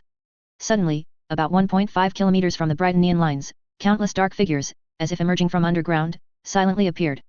No one wore helmets, except for the soldiers on alert. Everyone else carried their rifles on their backs, their hands already holding the engineer shovels that had been widely distributed before the war. The 4 Saxon infantry divisions responsible for the main frontal assault had dispatched nearly 15,000 soldiers for this large-scale earthwork operation, simultaneously commencing action along a front several kilometers long. Initially, the scene was somewhat chaotic. Many soldiers, participating in such earthwork under enemy fire for the first time, were nervously fumbling. Some accidentally clanged their shovels, some didn't know where to pile the excavated dirt, and some were even too nervous to hold their shovels steady. Don't panic. Listen for commands. Be gentle. Do you want the enemy to hear you? At such times, the instructors from the training assault battalion played the role of a stabilizing force. They were like experienced master craftsmen, teaching these apprentices hand in hand. Hold the shovel with both hands, with the front hand gripping 1/3 of the way from the shovel head, to ensure strength and stability during operation. Keep your waist straight, and use your body's rotation to swing the shovel, not just the strength of your arms. The excavated soil, put it into the sack. Quick. Once full, pass it back. Under the professional guidance and demonstration of the training assault battalion officers and soldiers, the initial confusion was quickly brought under control. 15,000 soldiers, along a battle line of over 10 kilometers, divided into multiple offensive positions, engaged in this unprecedented grand project with astonishing efficiency. Countless engineer shovels rose and fell silently. Sacks filled with dirt were silently passed to the rear through human chains, then successively stacked above communication trenches and parallel trenches. Moreover, these trenches were also constructed with individual anti-artillery shelters for soldiers to hide in at regular intervals, according to the Imperial Army Earthwork Operations Manual requirements for defense against magic crystal cannons. At the same time, there were more overhead defensive structures built with wood and sandbags. Although they might be less effective against direct hits from powerful magic crystal shells, they were sufficient to defend against the lethality of shrapnel magic crystal shells. For a time, the entire scene appeared grand yet eerie. Over 15,000 people were carrying out such a massive project in the silent night, yet they made almost no unnecessary sound. Only the faint thudding sound of shovels cutting into the earth intermittently reached through the night wind. Less than 1.5 kilometers in front of them, on the Brightonian positions, sentries continued to pace back and forth, bored. They were completely unaware that a massive project, capable of changing the course of the battle, was quietly unfolding right under their noses. While the Saxons were busily engaged in their earthwork, an urgent pre-war meeting was also being held in the headquarters of the Brightonian Expeditionary Force within Amiens. The Expeditionary Force Commander-in-Chief, Field Marshal John French, stood before the map with a solemn expression. Gentlemen, the main force of the Saxons is already at our city gates. This upcoming battle will determine the fate of our expeditionary force, and indeed, the entire Allied powers on the Western Front. His gaze swept over every general and officer present. We have no retreat. Amiens and the Somme River are our last line of defense. We must hold this place at all costs, to buy enough time for the arrival of our subsequent reinforcements. Once we lose the Somme River defense line, the iron hooves of the Saxon barbarians will have no further obstruction and will march straight to Paris.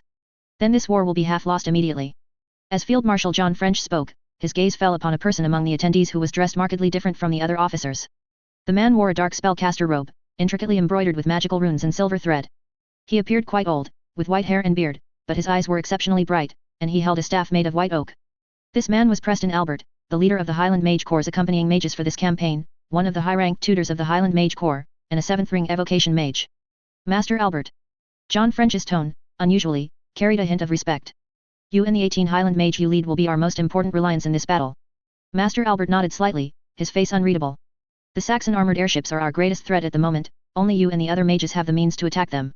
John French continued, so I need you, Master, and your mages to focus primarily on the sky once the battle begins, and restrict the movement of the Saxon armored airships at the first opportunity. Your Excellency, Marshal, please rest assured. Master Albert's voice was very calm. The Highland Mage will never allow those ugly creations of the Saxons to run rampant in our skies. Very good.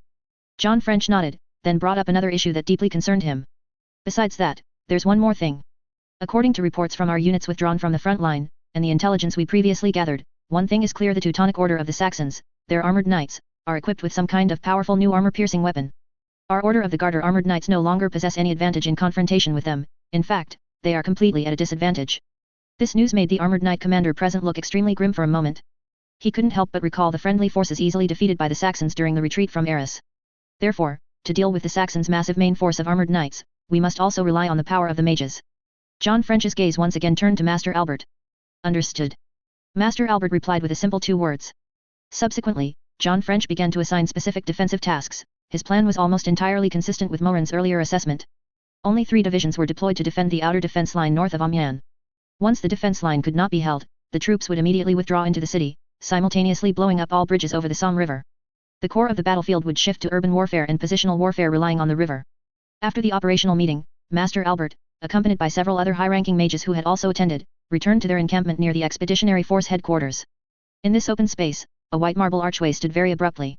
This was one of the standard spell scrolls that high-ranked tutors of the Highland Mage Corps carried when traveling, the resting area constructed by the Mordenkinen's magnificent mansion spell, and also the station of the accompanying mages for this campaign.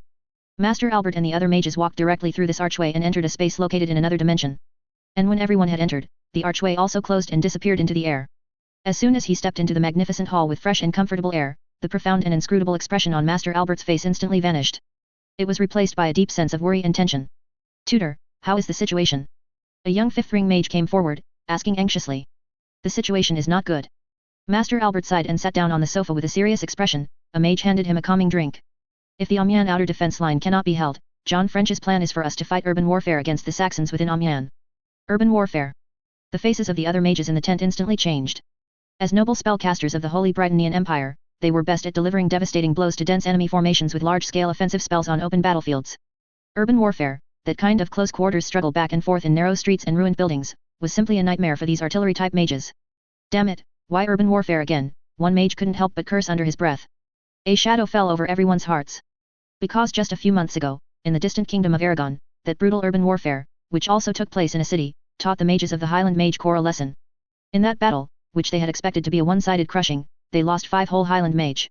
Among them was even a highly respected archmage of the 7th ring, just like Master Albert. After some details of that battle spread within the Highland Mage Corps, the resulting shadow still loomed over the heart of every Highland mage to this day. And now, they seem to be about to personally taste urban warfare again. Things have reached this point, and there's no turning back. All of you, prepare well for tomorrow's battle. Master Albert said finally, then his gaze swept over the other 2 7th ring mages. Our spell preparations tonight should focus as much as possible on targeting the Saxon armored airships. Yes, Master Albert. Artillery barrage. Chapter 218 Bombardment. August 23rd. As dawn broke, a thin layer of morning mist enveloped the fields outside Amiens. Behind the first defensive line of the Britannian Expeditionary Force, a cavalry patrol was assembled and ready to depart. Horses snorted, and soldiers muttered to each other, complaining about the bland canned beef and the morning fog. A young cavalryman swung onto his horse, glancing inadvertently at the distant wilderness, preparing to embark on his most dangerous patrol of the day. But that one glance instantly froze the relaxed expression on his face. He blinked hard, wondering if he was still half asleep and seeing things. "Hey, John, look over there." He guided his horse to his companion's side and clapped him on the shoulder. "Doesn't that area look a bit off?" His companion, named John French, looked in the direction he pointed, and his expression also turned strange. About 700 to 800 meters in front of their position, on the originally flat land, several dark, winding scars seemed to have appeared out of nowhere. These scars looked particularly conspicuous in the morning light. "Looks like some mounds," John French said uncertainly. "Were these here yesterday?" "Who knows, maybe the Saxons came over in the middle of the night to take a dump." The surrounding cavalrymen burst into laughter, but the commanding officer, hearing the laughter approach, found it less amusing. He raised his binoculars, carefully observing the distance. When he saw the full extent of those scars, an ominous expression flashed across his face. Those didn't seem to be mounds at all, but freshly dug trenches? And he could see through the binoculars that at the very front of these trenches, dirt was constantly being thrown out, and it was extending towards their position at a visible speed. After the news spread, the commander responsible for this position immediately ordered the cavalry to conduct a crisis reconnaissance. "All mount up. Prepare for battle." The cavalry officer, having received the order, shouted sternly, "Follow me to see. What the hell are the Saxons up to? Be careful everyone, retreat immediately if things go wrong."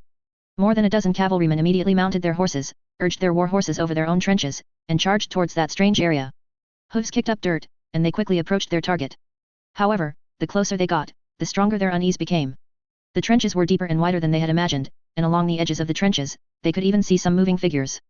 Just as the commanding officer realized he could not advance further and was about to order a turn and retreat to report, an unexpected change occurred. Bang! Bang! Bang! A crisp and dense burst of gunfire erupted without warning from the trenches ahead. The chest of the cavalryman leading the charge instantly exploded in a mist of blood, and he fell straight from his horse without even a chance to cry out. Retreat! Retreat! The officer screamed hoarsely, yanking hard on the reins, trying to turn his horse around. But it was already too late. More gunshots came from the trench. Bullets, like the scythe of the Grim Reaper, precisely harvested lives. The Britannian cavalrymen were in disarray, they couldn't find where the enemy was, only seeing clusters of muzzle flashes appearing in the trenches. They wanted to retaliate, but on their bucking horses, they couldn't even raise their guns to aim. One cavalryman's warhorse was hit by a bullet, whined, and fell, throwing him heavily. Another cavalryman's head was directly blown apart, red and white matter splattering on his companion's back. This was a one-sided slaughter. Retreat! Retreat quickly! The few surviving cavalrymen were terrified, turning around and fleeing desperately, escaping back to their own positions in disarray. Behind them, they left 7 or 8 bodies and several still whining war horses. In the trench, a Saxon soldier slowly pulled the bolt, ejecting the hot casing from the chamber. With just this much skill, they still dared to charge over. His comrades beside him let out a low laugh, then quickly returned to their digging work. Shovels silently rose and fell again, as if the brief exchange of fire just now was merely a minor interlude. News of the front-line attack, as if on wings, quickly reached the Expeditionary Forces command post in Amiens. Marshal John French was stunned when he heard the report. What did you say? The Saxons are digging trenches in front of our position. Yes, Your Excellency, Marshal. The reporting officer said with a tense expression. Our patrol was ambushed and suffered heavy losses. According to the survivors, the Saxons have currently advanced to about 700 meters from our position, and they are still digging. John French quickly walked to the map, staring intently at the area north of Amiens. In his mind, an already somewhat outdated tactic emerged, trench approach. Just like ancient armies besieging strong fortresses, by digging winding tunnels, they would gradually erode the defender's space, eventually pushing the front line to the foot of the city walls. These Saxon barbarians, John French squeezed out a few words through gritted teeth. He couldn't imagine anyone still using such a primitive and foolish method of attack. However, he had to admit that this method seemed damn effective. They exposed their position, why are they still continuing? A staff officer asked, puzzled. I don't understand either, maybe because they don't care. John French shook his head, a chill in his voice. Perhaps they intend to slowly press the knife to our throats right in front of us. Everyone in the command post realized the seriousness of the problem. If the Saxons were allowed to continue digging like this, in less than a day perhaps in a few hours their attack staging ground would be established only 100 or 200 meters from their own trenches. At that point, the so-called open ground and firing lines would become a joke. We can't wait any longer. John French slammed his fist on the table, ordered the magic crystal cannon units to immediately conduct a saturation bombardment of the target area. He looked up at the orderly beside him, his gaze sharp. Tell the Highland Mage and the magic crystal cannon crews that I want to wipe those damned groundhogs, along with their holes, off the face of the earth. Inside Amiens, several cleared squares and open spaces immediately became bustling. The 36 Griffin 4 siege magic crystal cannons, belonging to the Expeditionary Forces artillery unit, had their tarpaulins removed, revealing their menacing appearance. These behemoths were masterpieces of alchemy and engineering from the Holy Britannian Empire, with complex energy circuits engraved all over their bodies and thick, dark, and deep muzzles. As Marshal John French's order was given, the magic crystal cannon crews immediately got busy. They pried open ammunition boxes bearing the Highland Mage Corps insignia, carefully take out one by one the most commonly used fragmentation magic crystal shells. At the same time, 3 Highland Mage in robes also arrived at the center of the square. As they quickly completed their spell casting, their bodies slowly ascended, easily rising above the rooftops of Amiens and into the city's sky. When they used flight to reach the sky and saw the scene north of the city, even these Highland Mage couldn't help but gasp. Overnight, that flat land had completely transformed. A seemingly endless parallel trench stretched across the distance.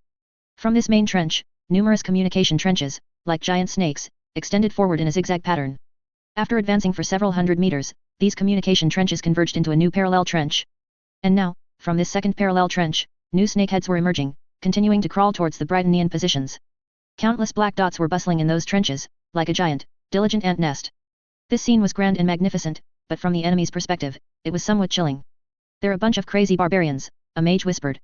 Stop talking nonsense, let's start guiding, the lead mage said with a serious expression, we can't let them get any closer. The 3 mages spread out, each hovering in an airspace, their mental power, like invisible tentacles, connecting with the 12 magic crystal cannons on the ground. First round of firing preparation, area saturation, fragmentation magic crystal shells loaded. On the ground, the gunners loudly gave commands. The artillerymen quickly pushed the heavy shells into the breeches, then adjusted the angle and direction of the muzzles according to the guidance of the Highland Mage in the air. Loading complete. Fire. All gun crews, fire. Boom boom. Dull cannon fire successively rang out within Amiens, shaking the ground. 36 shells, trailing pale blue wakes, roared into the sky in a high-angle parabolic trajectory, then flew over the city and slammed into the Saxon work area outside the city. Bombardment! Take cover! Almost as soon as the cannon fire reached outside the city, shrill whistles and the roars of officers echoed from the Saxon positions. At the same time, the unique screech of the magic crystal cannons also sounded in the air. The soldiers, who had been diligently working, immediately dropped their tools and rushed to the nearest bomb shelter, or dove into the reinforced sections of the trenches with wooden and sandbag tops. The very next second after they had hidden themselves, a dazzling blue orb of light appeared out of nowhere, then violently exploded. Tens of thousands of sharp fragments, imbued with destructive kinetic energy, swept across the entire work area like a hurricane. Dirt was plowed up in swathes, and some remaining wooden stakes and tools were instantly shattered. However, when the smoke and dust cleared, the anticipated scene of flying flesh and blood did not appear. Most of the steel balls and fragments were blocked by the thick earth and sturdy overhead cover. The Saxon soldiers in the trenches, except for a few who were hit for being a half-beat too slow, were mostly unharmed. The first round of bombardment had achieved almost no significant results. What's going on? The mage in the air frowned. He could clearly see that after the bombardment, those Saxons crawled out of their earth holes, dusted themselves off, picked up their shovels, and continued working. Their unhurried demeanor made it seem as if the devastating bombardment just now was merely an insignificant drizzle. Chapter 219 Aerial Combat. Their defensive fortifications seem very effective. A mage said in a deep voice through his communication bracelet. Conventional airburst shrapnel isn't very effective against enemies hidden in trenches. Then let's have a few more rounds. The leading mage, not believing in evil, continuously guided 3 more rounds of bombardment. The results were still unsatisfactory. The Saxon soldiers were like undying gophers, one batch was blown down, and another emerged. Although the excavation progress was delayed, it was not truly stopped. John French's face grew increasingly grim after hearing the frontline report via wired telephone in the command center. Equally grim-faced was the mage in the air, who quickly issued new orders to the artillery positions below. All gun crews, switch to enhanced magic crystal shells. Target, enemy trenches. Collapse those earth pits directly for me. The Britannia artillerymen, receiving new orders, immediately sprang into action. They laboriously moved the heavier enhanced magic crystal shells to their firing positions. These shells lacked complex shrapnel structures, but contained more volatile magical energy, with the sole purpose of releasing that energy in its purest explosive form the moment it contacted the target. Begin guidance. All guns fire directly after loading. The Highland mage in the air used their mental power to mark the impact points for the 12 magic crystal cannons. Enhanced magic crystal shells loaded. Fire. With another roar, 12 shells tore through the air, emitting a piercing shriek, and accurately slammed into the Saxon soldiers' newly constructed second parallel trench. Boom. This time, the sound of the explosion was far more terrifying than before. Amidst the deafening roar, brilliant blue orbs of light erupted. The shockwave, like an invisible giant hammer, violently struck the ground. The section of the trench that was directly hit, along with the Saxon soldiers inside, was instantly torn to shreds by the violent energy. Large quantities of soil, wood, and severed limbs were thrown high into the sky, then fell like rain. The entire trench was blasted into a massive crater nearly 15 meters in diameter, and the trench walls on both sides collapsed, burying nearby soldiers alive. Well done. In the rear positions, Britannia soldiers who witnessed this scene through binoculars erupted in thunderous cheers. The long-suppressed morale was greatly boosted at this moment. In their view, as long as the omnipotent Highland mage were present, any Saxon scheme or trick was futile. This kind of clandestine earthwork was simply vulnerable in the face of absolute power. The 3 mages in the air finally showed satisfied smiles. That's more like it, the leading mage snorted lightly. Continue the attack, destroy all their trenches one by one. The Saxon soldiers' night of work seemed to be in vain, and the scales of victory seemed to be tipping back towards the Britannia. However, the smiles on their faces did not last long. Just as they were preparing to guide the next round of bombardment, a low, oppressive roar, growing clearer and closer, came from the sky. One mage instinctively looked up in the direction of the sound. Behind the broken clouds in the sky, 2 enormous black silhouettes, far larger than imagined, were slowly appearing. They were like 2 mountains suspended in the air, bringing a suffocating sense of oppression as they slowly sailed towards the Amiens battlefield. Is that the Saxon Empire's airship? A relatively young mage's voice trembled slightly. The leading mage's pupils suddenly constricted, and the color drained from his face instantly. He recognized that thing. Before the war, the military intelligence briefing had emphasized this Saxon war beast. Armored airship, he uttered with difficulty. The Saxon Empire Air Force, armored airship L-29 and L-24 armored airship, arriving from the rear for support, had reached the battlefield. All Highland mage, attention. Prepare for aerial combat. The leading mage not only warned the other 2 mages responsible for guidance but also immediately sent an alert via his communication bracelet to the other mages waiting in the city. However, he also knew in his heart that relying solely on their 18 mages to counter 2 heavily armed armored airships might not be so easy. On the ground, the cheering Britannia soldiers also noticed the anomaly in the sky. Their cheers abruptly ceased, replaced by a deadly silence. Everyone looked up, staring blankly at the 2 colossal objects drawing closer, their faces filled with terror and disbelief. Just like the Gaul soldiers in Charleroi. On the other side, the Saxon soldiers' positions erupted in excited cheers. Airships! It's our airships! The soldiers hiding in the trenches waved their entrenching tools and rifles, jumping with excitement. The frustration of being suppressed by artillery fire was swept away, replaced by unparalleled pride and a sense of security. Above their heads, the two war beasts, representing the Empire's highest military power, were their strongest backing. The three Highland Mage only had time to hastily guide 2 more rounds of bombardment before the 2 armored airships, at an astonishing combat speed, arrived over the northern skies of Xian. A colossal shadow enveloped the earth. Upon reaching the airspace above the battlefield, the 2 armored airships immediately began their operations with clear division of labor. The larger armored airship L-29, upon reaching the airspace above the battlefield, quickly turned its massive hull sideways. 4 twin-barreled 203 mm main gun turrets slowly rotated, their dark muzzles pointing at the Britannia's outer defense line on the ground. Boom! Boom! Boom! Boom! 8 giant cannons roared simultaneously, shells tearing through the air with a piercing shriek, slamming violently into the Britannia's positions. The ground trembled violently, heavy machine gun emplacements were uprooted in explosions, sandbag breastworks were easily ripped apart, and countless Britannia soldiers were pulverized in the flames and shockwaves. With just one volley, a seemingly sturdy section of the Britannia's defense line was riddled with holes. The bombardment the Saxon soldiers had just endured was now being returned to them. The other L-24 armored airship was an older model, smaller than the L-29 in both size and carrying capacity. L-24 now occupied a higher airspace, as its mission in this operation was not ground attack, but to provide aerial cover for friendly forces. The L-24 armored airship did not have 203 mm naval guns, due to weight limitations, it was only equipped with 12 single-barreled 150 mm naval guns. At this moment, these muzzles were slightly raised, unanimously locking onto the 3 tiny but extremely troublesome black dots in the sky. The observer in the airship gondola quickly completed ranging.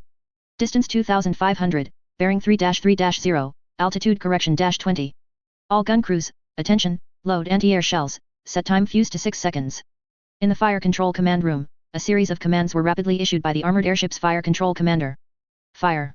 The 12 150 mm cannons roared, shells tracing faint trajectories in the air as they flew towards the position of the 3 Highland Mage. Boom! Boom! Boom! Puffs of black smoke exploded not far from the mages, with scorching shrapnel and violent shockwaves sweeping in all directions. Although the 3 Highland Mage were protected by mage armor, they dared not directly withstand such an attack, and scrambled to maneuver and evade. Too far. Correct delay. 5.5 seconds. The fire control commander quickly calculated based on the bombardment effect and then recorrected. The second round of bombardment followed closely. This time, the shell explosions were noticeably closer. One mage failed to dodge in time and was hit by the shockwave and numerous fragments from a near miss. The aura of his mage armor flickered violently, and he lost his balance in mid-air. He managed to regain his balance with difficulty, and after arcing through the air to evade another shell explosion, his face had turned deathly pale. The mages in the air wanted to continue guiding the magic crystal cannons to retaliate, but under such dense anti-air fire, they couldn't concentrate. And as the 2 airships continuously advanced, the dense MG-08 machine gun turrets on their hulls also joined the fray. Port side barge too thin. Increase firepower. Countless tracer rounds wove a deadly curtain of fire in the air, completely sealing off all movement space for the mages. Finally, after another dangerously close evasion, the 3 Highland Mage could no longer hold on, and could only descend to the ground in disarray, temporarily disengaging from combat. Well done! In the Saxon trenches, thunderous cheers erupted. Seizing the opportunity while the airships suppressed enemy fire, the soldiers once again threw themselves into the final sprint of their earthwork. At the same time, outside the first parallel trench in the rear, Morin also led the reassembled training assault battalion, ready for battle. He held his binoculars, calmly observing the battlefield situation. General Mackensen had given him great autonomy in command for this operation, allowing him to find the most suitable time and place to achieve a breakthrough, to make the training assault battalion a sharp dagger, thrust deep into the enemy's heart. Just then, the aerial battle situation changed again. Inside Xian, a shrill alarm sounded. Seeing the 3 high-ranking mages suppressed by the 2 airships with no ability to fight back, Marshal John French's face was so grim it looked like it could drip water. He knew clearly that if they couldn't deal with the 2 behemoths in the sky, let alone hold the outer defense line, even the magic crystal cannon positions within the city would be in peril. Master Albert. He turned to look at the mage leader, who had been silent. We can't wait any longer. Master Albert, with his white hair and beard, opened his eyes. He didn't speak, but simply nodded to the mages behind him. Then he changed his hand gestures, uttered a string of obscure incantations, and an invisible magic power covered the other 7 mages. The next moment, 8 Highland Mage, including Master Albert and 2 other archmages of the 7th ring, soared into the sky. They formed a triangular formation in the air, charging menacingly towards the 2 Saxon armored airships in the sky. Enemy mages detected ascending. Quantity 8. Magic fluctuations, strong. The L-24 armored airships observer issued a relatively serious warning immediately. All turrets free fire. Prioritize attacking the leading target. Machine gun turrets deploy barrage, delay their approach. The airship's fire control commander calmly issued orders. The L-24 armored airship immediately poured all its firepower onto the 8 formidable mages. 12 150 mm naval guns continuously fired at maximum rate, forming a steel barrier of explosions and shrapnel in front of the airship. The MG-08 machine gun turrets also continuously rotated under the control of the internal gunners, and a dense, impenetrable net of machine gun bullets was woven in the air. However, this time, the enemies were far more troublesome than the three just now. Chapter 220, Spells and Steel. Master Albert, currently in the air, was actually quite nervous, completely lacking the composure outsiders perceived. This was because he had no prior experience engaging armored airships. In fact, he was now participating in humanity's first direct confrontation between mages and armored airships.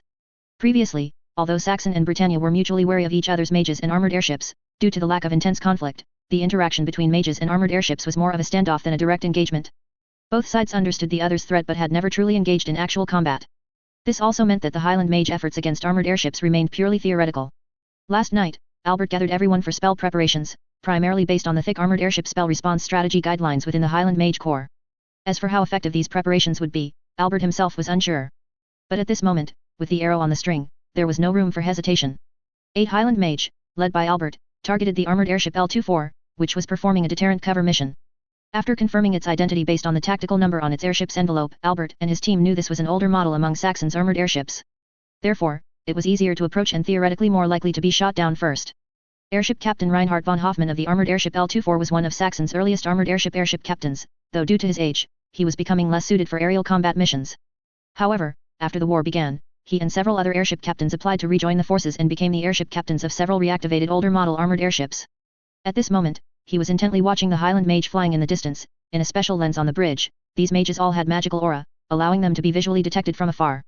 Hoffmann had already ordered the 150mm naval guns to perform interdiction fire, but the mages' agile movements and the shields they cast upon themselves by tearing scrolls made the interception efficiency of the 150mm anti-air shells pitifully low. Airship Captain, the mages are rapidly approaching.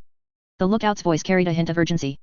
Hoffmann's brow furrowed. He knew that once these high-ranking mages got close, even with a mage armor protecting the airship, its safety would be precarious. So he decisively ordered the signaller to contact the armored airship L-29, requesting fire support. Upon receiving Hoffmann's request for support, the armored airship L-29, which was currently raining fire on the ground, immediately changed its tactics. The massive airship began to turn in the air, simultaneously gaining altitude, aiming the muzzles of its 4 twin-barreled 203mm main turrets at the 8 rapidly moving light spots in the sky. All gun crews, attention! Load anti-air shells, target enemy mages, free fire. Airship Captain Schneider of the armored airship L-29 calmly issued the order. The airship captain could give direct orders to the gun crews, bypassing the fire control officer, so the gunners in each turret quickly loaded the specialized anti-air shells into the bridges. Fire! 8 giant cannons roared simultaneously, their deafening booms echoing in the sky, as shells trailing faint wakes streaked across the sky at astonishing speed, heading straight for the mages. Albert and his companions immediately felt unprecedented pressure. The 203mm naval gun's shell velocity far exceeded their expectations, and the trajectories of the massive shells in the air carried a chilling aura of death. Disperse! Evade! Albert shouted, sharply turning his body and being the first to break formation. The mages tried to scatter and escape, using their agile flying abilities and various spells to evade. However, the Magi-Tech Research Institute of the Saxon Empire had not been idle. The armored airship L-29 and the armored airship L-24 had both undergone modifications before the war, incorporating the latest Magi-Tech tracking technology. Through the Magi-Tech equipment carried by the airship, operators could precisely track and roughly predict the mages' aerial movement trajectories and share them with each turret, greatly improving the naval gun's anti-air hit rate. With the aid of the new equipment, a 203mm anti-air shell accurately struck a point along a mage's flight path. That 6-ring mage was currently tearing open a new protective spell scroll, attempting to fly out of the armored airship's barrage. However, the power of the 203mm naval gun far exceeded his limits of endurance. Boom! A violent explosion occurred in the air, and the protective spells the mage had cast upon himself, including stone skin, mage armor, and energy protection, were all shattered in a single blow. Immediately after, a ferocious shockwave and tens of thousands of incandescent fragments instantly engulfed his body. There were no screams, no struggles. That proud Highland mage, along with his cherished magic, was completely erased from this world in a dazzling flash of fire and blood mist. Not a trace of his body remained. This scene sent a shiver down the spines of the remaining 7 mages. They finally realized that facing such a behemoth, even a high-ranking mage was not absolutely safe. On the Britannia positions, the soldiers who had just been full of confidence in the mages were now silent, their faces edged with fear. In the Saxon trenches, a more fervent cheer erupted. Well done! Another one! Let those Britannia know who is the master of the sky. At the same time, the armored airship L-24's 150mm naval guns roared again. Although their power might have been slightly lacking, the dense artillery fire still poured down like a torrential storm, enveloping the remaining 7 mages in the shadow of death. The mages desperately evaded, casting various defensive spells, but their operating space became increasingly confined. Master Albert's heart clenched, the instantaneous demise of his companion filled him with both shock and anger. But he was not blinded by rage. He keenly seized the brief interval after the armored airship L-29's main guns fired a salvo, exchanging a glance with another 7-ring transmutation archmage. The two understood each other perfectly, transforming into two streaks of light, one on the left and one on the right, and darted towards the armored airship L-24 at an even faster speed. The 12 150mm naval guns of the armored airship L-24 frantically adjusted their muzzles, attempting to concentrate fire on Master Albert and the other two mages. The machine gun turrets also frantically poured down a rain of bullets on them, but the 7.92mm rounds fired by these MG-08 heavy machine guns could not pose any threat to them in such a short time. However, in an instant, Albert had closed the distance to less than 500 meters. Now! Master Albert roared, raising both hands, and dazzling electric light danced at the tip of his staff. Chain lightning! A thick bolt of lightning shot from the staff in his hand, instantly striking the mage armor of the armored airship L-24. Immediately after, the lightning, like a living entity, leaped across the shield's surface, emitting a crackling sound. However, although the airship's mage armor flickered violently, it still stubbornly resisted Master Albert's attack. Airship Captain Hoffman breathed a sigh of relief at this sight. At least the Air Force Department hadn't lied to him. The armored airship's mage armor was specially reinforced, making it difficult for even a 7-ring mage to break it with a single blow. But his smile quickly froze on his face. Because at the same time Master Albert launched his attack, another 7-ring transmutation mage had quietly approached from the other side of the airship. A green ray, silently shot from the tip of his staff, accurately struck the mage armor of the armored airship L-24. Disintegration spell. The moment the green ray touched the mage armor, the shield's energy structure rapidly disintegrated as if dissolved. Warning! Mage armor unit damaged. Magic power loss. Unable to repair. The Magi Tech core compartment inside the airship immediately emitted a piercing alarm. Airship Captain Hoffman's face changed dramatically. The mage armor was one of the airship's most crucial defensive measures. Once it failed, the airship's massive envelope would be completely exposed to enemy attacks. Quick! Attempt emergency shield repair.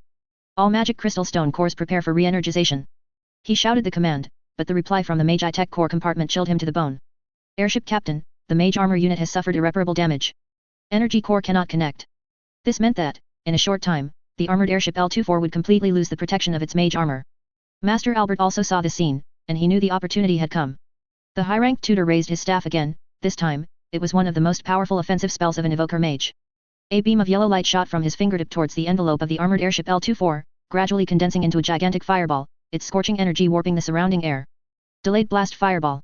Immediately after, this fireball seemed to be bound by some force, first burning fiercely on the envelope's surface, and then exploding violently. Boom! Amidst the deafening explosion, the massive envelope of the armored airship L-24 was directly blown open with a huge hole. Thick smoke and flames spewed from the hole, like the wailing of a wounded beast. The airship's balance was instantly shattered, its massive hull began to shake violently, and its altitude dropped at a visible rate. Airship Captain! The airship is losing altitude. Unable to maintain flight. The pilot's voice was filled with despair. Airship Captain Hoffman looked at the smoke-billowing airship envelope outside the window, his face ashen. He knew that after the envelope suffered heavy damage, the armored airship L-24 was finished. Meanwhile, on the other side, the armored airship L-29, its 203mm naval guns fired at full power for a short period, launching multiple rounds of anti-air shells.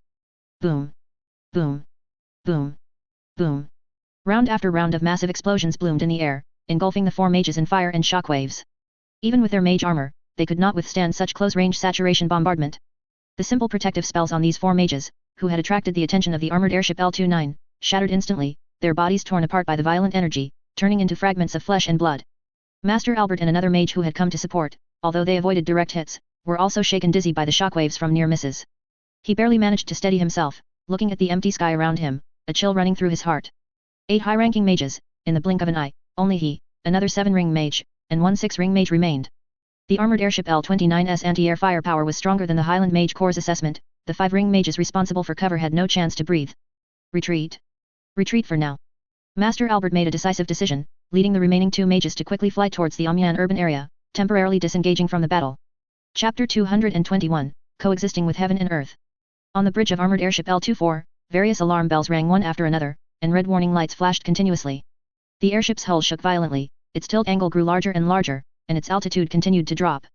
Looking out through the bridge's porthole, thick smoke billowed from the huge rupture in the airship's envelope, obscuring half the sky.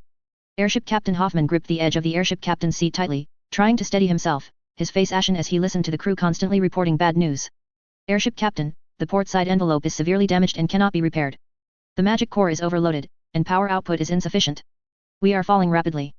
The pilot's voice carried a hint of despair. Airship Captain Hoffman closed his eyes, then took a deep breath. He knew the tide had turned. Armored airship L-24, the old companion he had served on for 14 years, had reached the end of its life. 14 years, this number echoed in his mind. He remembered the excitement of first boarding armored airship L-24.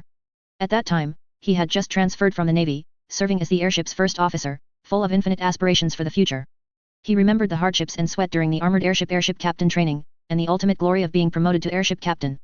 This airship had long been a part of his life. It had carried him, time and again, towards the direction indicated by the Emperor's sword, witnessing his countless victories and glories. For Hoffman, L-24 was no longer just an armored airship, it was his second home, his glory, and the continuation of his life. Airship captain. The helmsman's voice pulled him back from his memories to reality. We are almost over the northern city of Amiens, approaching the Somme River. If we don't take action soon, we might crash directly into the river. Airship Captain Hoffman opened his eyes. He glanced at the panicked crew on the bridge, his gaze devoid of any hesitation. Everyone, listen to my command. He shouted loudly, abandon the airship. Immediately parachute to safety. The crew members were stunned at first, then a commotion broke out. Airship Captain, what about you? A young crew member asked, puzzled. Airship Captain Hoffman did not answer. He simply gave them a deep look, then walked to the combined communication equipment behind the airship captain's seat and issued the order for all personnel to immediately parachute to safety. After repeating it 3 times, he came to the helmsman's side and took the helm from his hand. Gentlemen, this is my last order as the airship captain of armored airship L-24. Hurry and execute it. Hoffman tried to stabilize the armored airship's posture while urging everyone on the bridge to leave again. The crew knew that airship captain Hoffman had no intention of leaving this armored airship. This old airship captain, transferred from the Navy, carried the unique obsession of a naval officer. Soon, personnel from various departments on the armored airship began to evacuate. After putting on their parachutes, they gathered at the opened bomb bay.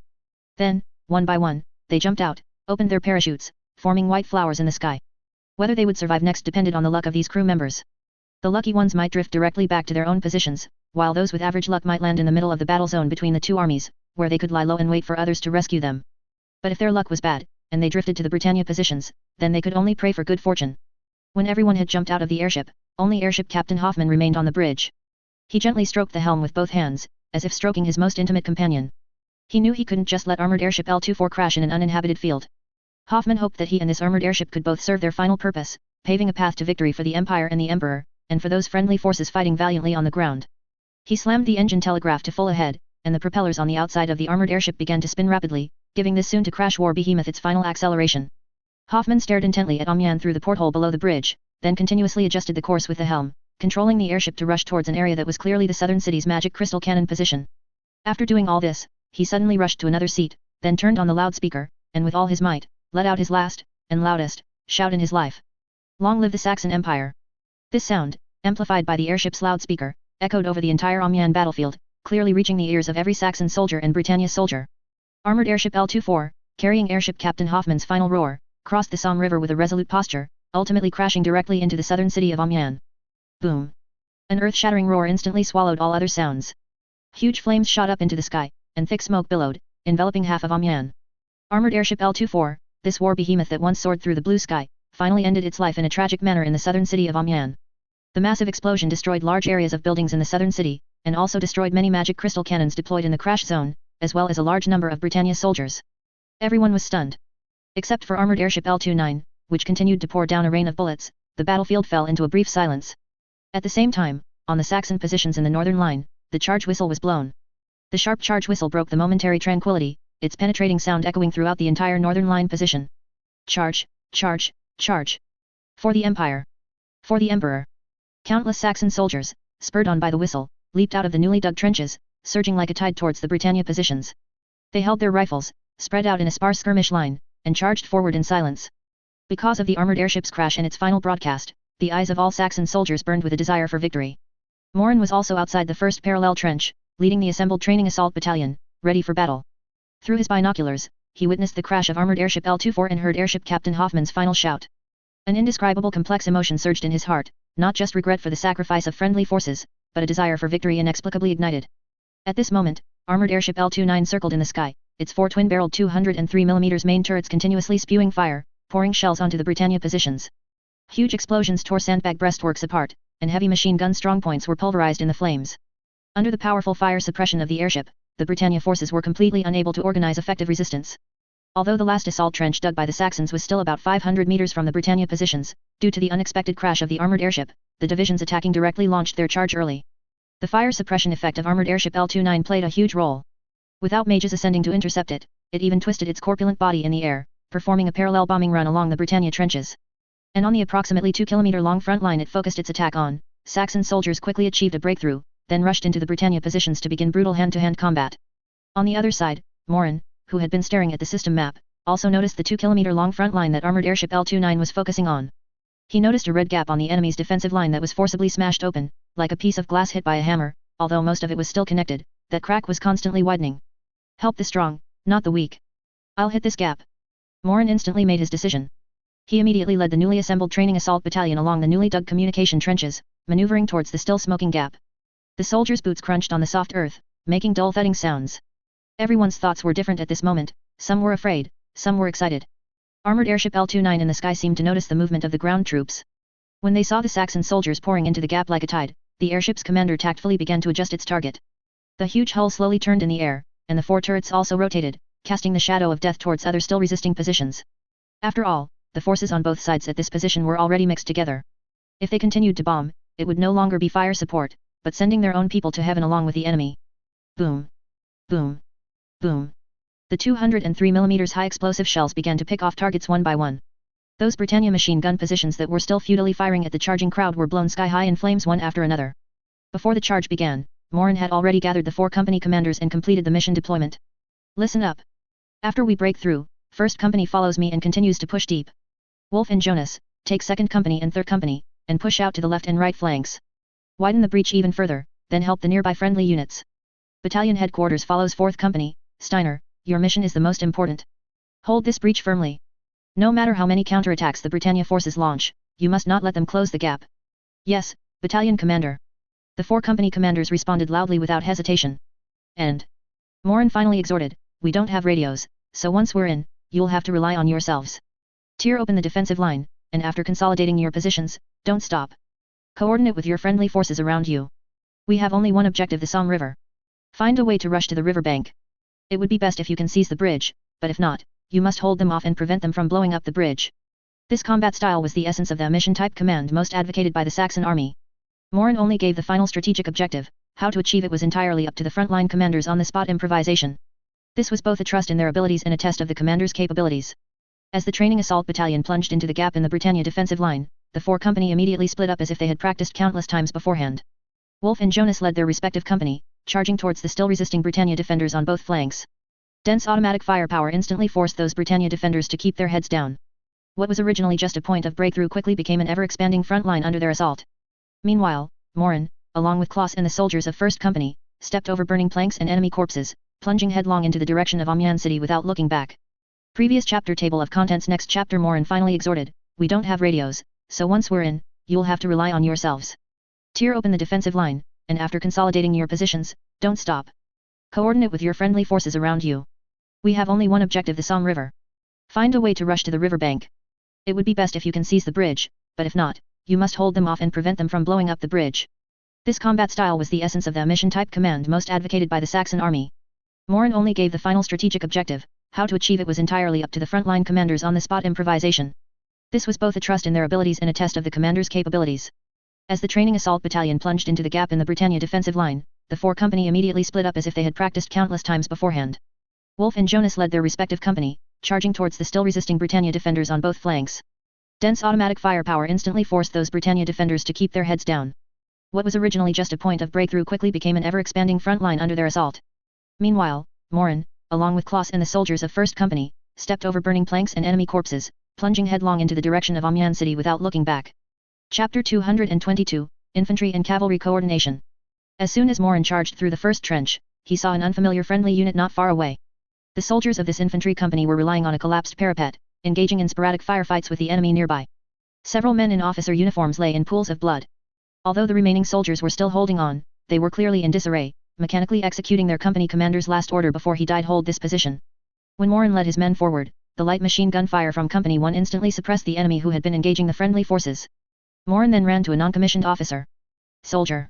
Where is your company commander? A non-commissioned officer, his face covered in gunpowder smoke, turned and saw the captain's rank on Morin's shoulder. He paused, then sorrowfully pointed to the corpse on the ground. I am Captain Friedrich Morin, commander of the 1st Guard Training Assault Battalion. From now on, your company will temporarily be under my command. Morin declared his takeover without any hesitation. On the battlefield, it was perfectly normal for a senior officer to temporarily take command of a subordinate unit that had lost its leadership. The non-commissioned officer and the surrounding soldiers' eyes lit up instantly when they heard Training Assault Battalion and Morin's name. It was clear that the reputation of the Training Assault Battalion was slowly spreading. Everyone! Follow me! Prepare to enter the city. Morin waved his hand. These soldiers hesitated for a moment, then, urged by their non-commissioned officers, immediately shed their previous confusion and followed along as if they had found their backbone. As they were about to enter the urban area, the more people, the better. Morin knew very well that breaking through this outer defense line was merely the opening act of this battle. The truly tough nuts to crack were still inside the city. His gaze had already swept past the chaotic streets in front of him, fixing on the huge steel structure spanning the Somme River on the system map, the Xian Railway Bridge. That was not just a bridge, it was a vital transportation artery connecting the north and south banks of the Somme River, and the only strategic route through which trains could pass. As long as it could be captured, reinforcements and supplies from the rear could continuously pour into Amiens via the railway, and then advance towards Paris via Amiens railway lines, delivering the necessary supplies for the revolving door to the front lines. You find a way to notify the follow-up units to reinforce towards the railway bridge. Morin grabbed an orderly from the Training Assault Battalion and shouted. Yes. Battalion Commander. Having arranged all this, Morin, with his temporarily expanded force of just under 2 companies, plunged into the streets and alleys of Amiens North City. To his surprise, although the city streets were strewn with debris left by fleeing civilians, he did not see any decent barricades or obstacles. The doors and windows of the buildings on both sides of the street were wide open, with no signs of soldiers stationed there. Some citizens who had not had time to evacuate were still fleeing to their homes. These Britonians, do they really have no street fighting experience at all? Morin murmured to himself, then leaned against a pile of debris and looked forward with his binoculars. He then noticed that only at the ends of a few streets near the Somme River did he faintly see some temporary barricades made of sandbags and furniture. Just then, a heavy, rhythmic rumbling sound came from behind, as if a giant was pacing, making the ground tremble slightly. Morin looked back and saw 6 armored knights and 12 knight attendants appear at the street corner. He quickly recognized the unique eagle emblem and tactical number on the shoulder armor of the leading armored knight. Ludwig! Morin exclaimed, both surprised and delighted. Morin! I knew you'd be at the very front. Ludwig's amplified voice came from inside the armored knight. Our squadron was ordered to attack towards the railway bridge. I personally led this small team to attack from this direction, and I didn't expect to run into you here. Perfect timing. Morin laughed. I also wanted to push towards the railway bridge. Looking at the 6 armored knights in front of him, wielding massive shields and gleaming with cold metallic luster, and the 12 knight attendants equipped with heavy magic-powered armor, a bold idea instantly formed in Morin's mind. Ludwig, let's discuss something. Morin ran to the foot of the armored knight, patted its outer armor, and shouted up. What is it? Tell me. We need to change our approach. Morin pointed to the street ahead, then continued, the street isn't wide enough for us to deploy all our forces, and we're vulnerable to flanking attacks from both sides. So, what do you mean? Ludwig clearly realized the problem. While armored knights were invincible head-on, their vision was greatly restricted once they entered urban combat. And a completely new tactical concept had clearly formed in Morin's mind. We'll mix our forces. Divide your 6 armored knights and 12 attendants into 3 groups, with 2 knights and 4 attendants per group. Then, we infantry will also divide into 3 teams and follow behind you. Mixed formation. Ludwig paused, not immediately understanding Morin's meaning. Yes. Mixed formation. Morin grew more excited as he spoke. You armored knights will be at the very front, using your large shields and outer armor as mobile cover for our infantry. We'll follow behind you, responsible for clearing out any enemies possibly hidden in the buildings on both sides, and providing fire support. We'll push from 3 streets simultaneously towards the railway bridge. That way, they won't be able to defend both ends. Ludwig was silent for a few seconds in the cockpit. His mind raced. Infantry and armored knights coordinating in battle was nothing new in the Saxon army. But usually, the so-called coordination merely meant everyone fighting their own battle within the same attack sequence. The armored knights were responsible for acting like a heavy hammer, smashing open the enemy's hard shell defenses. Then the infantry would follow like water, pouring in to clear out remaining enemies and consolidate the gains. However, for Morin to propose such a tight integration of infantry and knights, twisted together like a rope, to conduct squad-level coordinated operations, this was absolutely a first. This was practically treating the noble armored knights as mobile shields for the infantry. But Ludwig only thought for a moment before he immediately understood the brilliance of Morin's tactic. In urban warfare, the greatest threat wasn't the enemy head-on, but stray bullets from all directions. The greatest weakness of infantry was insufficient defense, while the greatest advantage of armored knights was their astonishing defense. Using the armored knights' defensive power to compensate for the infantry's fragility, and at the same time using the infantry's flexibility and firepower to compensate for the armored knights' blind spots and dead zones in urban combat vision. It was a match made in heaven. All right. We'll do as you say. Ludwig agreed decisively, without any hesitation. He was also a sensible man, knowing when to use the most effective methods to achieve victory. Excellent. Morin excitedly pumped his fist, and the two quickly reorganized their subordinate units. Morin and Ludwig personally led the main force in the central street, while the other 2 groups launched attacks from the left and right parallel streets. With the order given, 3 brand new combat teams immediately began to move. On the central street where Morin was, the scene became exceptionally peculiar. Two massive armored knights, one in front and one slightly behind, staggered by half a body length, advanced steadily like a pair of moving steel fortresses. Their giant shields, large enough to serve as doors, almost completely blocked the frontal line of fire across the entire street. On their flanks, 4 knight attendants, clad in heavy magic-powered armor, vigilantly guarded the sides. And behind these steel giants, Morin and 2 companies of infantry formed a loose column. Some soldiers kept close to the heels of the armored knights, using their massive bodies as cover. Others hugged the walls of the buildings on both sides of the street, crouching with their guns, moving step by step. Their eyes were fixed on every window across the street and above, where an enemy might appear. In the buildings lining the street, the terrified faces of civilians occasionally flashed past behind curtains. The Britonians had clearly not evacuated civilians before the battle, resulting in many ordinary people still remaining in Amiens. These Gauls were clearly terrified, with every door and window locked, hiding in their homes, trembling. But this also put immense pressure on all Saxon soldiers. The biggest fear in urban warfare was civilians and enemy troops intermingling. You never knew if the next thing to emerge from behind a window would be a clothesline or a dark rifle barrel. Keep your eyes peeled. Watch the upper floors. Morin reminded the soldiers around him in a low voice. Bang! Suddenly, a gunshot echoed from a second-story window on the right. The bullet ricocheted off the edge of an armored knight's shield in front, sparking and making a crisp clang, leaving no white mark. Damn it! There really is one. A training assault battalion soldier behind him cursed. Almost simultaneously with the gunshot, the Britonian soldier who fired hadn't even had time to retract, when several training assault battalion soldiers on the flank had already reacted. The submachine gun and rifle in his hand instantly spat fire, a stream of bullets sweeping across the window like a chainsaw. The wooden window frame and glass were instantly shattered, and a row of ugly bullet holes appeared on the wall. The screams from behind the window abruptly ceased. Well done! Morin praised. This was the advantage of coordinated operations. Any attack from one direction would be met with simultaneous counterattacks from several directions at the first instant. The team slowly advanced over 100 meters, and a large enemy force finally appeared ahead on the street. Attention, enemy approaching! With a shout, a large number of Britonian infantry suddenly poured out from around the street corner ahead. They were arrayed in the dense formation still popular in this era, shouting as they charged towards Morin and his men.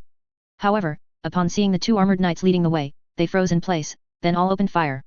Bang bang bang! For a moment, gunshots erupted. Countless bullets rained down like a storm, hitting the shields and armor of the 2 armored knights, producing a dense ding-ding-dong-dong sound. Morin quickly scanned the system map, confirming the approximate number of this unit. This was a full-strength infantry battalion, apparently a reserve force sent by the Britonian commander to counterattack and try to retake the outer defensive positions. Unfortunately, their commander clearly hadn't anticipated the outer positions falling so quickly.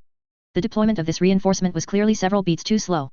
Now, let alone counterattacking, they hadn't even left the city before being blocked head-on by Morin and Ludwig's strange force. This is meat delivered right to our doorstep. Morin chuckled inwardly. Although the enemy had an absolute advantage in numbers, Morin was not flustered at all. Are you kidding? I have Gundams here. Infantry, find cover. Free fire. Morin shouted his order. The training assault battalion soldiers behind him reacted extremely quickly, immediately using the debris on the street or directly rushing into the buildings on both sides to quickly establish temporary firing positions. Submachine guns, rifles, and light machine guns fired simultaneously, weaving a dense net of fire that met the charging enemy. And the temporarily incorporated friendly force, though slower to react, their soldiers quickly followed the training assault battalion soldiers, imitating their actions. At the same time, Ludwig and the other armored knight also moved. They stopped steadily, slammed their massive shields onto the ground, then calmly raised the monstrous-looking weapon in their other hand, the armored knight's dedicated assault cannon. This thing was actually a 75mm howitzer, modified with a magazine and a straight pole bolt, specifically used as a long-range weapon for armored knights. The 2 armored knights fired almost simultaneously. Boom! Boom! 2 dull cannon roars, 2 75mm shells trailing faint smoke, whistled and slammed into the dense charging ranks of the Britonians. Boom! Boom! Violent explosions occurred instantly, fire and shockwaves engulfing over a dozen soldiers. Dismembered limbs and shattered weapons were thrown high, and a blood mist permeated the entire street. The Britonian soldiers at the very front were thrown into disarray by this sudden attack, their entire charging formation instantly turning into a chaotic mess. The opposing commander, a rather young-looking Britonian major, saw the 2 armored knights, like demons descended, and the color instantly drained from his face. Armored knights! How are Saxon armored knights here? He couldn't believe his eyes. Where are our knights? Where is our order of the Garter? He cursed wildly in his heart. He knew very well that without their own armored knights to counter them, ordering infantry to charge these steel monsters was no different from telling them to line up for suicide. The rifles in the hands of the infantry posed no threat whatsoever to these tin cans. Retreat! Retreat quickly! He screamed hoarsely. The Britonian soldiers, who had already charged halfway, felt as if they had been granted a great pardon, immediately turned and fled, the scene a complete chaos. Chapter 223, Enchanted Weapon, Kid. The moment the enemy retreated, Morin didn't hesitate and immediately ordered a pursuit. But this time, he learned his lesson.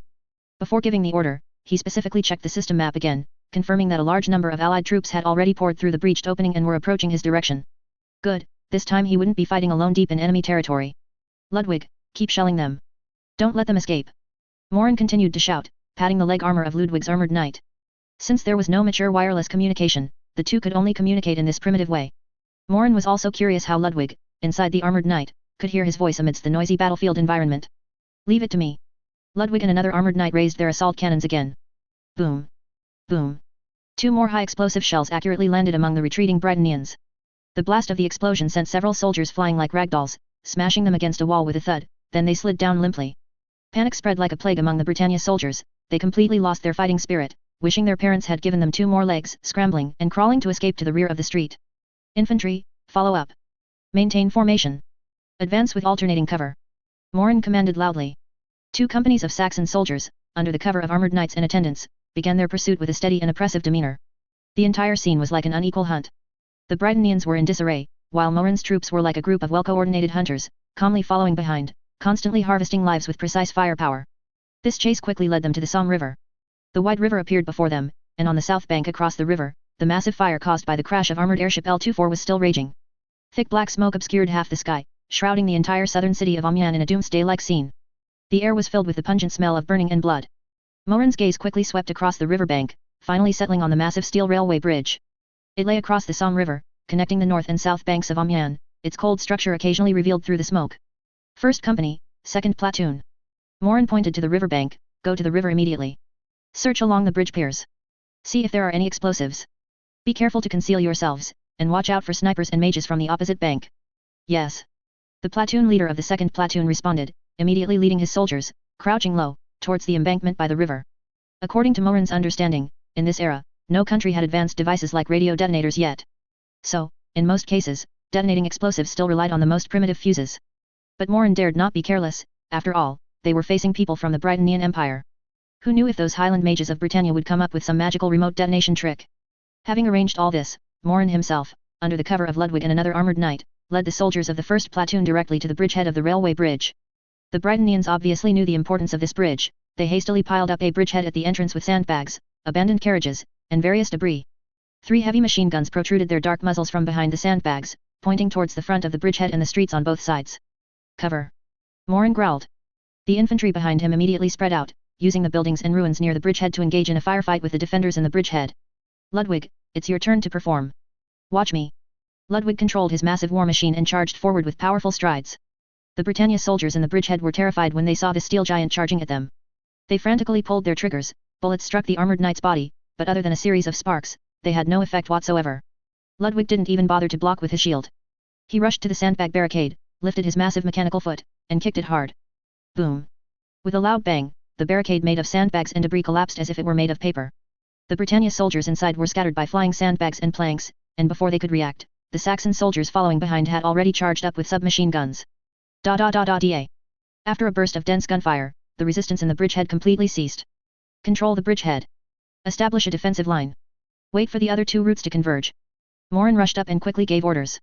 The soldiers immediately took action, dragging away enemy corpses and using the collapsed barricade to re-establish a defensive position facing the south bank. Morin walked over to Ludwig and Klaus, who had just arrived. Ludwig, Klaus, listen. When you see my signal later, immediately lead your men across the bridge, without any hesitation. Both were stunned. Battalion commander, your signal. Klaus asked, puzzled, what signal? You're not coming with us. I'll go first, Morin said lightly. What?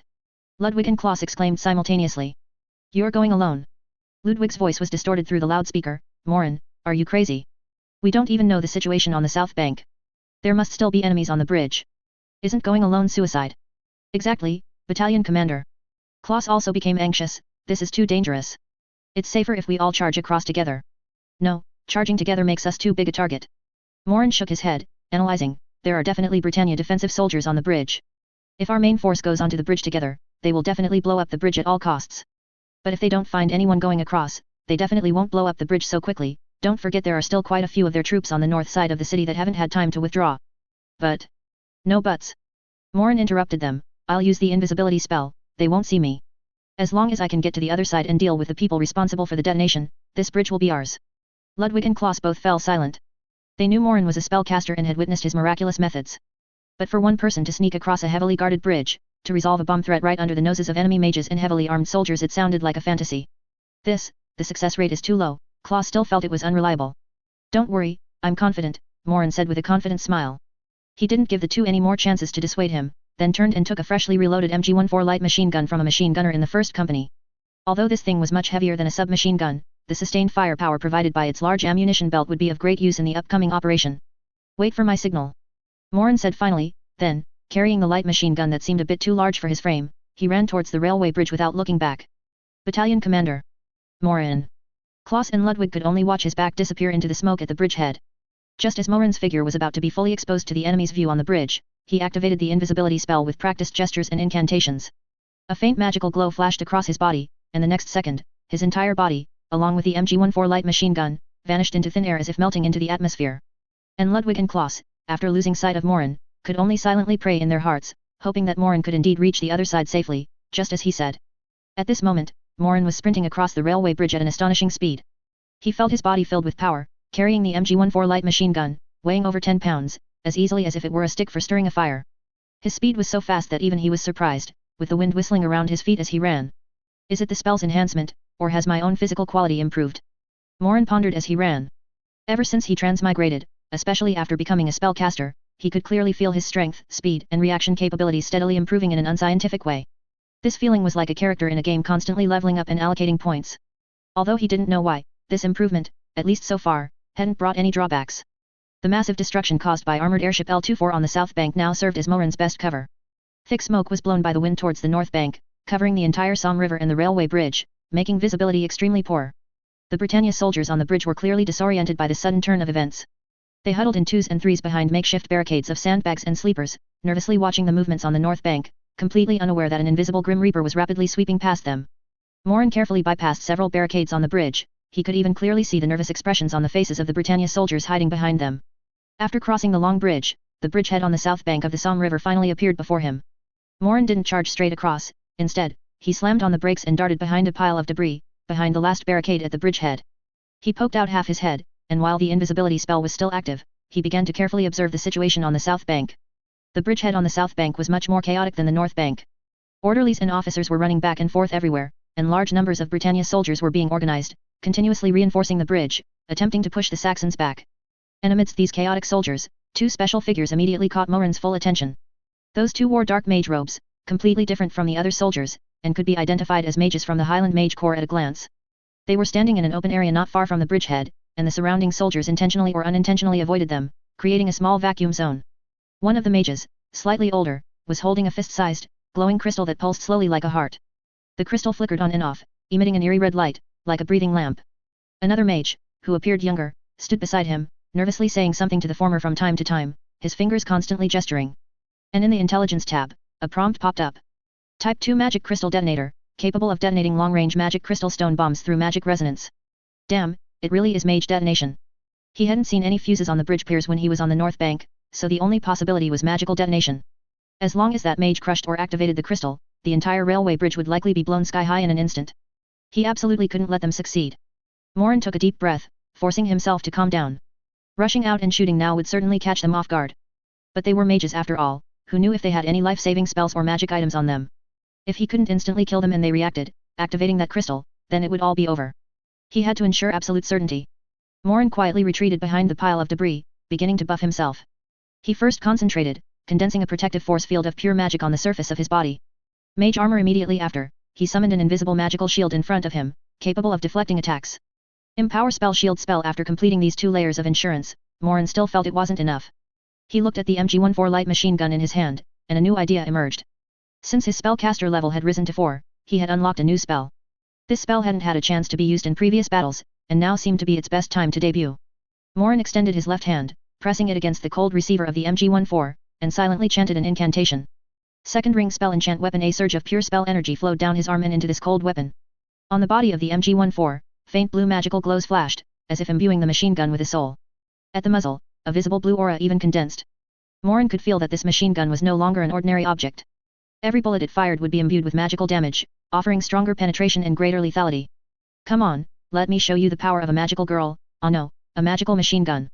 After preparing, Morin abruptly stood up from behind the pile of debris, holding the MG-14 light machine gun, which glowed with a faint blue light, steadily in his hands, its dark muzzle aimed at the two mages who had already detected an unknown magical fluctuation behind them.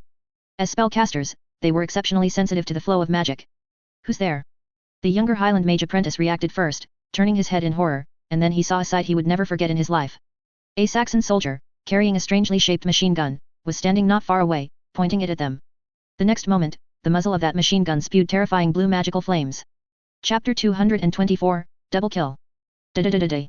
The harsh gunfire finally rang out, breaking the eerie silence. Remember this site domain, chase Taiwan novels, look for the super reliable one. Time seemed to stretch infinitely at this moment. In the terrified eyes of the two Highland mages, they could clearly see streaks of dark blue bullets, like death's trajectories, tearing through the short 10-meter air between them. Each blue light represented a deadly bullet infused with pure spell energy. Morin's hand on the trigger was as steady as a rock. The MG-14 light machine gun, enhanced by enchanted weapon, felt like it had no recoil in his hands. He locked the muzzle onto the mage holding the glowing crystal, unleashing all the bullets from the MG-14 machine gun onto him. Morin knew very well that the success or failure of all his plans depended on this one move. The mage holding the crystal was clearly the leader of the two. The moment Morin appeared, he subconsciously tried to rub the ring with protective runes on his index finger, attempting to activate the shield spell stored within it. But in the face of machine gun bullets at such close range, human neural reaction speed seemed so slow and powerless. As soon as he made his move, a barrage of enchanted bullets had already whistled in. According to the strict regulations within the Highland Mage Corps, all mages entering the combat zone must constantly maintain their mage armor through spell slots or magic scrolls. This mage apprentice was no exception. An invisible magical aura instantly lit up on his body, attempting to resist the sudden attack. Normally, the strength of his mage armor was similar to the mage armor Morin cast himself.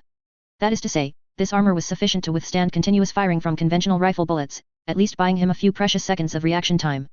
However, he was not facing ordinary bullets. Every 7.92mm Mauser bullet, amplified by enchanted weapon, turned into a dual attack with both physical and magical damage. The crackling sound of spell sparks exploded, followed by a series of crisp shattering sounds.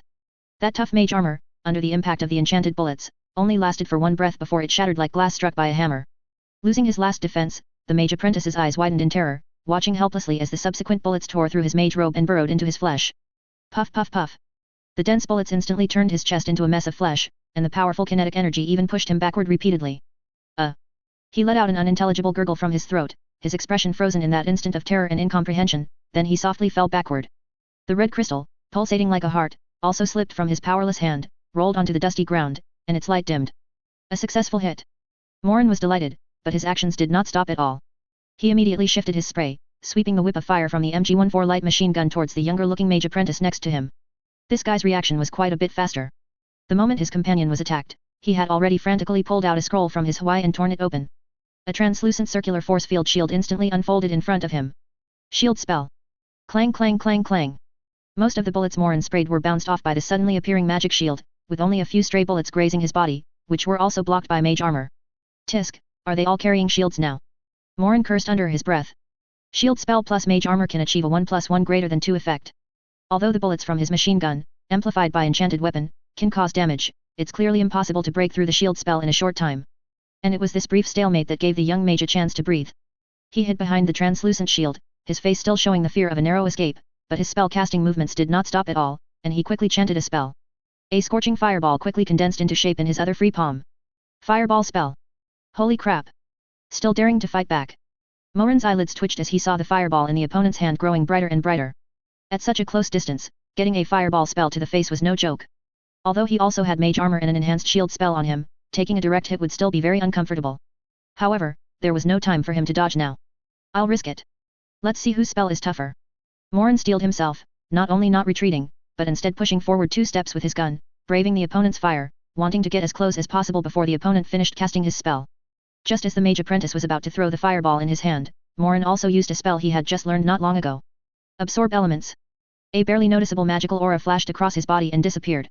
Almost at the same time, the mage apprentice also completed his spell casting.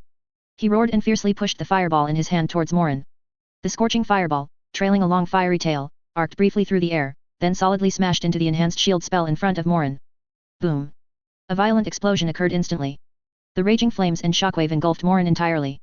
Under the effect of absorb elements, some of the fireball spell's damage was weakened, but the remaining power was still terrifying. Morin only felt as if he had been hit head-on by a full-speed truck. The enhanced shield spell in front of him let out a groan of unbearable strain in the violent explosion, then crack, it completely shattered. The residual shockwave and flames heavily impacted the mage armor on his body, making that layer of magical aura flicker violently, its defense value instantly bottoming out. Cough cough.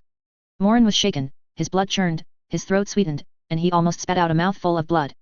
However, he ultimately held on. The last layer of protection from mage armor firmly blocked the final damage. And even if mage armor couldn't hold, there was still a layer of arcane ward effect below to absorb some of the damage. As the smoke and dust cleared, Morin's figure reappeared. Aside from his uniform being somewhat tattered and his face covered in black soot, he appeared unharmed. He grinned, revealing teeth blackened by gunpowder smoke. You didn't kill me, so now it's your turn. The young mage apprentice was completely stunned to see Morin unharmed under his fireball spell. He couldn't understand how an ordinary-looking Saxon soldier could possibly withstand a mage's fireball spell. He wanted to cast another spell, but Morin no longer gave him any chance. Da-da-da-da. The MG-14, glowing with a blue light, roared again, bullets chasing after the mage apprentice, making him scramble for cover, clumsily hiding behind a sandbag emplacement. The mage apprentice, hiding behind the cover, seemed to know he was no match for Morin. He quickly tore open another scroll, and a gentle breeze encircled his feet. Greased feet spell. His speed instantly increased significantly, and he prepared to slip away along the cover. Trying to run. Morin sneered, directly carrying the MG-14 machine gun with one hand and striding towards the sandbag emplacement. The surrounding Britannia soldiers finally reacted at this point, raising their rifles and firing at Morin. But these ordinary bullets could not penetrate the still sturdy mage armor on Morin's body, only creating powerless ripples on him. Morin ignored the harassment, rushed to the sandbag emplacement in a few steps, then stomped hard on the ground, leaping high and directly crossing over the sandbags.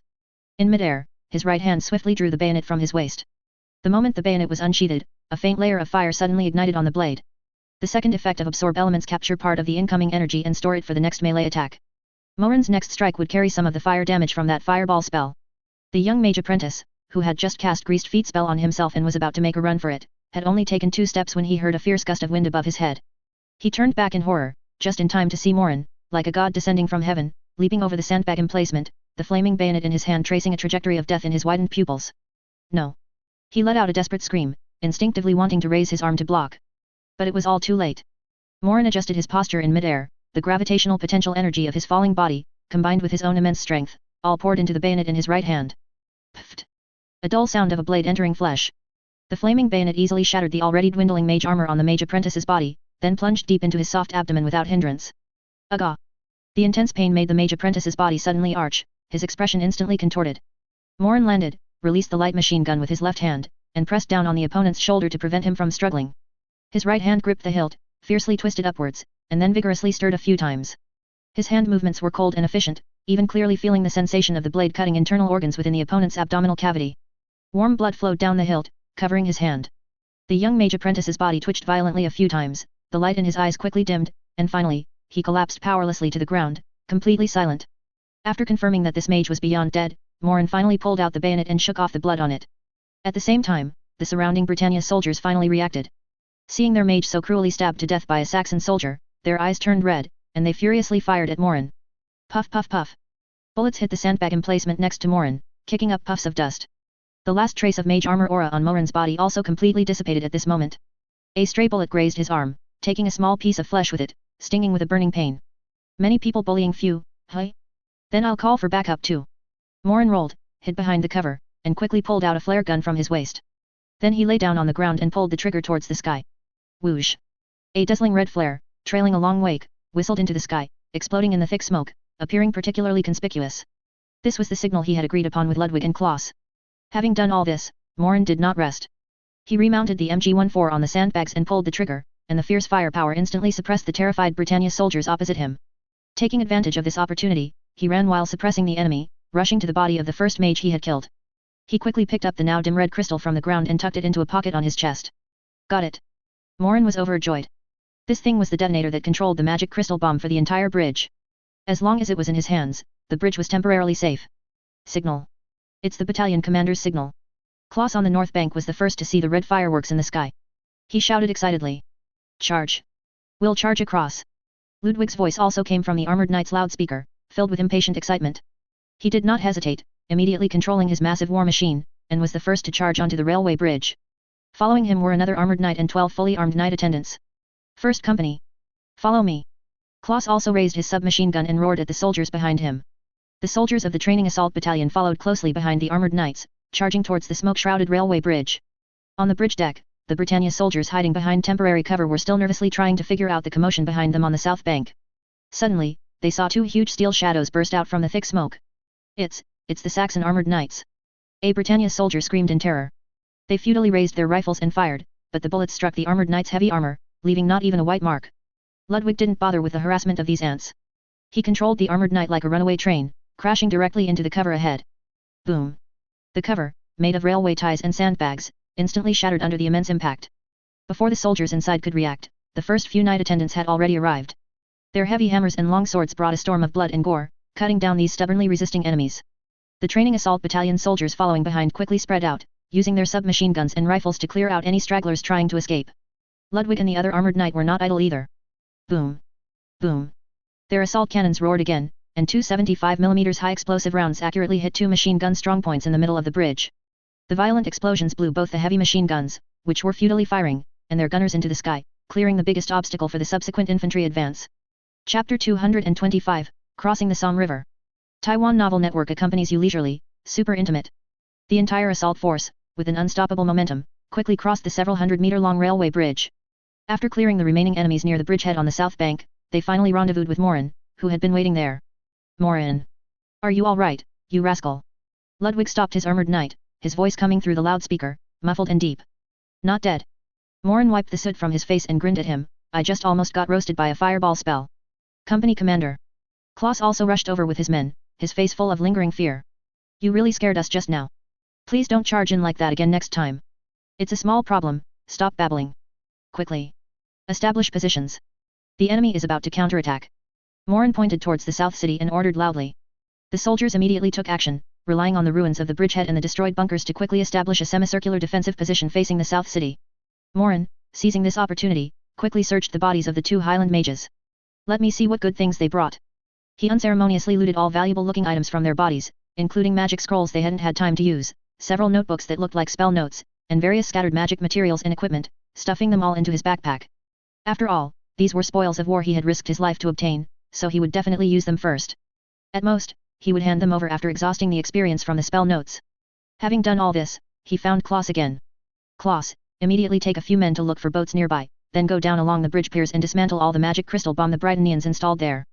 Morin ordered sternly. He knew that although he had obtained the detonator, it didn't mean it was foolproof. Who knew if the enemy had backup detonation methods? Only by dismantling the bombs themselves could he truly rest easy. Moreover, he believed that those high-ranking mages would certainly not personally handle rough work like installing bombs, they would most likely let ordinary engineers do it. Since ordinary engineers installed them, his soldiers should theoretically be able to dismantle them too. Yes, company commander. Klaus acknowledged the order and immediately called two squads of soldiers to begin searching for boats along the river bank. Just as the Saxons were busily consolidating their bridgehead positions, in Amiens South City, Master Albert, who had just completed his transfer with the Expeditionary Force Command, suddenly changed his expression. He looked down at a bracelet-like magic item on his wrist. The two light dots representing the two mage apprentices had completely extinguished. What's going on? Master Albert's heart sank, and an ominous premonition surged within him. He immediately tried to contact the two apprentices responsible for guarding the railway bridge through the bracelet, but only a deathly silence returned. Albert, did something happen at the railway bridge? Another archmage, also a 7-ring transmutation spellcaster, noticed Albert's change in expression and asked. Carter and Nelson's communication has been cut off. Master Albert's voice was very grim. I suspect, they may have already met with an accident. He closed his eyes, and his powerful mental energy instantly spread out, beginning to sense the location of the magic crystal detonator he had imbued with a tracking mark. The next second, he suddenly opened his eyes, a trace of shock and anger flashing within them. The detonator is still at the bridgehead. But it seems to have been taken by someone. And I sense an unfamiliar spellcaster's aura near it. Master Albert immediately reported this alarming news to Field Marshal John French, the Commander-in-Chief of the Expeditionary Force. Inside the command post, there was an uproar. What? The railway bridge has fallen. The mages responsible for blowing up the bridge have been killed. Field Marshal John French's face instantly turned pale, he knew what losing the railway bridge meant. Master Albert. He almost roared at the Highland mage. You must retake the railway bridge at all costs. Even if you can't retake it, you must blow it up for me. Understood. Master Albert nodded without saying much. He turned and looked at the transmutation archmage behind him. Assemble the troops. Gather all nearby armored knights. Follow me. His voice was filled with undisguised killing intent. I will personally crush those damned Saxon barbarians into pieces. 2 apprentices killed, a strategic location lost. This was practically a slap across the face of the entire Highland Mage Corps. Soon, an elite counterattack force assembled in the South City's central square. 4 St. George Type 3 armored knights painted with the Order of the Garter emblem, and 12 knight attendants assisting in combat. Behind them were nearly a company of Britannia infantry. Archmages Albert and Angus, escorted by several knight attendants and heavily armored soldiers, walked to the center of the formation. Move out. Master Albert had no superfluous words. He waved his white oak staff, and the massive formation immediately began to advance towards the railway bridge. Meanwhile, at the South Bank bridgehead of the railway bridge, as more and more Saxon soldiers poured into Amiens South City through this crucial bridge, the intensity of the fighting began to escalate sharply. The narrow streets and dilapidated buildings became battlegrounds where soldiers from both sides fought to the death. Gunshots, explosions, and dying screams echoed over the war-torn city, seemingly never to dissipate. The training assault battalion's other two companies, attacking in different directions, also successively crossed the railway bridge under the leadership of Wolf and Jonas, reuniting with Morin. Ludwig's other 4 armored knights also followed. Company commander, how do we fight next? Everyone asked. Don't rush. Morin looked at the interwoven enemy and friendly positions on the system map, then noticed a sizable enemy unit rapidly moving towards them, and his expression became serious. There might be a tough nut to crack coming. Just as he was about to issue new deployment orders, a surging flame suddenly erupted from a street corner leading deep into the South City.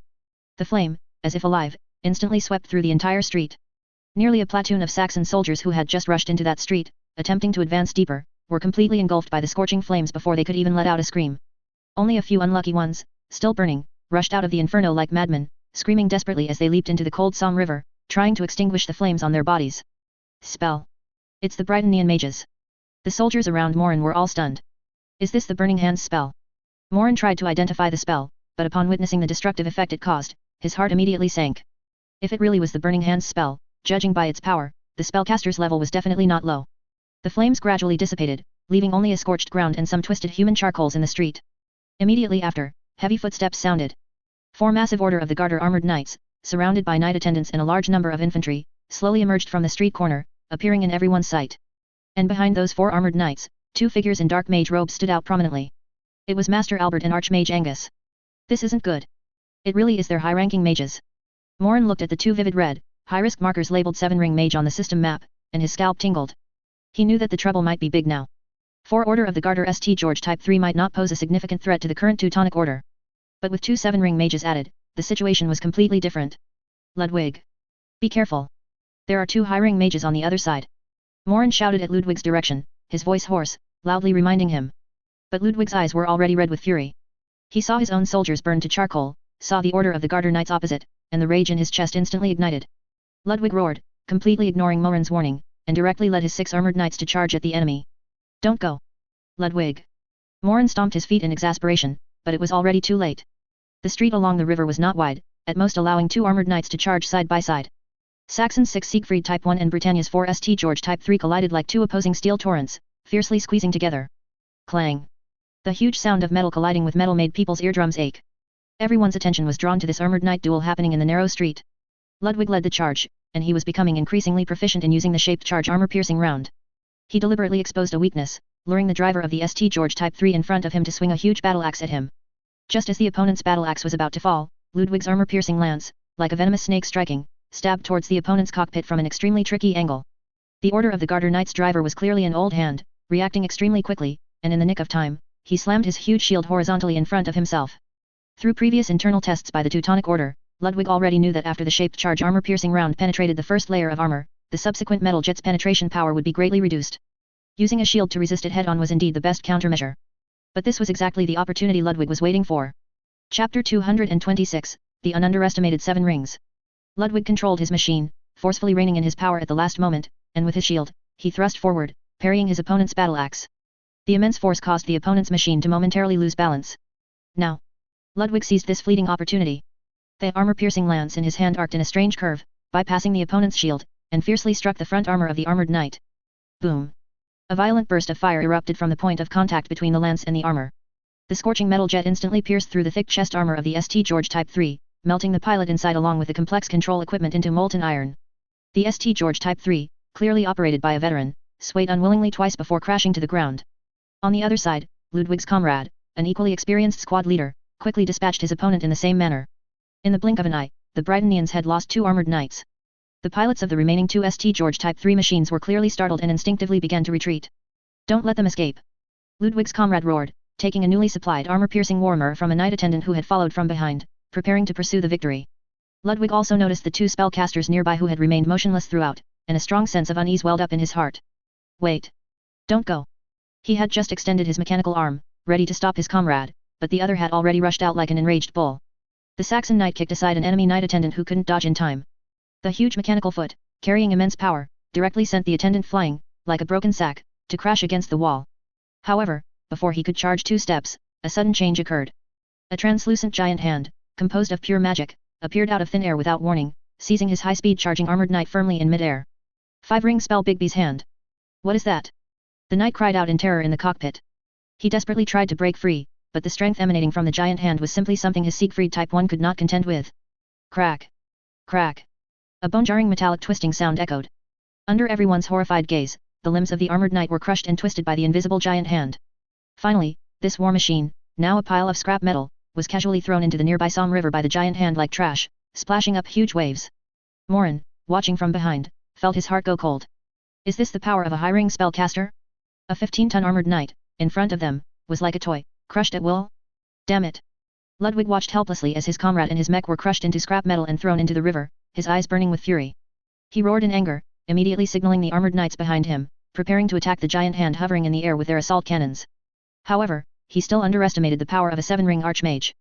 Before he could even raise his cannon, the massive Bigby's hand had already whistled towards him, striking his armored knight with a devastating blow, carrying the force of a collapsing mountain. Bang! With a loud crash, Ludwig felt as if he had been struck by a mountain. He, along with his mech, was sent flying by this irresistible force, crashing through the wall of a nearby 2-story building, buried under bricks and rubble, unable to move for a moment. Ludwig. Morin's heart was in his throat. In this flash of lightning, the remaining 2 St. George Type 3 armored knights of Britannia seized this once-in-a-lifetime opportunity. They roared and charged, relying on the superior performance of their machines and the exquisite control techniques of their pilots.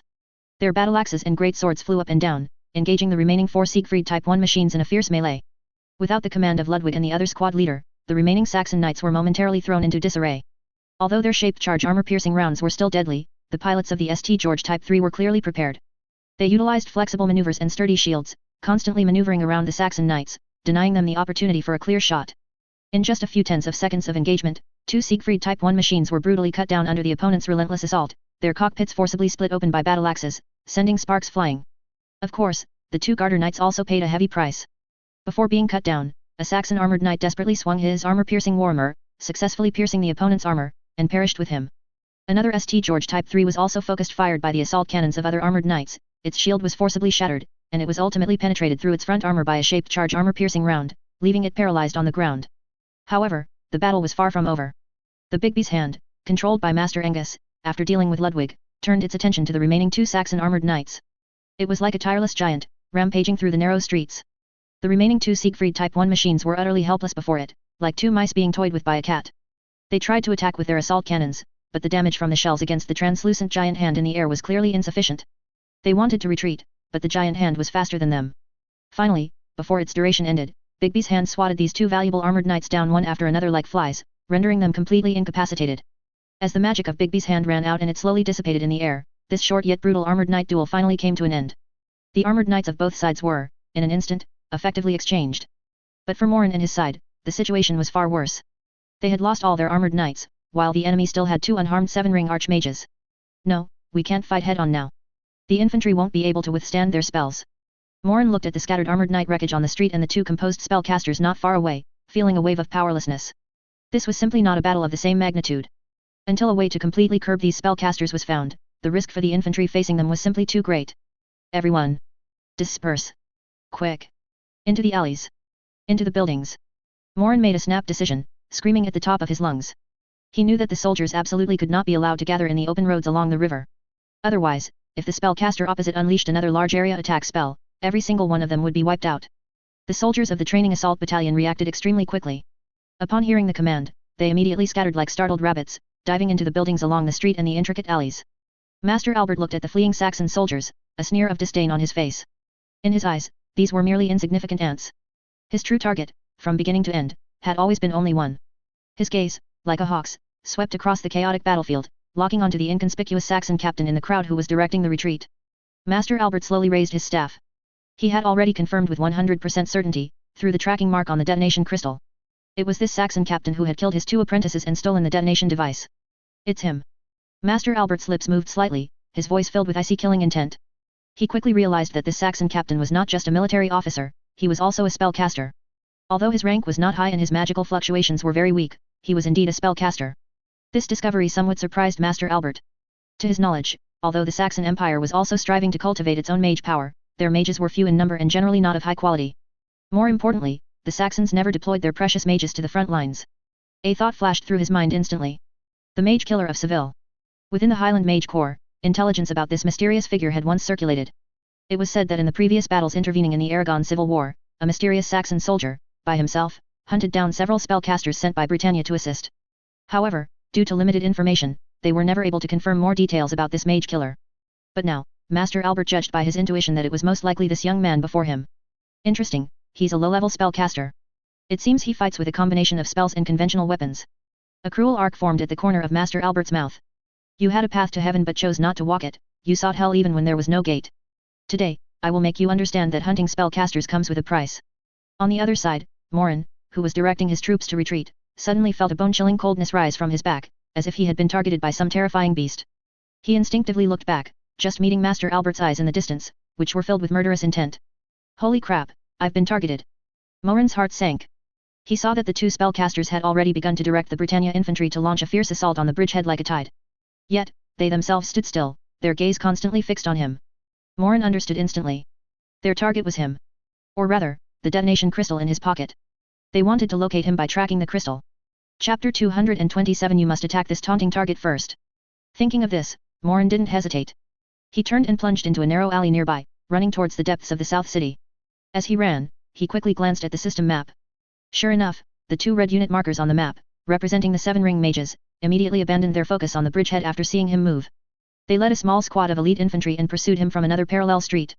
Damn it! They're really coming for me. Morin cursed under his breath, his speed increasing. He looked back and saw Klaus preparing to lead a company of soldiers to follow him into the alley to protect him. Don't follow. Morin made an immediate decision and used the message spell from his tricks towards Klaus's direction. Klaus. Listen. Don't bring anyone to follow me. Your mission is to hold the bridgehead. Hold it even if it means death. Also, quickly find a way to get me explosives. The more, the better. Plant explosives in the buildings on both sides of that nearby street. Yes, the main street we were just about to attack. Once done, immediately fire a signal flare to notify me. Klaus, at the alley entrance, suddenly heard Morin's voice in his mind. He was startled and froze in place. Although he didn't understand why his battalion commander wanted to do this, out of absolute trust in Morin, he immediately stopped and then turned to carry out the orders. A citywide manhunt, targeting Morin alone, thus began. Morin ran ahead, with 2 7-ring archmages and their infantry pursuing him from behind. Supported by adrenaline and abundant physical stamina, Morin felt no fatigue.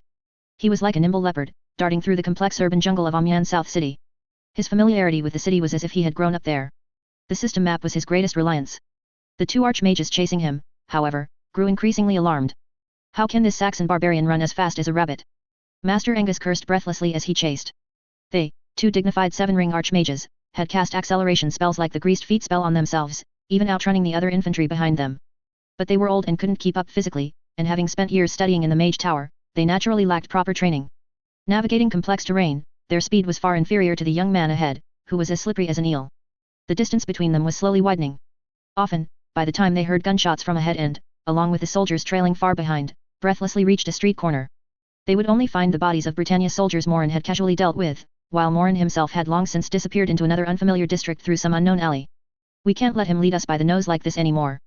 Master Albert stopped, his face grim, sensing the direction of the detonator crystal. He knew that on the ground, they probably would never catch this Saxon barbarian, who inexplicably knew the terrain of Gaulish cities like the back of his hand. He and Angus exchanged glances, both seeing the same thought in the other's eyes. To the sky.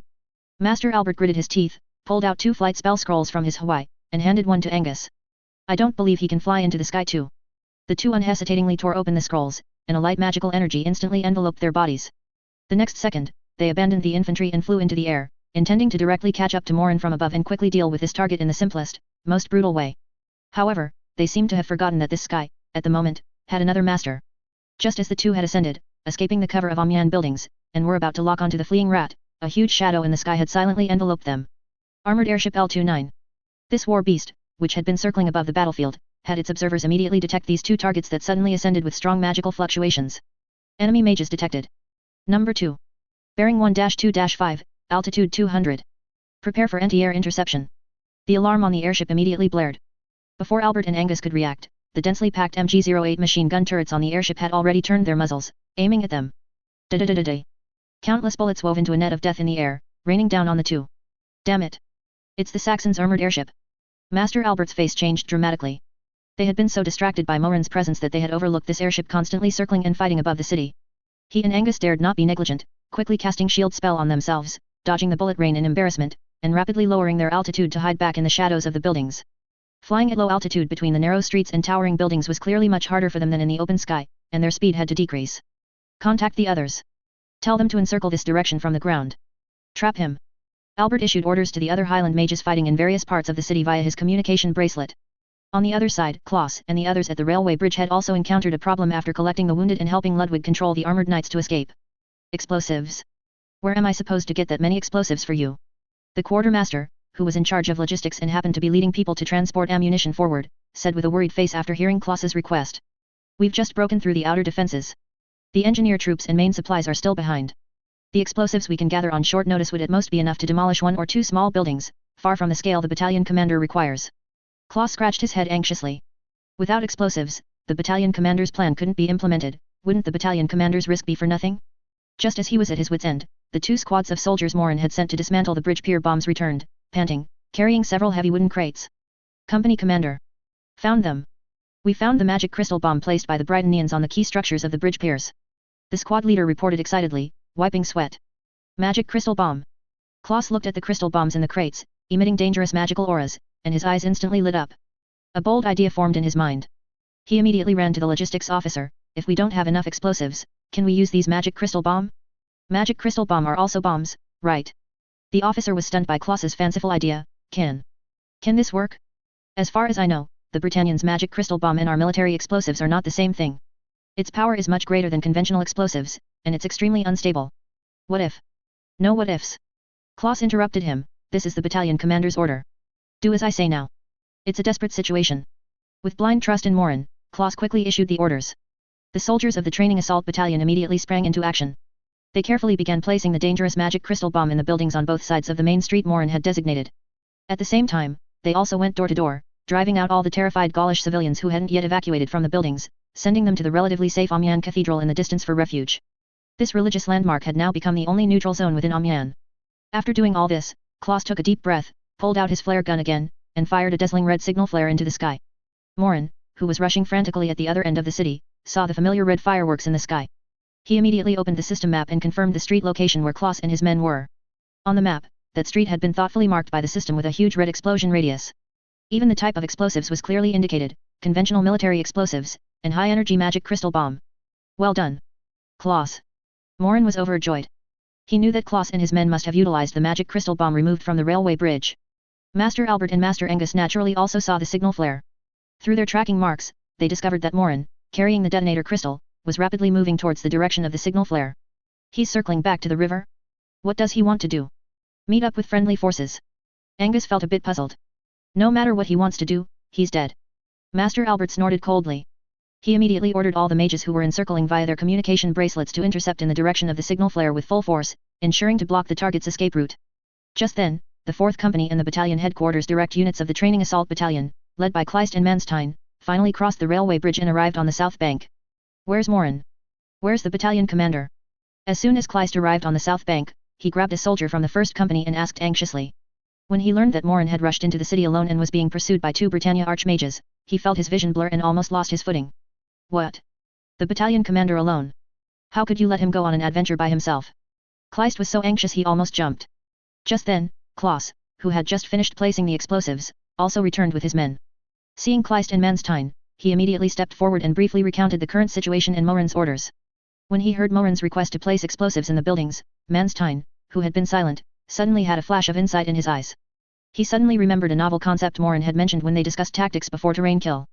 The battalion commander wants to lure those 2 mages into a trap and then wipe them out with explosives. Although he wasn't clear why the Britannia archmages would madly pursue their battalion commander, he knew that their only task now was to cooperate with Morin at all costs to complete this crazy plan.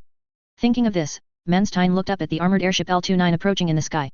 An even bolder idea emerged in his mind. He rushed to the back of a military truck belonging to the training assault battalion by the roadside.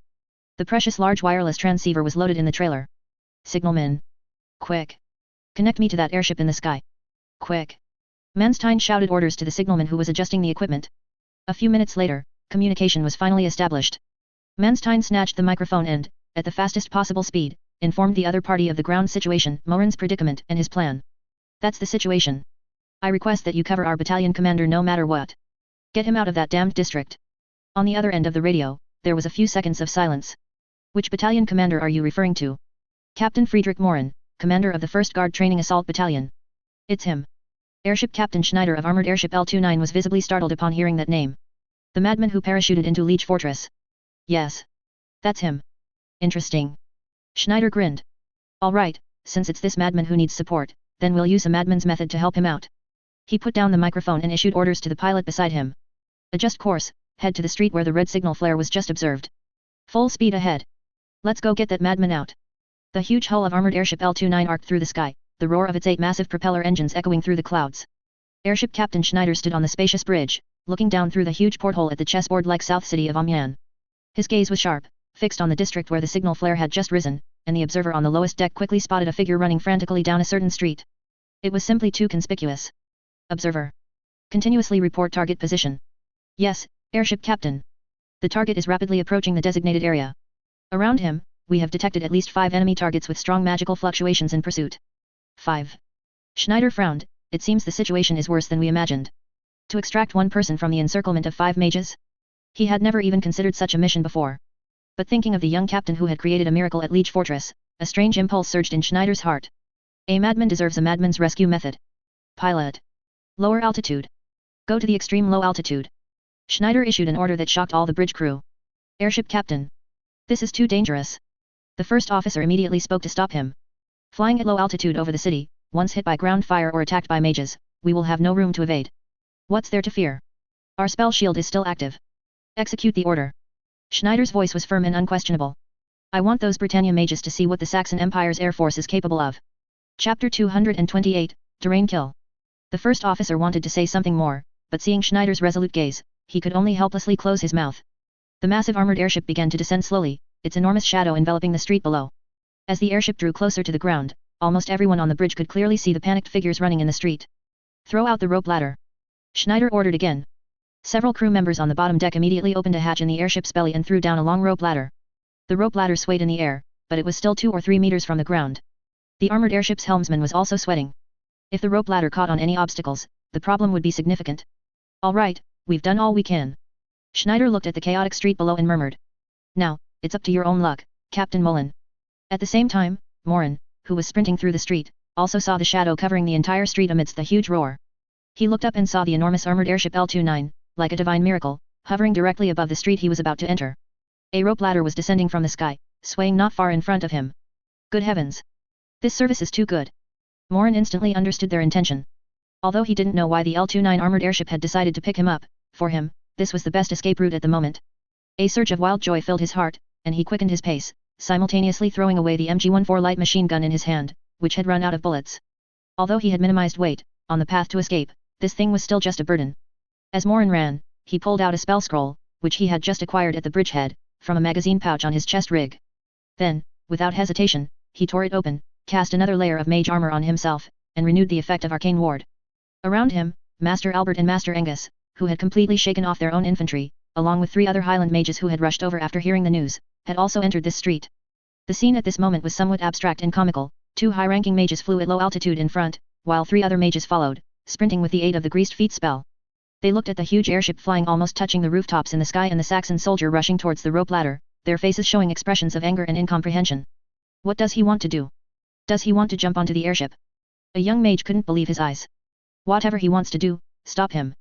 Master Albert roared, raising his staff, ready to cast a spell. But Morin's speed was even faster than he had imagined. The moment he rushed beneath the rope ladder, Morin fiercely kicked the side of an abandoned carriage, launching himself into the air like a cannonball. He stretched out his hands and precisely grabbed the end of the rope ladder in mid-air. The enormous inertia caused him to swing in a semicircle in the air, almost making him lose his grip. Got it. Morin gritted his teeth, his arm muscles instantly tensing, gripping the cold rope ladder tightly, feeling the immense force pulling his body upwards. Pull up. Quick. Pull up.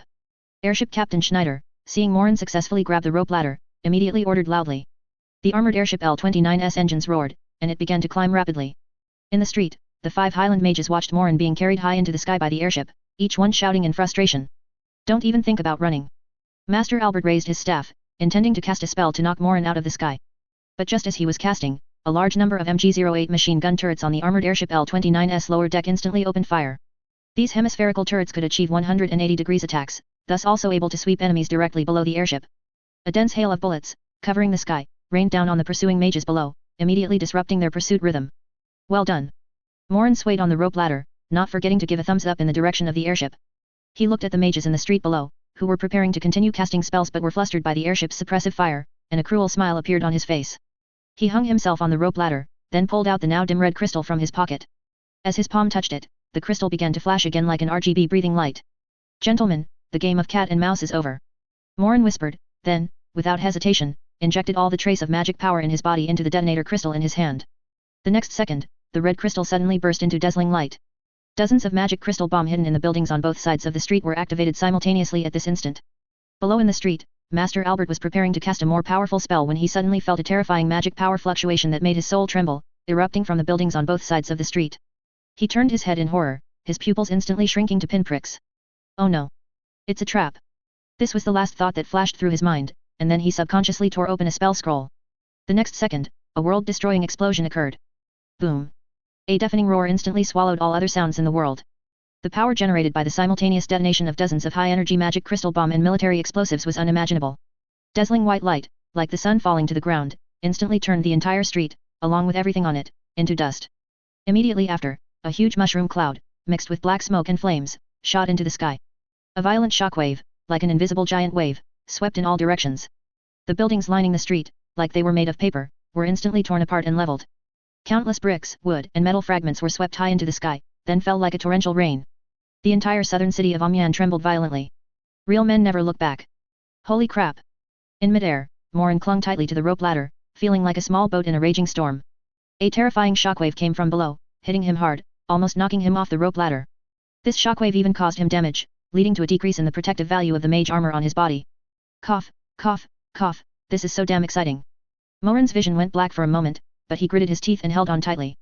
On the bridge of the armored airship L-29, it was also a mess.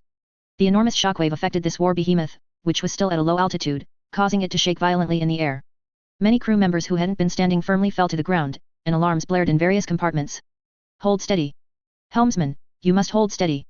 Airship Captain Schneider gripped the handrail tightly, shouting at the crew members on the bridge. He looked at the crater below, still emitting black smoke but clearly reduced to ruins, his face filled with shock. This was that madman's plan, he muttered, he actually succeeded. At the railway bridgehead, Klaus, Kleist, Manstein, and all the soldiers of the training assault battalion stared dumbfounded at the mushroom cloud rising in the distance and the devastating explosion. Battalion commander, Kleist's voice trembled slightly. He succeeded. A strange light flickered in Manstein's eyes. He used himself as bait and wiped out the Britannia mages pursuing him in one go. But what about the battalion commander himself? Such a terrifying explosion, if the armored airship hadn't picked him up. Kleist dared not continue. The battalion commander is the commander of the 1st Guard Training Assault Battalion, not just anyone.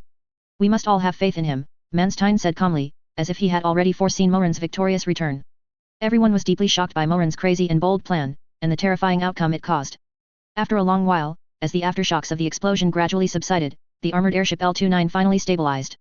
Several crew members, with much effort, pulled the almost exhausted Morin from the rope ladder into the airship's cabin. Morin collapsed onto the cold floor, gasping for breath, every part of his body aching. But as he looked at the ruined street below, a victorious smile appeared on his face. It was worth it. Taking a risk himself to take out multiple Highland mages of the enemy, this deal was a massive profit, no matter how you looked at it. Soon, airship Captain Schneider also rushed over from the bridge. He looked at the young captain before him, covered in blood and looking disheveled, yet smiling like an idiot, and for a moment, he didn't know what to say. He sized Morin up and down, then extended his hand. Captain Friedrich Morin. That's me. Morin shook his hand. Airship captain of armored airship L-29, Erich Schneider. Schneider's face held a complex expression, admiration, shock, and a hint of awe. I must say, Captain. He paused, then said in a very serious tone. You, sir, are absolutely the craziest person I have ever met. Thanks for the compliment. Morin grinned, which tugged at the wound on the corner of his mouth, making him wince in pain. Others often tell me that too, including the airship captain of the L-28 armored airship. Schneider was amused by his appearance and shook his head. All right, no more joking for now. Wait, Captain Morin, you're bleeding from your waist. Medic. Come quickly. Treat his wound. Morin looked down and saw that his military uniform around his waist had been cut open at some point. Dark red blood was continuously gushing from the cut. Chapter 229, Let the Mages Go First. The moment the great explosion occurred, Master Albert felt a flash of white before his eyes, and the entire world seemed to be torn apart. The teleportation spell scroll was activated. After the spell model formed in an instant, the power of spatial distortion enveloped him, forcibly dragging him away from his original position.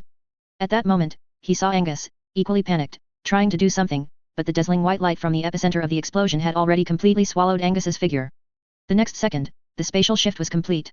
He was teleported from that street of death to another parallel street about 150 meters away, a street he had just run through. Before he could even steady himself, an indescribable, terrifying force struck from behind. Boom! The deafening roar seemed to rip his soul, followed by a violent tremor in the ground beneath his feet, making him stumble and almost fall. The brick buildings on both sides of the street, under the visible shockwave, crumbled like sandcastles in a gale, their walls instantly covered in spiderweb-like cracks. Then, with a grating crackle, the entire building collapsed with a roar. Large quantities of bricks, shattered wood, and glass fragments rained down on him like hail. Damn it! Albert instinctively raised his left arm to protect his head, while simultaneously casting a shield spell on himself, attempting to create a basic defense in front of him. Bang! Bang! Bang! Countless shards of rock slammed against the translucent shield in front of him, but the shield's defense was instantly depleted. The immense impact still made him wince in pain, and a brick the size of a human head struck his left arm, which was protecting his head, with a heavy thud. Crack!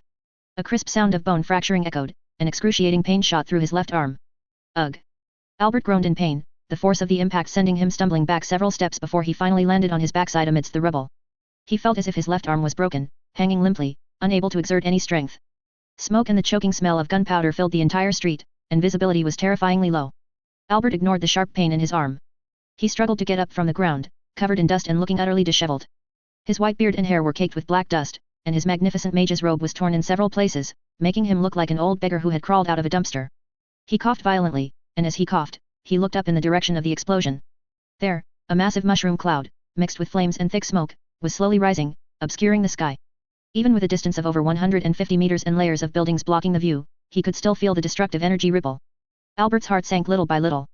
He knew he had survived purely by luck. In the final moments of the detonation, his intuition had made him sense the fatal magical fluctuation, and he had instinctively torn open the teleportation spell scroll he carried. This scroll was meant to save his life in the most critical situation, and he hadn't expected to use it today. But what about Angus? And the other 3 mages who had rushed to assist? Were they still alive? Albert tremblingly raised his right hand and activated the communication bracelet on his wrist. Angus! Respond if you hear me. Angus! Fernand! Where are you? Roy! The communication bracelet was silent. The 4 light dots representing Angus, Fernand, Roy, and another 5th circle mage who had rushed over upon hearing the news, had all extinguished. Dead. All dead. 4 Highland mages, including a 7th circle archmage, had been wiped out in that earth-shattering explosion by that Saxon barbarian, in a way he had never imagined. Angus. He was a 7th circle transmutation archmage, just like him, a backbone of the Highland Mage Corps, and a valuable strategic asset of the Empire. Just like that, gone? A complex mixture of anger, fear, and sorrow instantly surged into Albert's heart, almost suffocating him. He couldn't understand how things had come to this point.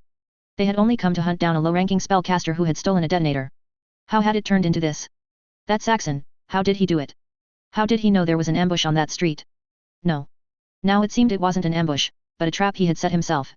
He used himself as bait, leading 5 Highland mages, alive, into that death trap. Madman. That guy is a complete madman. Albert muttered to himself, his voice trembling in a way even he didn't notice. He recalled the tragedy of Seville again, and the legend of the mage killer that circulated within the Highland Mage Corps. Before, he had scoffed at it. In his opinion, it was more likely something concocted in panic by the Highland mage who had survived but was scared out of his wits.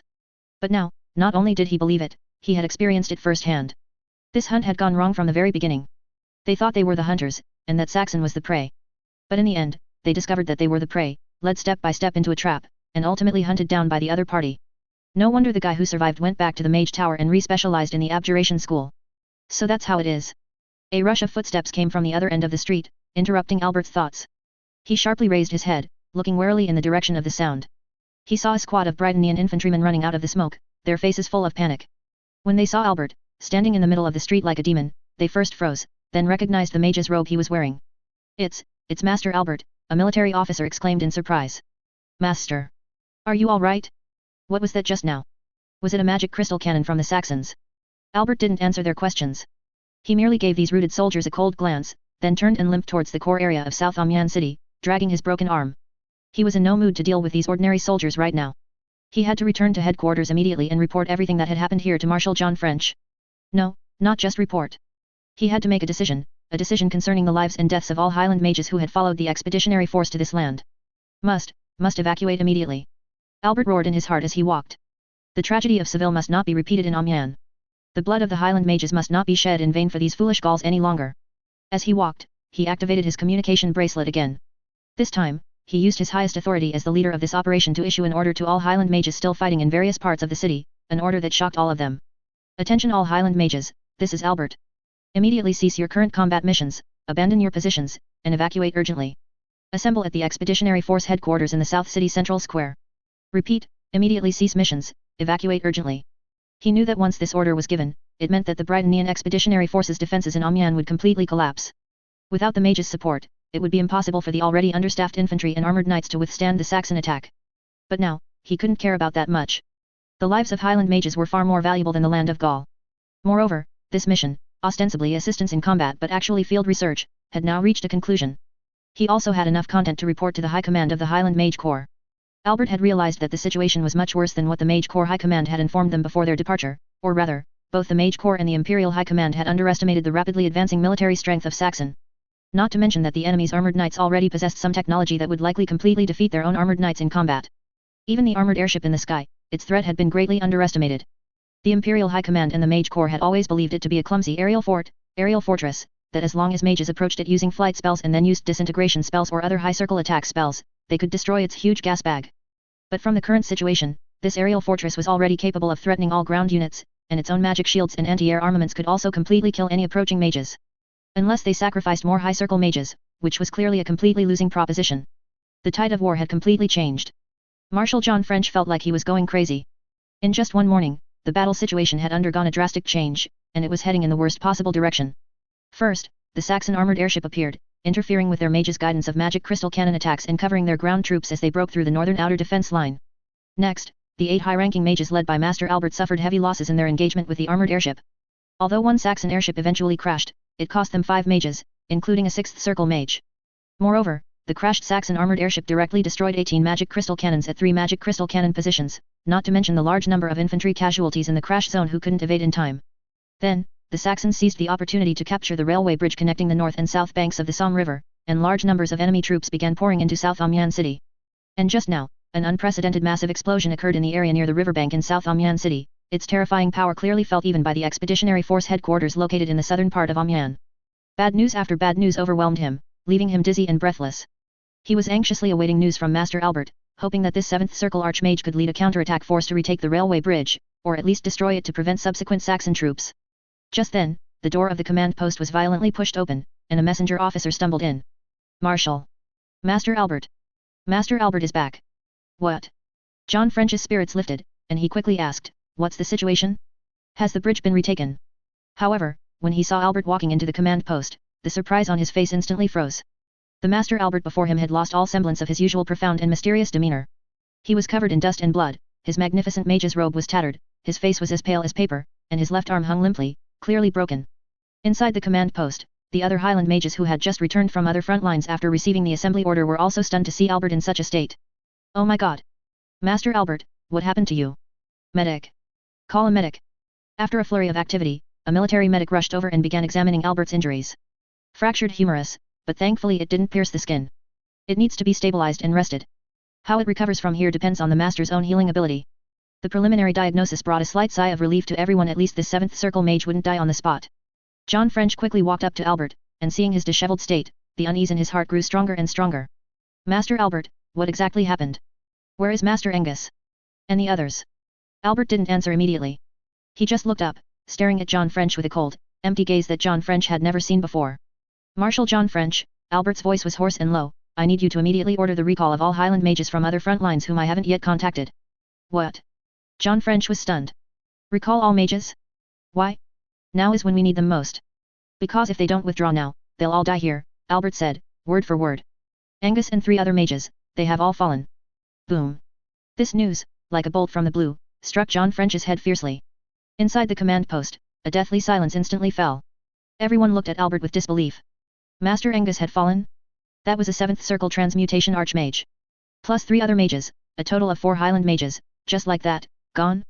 This is impossible. John French cried out, losing his voice. What exactly happened? Was it the Saxon airship? No, it wasn't the airship. Albert shook his head, a trace of deep hatred and fear flashing in his eyes. It was that mage killer. We all fell into his trap. He briefly recounted everything that had just happened. When they heard how that Saxon captain had used himself as bait to lure 5 Highland mages into a street laden with magic crystal bomb and then detonated the trap, everyone in the command post gasped. Marshal, I am now exercising the discretionary power granted to me by the Highland Mage Corps and the Imperial Army Ministry in emergency situations. Albert's voice was extremely serious, leaving no room for negotiation. I will lead all surviving mages to immediately evacuate Amiens and retreat to a safe rear area. We cannot afford any further losses. No. Absolutely not. John French roared almost hysterically. You cannot leave. If you leave, how can we fight this war? How can Amiens possibly be defended? The expeditionary force was already at an absolute disadvantage in terms of troop strength, barely maintaining the front line thanks to the combat power provided by the Highland Mage Corps. If the mages were to withdraw en masse now, it would be akin to pulling the rug out from under them, and the entire defense line would collapse instantly. Fight. Albert sneered, his laughter filled with self-mockery and despair. Marshal, haven't you seen it clearly yet? This war couldn't be fought from the very beginning. He pointed to the map, where the Expeditionary Force headquarters staff were constantly updating the enemy in friendly dispositions. Our troop strength is only 1/4 of theirs. Our armored knights are almost defenseless against their armored knights equipped with some new type of weapon. And they also have the aerial advantage brought by that armored airship. Now, even we Highland mages have become their prey. In just one morning, how many people have we lost? This is a catastrophic defeat, unprecedented since the founding of the Highland Mage Corps. Chapter 230, A Strange Dream. The more Albert spoke, the more agitated he became, his intact right hand gripping John French's arm tightly. We are Highland mages of the Holy Britannian Empire. Our lives are for defending the glory of the Empire and the Mage Corps, not to be pointlessly wasted on this damned Gallic land fighting the Saxon war machine. John French was speechless by Albert's words. He wanted to retort but found himself unable to utter a single word, because everything Albert said was true. Just then, another orderly rushed in, looking panicked. Marshal, report. Western Front units report that the main force of the Saxons has successfully set up a pontoon bridge across the Somme River section northwest of Amiens. Our troops deployed there are too few to stop their offensive, and the defense line has been breached. This news was the last straw that broke the camel's back. John French felt a sudden blackness before his eyes and slumped onto the camp chair behind him. It was all over. The enemy's main force was outflanking them from the rear. Once they cut off the retreat route to the south, the tens of thousands of expeditionary forces remaining in Amiens would become turtles in a jar. Marshal, the war situation has changed. Albert looked at the distraught John French, his tone softening slightly. Our previously invincible tactics are no longer suitable for the current battlefield. If we continue to fight with old methods, it will only lead to more Britannian soldiers dying here for nothing. Listening to the other party's words, John French's thoughts drifted back 16 years. That was in the scorching African colonies, where the Holy Britannian Empire and the Saxon Empire had erupted in fierce conflict over mining areas at the colonial border. Initially, the battle was very unfavorable for Britannia. The Saxon soldiers' fighting will and training level far exceeded their imagination, completely catching up with the well-trained imperial soldiers. The opposing commander, through continuous mobile warfare, relied on repeated local numerical superiority to successively take down several imperial strongholds. Just when everyone thought the empire was about to face its first disastrous colonial defeat, imperial reinforcements arrived. John French still remembered the scene that day. When meteorites that blotted out the sky descended, smashing the Saxons' dense charging formations, along with their courage and pride, into dust, the entire battlefield fell silent. Everyone understood how pale and powerless mortal struggles were in the face of absolute magical power. That war ultimately ended with the Saxons proactively proposing negotiations. It also made the whole world realize once again that mages were still the sole masters of the battlefield. But now? Only 16 years had passed, and the situation had undergone earth-shattering changes. John French looked up at the officers in the command post, who were equally filled with fear and bewilderment, and then at Albert's resolute face. He knew Albert was right, but... Master Albert, you may withdraw first, but I hope you can leave some mages to assist us. After all, there are nearly 100,000 people here, and even if I order a retreat, it will take time. John French, the army marshal, for the first time put aside his dignity in front of a seven-ring mage, seeking his help. Master Albert initially wanted to refuse, as he did not wish for any more mages to perish here, but facing the request of an army marshal, he truly could not easily refuse. I understand. Please arrange the evacuation as soon as possible. Albert paused, then pulled John French aside and spoke to him using a communication spell. Things have come to this, the Fire Stealer project cannot proceed for the time being. We can only make long-term plans after the subsequent forces of the Mage Corps arrive. Upon hearing Fire Stealer project, John French's expression visibly changed, and he immediately nodded. Understood, but will the Saxons get there first? Don't worry, they certainly haven't acquired intelligence in that regard yet. Morin felt hazy, as if many people were calling his name. When the scene before him became clear again, he found himself in a PLA War College classroom attending a basic command course, and the instructor giving the lecture suddenly brought up a question. Students, based on the above tactical assumption, when you encounter enemy armored mages in an urban combat environment, and you only have one fire team at your disposal, what kind of deployment should you make? After the instructor finished speaking, he scanned the classroom, then his gaze stopped on Morin. Captain Morin, you answer this question. Instructor, report. I will order each squad to quickly find cover, and the 120 anti-tank rocket launcher firing team will immediately find a favorable position to set up. And use armor-piercing rounds to suppress and strike the enemy armored mages. Answer complete. Captain Morin, what are you talking about? What is a 120 anti-tank rocket launcher? Morin felt the scene before him blur, and when it became clear again, the instructor in front of him had turned into the vice dean of the Saxon War College. And his classmates around him had all turned into foreigners. Moreover, their faces and bodies were covered in bullet holes and shrapnel wounds, with muscles, fat, and even internal organs clearly visible beneath the open wounds. Holy crap! Morin suddenly opened his eyes, and the first thing that came into view was an unfamiliar, metallic grey ceiling. The air was filled with a faint smell of engine oil and some kind of chemical gas. So that was a dream? Then where am I now? Morin shook his somewhat groggy head, struggling to sit up, but felt a burning sting in his lower abdomen. He looked down and found that his uniform had been unbuttoned, and a thick white bandage was wrapped around him from his waist to his lower abdomen, with a faint trace of blood seeping through. Then memories flooded back like a tide. Explosions, shock waves, rope ladders, and Captain Schneider's face filled with shock. Oh, I remember now. I think I passed out right after being pulled onto the airship. You're awake? Captain. A voice came from the side. Morin turned his head and saw a young man in a Saxon Air Force uniform, with the insignia of a medical sergeant on his shoulder, standing by the bed holding a tray. How do you feel?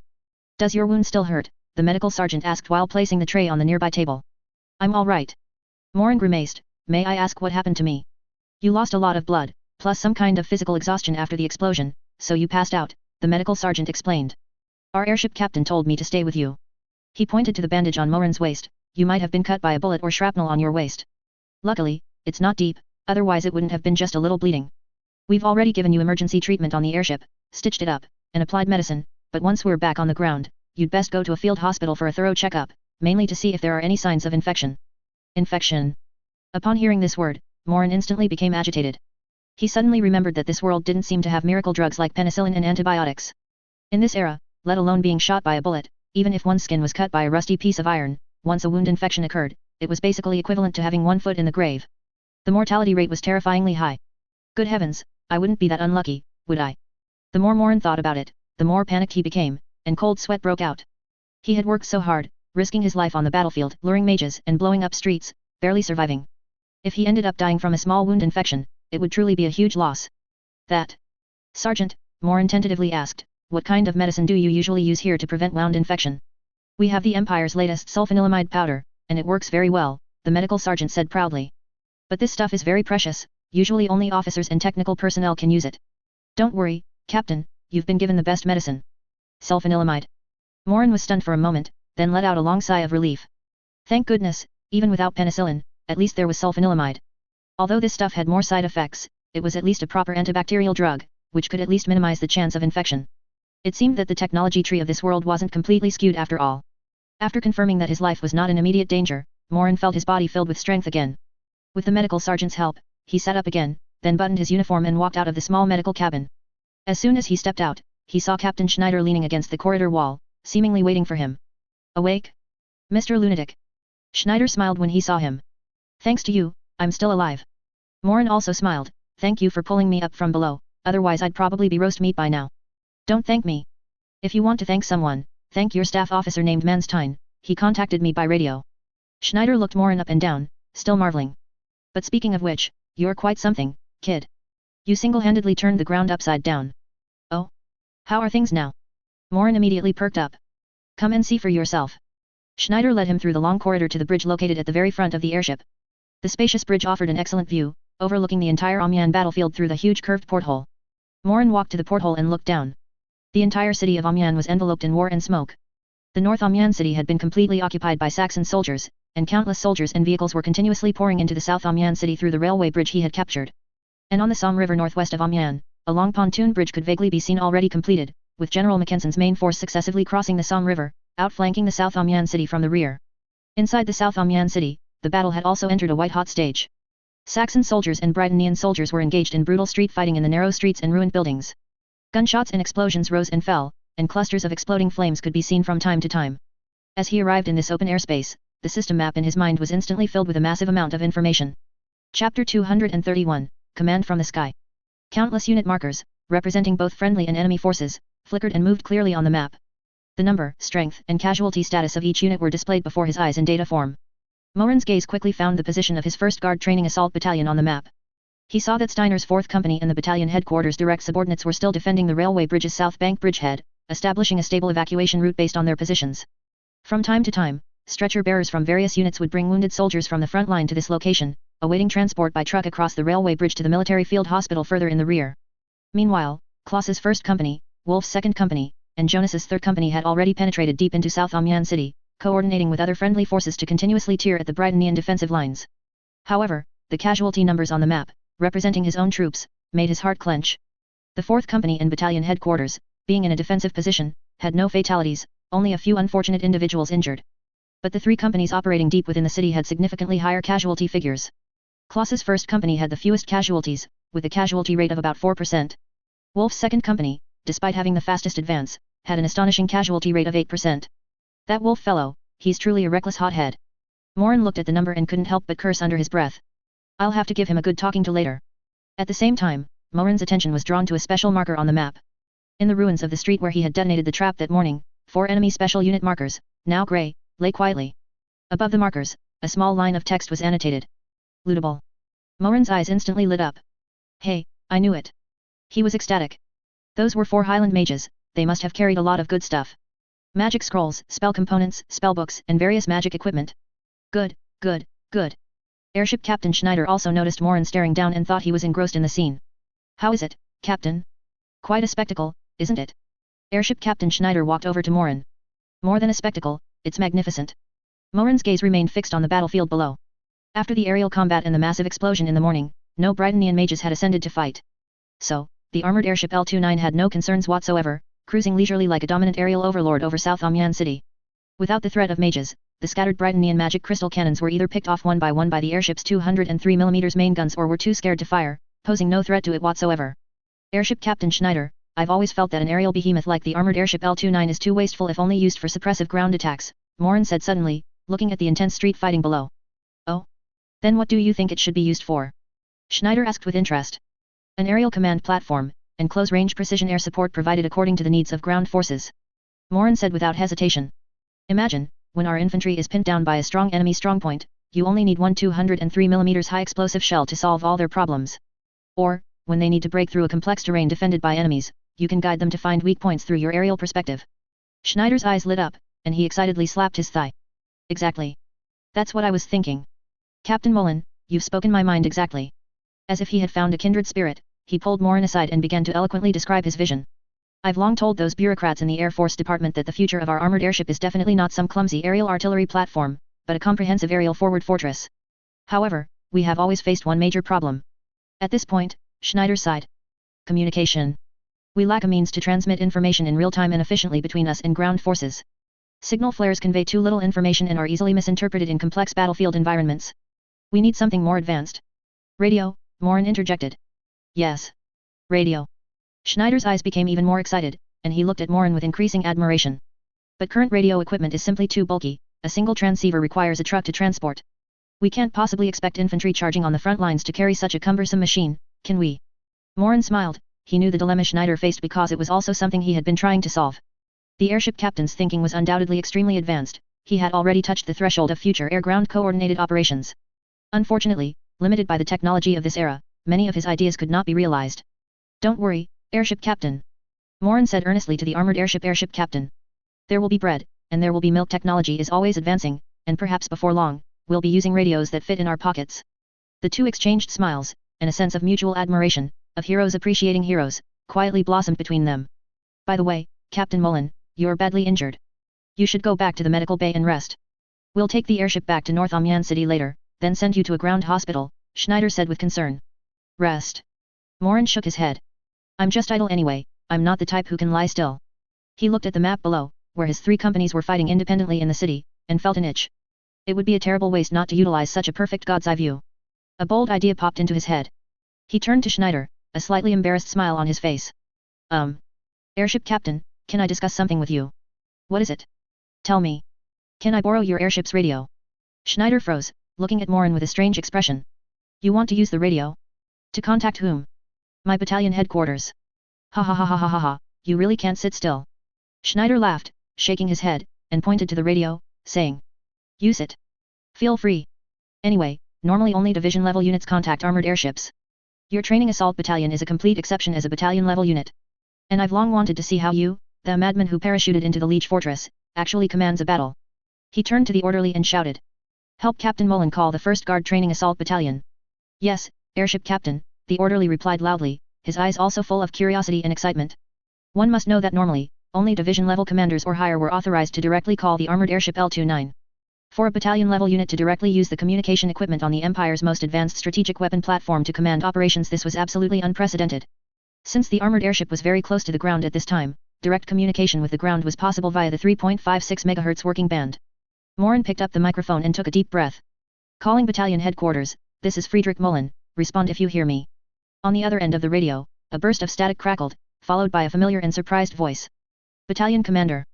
Is that you, Battalion Commander? Oh my goodness. You're awake. It was Kleist's voice, sounding so excited he was almost crying. Morin's lips curved upwards. It's me, but I'm fine. I'm currently in the armored airship L-29 in the sky. Alright, less chatter, listen to my orders. Yes. Kleist's and Manstein's voices rang out simultaneously. Manstein, immediately organize all orderlies in the battalion headquarters and have them on standby at all times. Kleist, coordinate with the communications platoon to immediately advance the truck carrying the radio into the city and find a relatively safe location to establish a communication relay station. Yes. Very good. Now, listen to my command. Morin's gaze returned to the giant real-time sand table beneath him. Order, Wolf's 2nd Company, immediately cease advance. They've mistaken their direction of advance. And their friendly forces on the left flank can't keep up, their flank is exposed, and enemies are approaching them. Have them immediately switch to defense and keep an eye on the enemies on their left flank. Order, Jonas's 3rd Company, move towards a 4-story red brick building about 300 meters to their front right. That's the high ground of the nearby block, capturing it will allow them to control the surrounding streets. Order. Clear and precise orders were transmitted from the sky to the battalion headquarters on the ground via radio. In the battalion headquarters, Manstein, Kleist, and all the staff and orderlies gathered around the radio communication device, listening in shock to the voice coming from the microphone. They suddenly felt that their battalion commander must possess some divine revelation that others didn't, otherwise, how could he command the entire situation as if he saw everything? Quick! Orderlies! Immediately send out the battalion commander's orders. Manstein was the first to react, shouting loudly to the orderlies around him. Young orderlies, shouldering their rifles and holding handwritten order slips, rushed fearlessly into the chaotic and dangerous streets and alleys of South Amiens City. An orderly, out of breath, found Wolf, who was in a street, directing soldiers to exchange fire with enemies in a building opposite. Lieutenant Wolf. Battalion commander's order. Immediately cease attack. Your flank is exposed, and enemies are approaching you. You are to immediately switch to defense and keep an eye on the enemies on your left flank. What? Battalion commander. Wolf snatched the order slip, still somewhat confused. Isn't the battalion commander injured? How did he give orders? The orders came from the sky. Chapter 232, I told you to go inside, are you deaf? In the sky.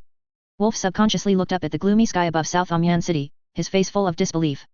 Could it be? Wolf's company sergeant major whispered in surprise beside him.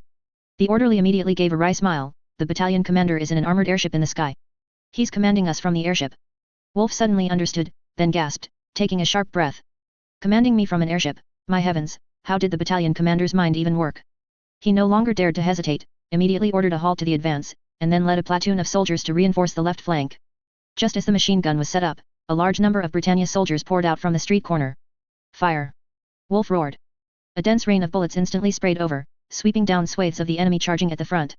Wolf wiped away a cold sweat, feeling a chill of fear in his heart. If it had been a few minutes later, and the enemy had charged from the flank like that, although his company would certainly have dealt with the enemy, they would have been caught off guard. The Britannians evidently hadn't expected an ambush here and were caught by surprise, leaving behind dozens of corpses as they retreated in disarray. Damn it! How did they know we were here? Is there a traitor? The Britannia captain, hiding behind a wall, looked at the heavy machine gun firing wildly at the alley entrance and cursed angrily. He couldn't understand why his flanking route was so concealed, yet the enemy seemed to know in advance, setting up a heavy machine gun at that exact spot, waiting for them. And clearly, this would not be the last time Britannia soldiers encountered such an uncanny situation today. In the time that followed, this captain led his troops to attempt another flanking maneuver from a different direction and encountered the same situation. They finally managed to get behind the enemy, but before they could even open fire, they were bombarded by a barrage of grenades and forced back, suffering heavy casualties. It was as if a pair of eyes were staring intently at them from the sky. Their every move was exposed in the enemy's sight. This thought sent a shiver down the Britannia captain's spine. Meanwhile, on the armored airship L-29 high in the sky, Morin was calmly observing the red unit marker representing the enemy company on the system map, completely blocked in the alley by one of his own unit markers, representing a heavy machine gun team. Trying to infiltrate and flank? You're still too green to play that game with me. Morin pouted, feeling incredibly pleased. This feeling of controlling the overall situation and strategizing was simply too exhilarating. However, he quickly discovered a new problem. Although he could see everything on the battlefield, the transmission of orders was still too slow. From the moment he issued an order, to the battalion headquarters receiving it, and then to the orderly delivering the order to the frontline company, there was at least several minutes of delay. For the rapidly changing street battle, this amount of time was enough for anything to happen.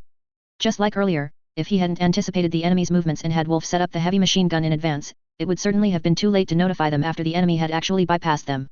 No, it's still too slow. Morin frowned. I must find a way to minimize the delay.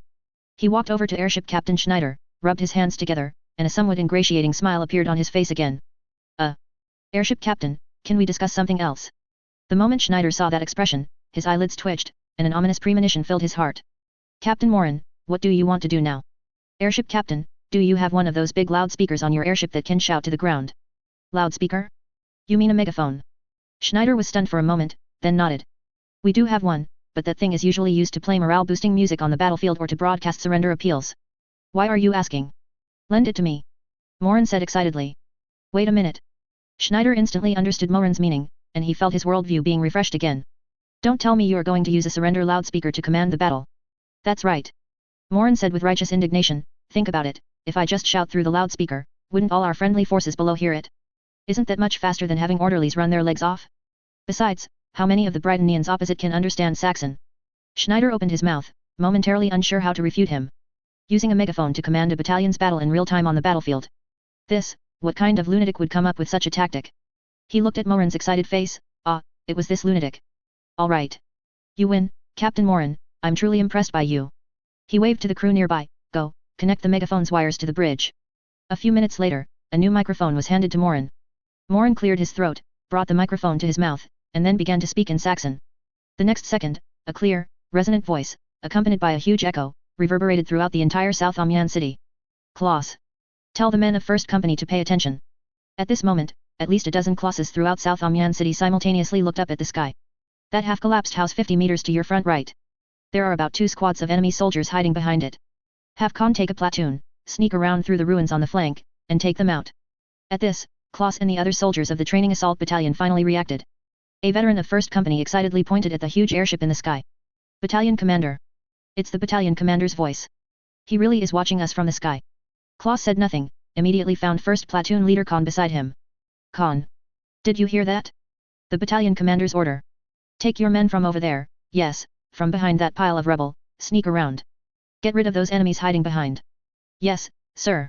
Khan's face was also flushed with excitement, and he led his platoon of soldiers, crouching low, and charged out. A few minutes later, a fierce burst of gunfire and an explosion came from the direction of the building ruins specified by Morin, then quickly subsided into silence. And Morin's voice quickly became the main theme in the training assault battalion's area of operations across the South Amiens city battlefield. Wolf. I told you got the direction wrong, I told you to go inside, are you deaf? The enemy in front of you is trying to pin you down. The street to your left, the enemy forces are weak there. Infiltrate through there and hit them directly in the rear. Jonas. Third Company. See that square in front of you? Don't charge from the front. There are people on the rooftops on both sides. Go around the sides, use grenades to clear the way, hey good. Under Morin's generalissimo-style command, the training assault battalion transformed into a divine army. They always seemed to know in advance how to avoid enemy traps and always appeared unexpectedly in the enemy's weakest spots. The Britannia soldiers completely collapsed.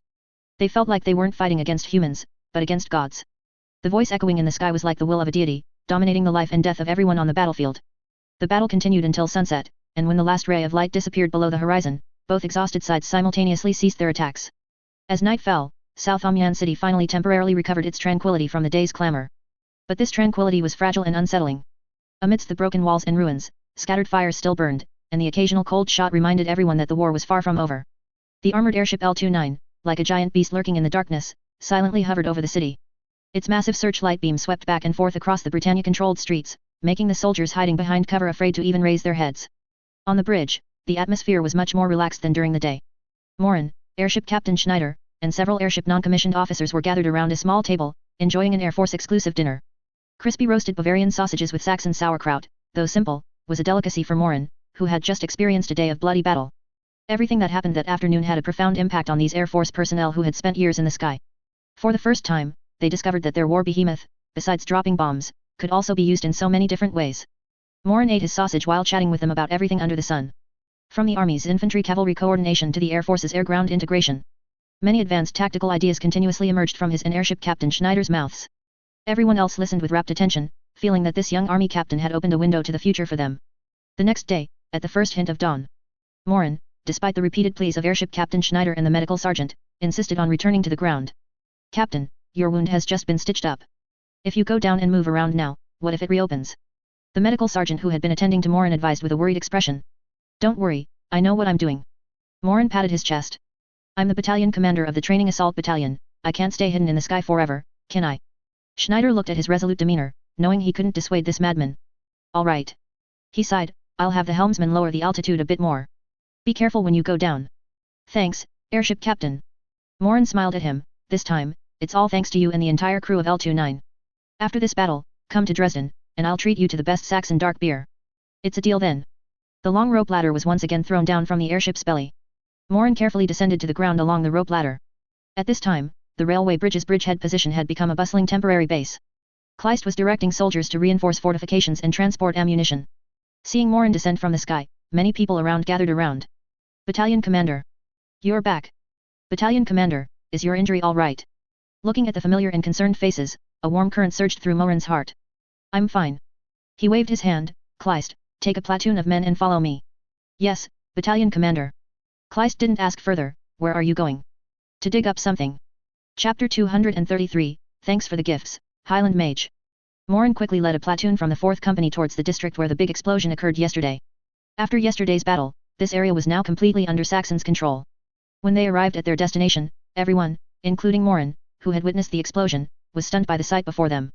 The street, which had previously exuded the charm of a Gaulish town, had completely vanished from the face of the earth. In its place was a nearly flattened ruin, scattered with a large amount of broken bricks, stones, and some unrecognizable objects. "Oh my god!" The soldiers who came with Morin were all dumbfounded, unable to help but gasp. Although they knew a massive explosion had happened here yesterday, witnessing this apocalyptic scene still deeply shocked them. Morin stood at the explosion site, observing for a moment, then glanced at the information regarding magic crystal bombs in the information and technology pages of his system. This information had emerged after he obtained the detonating crystal. The power of a magic crystal bomb was somewhat similar to an oversized potent magic crystal projectile, primarily causing damage through instantaneous high temperature and shock waves. However, Klaus and his team had placed the bombs inside the buildings, so at the moment of explosion, the entire building would transform into a giant fragmentation grenade. At this point, for targets on the street outside, the kinetic damage from brick and stone fragments accounted for a significant portion of the total damage. Even with magic shields, the mages on the street couldn't withstand the barrage of countless high-velocity flying bricks and stones. Morin opened the system map and carefully compared the 4 flashing golden markers on the map with their real-world locations. He quickly identified the position of the first target. "Right here." He pulled out a trench shovel and pointed to a ruin beneath his feet, piled high with rubble and broken wooden beams. "Let's start digging." "Yes, sir." Although the soldiers didn't understand why their battalion commander wanted to dig for something in a ruin, they immediately picked up their trench shovels and began clearing the debris. The clanging sounds of digging echoed across the silent ruins. The soldiers whispered among themselves as they dug. "What do you think the battalion commander is looking for?" "Who knows? Maybe it's some treasure from the Britannia people." Soon, a soldier's trench shovel seemed to hit something soft. "Squad leader. Here, there's something here." Everyone immediately gathered around. They pushed aside the last layer of rubble, and a completely disfigured corpse appeared before everyone. That corpse, or rather, that pile of rotten flesh, was torn and penetrated by countless brick and stone fragments. The shattered mage robes and flesh were gruesomely matted together, making it impossible to distinguish between clothing and body. A strong smell of blood and char wafted over, causing several new recruits, who had never witnessed such a sight, to bend over and vomit on the spot. Even the veteran soldiers turned pale, their stomachs churning. "Damn it, he died such a tragic death. Is this what happens when you offend our battalion commander?" Morin looked at the corpse, his brow furrowing slightly, feeling like he was watching a gory prop from a horror film up close. Only this time, in addition to the visual impact, there was also an olfactory impact. But as soon as he saw the lootable prompt on the system map, Morin crouched down, forcing himself to ignore the disgusting scene, and began searching through the pile of rotten flesh. The surrounding training assault battalion soldiers, seeing this, immediately began to look at him as if he were a monster. Their battalion commander not only fought like a madman but also remained so professional and calm in the face of such a corpse. "Oh, found it." Morin quickly pulled out a damaged leather scroll case from the corpse's robes. He wiped these 2 items on a relatively clean piece of the robe fragments, then put them into his pouch, and said to the soldiers, "Let's keep digging, there are 3 more." The soldiers, suppressing their nausea, continued to dig at the other locations Morin indicated. With their first experience, they quickly unearthed 3 more equally gruesome corpses. Morin, without changing his expression, thoroughly plundered all the relatively intact legacies from these 4 unfortunate mages. Ultimately, his haul this round was quite good. After all, the explosion site was severely damaged, and it was quite rare for these spoils of war to be preserved. 2 mage notebooks, severely damaged by the shockwave and fragments, but their contents were barely decipherable. A relatively well-preserved scroll of an unknown spell. And a necklace, torn from a corpse's neck, still emitting a faint magical glow.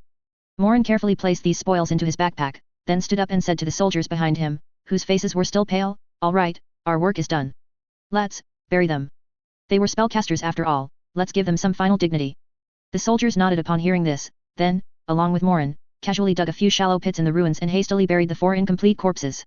After all this was done, Morin, with a satisfied expression and a heavy backpack full of spoils, led the soldiers back to the bridgehead position.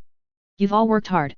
Tonight, I'll have the field kitchen make extra food, some stew," Morin said with a smile, but upon hearing his words, the faces of the soldiers who participated in the digging immediately changed. Battalion commander, maybe not. Yet, I don't seem to have much interest in meat right now. No, I can't hold it in." Upon returning to the temporary command post set up at the battalion headquarters, the first thing Morin did was to duck into a tent and eagerly begin to tally his gains. He first took out the 2 spell notebooks he had plundered from ordinary mages. The covers of the notebooks were torn, and the pages were wrinkled from being soaked in blood. However, the system still prompted that these items could be used. "Do you want to use the incomplete personal training manual, Intermediate, X1? Do you want to use the damaged personal training manual, Advanced, X1? After use, it is expected to advance to a level 6 third ring mage. Use." Morin silently chanted in his mind without hesitation. The next second, some white light appeared on the 2 tattered notebooks, then flowed into his body. A massive stream of information instantly rushed into his mind. Various theoretical knowledge of third ring spells, casting techniques, and magical construct models, like a sudden enlightenment, were rapidly absorbed and understood by him. On his system panel, the section representing experience points surged upwards by a large margin. Morin felt like his head was about to explode, but this feeling of knowledge and power instantly skyrocketing was simply too wonderful. Use successful. Spellcaster level increased to 6, can now use up to third ring spells. New spell slots acquired, third ring spell slot X3. New arcane legacy acquired, Projective Ward. Projective Ward, when a creature you can see within 30 feet of you takes damage, you can use your reaction to attempt to absorb that damage with your existing arcane ward. Please select 4 spells from the spell list. Looking at the system prompts, Morin decided not to immediately choose the spells to learn. Instead, he planned to take his time to think carefully, because these 4 spells could be chosen from the first to third ring spell lists, offering a much wider range and more options, thus requiring some careful deliberation. As before, after the use was completed, the 2 spell manuals remained unchanged, and Morin was preparing to submit them through the proper channels when he had time. Although captured spell scrolls and magic equipment were also supposed to be handed over according to regulations, Morin believed that in the current situation, the higher UPS should agree to let him keep them for now. Next, he took out the only perfectly preserved spell scroll. The scroll was made from some unknown beast hide, smooth and cool to the touch. Inscribed upon it with golden ink were extremely complex and profound magical runes. Spell scroll, Bigby's hand, 5th ring evocation spell. Oh ho ho ho ho. Morin's eyes lit up as he carefully read the description of this 5th ring spell. You designate an unoccupied space you can see within casting range and create a shimmering giant hand there. The giant hand remains for the duration of the spell and moves at your command, mimicking the movements of your own hand, for 3 minutes. Good, good, good, a 5th ring spell scroll. Morin's heart skipped a beat. This was a good item, allowing him to cast spells beyond his level. He had personally witnessed the Britannia's 7th ring mage use this technique to crush a 15-ton armored knight into scrap metal as if it were a toy. For his current self, this spell scroll would undoubtedly be a life-saving trump card that could turn the tide of battle at a critical moment.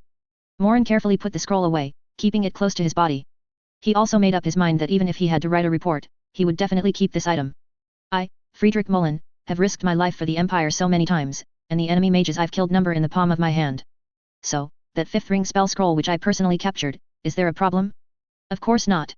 Finally, Morin's gaze fell upon the necklace torn from a mage's neck. The chain of the necklace was made of some kind of silver metal, cool to the touch. The pendant was a deep blue gem the size of a pigeon's egg. Inside the gem, starlight seemed to flow, emitting a magical fluctuation. Guardian necklace, fine grade magic item, discovered. Effect 1, wearer's saving throws are increased. Effect 2, 3rd ring spell slot plus 3, 4th ring spell slot plus 2. Effect 3, can cast stone skin once per natural day. Current casts, 0/1. This is a good item. Increased saving throws, increased spell slots, and a daily protective spell. Morin was quite surprised after seeing the attributes of this necklace, especially the effect of increasing spell slots, which could completely be described as a godsend. After so many battles, he had increasingly felt that spell slots severely limited a mage's endurance. Often, after 1 or 2 skirmishes, all the spells prepared for the day would be used up. Therefore, he had been searching for ways to increase spell slots before, but had not found any until now. Chapter 234, The Growth of the Britonians. This magic item is practically tailor-made for me. Morin muttered to himself, solemnly placing the necklace around his neck. He then felt a faint warm current of magic seemingly merge into his body. And the spell slots in the system's spell interface did indeed increase after he put on the necklace. Satisfied, he organized his spoils, pondering how to write his report later to reasonably keep all these good things for himself. Morin walked out of the tent, and Kleist and Manstein immediately greeted him. Battalion Commander, your waist. Kleist looked at Morin's slightly stiff movements, his face full of worry. You should command from the battalion headquarters today, we'll handle the front line. Manstein also chimed in, yes, Battalion Commander. Didn't you command very well from the airship yesterday? We can still execute your orders from the rear. Morin stretched his waist, wincing at the pulling sensation from the stitched wound. But he still shook his head, that's different. Yesterday, Captain Schneider's airship was my eyes, but now there's no such good visibility. The battlefield changes rapidly, if I wait for you to report the situation before giving orders, the roasted pork hocks will be cold. He patted both of his subordinates on the shoulders and continued. Don't worry, I know what I'm doing, I won't joke with my own life. Kleist and Manstein exchanged glances, seeing the helplessness in each other's eyes. They knew that once their battalion commander, whose way of thinking was different from others, made a decision, 10 oxen couldn't pull him back. All right then. Kleist finally sighed. I'll have first company send a platoon to follow you every step of the way. Whatever. Morin waved his hand indifferently, his gaze already fixed on the smoke-shrouded urban area deep within South Amiens City. He also realized that he had started to show certain symptoms of transforming into a battle maniac. When did these symptoms begin? Morin walked into the city, thinking to himself.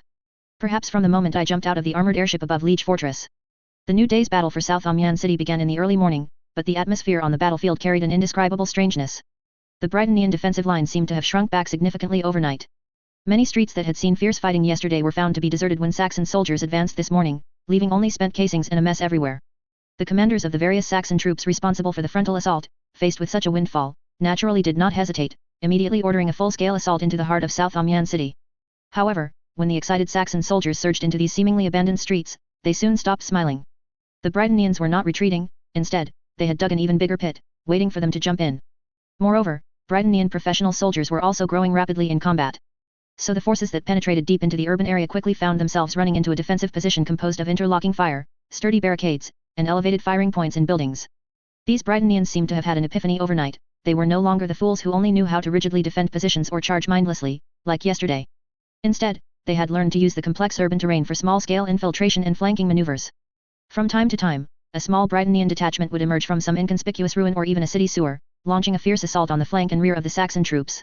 For a time, fierce battles erupted all over South Amiens City. The Saxon offensive was firmly contained, and casualty figures began to climb steadily. Battalion Commander, the 113th Grenadier Regiment of the 8th Division is blocked on Notre Dame Road. They face many Britonian defenders, and there seem to be enemy machine guns in the buildings on both sides. They've charged twice with heavy losses. It's similar for the 2nd Guard Infantry Division, they are blocked in front of a small square and can't get through at all. All sorts of bad news continuously converged at the Training Assault Battalion's temporary forward command post deep within the city. Let's go, put out the fire.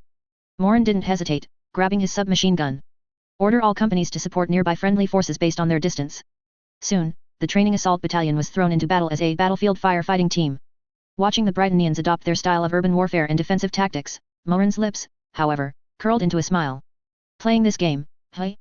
You need to learn more from me in this regard. The soldiers of the Training Assault Battalion already carried far more explosives and demolition charges than regular forces, and everyone had received basic demolition training daily. Therefore, the Britannians' tactic of holding buildings posed no challenge to them, instead, it provided excellent targets for demolition. In the street section handled by Klaus's 1st Company, soldiers of the 1st Company quickly rushed into a seemingly safe apartment building. After confirming the position of the adjacent building, which served as a Britonian firing point, the soldiers of the Training Assault Battalion skillfully placed explosives on the wall connecting to the neighboring building. Prepare for demolition. Boom. With a loud bang, the thick brick wall was blown open, creating a huge gap. Amidst the smoke and dust, the terrified shouts of Britonian soldiers in the adjacent building were clearly audible. Grenade. Several grenades were thrown into the next room first, then exploded in quick succession within the confined space. Assault team. Go. The assault team, which had been waiting nearby, rushed in the moment of the explosion. At close range, the submachine gun storm like hail of bullets instantly tore apart the few Britonian soldiers in the room who hadn't yet reacted. Amidst the dense gunfire, the soldiers of the Training Assault Battalion, like the fiercest beasts, launched a bloody hunt inside the narrow building. This tactic, later known as breaching assault or rat hole clearing, demonstrated its power prematurely in Amiens City at this moment. Other Saxon troops soon noticed the continuous explosions and efficient advance of the training assault battalion and began to imitate their operations. First, the sapper unit's explosives were continuously sent to the front line, followed by more and more sapper units being transferred to the front line to directly participate in the demolitions. For a time, the entire South Amiens City became a demolition site, with explosions echoing endlessly. The training assault battalion still easily cut through the Britannians' supposedly sturdy defensive line in the battle, but after advancing a certain distance, Morin decisively ordered the troops to halt. Notify all forces separately to stop the attack. Establish defensive lines on the spot and wait for friendly forces on both flanks to catch up. He said to several orderlies preparing to depart, then specifically instructed the orderly going to 2nd Company, as Wolf, that hothead, had almost overshot again. In a newly captured 3-story building, a squad of 2nd Company soldiers quickly cleared the rooms, mounting an MG-14 light machine gun on a window facing the street. The dark muzzle firmly sealed off the street ahead, while several soldiers stood guard at various points in the room. Just then, in a bedroom on the 2nd floor, the wall adjacent to the neighboring building suddenly exploded with a boom without warning. Rubble and smoke scattered everywhere. The 2 training assault battalion soldiers in the room instinctively rolled to the ground the moment the explosion occurred, diving into a nearby room with astonishing speed. One soldier pressed tightly against the door, listening intently. He first heard unintelligible voices, followed by chaotic and hurried footsteps approaching. The next second, a bayonet-fixed rifle barrel tentatively poked through the smoke. Now! The soldier moved like lightning, his left hand forcefully pushing the rifle aside, preventing the opponent from aiming. At the same time, the muzzle of the submachine gun tucked under his right arm was already aimed at the opening. Da-da-da-da-da. The close-range burst of fire was deafening in the small room. The chest of the peeking Britannian soldier instantly burst into a spray of blood. He fell backward without even a scream. His comrades behind him were aghast, rushing forward to help, but their long rifles were useless in the narrow wall opening.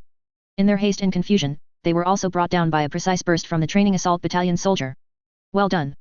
A nearby soldier, hiding behind cover, seized the opportunity to lean out halfway and fired a burst into the wall opening, pushing back the subsequent Britannian soldiers attempting to rush in. Grenade!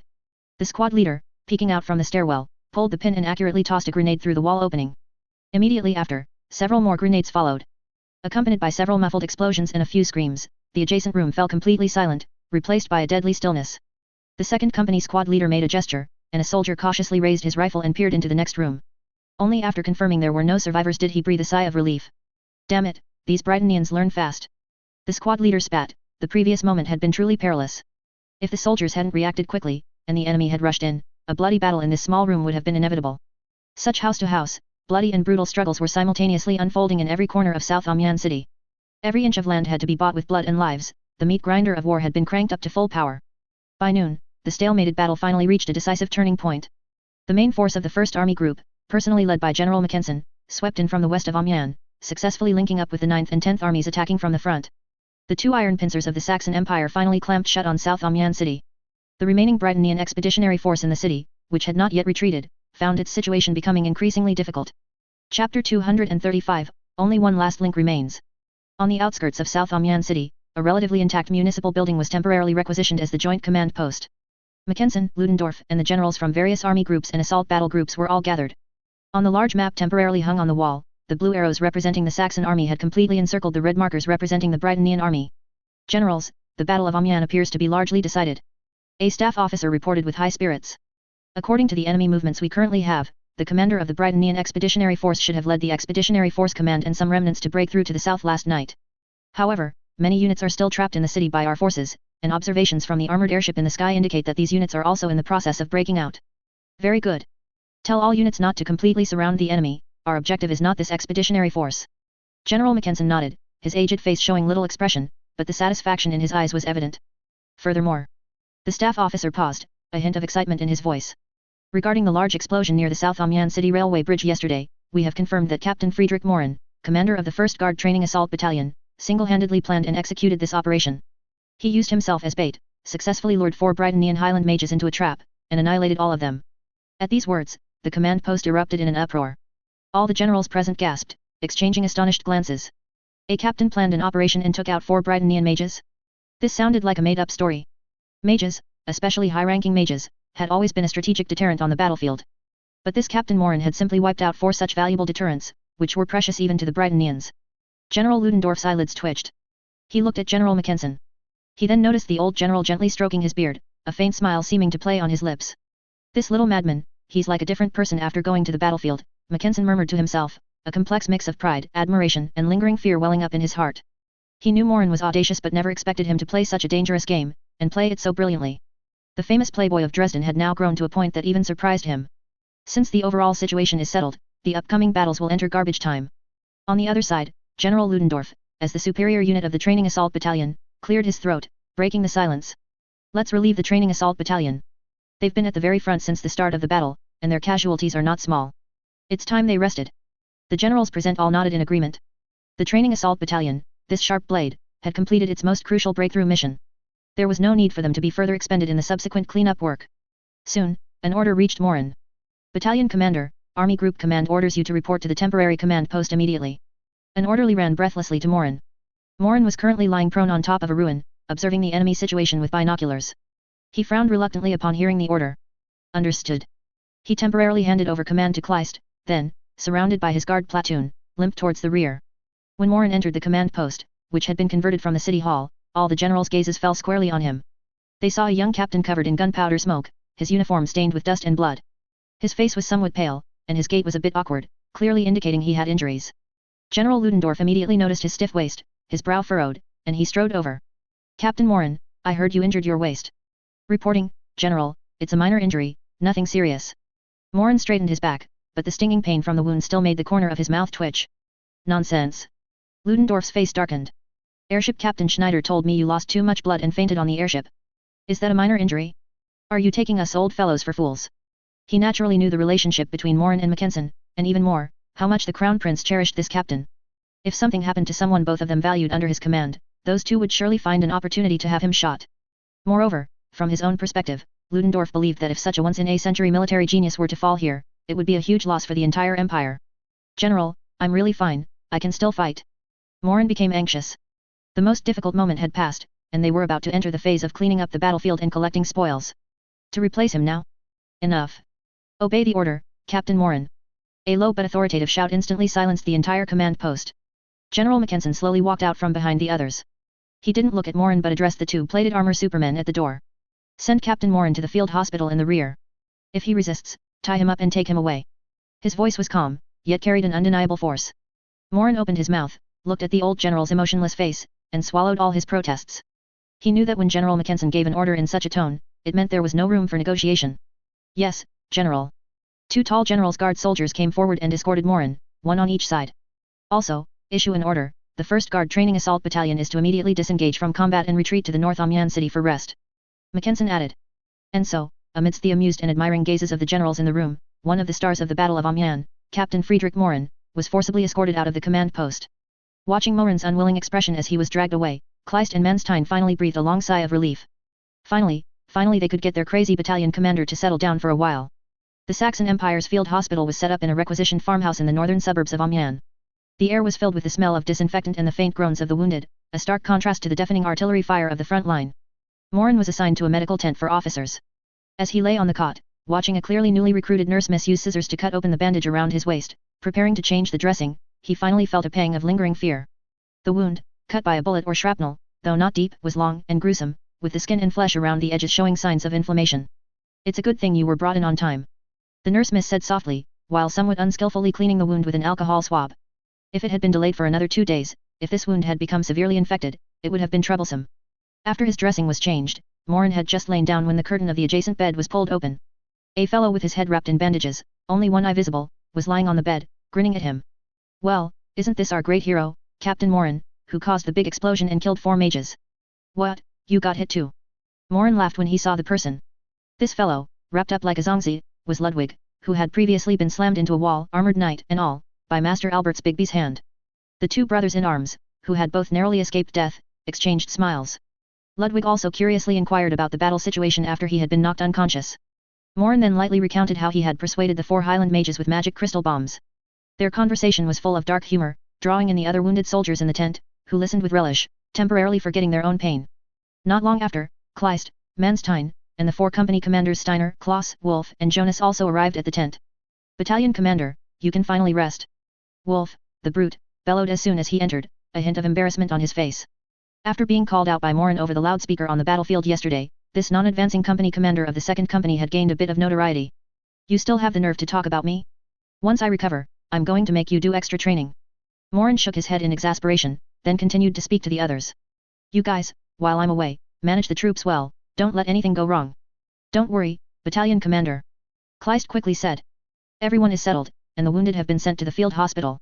You just focus on recovering, we've got the troops. Looking at their concerned and familiar faces, a warm current flowed through Morin's heart.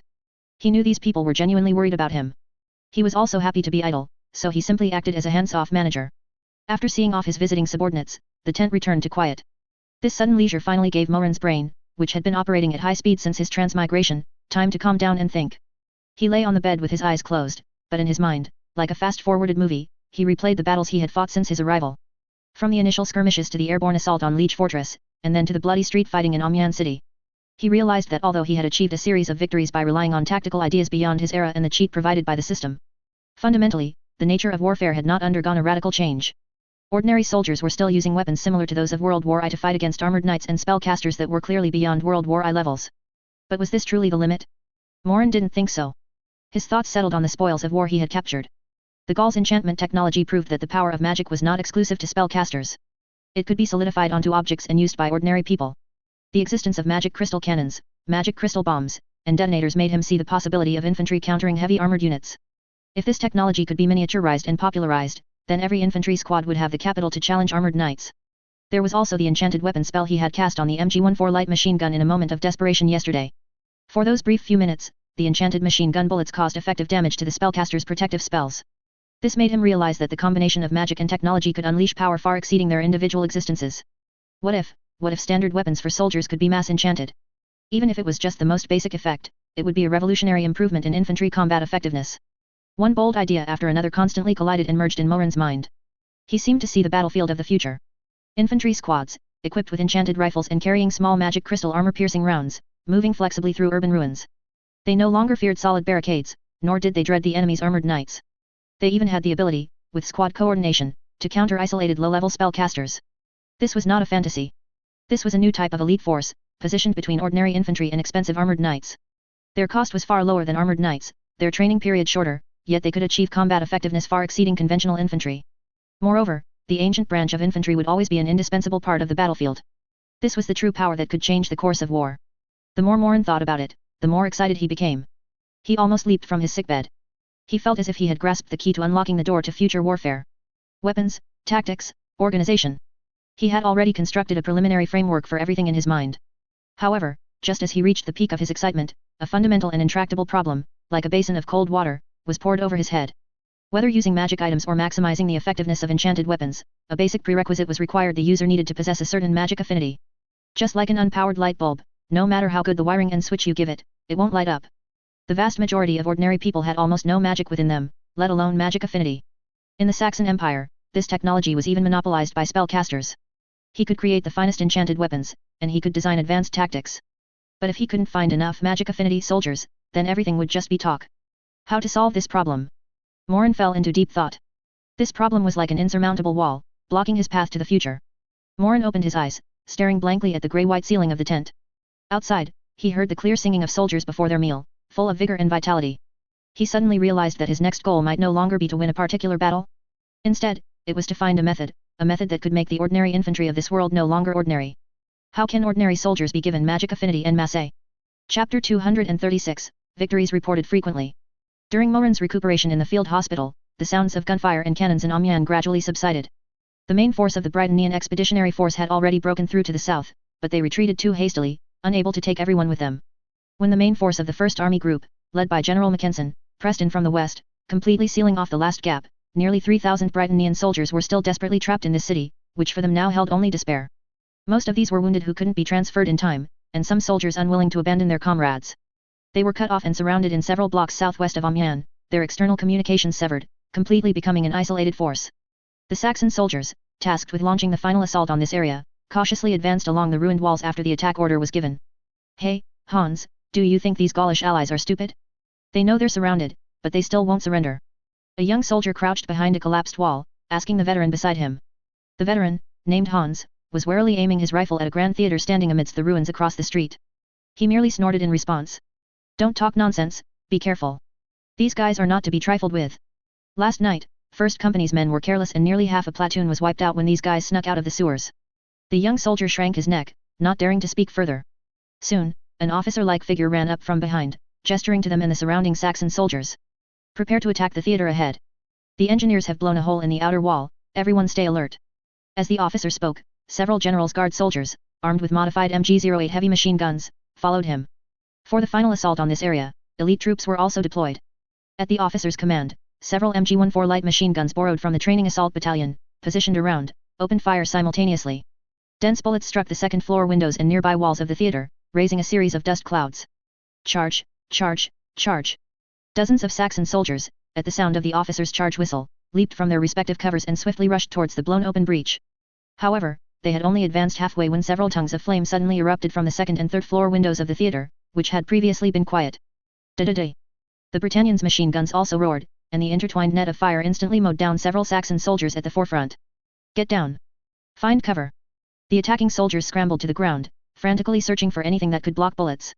The light machine guns, responsible for suppressing fire, immediately shifted their aim to these windows, but more and more gunshots also rang out from various windows. By the time the veteran, the young soldier, and their comrades, assisted by the General's Guard, stormed inside the theater, the real battle had just begun. The internal structure of the theater was far more complex than that of ordinary civilian buildings. Spacious halls, crisscrossing corridors, and countless private boxes and backstage rooms all became excellent defensive positions. The Britannian soldiers remaining here were almost all wounded, but there was no trace of fear in their eyes. They all knew they had no retreat, and surrender was not an option for these isolated forces. First squad, to the left. Second squad, third squad, follow me up the right corridor to the second floor. A Saxon platoon leader shouted. However, no sooner had he spoken than more than a dozen Britannian soldiers suddenly appeared on the circular corridor of the second floor of the main hall. From their elevated position, their rifles and grenades, captured from Saxon soldiers, mercilessly rained down on the Saxon soldiers below. Boom! Boom! Grenades exploded in the confined hall, shrapnel flying everywhere, and several Saxon soldiers screamed and fell instantly. Damn it! Ambush on the second floor. Suppress them. The Saxon soldiers immediately counterattacked, and the plated armor supermen of the General's Guard quickly set up their machine guns, sweeping the second floor with furious fire. For a time, the entire theater was filled with the roar of gunfire. Shouts of killing, screams, and explosions mingled together, like a living hell. The battle devolved into a bloody stalemate. Every room, every corridor, had to be paid for with lives. A Saxon lieutenant, with a platoon of soldiers, finally managed to rush to the second floor. They had just kicked open the door of a private box, before they could even see what was inside. They saw a Britannian soldier, covered in bandages, grinning to reveal teeth stained red with blood, then he violently pulled the pin of the last grenade in his arms. For Her Majesty the Queen. Boom. In the small private box, a destructive force erupted. An hour later, the Saxon regimental commander in charge of commanding the attack on this area looked at the casualty reports constantly being brought to him by his subordinates, his face ashen. An hour. We've suffered nearly 300 casualties. And we've only taken the first floor and part of the second floor of the theater. He slammed his fist against the wall of the room, roaring at the officer beside him. What the hell kind of war is this? Are we trading our soldiers' lives for a bunch of madmen? The adjutant and other officers also looked helpless. Sir, these Britannians are fighting with a desperate resolve, and the terrain of the theater is too disadvantageous for us. The situation at the post office is similar, we simply cannot advance without suffering huge casualties. The regimental commander paced back and forth in the command post, his fists clenching and unclenching, making cracking sounds. For the Saxon army, which had essentially taken Amiens, such senseless casualties were completely avoidable now. He could no longer allow his soldiers to be wasted in street fighting with a group of remnants. Request permission from higher command. He took a deep breath, making his decision. Tell them that our unit encountered stubborn resistance while clearing out the remaining enemy, our advance is stalled, and casualties are huge. Request. He paused, then looked up at the huge, mountain-like shadow hovering in the sky. I request the armored airship L-29 for aerial fire support. After learning that the attacking force had suffered too many casualties, the superior unit of this regiment also approved the support request and transmitted the application to the airship via radio. On the bridge, Airship Captain Schneider looked at the marked area on the map, nodding as he said. The rate of ammunition consumption these days has far exceeded the Air Force Department's pre-war estimates.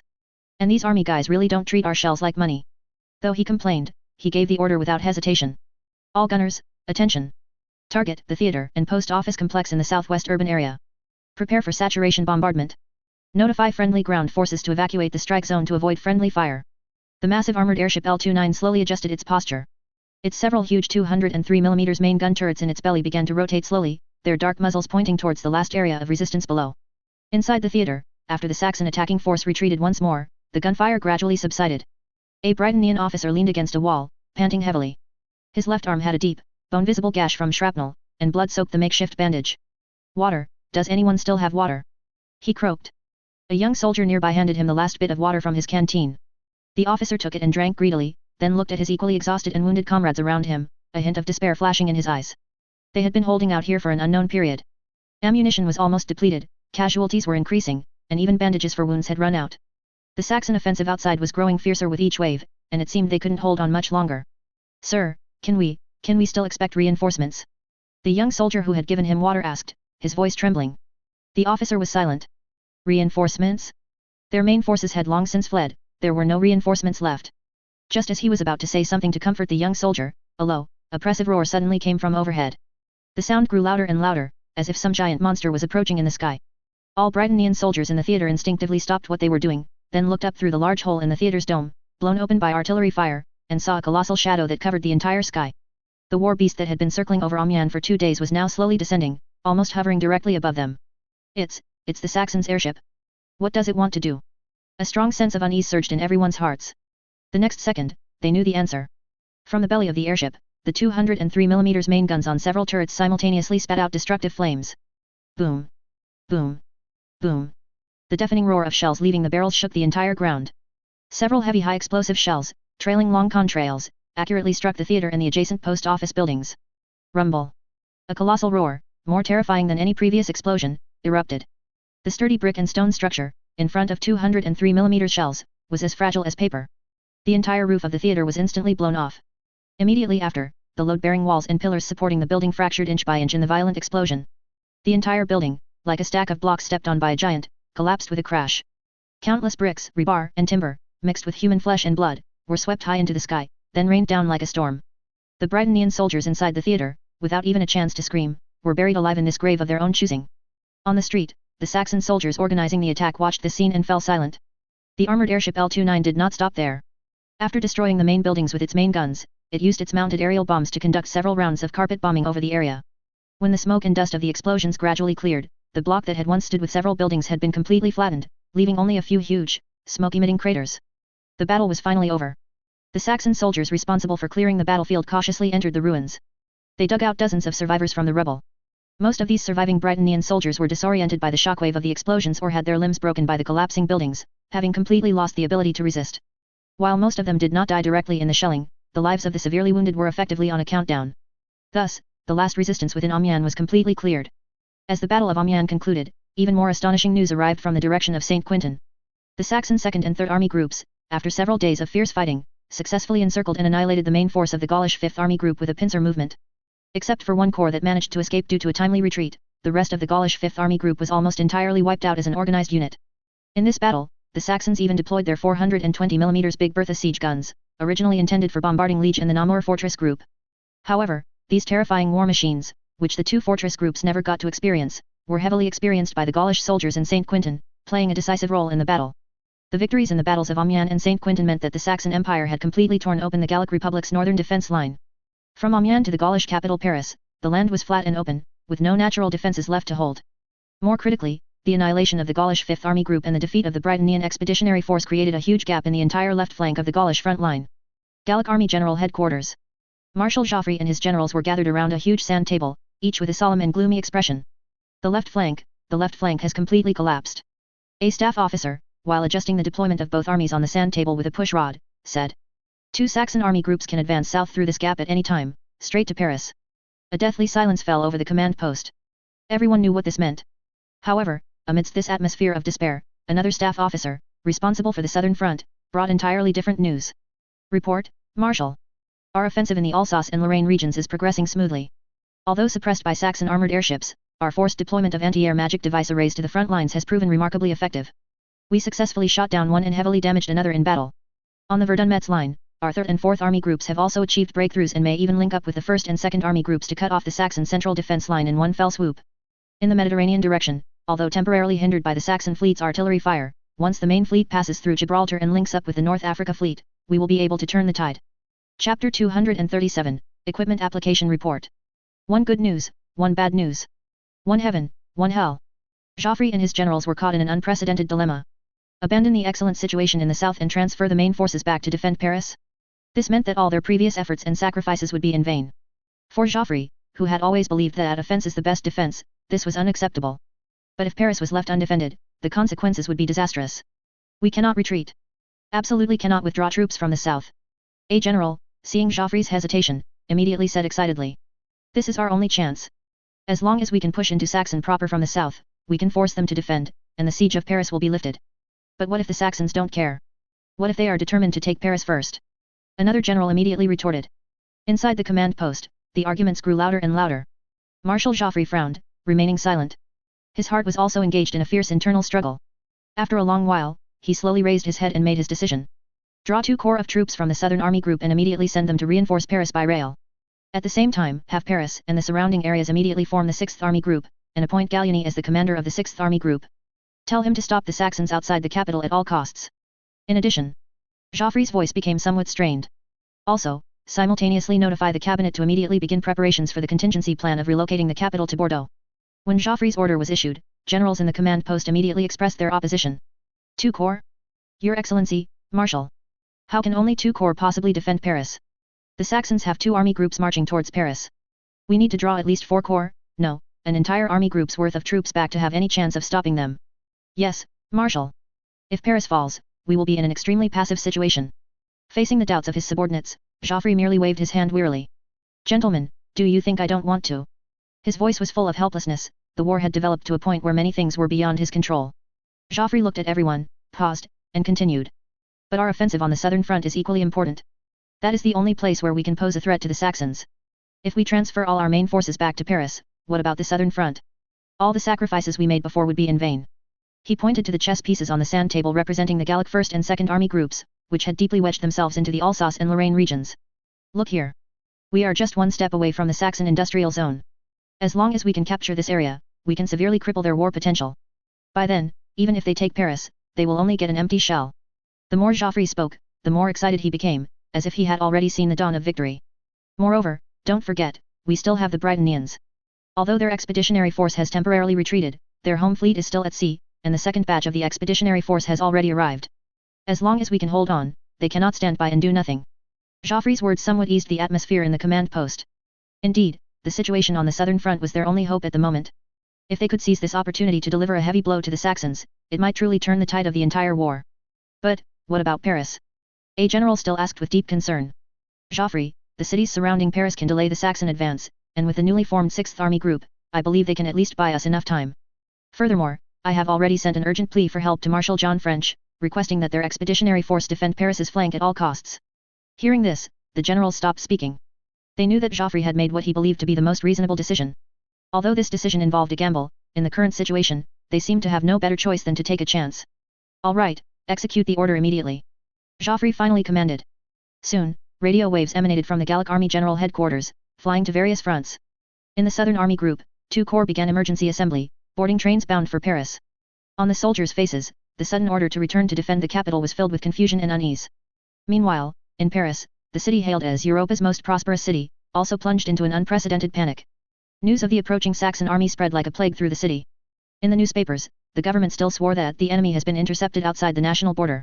But the wealthy and officials, fleeing in haste with their families, silently revealed the truth. Train stations were overcrowded, and roads leading to the south were jammed with all sorts of vehicles. The entire city was filled with an atmosphere of despair and doomsday. At the same time, Paris and its surrounding areas also began a new round of urgent mobilization. A large number of women also took to the streets, calling on all men in Paris to go to the front to fight and defend the capital. Whether underage children or elderly people, they all became targets in their calls to join the army. This behavior quickly became radical, with these women's groups even starting to give white feathers, as a form of insult, to those who had not joined the army, and accusing them of being cowards.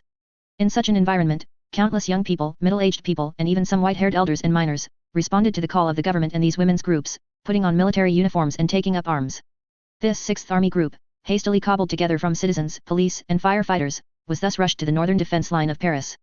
They were prepared to use their flesh and blood to resist the seemingly unstoppable advance of the Saxon Empire. The Gallic Republic, once a powerful nation that dominated the continent, was now facing the most dangerous moment since its founding. All of this, for now, had nothing to do with Morin, who was recuperating in a field hospital.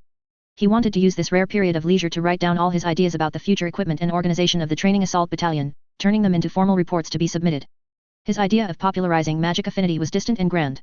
But one must eat one bite at a time, and walk one step at a time. Securing better weapons for his troops and improving their combat effectiveness within the existing framework was the most realistic goal at present. He picked up a pen and wrote the title of the report on the paper. Emergency application for the addition of 75.8 mm grenade launchers and the establishment of flamethrower units for the training assault battalion. Morin took a deep breath, and his pen moved quickly across the paper. He knew that the moment this report was submitted, the training assault battalion, this unique unit, would once again undergo an evolution. Morin's report was written quickly, clearly organized, and logically rigorous. Mortars were something Morin had always wanted. However, due to the lack of other options for the time being, Morin could only apply for 12 units of 75.8 mm grenade launchers. This item was not widely equipped in the Saxon army, 2 per brigade, and most infantry brigades didn't even have them. It was a prototype of a mortar, but its structure differed significantly from the mortars Morin remembered. The barrel length was 23.5 centimeters, with 6 rifling grooves. Hydraulic cylinders on both sides and the back of the barrel reduced recoil, and springs returned the barrel to its original position.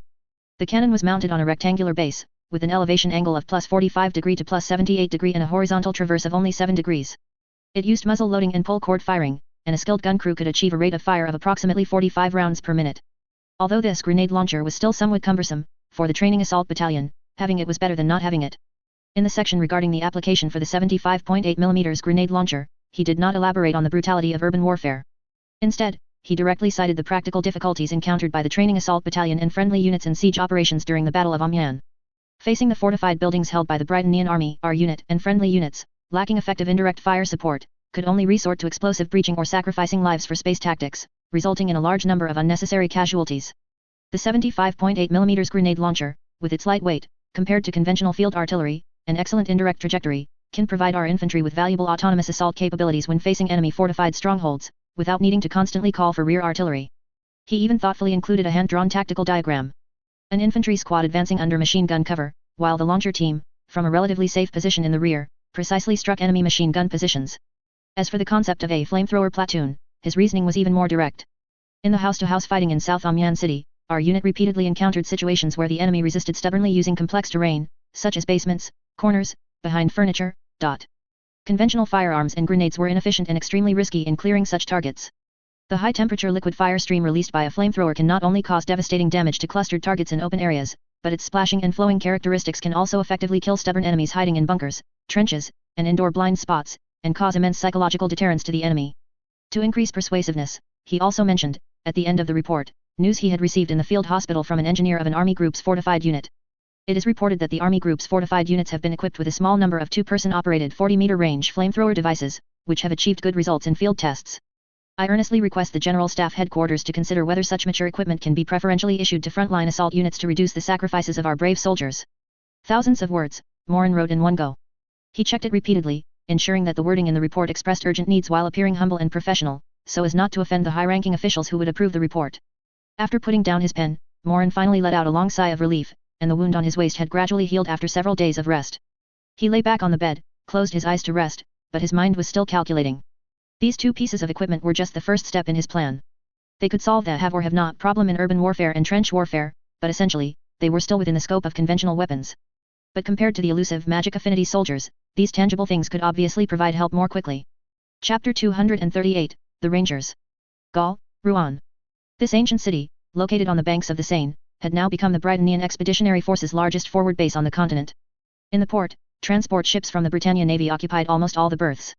On the streets, Britannian soldiers in khaki uniforms, looking weary, could be seen everywhere. They were the first batch of the Expeditionary Force to retreat from the front lines. These soldiers sat in 2s and 3s by the roadside, silently clutching their rifles, or staring blankly at the sky. The disastrous defeat at Amiens weighed like a huge stone on everyone's heart. They were once the pride of the sun never sets empire, an invincible army. But now, they were like a pack of stray dogs, driven by the Saxons from the heartland of the continent all the way back to their point of departure. A large number of tents set up on an open space by the port served as the temporary headquarters of the Expeditionary Force. Marshal John French stood in a tent, looking out at the rainy city outside the port. And his expression was even gloomier than the weather outside. Marshal. An aide-de-camp gently lifted the door curtain and walked in. General Horatio Smith, commander of the 2nd batch of the Expeditionary Force, has arrived. Let him in. French didn't turn around, his voice a little hoarse. Soon, a tall, vigorous old general strode in. He was General Horatio Smith, commander of the 2nd batch of the Britannian Expeditionary Force. John, my old friend. General Smith walked up to French, looked at his grim expression, and said. It seems you're not having a very good time. Good time. John French gave a self-deprecating laugh. I almost buried the Empire's most elite troops at Amiens. Do you think I could be having a good time? He turned around and poured himself and Smith a glass of whiskey each. Tell me, what's the reaction of those bureaucrats back home now? Are they already preparing to send me to a court-martial? Not yet. Smith took the glass, took a sip of wine, and continued. They're busy arguing with those Navy people right now. First Lord of the Admiralty Churchill is strongly advocating for immediately dispatching the main fleet to blockade the Saxon ports and fight a decisive naval battle with them. But the Ministry of the Army believes we should continue to send more troops to the continent, hold Rouen, and wait for an opportunity to counterattack. Counterattack? French sneered, his tone full of disdain for the discussions on the home island. Counterattack with what? We're now so desperate that we can't even defeat the Saxon armored knights, let alone their damned airships. No matter how many more people are sent, they'll just be cannon fodder to fill the front lines. The Battle of Amiens completely shattered French's last glimmer of hope. He finally clearly realized that this war was no longer the gentleman's war they were familiar with in the past, where they lined up to shoot. The Saxons, with their endless new weapons and tactics, had pushed the form of warfare into a completely new, more brutal dimension. So what are you going to do? Smith asked. I heard on the ship that Joseph Joffre sends you 8 telegrams a day, begging you to save Paris. Are you going? Save Paris? French laughed as if he had heard a huge joke, shaking his head as he laughed. Let him save it himself. I don't want to throw the rest of my soldiers into that bottomless pit of Paris. A cold look flashed in his eyes. My plan now is simple. Hold Rouen, hold these several exits to the sea, let the Gauls and the Saxons fight, let them bleed dry under the walls of Paris. We'll just watch quietly from here. When both sides are exhausted, that's when it's our true time to act. Smith listened to French's plan, his brows tightly furrowed. John, you're playing with fire. If we sit by and watch Paris fall, the Gauls might surrender. At that time, the Saxons will be free to focus on us. Isolated overseas, can we stop them? John French nodded after hearing his old friend's words and said. You're right, so we can't let them surrender. We need to give them a little hope when they're about to collapse, to make them keep fighting. In short, our goal is not to help the Gauls win the war, but to prolong this war as much as possible. The longer it drags on, the more advantageous it is for us. Smith fell silent. He had to admit that French's plan, though ruthless, was the most advantageous option for Britannia at the moment. The next day, the weather in Rouen worsened. Under the gloomy sky, a cold wind carried fine rain, lashing against the dock's pier. Marshal John French, wearing a heavy woolen overcoat, stood silently on the dock, letting the rain wet his hat brim. Behind him stood several aides-de-camp, their expressions equally solemn. Just yesterday afternoon, as General Horatio Smith arrived with a new batch of support troops, Master Albert of the Highland Mage Corps also returned to the homeland by ship. The 7th Ring Mage told French before he left that he must report everything that happened here to the Imperial High Command and the Highland Mage Corps as quickly as possible. However, he also stated that he would speak favorably of John French to the High Command, so that the High Command would not push the responsibility for the military defeat onto him. John French naturally expressed his gratitude for Master Albert's actions. However, he knew very well that the other party did this purely out of unease for having evacuated the mages early. After pondering these matters, the commander of the Britannian Expeditionary Force turned his gaze to a ship slowly approaching in the river. It was a large transport ship, with a deep water line on its hull, clearly carrying heavy cargo. Marshal, they're here. An aide-de-camp whispered in his ear. French nodded, saying nothing. The transport ship slowly docked at the berth, and the heavy anchor was cast into the water, splashing waves. As the side hatch opened, a huge ramp was lowered. Amidst the unique hum of the magic-driven engine, more than a dozen distinctive armored knights drove out of the ship's hold one by one, lining up neatly on the dock. The aide-de-camp beside French couldn't help but let out a low gasp. These armored knights were completely different from the majestic and ornate St. George Type 3 of the Order of the Garter they were familiar with. Their size was a bit smaller, and their overall lines were simpler, more streamlined, without any superfluous decoration. They were painted in a dusty, inconspicuous dark green, perfectly blending into the background of the rainy day. They looked less like noble knights and more like hunters lurking in the jungle. Is this the unit sent to carry out the capture mission? The aide-de-camp asked softly. It feels less imposing than the Order of the Garter. Don't be deceived by their appearance. French shook his head, his voice low. The Order of the Garter is the face of the Empire, the honor guard, but they are different.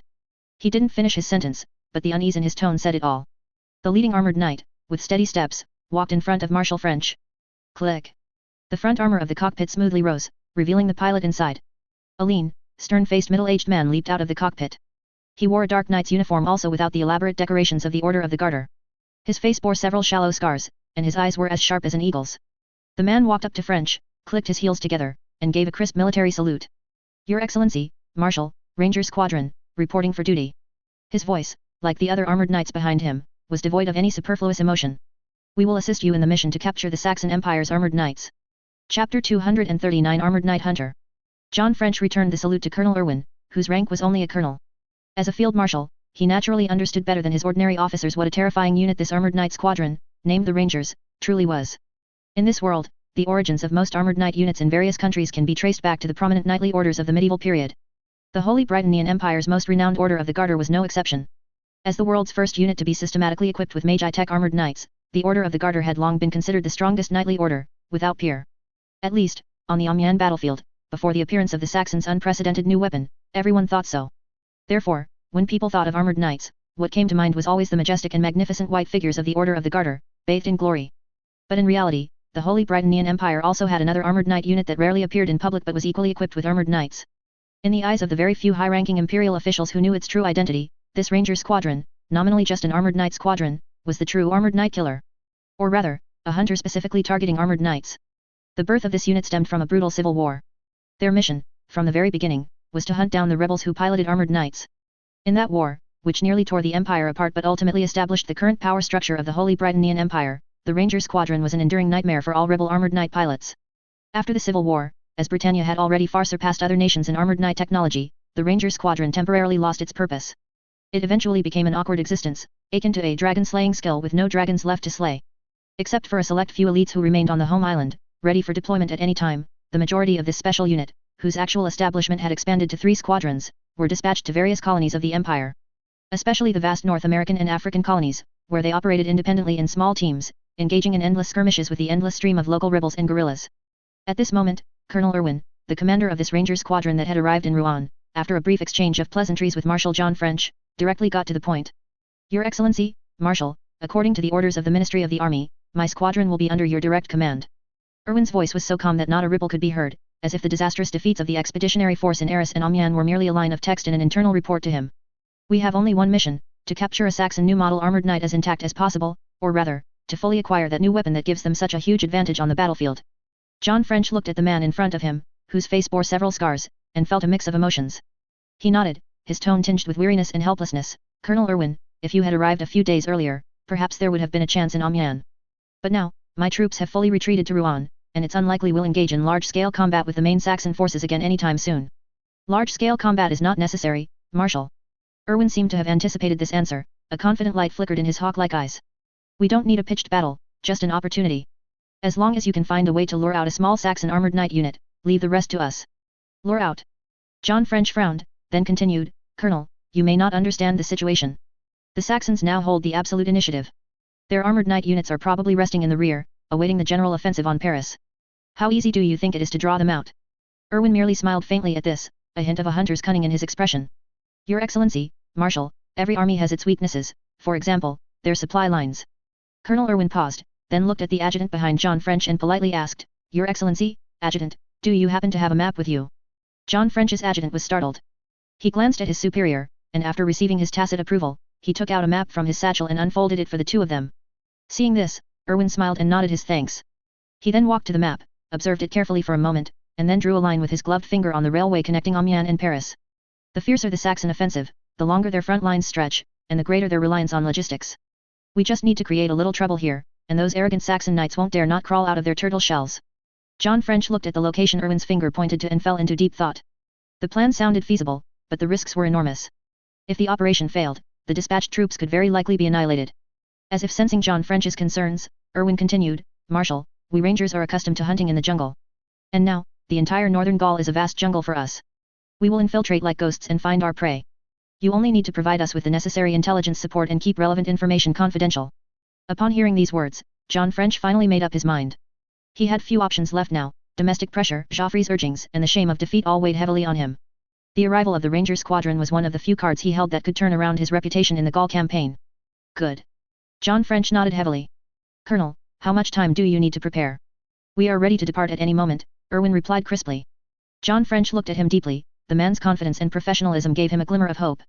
He turned to his adjutant behind him and ordered, from now on, all intelligence regarding the movements of the Saxon armored knight units will be immediately compiled and sent to Colonel Irwin. Additionally, provide the Ranger Squadron with all the logistical supplies they require. Yes, Marshal. After the order was given, Irwin saluted John French once more, then turned and returned to his armored knight. He said nothing further, but his actions spoke volumes.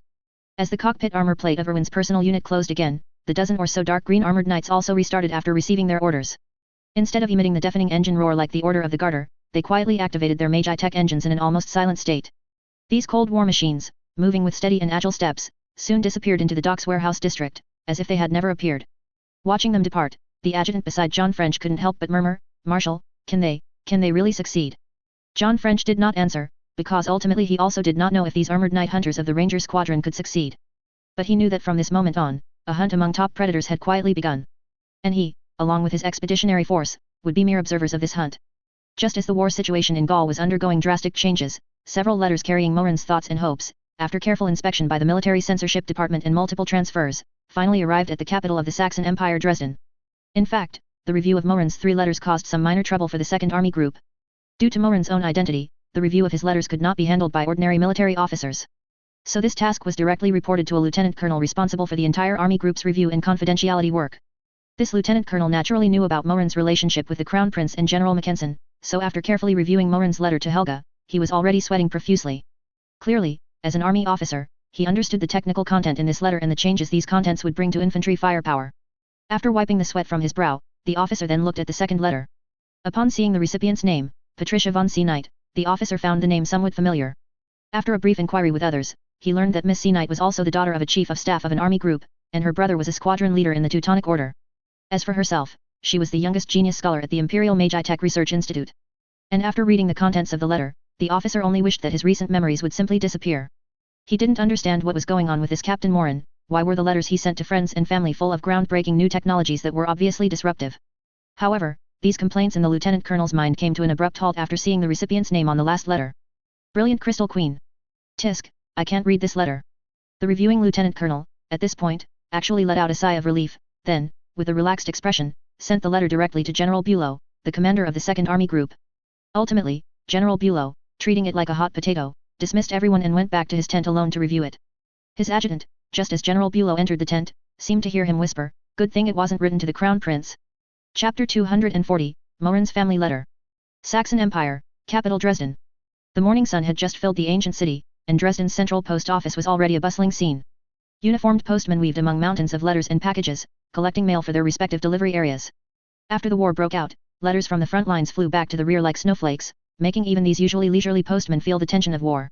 There was an unwritten rule within the post office: to ensure foolproof delivery, letters from officers on the front line were usually handled by the most senior and reliable postmen. Letters from ordinary soldiers, on the other hand, were distributed among the younger postmen. Old Fisher, a postman, was one of these veterans. His hair was white, his face edged with the marks of time, but his eyes remained bright and sharp. He had been on this postal route for over 30 years and knew every street in Dresden like the back of his hand. However, today, when he received his mailbag from the sorter, he keenly noticed that the number of letters was significantly less than usual. He quickly sorted the letters by address proximity, preparing to plan his delivery route for the day. Just then, he noticed 3 unusual letters. The envelopes of these 3 letters were made of exquisite material, sealed meticulously with wax, and bore a delicate family crest. In addition, these 3 letters also had a special seal, which, judging from the sender's details, seemed to be from the Imperial Army's Second Army Group Command. What puzzled Old Fisher most was their recipient address, a manor on the outskirts of Dresden. Logically, such suburban mail should be handled by a lower-level regional post office, not by a senior postman from the central post office like him. "Boss, are these letters mistaken?" Old Fisher took the 3 letters and found his superior, another veteran who had worked at the post office for countless years. His superior took the letters, looked at them, then lowered his voice and mysteriously told Old Fisher, "No mistake, Fisher. This job needs a reliable person like you to handle it." He pointed to the address on the envelope and continued, "This place is not simple. The higher UPS instructed that mail for this family must be delivered directly by a special person from our central post office, not through those unscrupulous fellows down below. I thought you were the most steady, so I gave this job to you. To let you focus, I also reduced a lot of your other tasks today." Hearing his superior's words, Old Fisher immediately understood. For the post office's high-ranking officials to be so serious, the recipient's identity must be extremely wealthy or noble. He carefully examined the 3 letters and found that the sender's signature was the same name, Friedrich Mullen. However, the recipients were 3 different women. These 3 letters have different recipients, but the address is the same place.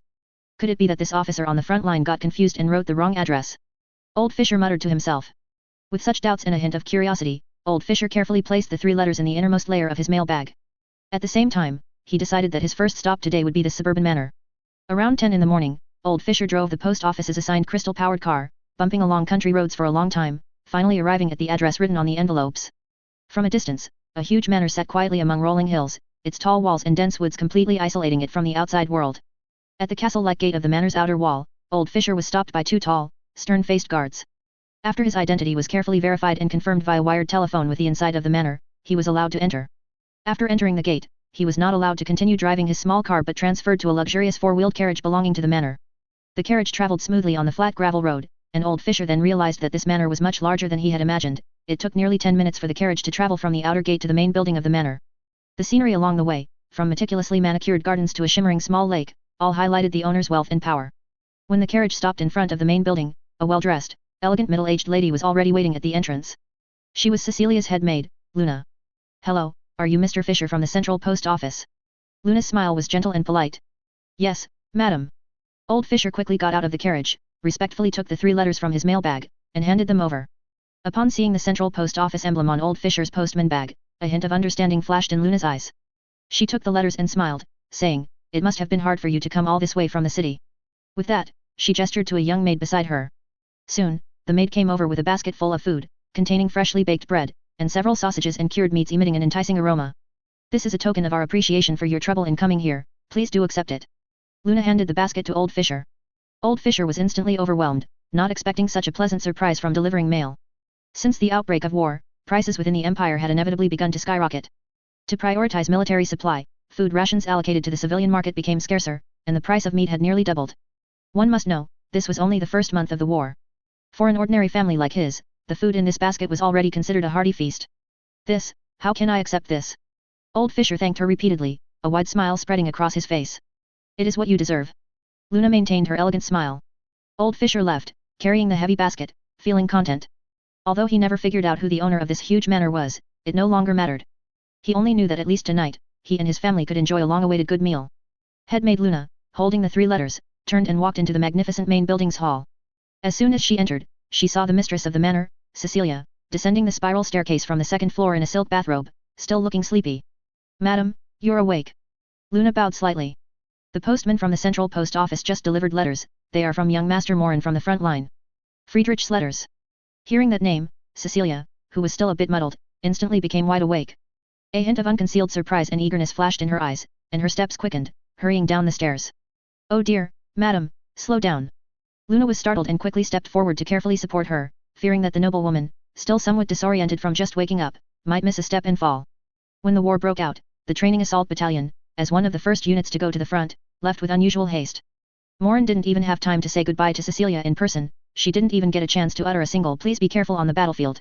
These days, she outwardly calmly managed the vast family enterprises, but deep down, she worried incessantly about the young man far away on a foreign battlefield. Now, she finally received news from him. Cecilia took the letters from Luna's hand, and a heavy weight in her heart finally lifted.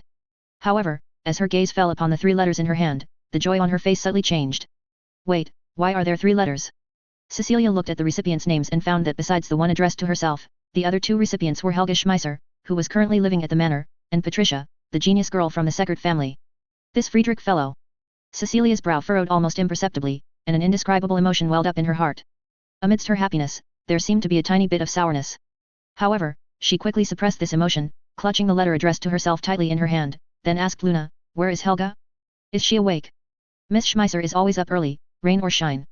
Luna replied with a smile, "I just saw her go into the studio, she should be drawing those complex blueprints again. Do you need me to call her out?" Go ahead. Tell her Friedrich wrote to her." Cecilia nodded, then turned and walked towards the sofa in the hall. She was already eager to see what Friedrich had written to her in the letter. She sat down gracefully, and with a delicate letter opener, carefully slit open the edge of the envelope.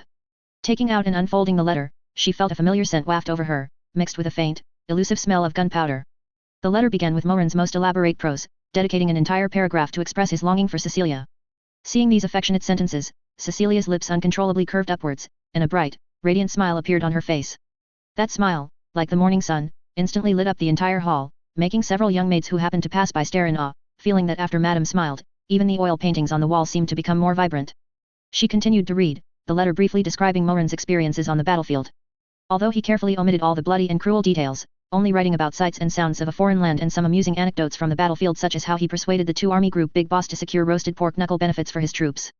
But Cecilia was an incredibly intelligent woman, she could read the deliberately concealed hardships and difficulties behind these light-hearted words. Her heart tightened involuntarily, but at the same time, she felt a wave of relief. This boy, whom she had watched grow up, had truly matured. He knew to report good news and not bad, not to let those at home worry about him.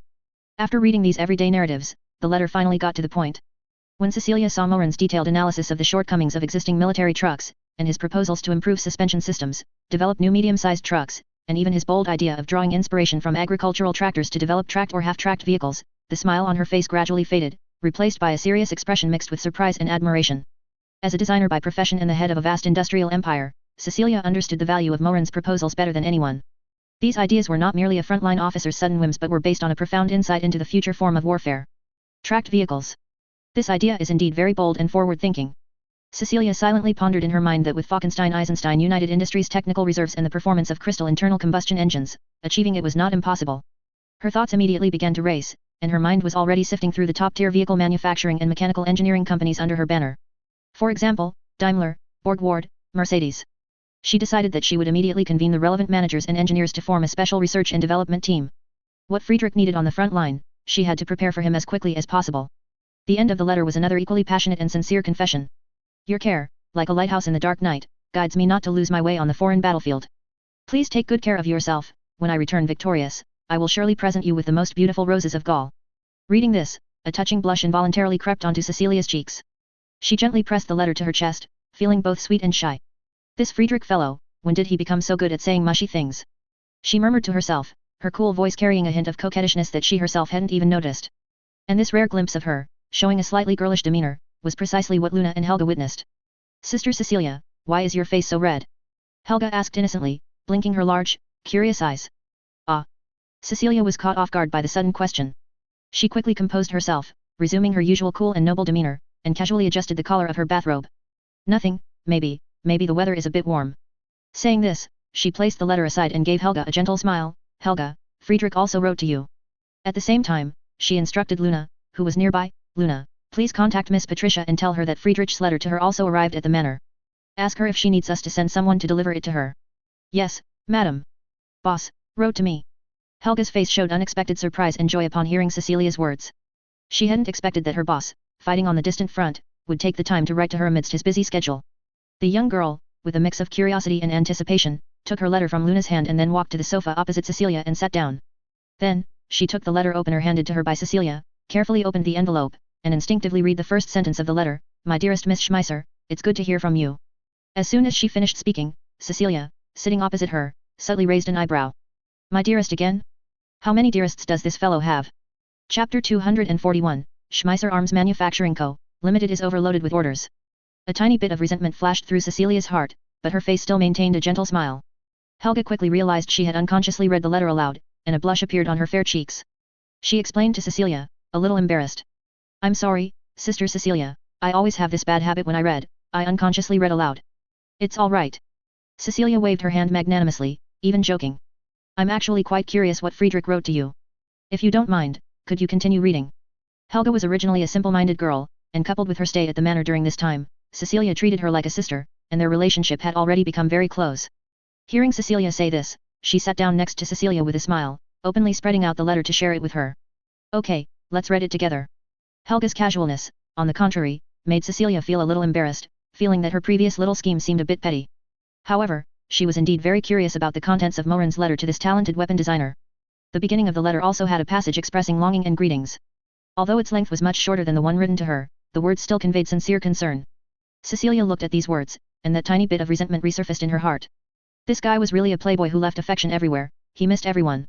However, when she saw that the letter quickly got to the point, with large sections discussing weapon technology, and even a simple but clear structural sketch attached in the blank space of the letter, Cecilia's mood instantly turned from cloudy to sunny. Humph, at least he knows what's important. He knows who is the most important. At least in Friedrich's heart, her weight seemed to be a bit heavier than this little girl's. This realization gave Cecilia a strange sense of satisfaction. Helga, on the other hand, was completely oblivious to Cecilia's complex psychological activities beside her. Her attention was entirely drawn to the content of the letter. I temporarily name this concept gas-operated principle. Its core idea is to use a small portion of high-pressure gunpowder gas, leaked from the gun barrel when the bullet is fired, to drive a small piston. Reading this, Helga's eyes grew brighter and brighter. She seemed to see a door to a new world. The gas-operated principle described in Morin's letter, although only a preliminary concept, struck her most sensitive nerve as a weapon designer like a flash of lightning. She grabbed the letter, brought it closer to her eyes, and carefully studied the sketch Morin had drawn casually. That sketch, which looked like a doodle to others, contained a revolutionary design idea in her eyes. Gas tube, piston, bolt. Although the linkage relationship of these key components was drawn extremely simply, she understood their core operating logic at a glance. Genius. The boss is simply a genius. Helga couldn't help but exclaim, looking at Cecilia with admiration. Sister Cecilia, Mr. Morin's idea is fantastic. If it can be realized, we can completely change the way infantry engage in combat. However, this excitement did not last long. When Helga finished reading the entire letter and placed it back on the table, the excitement and joy on her face deflated quickly, like a punctured balloon. Sigh. She let out a long sigh, collapsing bonelessly onto the soft sofa, sliding down the smooth silk cushion. What's wrong? Weren't you quite happy just now? Cecilia was amused by her dramatic change, laughing and reaching out to help her up. Happy, yes, happy. Helga said weakly, her face full of conflict. Receiving a letter from the boss, knowing he still thinks of me, his overworked employee, of course I'm happy, and a little embarrassed. She paused, and her tone shifted, becoming full of complaints. But, he's fighting on the front lines, and it's fine if he doesn't manage the company, but he still gives me such a difficult-sounding task remotely. Semi-automatic rifle, and gas-operated principle. I feel like I'm going to lose another big bunch of hair. Seeing Helga's lifeless expression, Cecilia could no longer hold back her laughter. She reached out and rubbed Helga's face, finding this little girl truly adorable. All right, don't worry. Cecilia said with a smile to comfort her, if the weapon factory is really too busy, just tell me, and I'll transfer some top engineers from the group to help you. Really? Helga's eyes instantly lit up again. As if grasping a life-saving straw, she immediately sat up straight on the sofa and began to pour out her troubles to Cecilia. Sister Cecilia, you don't know, I've been going crazy with work lately. Helga held Cecilia's hand, her voice full of grievance. Ever since the company's light machine guns and submachine guns were equipped by Mr. Morin's troops, he seems to have made a name for himself on the battlefield. Orders from the Imperial military have been continuously sent to the company, each one larger and more urgent than the last. She counted on her fingers, beginning to complain. Our factory is now operating in 3 shifts, machines running 24 hours a day, and workers working continuously, but production capacity still can't keep up. A few days ago, the logistics department placed another urgent order, asking us to deliver 5,000 more MP-14 submachine guns and matching ammunition, saying that the consumption in urban warfare on the front lines was too high and urgently needed replenishment. But where am I supposed to conjure 5,000 guns for them in a short time? And Helga's brows furrowed even tighter. After the war began, many skilled master craftsmen and strong young workers in our factory answered the call and enlisted. Now, many on the production line are newly recruited apprentices. Not only is their efficiency low, but the defect rate is also particularly high, which makes me have to personally oversee the workshop every now and then. Hearing this, Cecilia's smile gradually faded, and her expression became serious. She knew that what Helga said was true. Once the war machine started, the demand for military industrial capacity grew exponentially. Schmeisser Arms Manufacturing Co., Limited, although technologically advanced, was after all, small in scale and had a weak foundation. Facing the demands of the entire Imperial Army, it was indeed a drop in the bucket. Recently, representatives from Mauser Weapon Manufacturing Co., Limited, and Saxon Weapon and Ammunition Arsenal have all come to contact us. Helga continued, her tone carrying a hint of uncertainty and a plea for help. They all expressed hope of obtaining production authorization for the MG-14 light machine gun and MP-14 submachine gun to help us expand production together. Oh. A gleam flashed in Cecilia's eyes. They are quite proactive. Helga nodded, yes, speaking of which, our relationship with these two companies has warmed up very quickly recently. Cecilia, why? Because our MG-14 light machine gun and the former's .98 rifle use the same 7.92mm Mauser rifle cartridge, and the 9mm pistol cartridge used by the MP-14 submachine gun has always been the latter's main product. The more guns we produce, the larger their ammunition orders become, which is a great thing for them. Some time ago, to help us improve firearm performance, they even proactively sent their technical teams to assist us in improving the propellant and warheads of these two types of ammunition. Their attitude was very good, Helga explained. But I just can't make up my mind. She looked at Cecilia, asking the question she had long wanted to consult her about. Handing over production authorization to them, I always feel uneasy. What if they learn our core technology, or cut corners in production? I wanted to discuss it with the boss, but I can't reach him on the front lines, and Sister Cecilia, you've been so busy lately, I didn't want to bother you with these matters. Seeing Helga's distressed look, Cecilia gently patted her hand, then said in an unequivocal tone. Helga, you don't have to worry. Friedrich entrusted the company to you because he trusts your skills and I am here to help you deal with these troubles beyond technology. She stood up and slowly paced in the hall, the powerful aura of the brilliant Crystal Queen inadvertently emanating. It's certainly a good thing that 2 other companies are willing to help expand production. Her voice was calm and decisive. Military orders must be fulfilled. This not only concerns the war situation on the front lines but also the reputation of Friedrich and our company. As for your concerns about technology leakage and production quality, these can all be resolved through contractual clauses. She stopped, turned to look at Helga, her eyes sparkling with confidence. You don't need to worry about this matter anymore. I will make time to personally speak with the heads of Mauser Company and Saxon Arsenal. They want to get production authorization from us, which is fine, but they must show enough sincerity. If they want to take advantage of Friedrich, they'll have to ask if I, Cecilia von Falkenstein, agree first. These words were spoken decisively, full of strong confidence and protectiveness. Listening, Helga felt all her anxieties and worries vanish at that moment. It seemed that as long as this omnipotent Sister Cecilia was there, No matter how big the trouble, it would no longer be a problem. Sister Cecilia. Helga was so moved that her eyes were a little red. All right, don't think so much. Cecilia sat back beside her, her tone also softening. Your current task is to concentrate on researching the new weapon Friedrich mentioned in his letter. I will handle the production matters in the rear. What we need to do is provide Friedrich with the most reliable weapons on the front lines, so that he and his soldiers can return safely. Mentioning Morin, Helga nodded vigorously. Cecilia looked at her, and also made a decision in her heart. She not only wanted to help Helga handle this authorized production issue but also wanted to take this opportunity to thoroughly reorganize and expand Schmeisser Arms Manufacturing Co., Ltd. She wanted to use the vast resources of Falkenstein-Eisenstein United Industries to transform this company, which was originally just a small workshop, into a true military industrial giant. Sister Cecilia, you are so kind. Helga could no longer suppress her excitement and gratitude. She suddenly rushed forward and tightly hugged Cecilia. The sudden embrace made Cecilia stunned for a moment, her body instantly stiffening. She hadn't expected Helga to make such a sudden move. But soon, she relaxed, feeling the girl's heartfelt reliance and trust in her arms, and a warm current surged through her heart. She reached out and gently hugged Helga back, softly patting her back. Silly girl. Cecilia's voice carried a hint of doting that she herself hadn't noticed. At this moment, she suddenly felt that having a sister like Helga seemed like a very nice thing. Although this little girl was a bit slow in social graces, she shone with the brilliance of a genius in her professional field, and her personality was simple and straightforward, like a blank sheet of paper. Being with her always made people feel relaxed and happy. That kid Friedrich certainly has good taste in people, Cecilia thought silently to herself. Helga snuggled in Cecilia's warm embrace, smelling the faint fragrance coming from her, and all the pressure and worries in her heart vanished. All right, get up now, what a sight. Cecilia said with a smile, pushing her gently. Helga reluctantly let go and sat up straight, but a brilliant smile still adorned her face. With her biggest worry resolved, Helga's mood completely relaxed. She picked up Morin's letter again, pointed to the sketch on it, and enthusiastically discussed it with Cecilia. Sister Cecilia, look at this structure the boss drew. Although simple, it's very logical. Using gunpowder gas to push the piston, which then drives the bolt to recoil, completing extraction and ejection, and then the return spring pushes the bolt back, completing loading. The entire process is fully automatic, the shooter just needs to pull the trigger. As she spoke, she gestured with her hands, completely immersed in her technical world. Cecilia watched her vibrant appearance.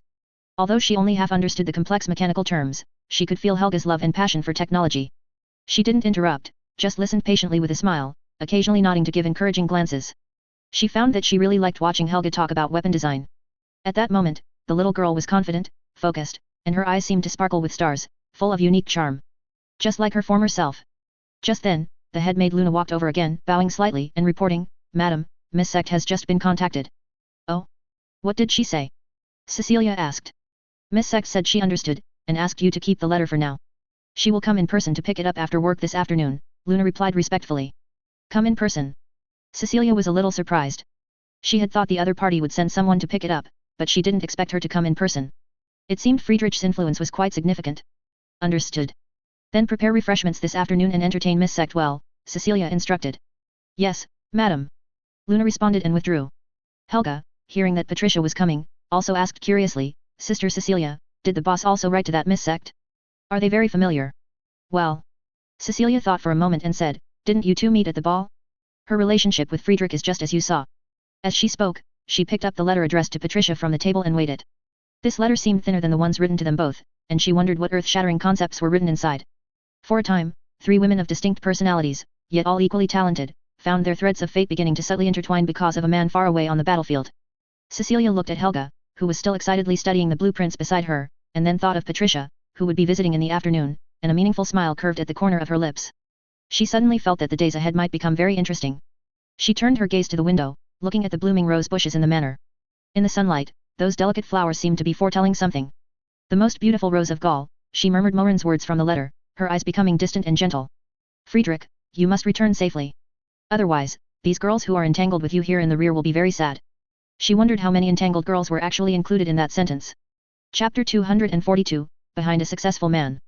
At the Imperial Magitech Research Institute in the suburbs of Dresden, in an independent laboratory, Patricia von Secht frowned, staring at a pile of complex and precise Magitech components. She wore a pristine white lab coat, her golden hair meticulously coiled at the back of her head, revealing a smooth forehead and delicate profile. Currently, her face, which usually carried an aristocratic pride, was filled with irritation. No. Still no. The magic crystal stone oscillator's frequency still can't stabilize. The energy circuit loss is too high. She irritably tossed a delicate Magitech probe she was holding onto the lab bench, producing a crisp sound. Ever since the last banquet, and the next day when Morin entrusted her with developing a portable Magitech communication device, she had thrown herself into this project. It wasn't that she had nothing else to do, but as Patricia told Morin, her position in the Magi Tech Research Institute was somewhat awkward. Although she was indeed a genius, due to her unfortunate lack of spellcaster talent, many top-tier projects intentionally or unintentionally excluded her. So Patricia was happy to have some free time and decided to work for Morin. Actually, she didn't know why she was helping Morin. But ever since Morin visited the Magi Tech Research Institute and had a long chat with her, Patricia seemed to have been enchanted, subconsciously wanting to help Morin realize the vision of breaking the existing order that he spoke of. With her brilliant mind, and given that this technology was a project she had previously researched independently, the initial theoretical construction and basic design proceeded very smoothly. But now, the project had reached the most crucial physical verification stage, and was stuck at a technical bottleneck. How to miniaturize the prototype of the Magi Tech communication device to a portable size for individual soldiers, while ensuring communication range and stability, was an unprecedented challenge. She had been holed up in the lab for several days, racking her brain trying various solutions, but the results were all unsatisfactory. That idiot. He gave me such a huge problem, and now he's just ignoring it. Patricia couldn't help but complain in a low voice, Morin's somewhat blurry face involuntarily appearing in her mind. Of course, this was purely her complaint. She knew that Morin, like her brother Ludwig, was currently fighting for the Empire on the front lines. Just then, the bell at the laboratory door rang. Patricia walked to the lab door, opened a viewing window above it, and saw her assistant standing outside. Miss Sect, someone from, Falkenstein Manor called and said you had a private letter delivered there. The female assistant, slightly older than Patricia, spoke with some confusion through the door. They asked if you wanted the letter sent over. The call hasn't ended yet. Falkenstein Manor? A letter. Patricia paused, then realized. Falkenstein Manor, wasn't that the residence of Morin and the brilliant Crystal Queen, Mrs. Cecilia? Could it be that Morin had written to her? A strange emotion surged in her heart, making Patricia's heartbeat quicken slightly. A moment later, she tried to keep her voice calm, then told her assistant, tell them I'll pick up the letter myself later. Yes, Miss Sect. After the viewing window closed, silence returned to the laboratory. But Patricia found that she couldn't focus on the complex parts and blueprints in front of her anymore. Her mind was cluttered with various thoughts. That idiot, he actually remembered to write to me. I thought he had long forgotten about this. What will he write in the letter? Is he urging progress? Or, asking how I'm doing? No. Why should I care what he asks? He'd better not write those boring pleasantries and waste my time. Patricia paced back and forth in the lab, as if two tiny Patricias were fighting in her head. One told her it was just an ordinary letter, nothing big. The other kept urging her to go see it quickly.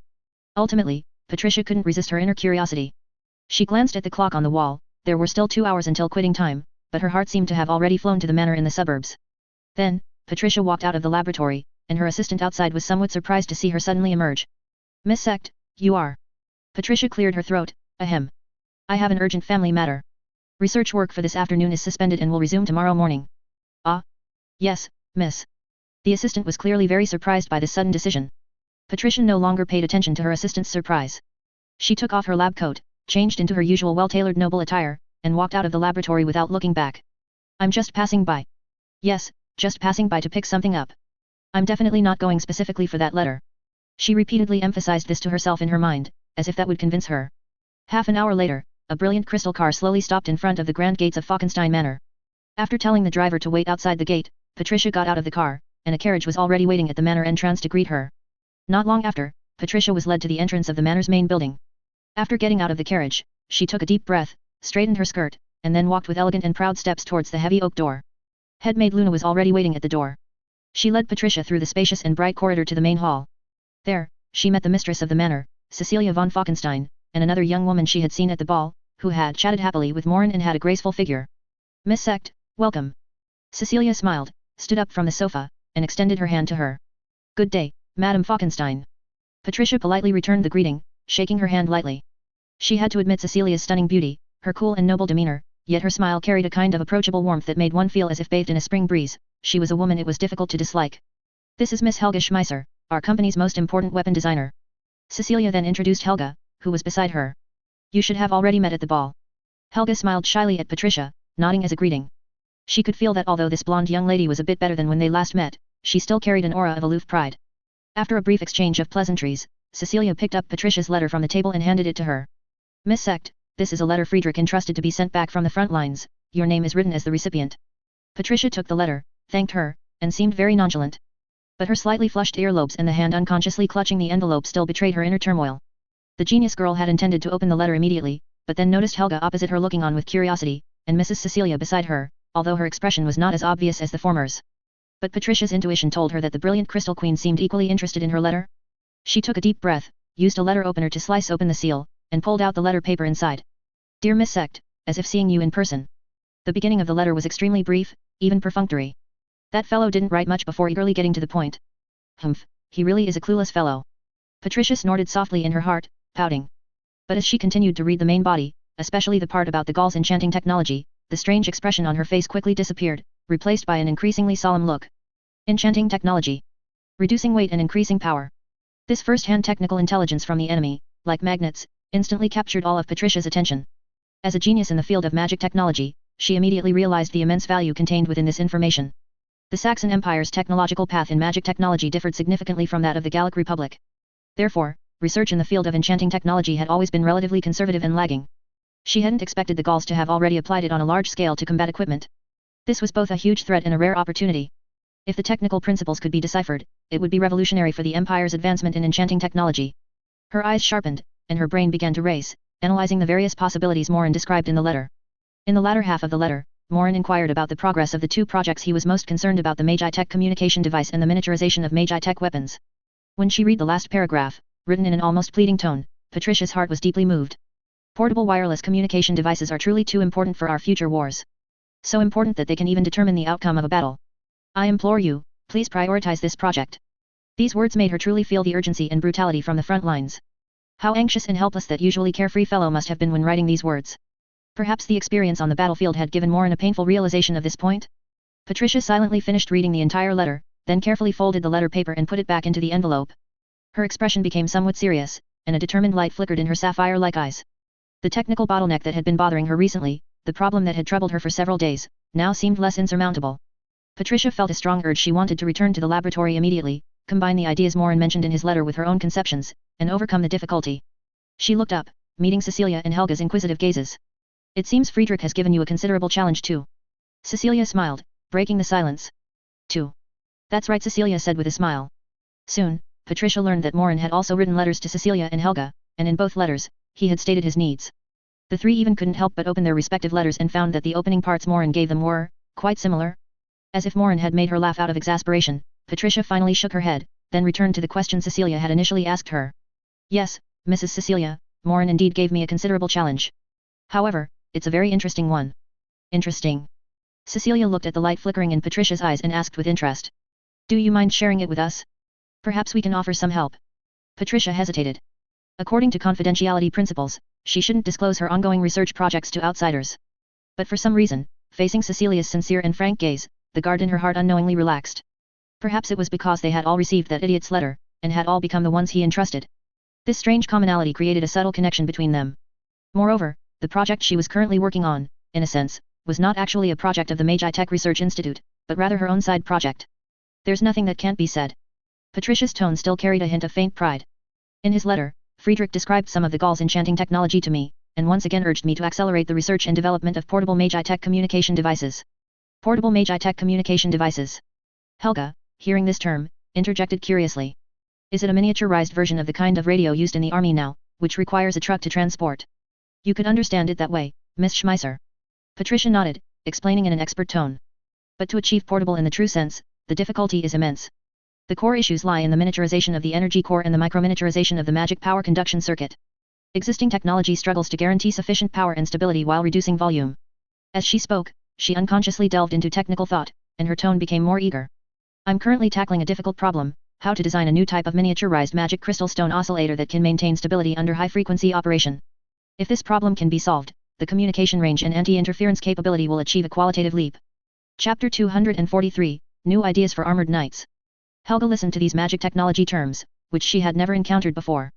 Although she didn't understand many of them, she could sense the same obsession with technical challenges in Patricia's description that she shared in her own mechanical research. She couldn't help but say, although I don't understand magic technology, it sounds a bit like the problems we encounter when designing precision machinery. For example, how to fit more parts into a limited space, ensure they don't interfere with each other, and work stably for a long time. Exactly. Patricia's eyes lit up. She hadn't expected the seemingly introverted girl to grasp the crux of the problem with such insight. She looked at Helga seriously, her tone losing some of its aloofness and gaining a professional, exploratory quality. You're absolutely right, the essence of miniaturization design is a trade-off between space and performance. Cecilia watched the two girls, who had initially been somewhat reserved, now discussing a technical problem with such enthusiasm, and couldn't help but smile knowingly. She timely had a maid serve exquisite refreshments, then quietly watched the two young women earnestly discuss, her mind pondering who knows what. The afternoon passed quickly. The lingering glow of the sunset, filtering through the massive floor-to-ceiling windows, bathed the three exceptionally beautiful women, giving them a golden aura. The three letters on the table no longer looked like ordinary pieces of paper, they tightly connected three women who originally had no connection. When Patricia bid farewell and left, her expression was completely different from when she arrived. She boarded the returning carriage, looked back at Falkenstein Manor, which appeared even more magnificent in the twilight, then turned her gaze to the sky, and then to the distant, war-torn west. Friedrich Mullen. She silently repeated the name in her heart. You'd better come back alive and see what I've made for you with your own eyes. Then, I'd like to see if you can still act like you know everything, just like last time. Morin had no idea what kind of waves the three letters he casually wrote had stirred up in the distant rear of the Empire. These three brilliant women, each in different fields, were now, because of his request, mobilizing their respective strengths, attempting to turn the ideas in his letters into reality. At this moment, he was enjoying a rare period of leisure in the field hospital. The wound on his waist was getting better day by day under the careful nursing of the nurse, and it no longer affected his movement much. Life in the field hospital felt like imprisonment to Morin. He, of course, knew that the generals had forcibly sent him there for his own good. The gash on his waist looked terrifying, and if not properly cared for, it could indeed lead to problems. But the problem was, after a month of high-intensity combat, Morin found that he had undergone some changes. He found that he could no longer stay idle in the rear, and he no longer resisted going to the battlefield as he used to. Instead, he yearned to throw himself into the embrace of battle. Morin didn't know whether this situation was good or bad for a soldier. Hoping to embrace the glory of battle was certainly a good thing, but it also meant dancing on the front lines. Unable to assess his current state, he could only try to distract himself. So, apart from changing dressings and eating, Morin spent most of his time with his bedmate, Ludwig, in the next bed. Especially after the bloody street fighting in Amiens, his mind was filled with all sorts of new ideas, and he urgently needed to talk to someone or simply write them down. Thus, Ludwig, who was also recovering in the next bed, wrapped up like a mummy, became his best listener. The two brothers in misfortune, who had both skirted the gates of hell, indeed had endless common topics. Just like Patricia's impression of her brother, Ludwig was also a divine being who could discuss armored knight charge tactics with others at a banquet. The two talked about everything from thrilling moments on the battlefield to complaining about the foolish decisions of the officials in the rear, and then to their vision for future wars. Honestly, Friedrich, if it weren't for you this time, I probably would have met my end in Amiens. One day, Ludwig leaned against the headboard and suddenly said this. Oh, come on, your ironkin is tough. Even if you were slammed into a wall, you'd still be bouncing around. Morin leaned against the headboard, peeling an apple with a bayonet, and casually said. Besides, if it weren't for your Teutonic Order holding the front, our training assault battalion would have suffered even greater casualties in the early stages. That's true. Ludwig shook his head. But honestly, in Amiens this time, I felt like I had all this strength but couldn't use it. He recalled the scenes from the street fighting, his voice tinged with lingering fear and confusion. Especially after the introduction of the shaped charge armor-piercing round, I've always been worried that the enemy might suddenly get their hands on such a weapon, or even use infantry to ambush us in street fighting. Although we armored knights can indeed evade shell attacks in some situations, in the confined environment of street fighting, it's not so easy to avoid them. Morin naturally understood Ludwig's meaning, and through these days of communication, Morin had also clarified an important piece of information, that is, the issue of armored knights evading artillery fire. According to Ludwig's description, Morin realized that armored knights couldn't truly evade artillery fire unconditionally. Instead, there were strict limitations regarding the initial velocity of the shells and the distance. If the initial velocity of the shells was faster, or the distance between the two sides was close enough, armored knights couldn't guarantee 100% evasion either. That's why I've always felt that the way you use armored knights is fundamentally flawed. Morin handed the peeled apple to Ludwig, then picked up a new apple and expressed his long-pondered idea. Flawed? What's flawed? Ludwig took the apple and asked curiously. In his opinion, armored knight tactics had been passed down for centuries, although they had always been improved, the core concept had never changed, that is, the honorable duel between knights. The problem is that you treat yourselves too much as knights and not as a firepower platform. Morin pointed out incisively. Firepower platform. Ludwig chewed on this unfamiliar term. Yes, a highly mobile, heavily armored firepower platform. When it came to giant robots, Morin's enthusiasm immediately surged. Ludwig, think about it, your iron shell weighs over 10 tons, but the power provided by the crystal engine is ridiculously strong. What's the result? Your main attack methods are still that great sword and long spear? The only ranged weapon is an assault cannon with a pitifully small ammunition capacity. The more Morin spoke, the more he felt it was outrageous. God knows what those old men in the Imperial Army High Command are thinking. Do they really treat you as enlarged iron cans, specifically for brawling with the enemy's iron cans? On the battlefield, do you only encounter enemy armored knights? What do you do when you encounter infantry? Do you stomp on them with your big feet? Although these words were crude, they struck a chord with Ludwig. Even if he wanted to refute them, he found that Morin was actually right. Then, in your opinion, what should be done? Ludwig humbly asked for advice. Even putting aside their life and death friendship in Seville, after the Battle of Amiens, he was already utterly impressed by Morin, who could always come up with strange yet exceptionally effective tactics. What to do? Simple. Equip your iron cans with heavy machine guns. Morin said decisively. Equip machine guns. Ludwig was stunned. This idea was simply too heretical. Yes. Think about it, if you add 2 MG08 heavy machine guns to your iron lumps shoulders or arms, along with thousands of rounds of ammunition. The next time you encounter infantry, do you still need to pick them off one by one with an assault cannon, or go up and play whack-a-mole with a warmer? Just sweep them with 2 whips of fire. Whether they're hiding in a corner or in ruins, you'll turn them into sieves. Can that killing efficiency compare to what it is now? The scene Morin described made Ludwig's breathing quicken. He already envisioned himself piloting an armored knight, like a god of war descended, tearing the enemy's infantry positions to shreds with a dense hail of bullets. That feeling, it actually sounded pretty good. But, this doesn't conform to the traditions of a knight. Ludwig was still somewhat hesitant, he quietly argued. The battle between armored knights should be a fair and open duel. Using machine guns to slaughter ordinary soldiers, this goes against the spirit of a knight. Bullshit knight spirit. Morin interrupted him unceremoniously. Ludwig, wake up, times have changed. This is war, not a medieval justing tournament. You talk about the knight spirit to the enemy, but does the enemy talk about it to you? If you're still clinging to that ancestral laws cannot be changed old-fashioned thinking, you'll suffer greatly sooner or later. Morin knew that the military thinking of this world was at a crucial crossroads of violent change. The old glory of knights and the new doctrine of victory at all costs were clashing fiercely. He had to use the most direct method to awaken Ludwig, and the entire armored knight community he represented.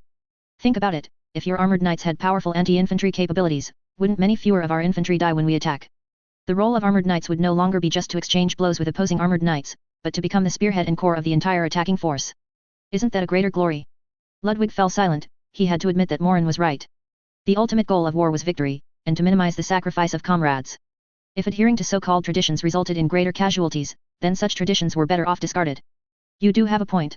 Ludwig was finally convinced, but he raised a new question. But there's still a technical problem.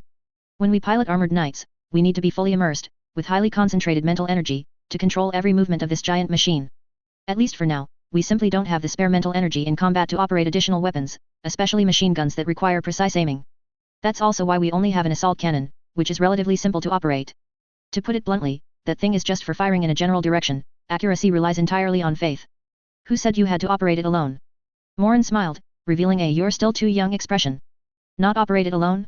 Are you saying I should have my knight attendant hang outside and pull the trigger for me? Ludwig looked utterly bewildered. You idiot. Morin slapped his thigh sharply. Have you never thought about adding another seat inside your iron can? Chapter 244, How can I be absent from the attack on Paris? Add another seat. Ludwig's eyes widened abruptly, this idea, which sounded utterly preposterous, yet seemed plausible, exploded in his mind. Exactly. A 2-seater armored knight. Morin grew more excited as he spoke, his own thoughts now completely unfurling. Think about it, extend your cockpit slightly backward, turning it into a front and back 2-seater configuration. You'll be in the front, still responsible for controlling the armored knight's movement in close quarters combat.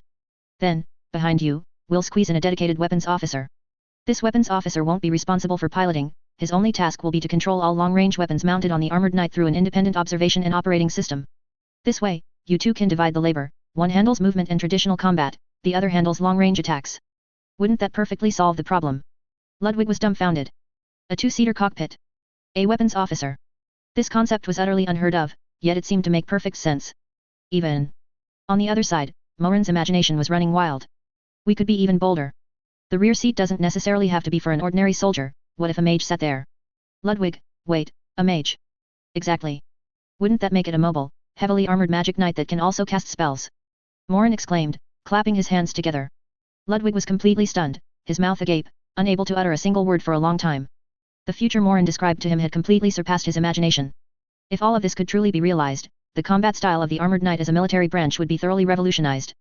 He looked at Morin, his gaze filled not just with admiration, but with a deeper sense of awe. Ludwig even began to suspect that the structure of Morin's brain might be different from everyone else's. This guy had never even piloted an armored knight for a day, yet why was his understanding in this area deeper than anyone else's? Morin. You. Ludwig took a deep breath, trying to calm his excited emotions.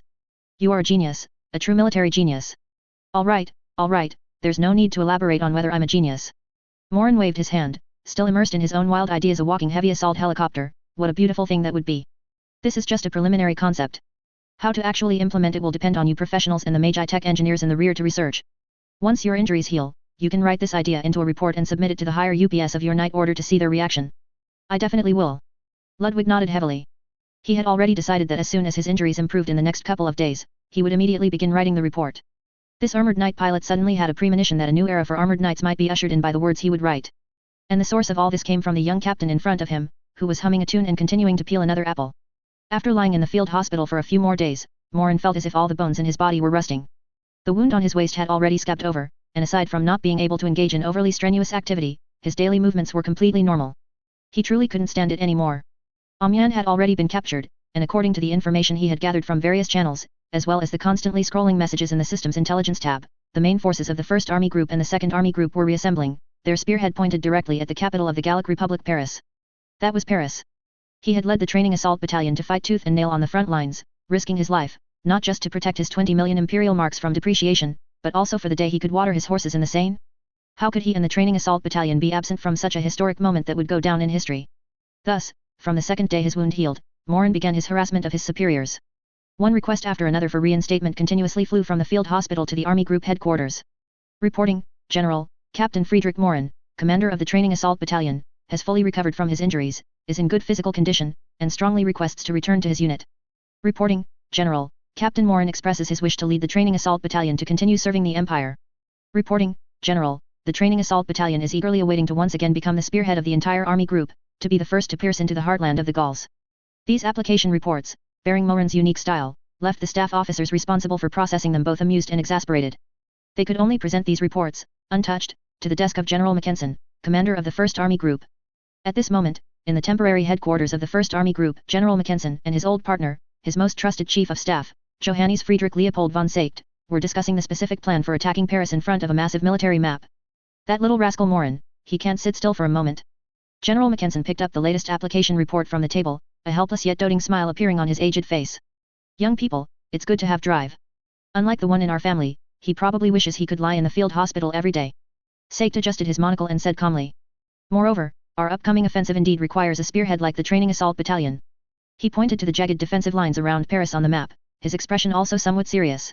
The Gauls have thrown in all their colonial troops, urgently recalled to their homeland. Although they are irregulars, their will to resist is surprisingly tenacious. Our vanguard units are stalled in several directions, and we currently need a strong assault force, like a sharp scalpel, to cut through their defenses. I understand. Mackensen nodded. He, of course, knew what his old partner meant. The Gallic colonial troops had dug numerous trenches along the direction towards Gaul, and they had learned their lesson, deploying large anti-air magic devices to the front lines as well. This led to restrictions on armored airship attacks, which could no longer fly over enemy positions and fire at will as they did in Amiens. Therefore, the current offensive of the 1st Army Group indeed had a tendency to be hindered by one trench after another.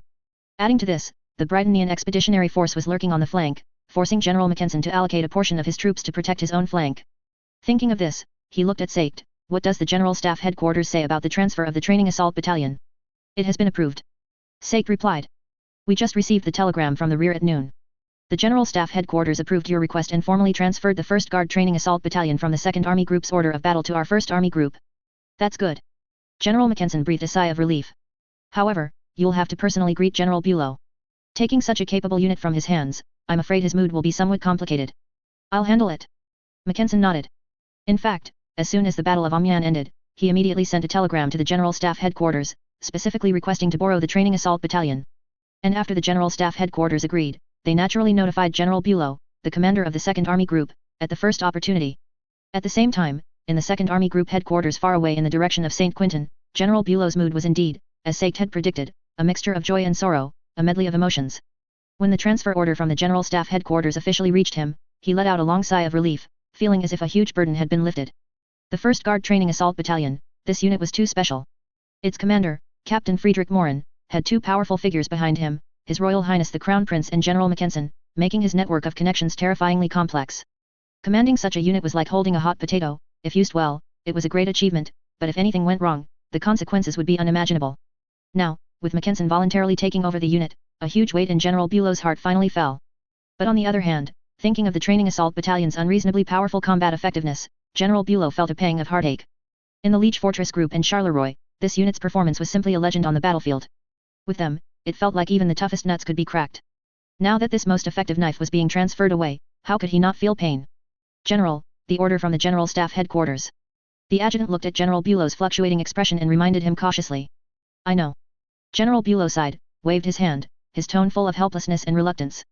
Reply to the 1st Army Group, tell them that our unit firmly obeys the order of the General Staff Headquarters, and wish the 1st Guard Training Assault Battalion to achieve new merits under the command of General Mackensen. After speaking, he seemed to be drained of all strength, slumping back into his chair. What a pity indeed. Just as the commanders of the 2 army groups were engaged in friendly negotiations over the ownership of the Training Assault Battalion, Morin, the instigator, finally received the order he had longed for. On September 1st, exactly 1 month after the war began, an orderly breathlessly ran into the medical tent, delivering an order sealed with the wax stamp of the 1st Army Group Headquarters. Captain Morin, Headquarters orders you to immediately return to your original unit and prepare to execute new combat missions. Morin snatched the order, read it carefully twice, and after confirming its accuracy, finally let out a long breath. Excellent. Finally, I can leave the rear. If I stay idle any longer, I'll really get sick from boredom. Soon, a doctor from the field hospital also came over to perform Morin's final physical examination. The wound is healing very well, Captain Morin. The military doctor, whose hair was already somewhat grey, nodded in satisfaction after examining the wound on Morin's body. You young people have such good bodies, you recover quickly. However, I still need to remind you, for the next half-month, try to avoid strenuous exercise, especially movements that involve force from the waist. Understood, doctor, thank you. Morin replied with a smile as he buttoned his military uniform, his heart already flying to the Training Assault Battalion's camp. Because just yesterday, Kleist had told him some good news. The 75.8mm grenade launchers and flamethrowers he had previously requested in his report had also been arriving in batches these past few days. Chapter 245, New Equipment. After the checkup, the first thing Morin did was go to say goodbye to Ludwig. Morin, are you leaving already? Ludwig looked at Morin, who was neatly dressed and full of spirit, his eyes filled with envy and reluctance to see him go. Ah. I want to get out of the hospital and back to the battlefield too. It looks like we're about to reach Paris. Morin looked at Ludwig's frustrated expression and couldn't help but laugh. Remember this site's domain name, Taiwan Novel Network is super practical, take your pick. Just stay here and recover well. By the time you're better, I might already be sitting in Joffrey's office drinking coffee. You rascal. Ludwig cursed jokingly, then his expression turned serious. Friedrich, be careful at the front. Paris isn't Amiens. The Gauls will surely throw everything they have into defending their capital. Patricia is still waiting for you in the rear. Don't worry. Morin nodded, the face of that blonde girl flashing through his mind. It was just that what he was thinking might be a bit different from what Ludwig was thinking. You too, recover well here. Don't forget what we talked about before, the future of the Armored Knights depends on you to push it forward. Of course, I remember. Ludwig said heavily. I've already had many ideas and have written them down over these past few days. Once I return to the order, the first thing I'll do is write a report on our concepts. I believe the Grand Master and the others will understand their value. The 2 young men, who had forged a deep friendship amidst the flames of war, shook hands firmly. See you on the battlefield. Meanwhile, Morin's fellow patients whom he had met at the field hospital gathered spontaneously to see him off upon hearing he was leaving, at least those who could stand. In the eyes of these Saxon officers and soldiers, the commander of the Training Assault Battalion, which belonged to the Imperial Guard, should have been a stiff and arrogant figure. Or perhaps, as described in military legends, a 300-pound strongman who could eat 200 pork knuckles in one sitting. However, after interacting over these past few days, Morin had mingled with everyone without any air of superiority, treating officers and soldiers alike. Everyone loved listening to Morin recount the combat experiences of the Training Assault Battalion, while Morin also recorded many problems other units encountered in battle, occasionally offering his own insights. Morin also discovered that his social skills weren't non-existent, they just needed to be activated in this specific military environment. Looking at the crowd that had come to see him off, Morin felt somewhat moved. In the end, he could only stand straight, salute the crowd, and say with a smile. Everyone, I'll be waiting for you in Paris. Safe travels, Captain Mullen. After saying goodbye to Ludwig and his other fellow patients from the hospital, Morin boarded a military truck heading back to camp. As the truck slowly drove into the Training Assault Battalion's temporary station in the northern suburbs of Amiens, Morin saw a scene of bustling activity. The soldiers, having already received news of the upcoming deployment, were making the most of their remaining time to clean weapons, organize equipment and inspect vehicles. Every face bore a hint of tension before the coming great battle, but more so a high-spirited morale and anticipation. The Training Assault Battalion's previous series of consecutive battles had already pushed the unit's morale to its peak. The battalion commander is back. When a sharp-eyed soldier spotted Morin in the truck's passenger seat and shouted excitedly, the entire camp instantly erupted. The busy soldiers nearby stopped their work and flocked toward the truck in unison, surrounding Morin with familiar and excited faces. Battalion commander, is your injury healed? Battalion commander, when are we leaving for Paris? Battalion commander, I heard the girls in Paris are especially beautiful, is it true? Kleist and Manstein finally managed to squeeze through the crowd, standing on either side of Morin with heartfelt smiles. Welcome back, Battalion commander, Kleist said, his voice a bit emotional. If you hadn't come back, we wouldn't have been able to keep these boys in check much longer, Manstein joked. Morin looked at the youthful faces before him and heard their clamorous greetings, a warm current rising in his heart. He could feel that these people were truly happy about his recovery and were genuinely looking forward to his return. All right, quiet down. Morin raised his hand to signal for silence, and the noisy crowd immediately quieted. Everyone, I'm back. His voice was loud and powerful. I know you've all been waiting anxiously, and so have I. The good news is that the orders from above have arrived. Our training assault battalion will serve as the first wave of the attack on Paris. Hurrah! A thunderous cheer erupted from the crowd as soldiers waved their arms and shouted excitedly. Morin waited for the cheering to subside slightly before continuing. I think you all know that what comes next will be a hard battle, a bloody battle. But have we ever been afraid? No. The soldiers roared in unison, their voices shaking the fields. Good. Morin nodded with satisfaction. Now, everyone get back and make final preparations. Where is our objective? Paris. They all shouted together. At the same time, a soldier suddenly shouted at the top of his lungs. For the emperor and roasted pork knuckles. Ha ha ha ha. The soldiers laughed and joked, then dispersed contentedly amidst the playful scolding of the officers to continue their pre-battle preparations. The morale of the entire camp was completely ignited by Morin's return. Let's go take a look at our new babies. After the crowd dispersed, Morin gestured to Kleist and Manstein, and they led him toward an open space in the camp. During the time Morin was recovering, the batch of new equipment he had requested while at the field hospital had been delivered to the training assault battalion as a priority, under General Mackenson's personal care. As they walked, Kleist reported the situation to Morin. Battalion Commander, the 12 75.8 mm grenade throwers you requested, as well as the equipment and personnel for forming the flamethrower platoon, are all in place. The efficiency this time is remarkably high. Morin was somewhat surprised, he had thought he would have to wait for a while. The 1st Army Group allocated them directly from their inventory and subordinate units. Manstein explained. I heard General Mackenson personally issued the order at the Army Group headquarters, and the Quartermaster Department delivered the items within 2 days. Soon, the three reached the open area. At a glance, Morin saw the new equipment being carefully wiped and maintained by the soldiers. 12 odd-looking short-barreled small cannons arranged neatly on the ground. These were the 75.8 mm grenade throwers Morin had requested in his report. The structure of this thing was very different from the mortars in Morin's memory. The barrel was thick and short, only about 20 centimeters long, with complex hydraulic buffering devices connected to the sides and rear. The entire gun was fixed to a heavy rectangular metal base, appearing rather cumbersome. According to Morin's arrangement, these 12 grenade throwers were distributed directly to the 4 infantry companies. Thus, the 4 company commanders were currently here with the newly transferred gun crews, familiarizing themselves with the equipment. Wolf, the commander of the 2nd company, immediately came forward excitedly upon seeing Morin. Although he was a reckless man, he was more enthusiastic than anyone about anything that could increase firepower. How is it? Is it easy to use? Morin walked up to one of the guns, squatted down, and examined it closely. It's great. It's too good. Wolf slapped his thigh and said excitedly. Battalion Commander, we really didn't realize before that this thing's accompanying support effect was so good. It's practically tailor-made for trench warfare and urban combat. Morin nodded, reached out to touch the cold barrel, and then looked at Wolf. Is the operation complex? How many people in a gun crew? Not complex at all. Wolf immediately called over a gun crew from the 2nd company to demonstrate for Morin on the spot. A standard gun crew had 5 people, a gun commander, 2 gunners, and 2 loaders.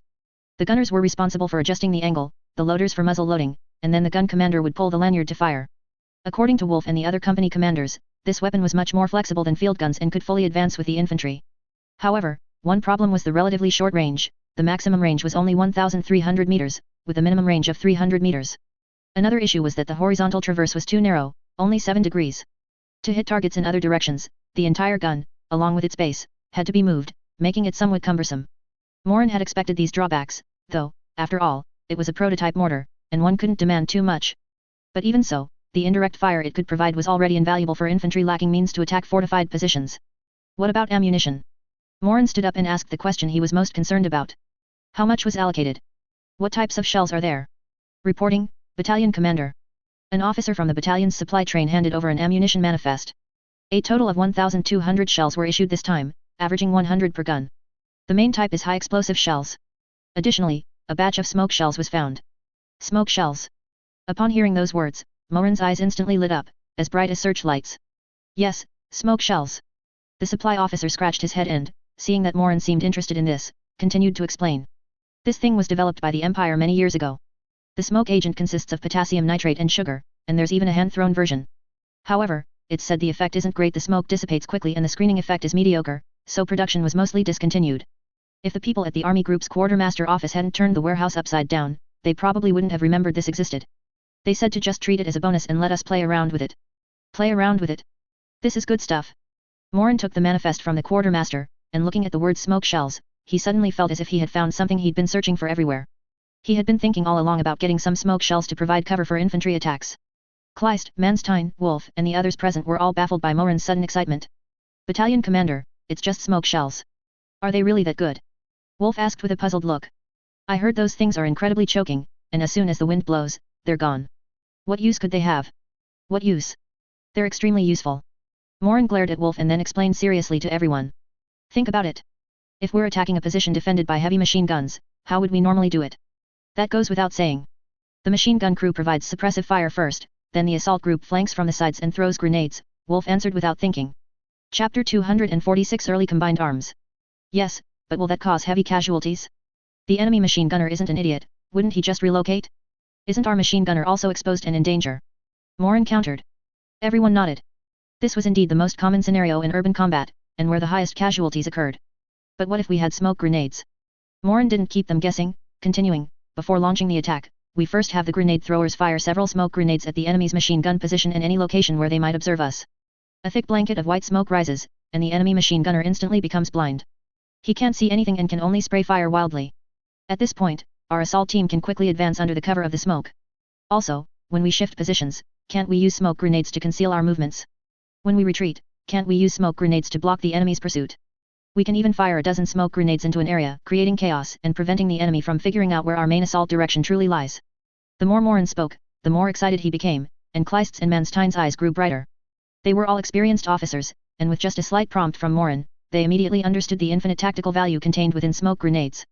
In Morin's words, this was simply a force multiplier for infantry tactics. Seeing that everyone generally understood how to use smoke grenades, Morin concluded, no matter the performance, having this stuff is better than not having it. Tell the artillery crews to conserve this batch of smoke grenades, every round must be used effectively. Yes, battalion commander. Everyone replied in unison. Having finished inspecting the grenade throwers, Morin walked contentedly toward the other side of the open ground. There, a newly formed platoon-level unit had also received the notice and completed its assembly. This was the Training Assault Battalion's Organic Flamethrower Platoon. This platoon was composed of 60 soldiers, most of whom were handpicked from various engineer units subordinate to the 1st Army Group. The common characteristic among these soldiers was that many of them had been professional firefighters before the war. At their feet lay 30 units of new equipment that had just transitioned from civilian to military use flamethrowers. This type of flamethrower consisted of 2 backpack fuel tanks, 1 compressed air tank, and a firing mechanism connected to a long nozzle, giving it an aesthetic of brutal power. Hello, battalion commander. Seeing Morin approach, a tall, dark-skinned sergeant immediately stepped forward and rendered a standard military salute. He was the acting platoon leader of this flamethrower platoon, Sergeant Michael Geist. Hello, Sergeant Geist. Morin returned the salute, then turned his attention to the flamethrowers. Tell me about this equipment. Yes, battalion commander. Geist seemed excited. He quickly equipped the flamethrower with his partner and began his introduction. This is the Saxon Empire's newly commissioned FMW-14 flamethrower. It uses specially thickened luminite fuel as its incendiary agent, weighs about 35 kilograms, has an effective range of about 12 meters, and can perform 20 bursts when fully fueled. Next, Geist gave Morin a rough demonstration of how the flamethrower worked. Unlike the single-person flamethrowers Morin recalled, this Saxon Empire model required 2 operators, one to carry the fuel tanks and one to operate the nozzle device at the front. Even so, in Morin's view, this thing was a godsend for urban and trench warfare, especially since the retreating Gaulish forces in this world had begun digging trenches and initiating trench warfare. Since it actually uses compressed air to spray a liquid fuel stream, the column of fire released by the flamethrower can adhere to and burn targets inside fortifications and tunnels, even around corners, effectively clearing internal objectives. Furthermore, besides direct burns, the sprayed flames can rapidly deplete the oxygen in a confined space, potentially causing suffocation for enemies inside. As a side note, Morin had also figured out how luminite ore was utilized in this world during this time. Once mined, the luminite ore is first crushed by a jaw crusher, and then sprayed with lime slurry to neutralize some of the sulfides. Following that, using a technique similar to destructive distillation, the crushed ore is loaded into a vertical retort. When heated to 500 degrees Celsius, the luminite ore yields 3 layers of distillate. The top layer is light oil that can be used as an igniter, the middle layer is the target product, crude luminite oil, and the bottom layer is highly toxic tar. After that, the crude luminite oil is converted into usable refined oil through sulfuric acid washing or alkali washing. And this refined oil was much more potent than the diesel Morin remembered from his previous life. This was why, despite having similar size and weight to early flamethrowers in the other world, this flamethrower could achieve 3 to 4 times the number of bursts. With the addition of this new equipment, the overall combat effectiveness of the Training Assault Battalion naturally saw a new increase. However, after a brief period of excitement, when everyone returned to the tent at the battalion headquarters, Battalion Adjutant Kleist still raised a very realistic concern. Battalion Commander, the new equipment has indeed greatly enhanced our assault capabilities, but have you noticed that our command structure is starting to fall behind? He pointed to the organizational chart on the campaign desk and said worriedly, look, although we still hold the designation of a battalion-level unit, our actual scale and complexity have far exceeded that of a standard battalion.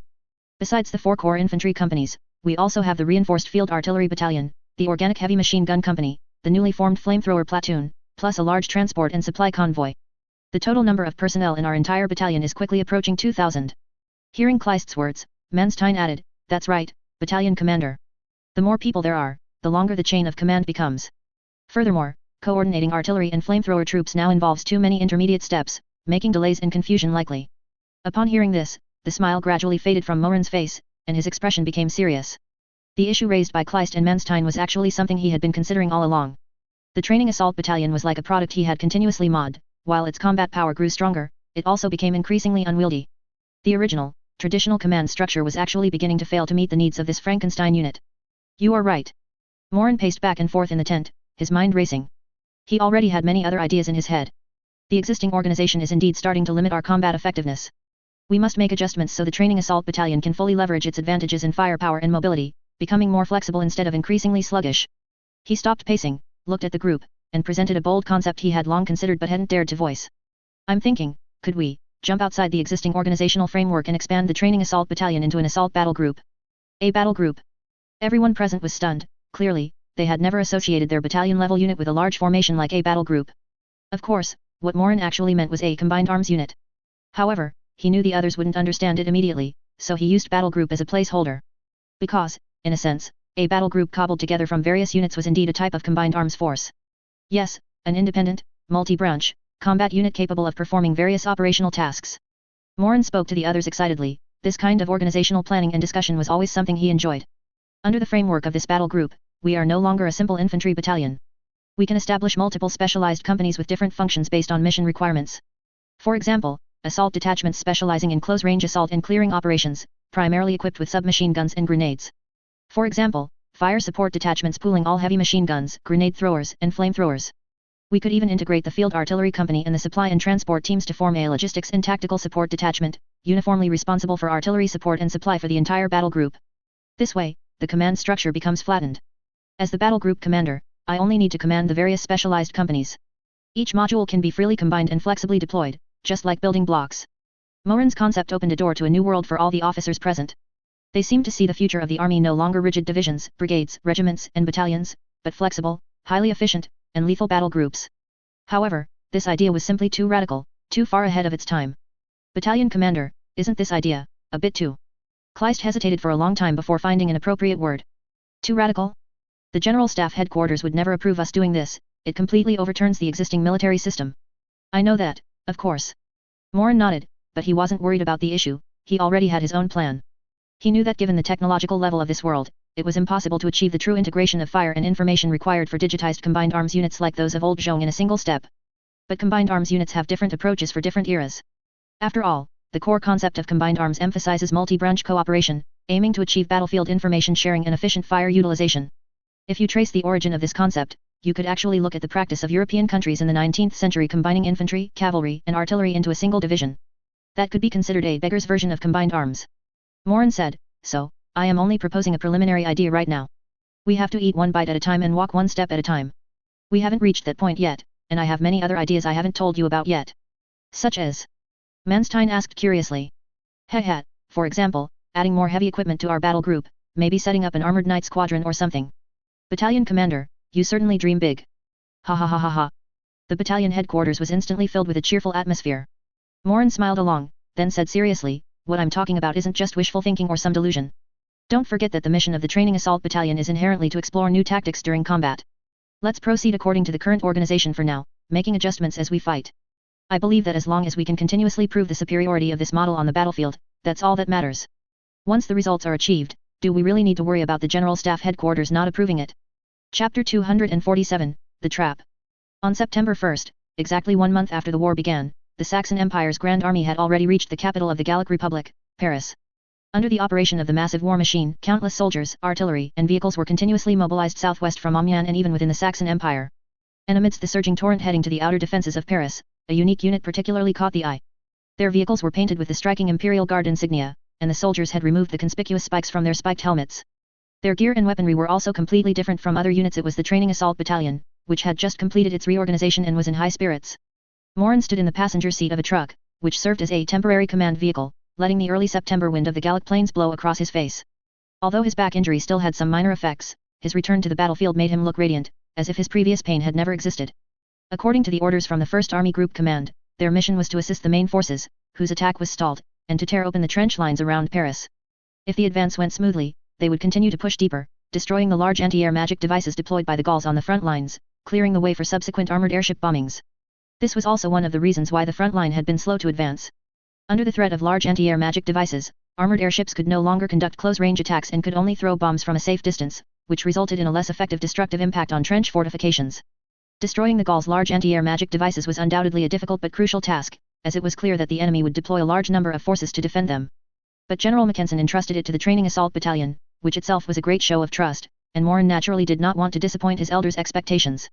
Battalion Commander, according to the intelligence provided by the Army Group Command, the enemy we face are colonial troops the Gauls urgently recalled from North Africa, mainly Dzo soldiers and Algerian chasseurs. Manstein, sitting in the back of the truck, leaned into Morin's ear to report the situation. Although their equipment is not as good as the homeland troops, their fighting style is extremely fierce, and they are good at close-quarters combat. Colonial troops. Morin stroked his chin. These guys will indeed be more troublesome than the Gallic homeland troops. Yes, Battalion Commander. Manstein added. Moreover, they are now getting better at digging trenches. We don't know where they learned it, but they have communication trenches, firing trenches, and shell-proof dugouts, making it difficult for our conventional artillery to cause effective damage. Listening to Manstein, Morin couldn't help but quietly sigh. Trench warfare on this land had finally arrived. Only this time, it was the Gauls who initiated it. However, the good news was that the Training Assault Battalion was originally established by Morin, referencing the historical stormtroopers, so this could be considered a return to his roots. 1914 trenches meeting 1918 level-equipped stormtroopers, I wonder what kind of clash that will be. Morin's mind couldn't help but flash this thought. As the Training Assault Battalion advanced towards Paris, the 1st Army Group's massive supply lines, and the menacing flank areas of the Britannian Expeditionary Force, also began to become lively. Just as General Mackensen had anticipated, the Britannian Expeditionary Force, which had retreated to Rouen, was not idle. They cooperated with the Gallic guerrillas and began to frequently harass the Saxon army's long logistical supply lines. Reports of supply convoys being attacked were constantly being submitted to the 1st Army Group's command. And one of these reports caught General Mackensen's attention. The report mentioned that during an attack on a supply depot, armored knights of the Britannian Order of the Garter appeared. Order of the Garter. General Mackensen put down the report and looked at his chief of staff, Seicht. What are the Britannians trying to do? Use armored knights to attack our supply convoys? This doesn't fit their style. Seicht pondered for a moment before saying, perhaps they want to use this method to tie down our main forces and buy time for Paris to organize its defenses. Whatever they want to do, since they've deployed armored knights, we can't just sit idly by. General Mackensen immediately made a decision. Notify the Teutonic Order and have them send a squadron to protect our supply lines. Tell them that if they encounter the Order of the Garter, they must completely drive them away. Orders from the 1st Army Group Command quickly reached the Teutonic Order. Originally, such escort missions would, by custom, likely fall to Ludwig's squadron. After all, he was known in the Teutonic Order for his flexible command and often had clever ideas on the battlefield, which were very suitable for dealing with enemy armored knights. But unfortunately, his squadron suffered significant losses in the previous Amiens Street battle against a 7th Ring Mage of the Highland Mage Corps. He himself was still recuperating in the field hospital, busy writing that astounding report about the 2-seater armored knight for Morin, so he certainly wouldn't be able to return to duty anytime soon. Thus, this mission fell to another armored knight squadron that had just completed replenishment and rest. The squadron leader of this armored knight squadron, Hector, a typical knight-type officer, immediately led his squadron to key nodes along the supply line after receiving the order. However, strange things began to happen. Since Hector's squadron began its escort mission, those previously elusive Britannian armored knights seemed to have vanished into thin air, never appearing again. Humph, a bunch of cowards. Hector stood on top of his armored knight, looking through his binoculars at the transport route, and snorted disdainfully. In his opinion, this was clearly a sign of the Order of the Garter's cowardice. They must have been terrified by the Teutonic Order's spectacular-shaped charge armor-piercing rounds on the Amiens battlefield, only daring to sneakily bully undefended supply convoys. As soon as they saw the Teutonic Order banner, they immediately tucked their tails and ran away. However, since they had already been deployed, they couldn't do nothing. In addition to protecting the supply lines, clearing out the annoying Britannian infantry and Gallic guerrillas, like flies, also became Hector's squadron's main task. And Hector and his men soon received a request for coordinated operations from an infantry unit. An infantry battalion was going to clear an area on the right flank of the supply line and hoped he could send some armored knights to provide fire support. Hector agreed without hesitation. In fact, as the battle progressed, the Teutonic Order also began to engage in more coordinated operations with the infantry. Soon, 3 Siegfried Type 1 armored knights, accompanied by an infantry battalion, majestically entered the plains on the right flank of the supply line. When the troops arrived at a seemingly peaceful farm, the commanding infantry major decided to stop and ask the farmer about the local situation. The farm owner was a Gallic man who looked to be in his 50s, his face covered in wrinkles, and his eyes held a clear trace of wariness and resistance. Facing fully armed Saxon soldiers and 3 towering armored knights, he appeared somewhat uneasy, instinctively wiping his hands on his clothes. The Saxon major leading the team tried his best to make his tone sound gentle.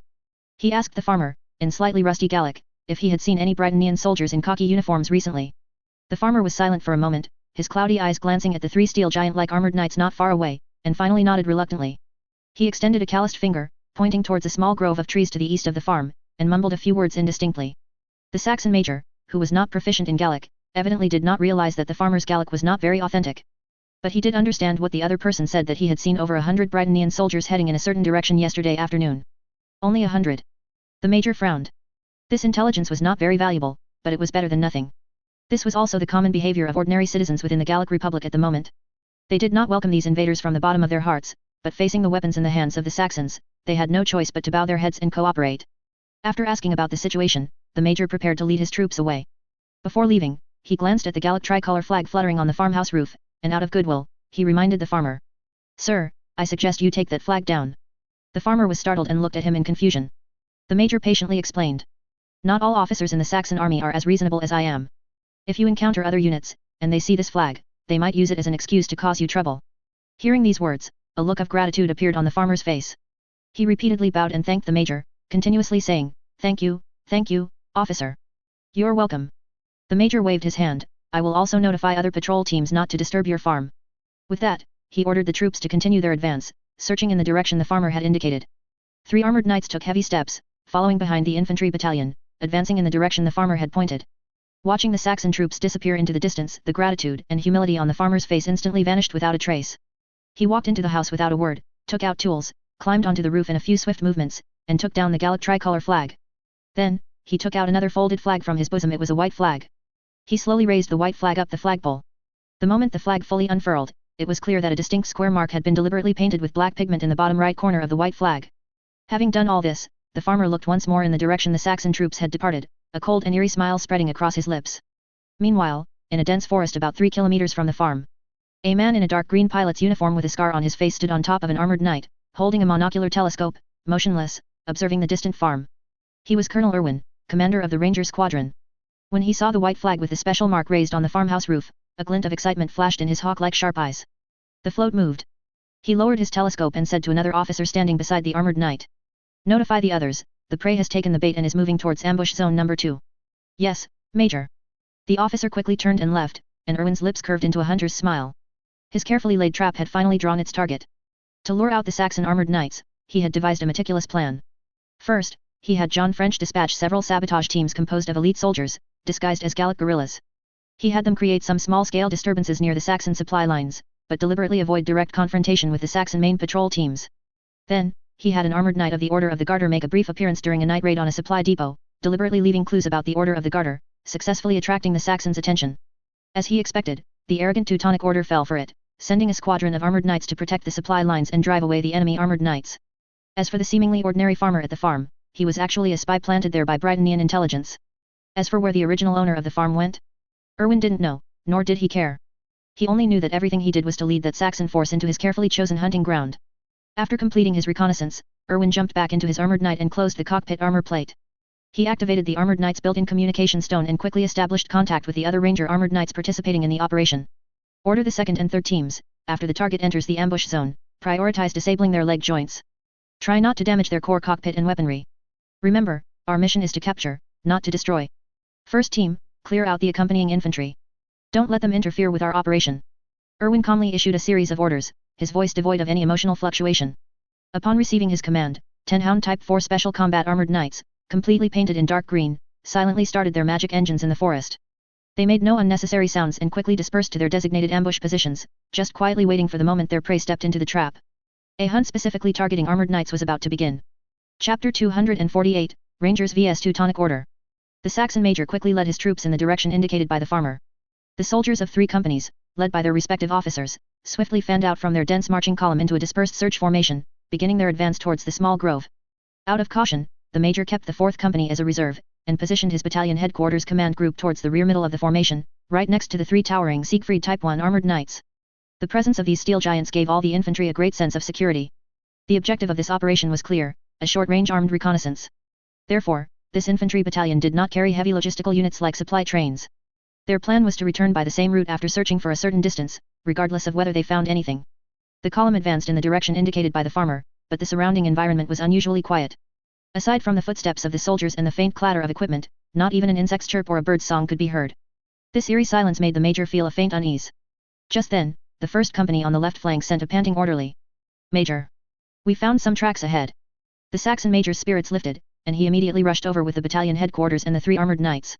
Behind a thicket, he saw a clearing that had clearly been made by humans, with several smoldering campfire ashes on the ground. "Sir, this looks like a temporary camp." An experienced veteran squatted down, picked up some ashes, and showed them to the major. "The campfires haven't been out long, they must have left recently." The major nodded upon hearing this, then carefully observed the size of the camp and the traces left behind, quickly calculating in his mind. Judging by the camping traces and the number of campfires, the enemy's strength should be around 1 company. This assessment made him slightly relieved. Although it was a bit more than the hundreds of people the Gaul farmer mentioned, it was still well within the easy handling capacity of his infantry battalion. Moreover, he had 3 armored knights as his trump card for this operation. "It seems we're on the right track," the major said to the officers beside him. "There are indeed enemies active in this area. Order the troops to raise their vigilance and continue advancing." Next, he walked over to the armored knight leading the team and patted its cold leg armor firmly. The massive metal emitted a dull thud. "Captain Chris, can you hear me?" Inside the cockpit, the night driver responded through the external loudspeaker, "I'm here, Major. Is there a problem?" "We've found traces of the enemy. Their numbers should be around 1 company." The major looked up and said loudly. "I hope you can continue to cover us as we search for a distance, preferably to find this enemy force and capture a few alive to interrogate them." "Of course, no problem." The armored knight's voice came through the loudspeaker, sounding steady. "But Major, I suggest you still be careful. The nearest friendly unit is quite a distance away from us here. If something unexpected happens, we'll have difficulty getting support quickly." "I understand." The major nodded. "I'll have the soldiers pay attention to vigilance." After a brief discussion, the troops began to advance again. The companies and platoons also spread out, the soldiers' footsteps became more cautious, and their muzzles subconsciously pointed at any place where someone might be hiding. However, they did not know that every step they took forward brought them closer to the ambush circle carefully laid out by the Ranger Squadron. This time, assisting Colonel Irwin in the capture operation were 2 elite infantry companies from the Royal Welsh Fusiliers. Although there were only 2 companies of troops, every soldier in them was a veteran who had served in the colonies for over 5 years, possessing terrifyingly rich experience in counterinsurgency, ambush, and anti-ambush warfare. To suppress any Saxon infantry that might appear during this operation, these 2 companies also carried 4 Vickers heavy machine guns. At this moment, they were disguised as Gaul guerrillas, lurking deep within the forest. "They're here." A Britannia scout slid down from a treetop and reported softly to the captain. "Prepare for battle," the captain ordered in a hushed voice. Soon, as the Saxon infantry battalion's vanguard approached the forest, this group of Gaul guerrillas deliberately exposed themselves, then feigned panic and retreated deeper into a section of the forest. "Enemy sighted." In the forest.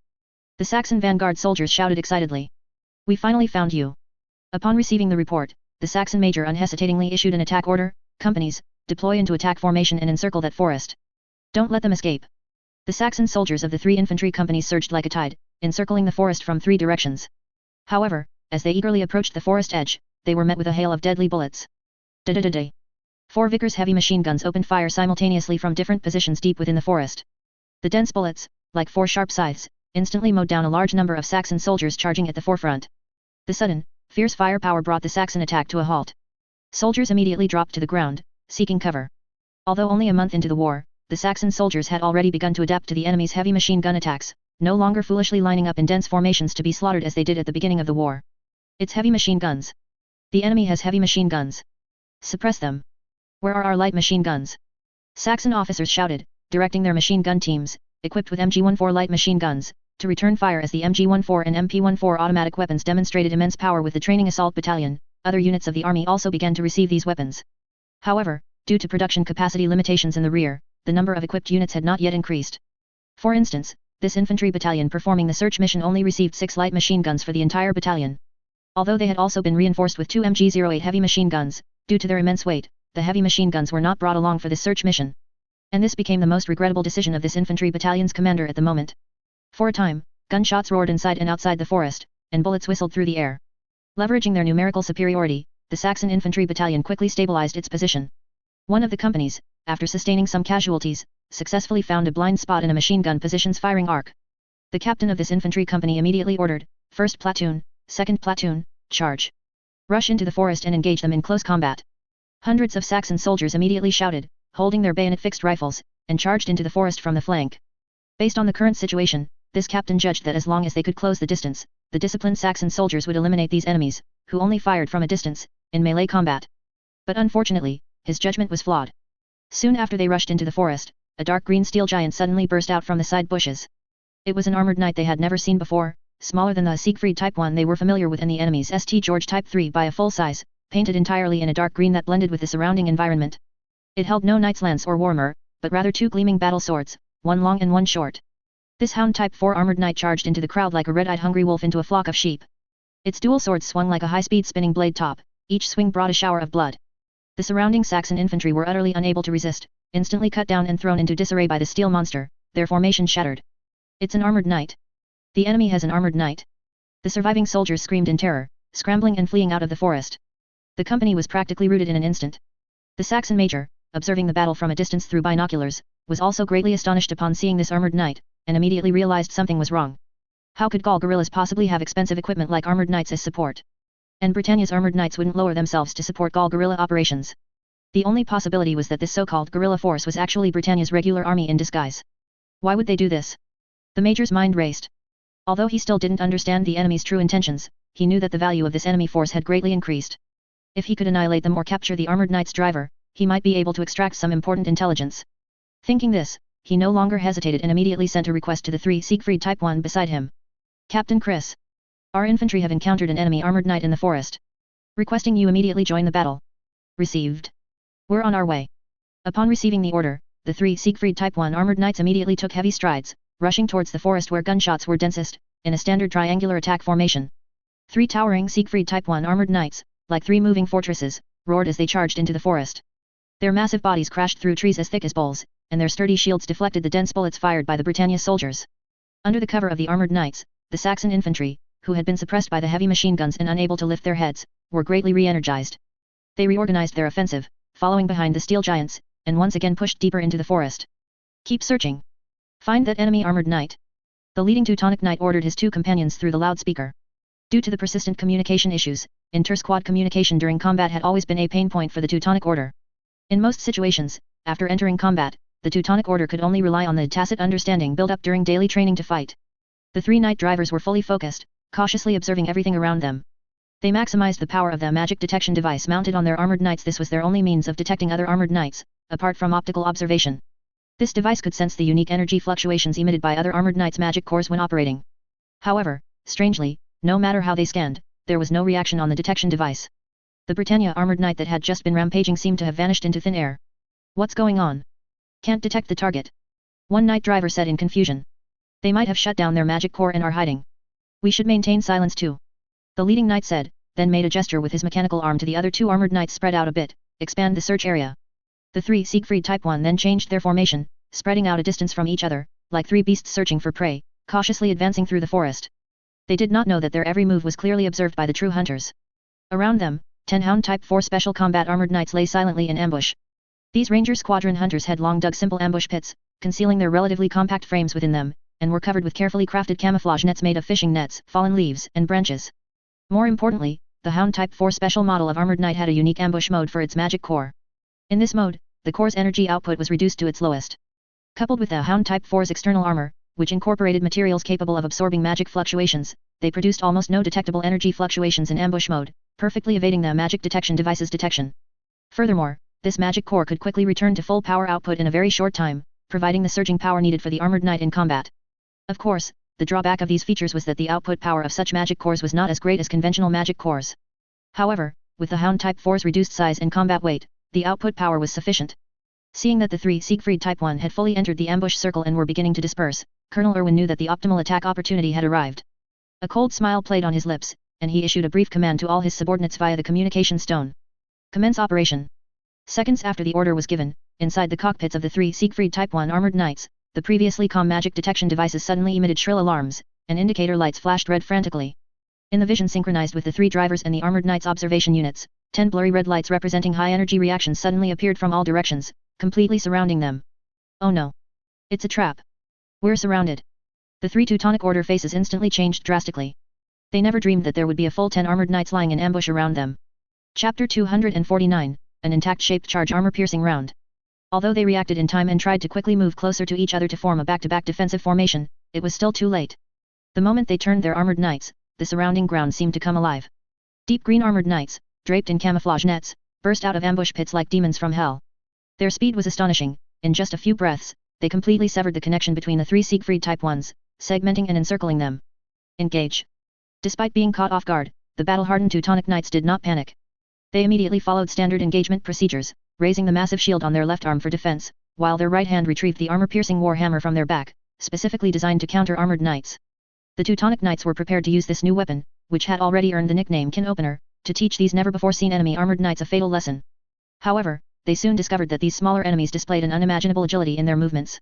One Hound Type 4, leading the main attack, charged at high speed towards one of the Siegfried Type 1s, its twin swords weaving a dazzling display of sword light, successfully drawing all of its opponent's attention. Just as this Siegfried Type 1 raised its warhammer, preparing to smash the annoying little one, another Hound Type 4 from the same group had silently cut into its blind spot from the side rear. By the time the Teutonic Knight reacted, a giant net made of some high-strength composite material had been shot from the side rear Hound Type 4's hand, instantly enveloping his Siegfried Type 1 completely. While this special capture net couldn't trap a powerful armored knight for long, it was more than enough to restrict its movements for a short period. The moment the Siegfried Type 1 struggled fiercely, the flanking Hound Type 4 had already closed in. Its weapons were not twin swords, but a short-handled warhammer and a sharp short sword. Its attack target was very clear, avoiding all of the machine's heavy armor, and instead focusing on the relatively fragile joint areas of the Siegfried Type 1's body and the external armor plates of the engine on its back. Bang! The short-handled warhammer struck the Siegfried Type 1's knee joint with a heavy metal clang. Although it didn't directly destroy the joint, the immense impact caused the steel giant to stumble and lose its balance.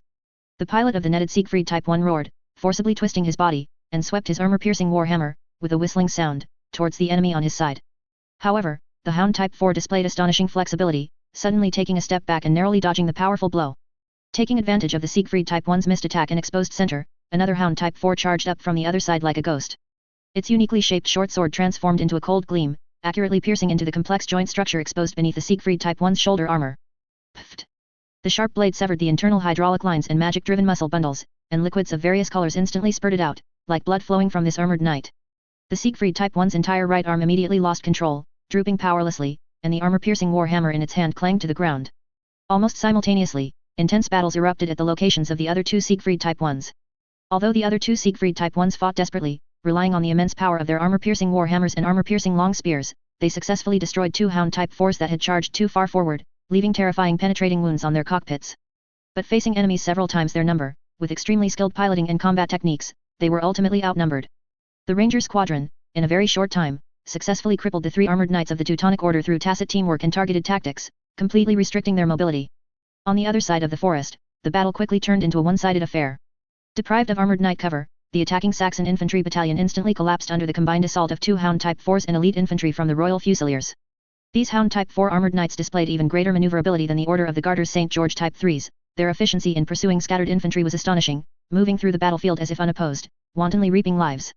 Soon, this Saxon infantry battalion was completely routed, and the surviving soldiers abandoned their helmets and armor, fleeing in disarray back the way they came. The Britannia soldiers and the two Hound Type 4 armored knights pursued for a distance before receiving Colonel Irwin's order to stop the pursuit, then quickly retreated back into this man-eating forest. In the forest, the battle had ended. Three tall Siegfried Type 1 armored knights lay motionless on the ground, like giant beasts with their teeth and claws removed. The Ranger Squadron's armored knights skillfully used their weapons to forcibly pry open the external armor of the Saxon armored knights' cockpits. The Teutonic Knight pilot inside had just angrily raised his pistol for a last defense when a mechanical arm of a Hound Type 4 punched him, smashing him and the internal equipment of the cockpit into a bloody, unrecognizable mess. Colonel Irwin also jumped out of his cockpit. He didn't even glance at the three captured Siegfried Type 1s. As Britannia's most elite armored knight hunter, he was well aware of the technological gap between the Saxon Empire and the Holy Britannian Empire in conventional armored knights. What truly interested him were the captured weapons.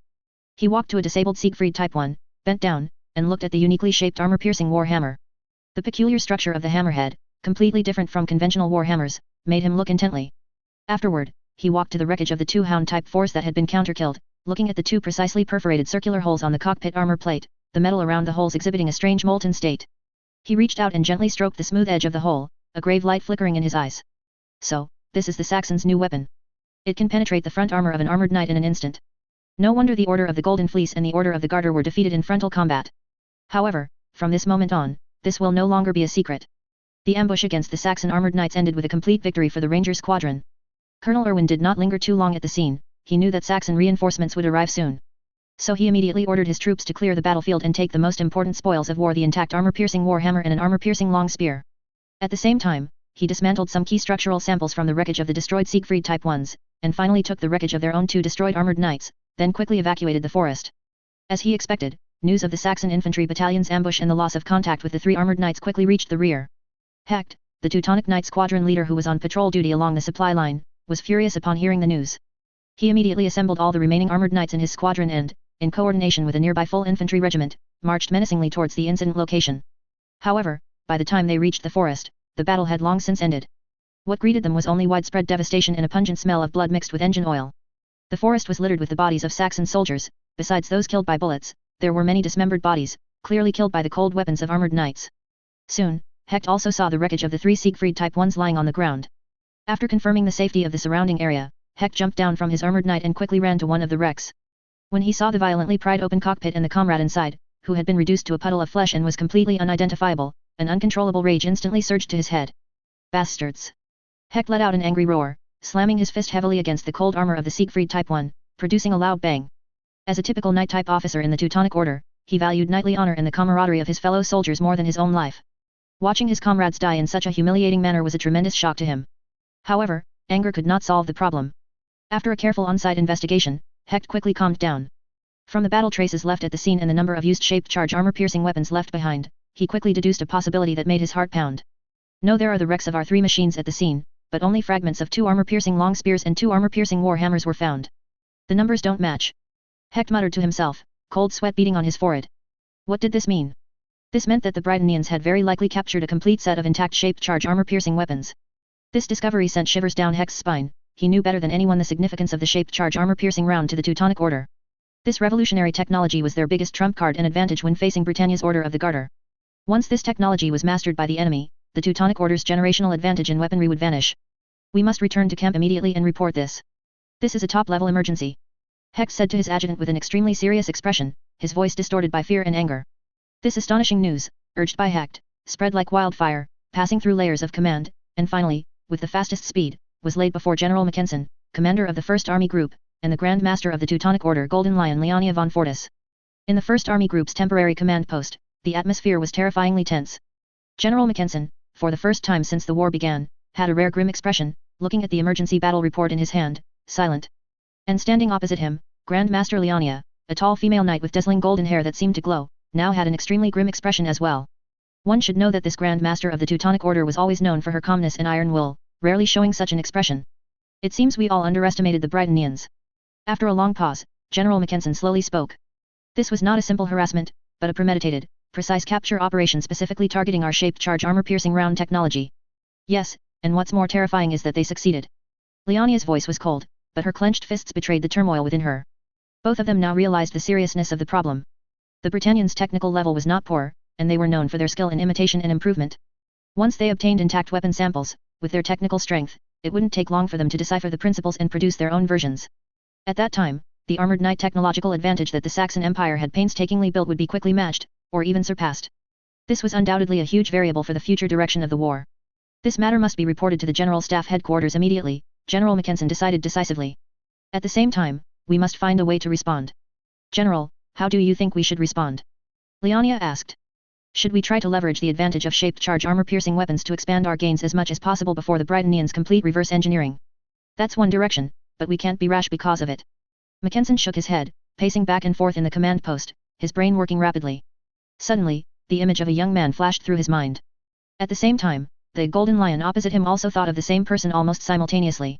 The two looked at each other in unison, both seeing the same answer in each other's eyes. Friedrich Mullen. The inventor of the shaped charge armor-piercing round, the guy who always creates miracles.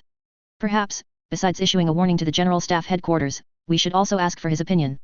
Leonia pondered for a moment, then spoke first. Since he could invent this weapon, perhaps he also has a way to counter it. You're right, Grand Master Fortis, I agree with your point of view. General Mackensen nodded heavily, then immediately turned and shouted to the staff officer standing at the door, go to the operations department and ask for the current location of the 1st Guard Training Assault Battalion. Yes, General.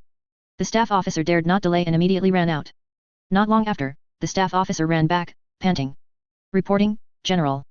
According to information from the operations department, the Training Assault Battalion has already reached the front of our Army Group's offensive. According to the operational plan, they are probably already engaged in breaking through the enemy's trenches. Chapter 250, The Boundary Between Life and Death. September 3rd, early morning. The morning mist in the Creole region had not yet dispersed, thick and cold, clinging to every inch of muddy land. The Saxon soldiers' attack yesterday afternoon was once again thwarted, the surviving soldiers hastily retreated, and the command post also called off the offensive, issuing no new attack orders. Days of continuous assaults had cost the First Army Group over 20,000 lives in this trench position, where the Gauls had gone almost all in. The high morale of the various units of the First Army Group, responsible for the first wave of attack, had been shattered before the battle even began. Although the First Army Group did manage to break through multiple trench lines after capturing Amiens, as the distance to the urban area of Paris grew shorter, the defensive area required by the defenders also decreased. This meant that the firepower density on each section of the front line increased, and the attacking Saxon troops were forced to confront a situation where they could not deploy more troops simultaneously. Despite their numerical superiority, the First Army Group and the Second Army Group, which had arrived from the flank, had already formed a semi-encirclement of Paris. However, due to the inherent disadvantage of the attacking side, their offensive was ultimately halted at this last defensive line, less than 40 kilometers from Paris. The Gauls seemed unable to find more suitable areas for trench construction in the region between Creil and Paris. Furthermore, if the Saxons were allowed to advance further, their artillery and armored airships could directly threaten the urban area. Therefore, this also became the final defensive line chosen by Gallieni, the newly appointed commander of the Gallic 6th Army Group and commander of Paris's city defense. Once this position was breached, the Gauls would only have two choices left: abandon Paris or engage in street fighting within Paris. The numerous temporary trench positions and the Gallic soldiers, who held their ground without retreating, had bought enough time, allowing the last trench line to be relatively well repaired. 3 trenches connected by multiple communication trenches, along with barbed wire laid out in the trenches, blocked the crucial transportation hub of Creil. Since this was a key location for river crossing and railway transport, the Saxons had to capture this area to continue their advance towards Paris. Initially, even General Mackensen believed that it was only a matter of time before the First Army Group broke through this defensive line. However, the hastily formed 6th Army Group and the Gallic Republic's colonial forces displayed an extremely terrifying combat resilience on this final defense line. Coupled with the pre-constructed trenches and large anti-air magic devices, the First Army Group, which had enjoyed smooth sailing since the start of the war, ran head-on into a steel plate. Private Eric of the 42nd Infantry Regiment, 6th Infantry Brigade, 3rd Infantry Division of the Saxon Imperial Army, was currently squatting in a trench filled with the stench of corpses, nervously awaiting the order to attack. He had arrived at the Creil front line last night with the main force after a long march. Unlike the Gallic countryside scenery they had passed through earlier, Eric noticed that as he advanced, the entire war zone's colors became increasingly monotonous, filled with indistinct shades of brown, grey, and black. As a high school geography teacher before the war, he knew that Creil and its surrounding areas should have had some undulations. Some steep slopes could reach a maximum drop of 40 meters, and the entire area was dotted with clumps of small woods amidst hills and fields. But now, the only topography remaining here was shell craters and trenches. The small woods that could provide cover for troops, or the high grounds suitable for artillery positions, had almost all been flattened. His comrades, who used to enjoy singing during marches, were now all silent, appearing extremely quiet. Because an officer who came to guide them told them that they had entered the range of Gallic artillery fire, and yesterday, a reinforcement unit had suffered a large-scale shelling during their march, directly losing nearly a quarter of their strength. Under the cover of night, the 3rd Infantry Division completed the rotation with the units in the trenches that had suffered setbacks and heavy casualties in their offensive. And Eric felt that he would never forget his first experience entering a trench. After stepping into the communication trench leading to the front, the narrow passage was packed with people, their feet sinking into ankle-deep mud, occasionally tripping over wounded soldiers lying on the ground. Curses and groans rose and fell in the queue. As Eric followed his comrades through several long communication trenches, finally reaching the assault trench in front of the position, the strong stench of corpses and gunpowder smoke began to continuously assault everyone's nostrils. After his company was assigned positions in the trench by platoon, Eric had just sat down on a relatively dry spot, intending to rest for a while, when he felt as if he had touched something behind him. He turned to remove the foreign object behind him, but when he reached out his hand, he grasped another cold hand. Eric almost sprang up, jumping to the opposite side of where he had just been sitting, even reaching for his rifle. By the cold moonlight, he saw that hand protruding from the dirt of the trench wall. And when he tremblingly looked in other directions, he realized that many corpses were exposed in the earthen walls of this section of the trench. There were heads, hands, and legs, and even half a body looked as if it was about to fall out of the earthen wall. Other comrades nearby quickly discovered the bodies in the earthen wall, and the commotion they made soon attracted other soldiers. Several Saxon officers came to check the situation, and after confirming that it was not an enemy attack, although their expressions changed somewhat, they ultimately breathed a sigh of relief. They looked at the bodies on the trench wall without saying much, but instead warned the other soldiers, including Eric, not to shout loudly at night, or they would risk attracting Gallic artillery fire. Subsequently, they called for several fortification troops. These fortification troops, belonging to the army group, who had been stationed in the trenches, waiting to repair and expand them at any time, after a simple inspection of the situation, pulled out their entrenching tools and picks, carefully dug away some of the soil around the bodies, and then pushed these exposed body parts back in.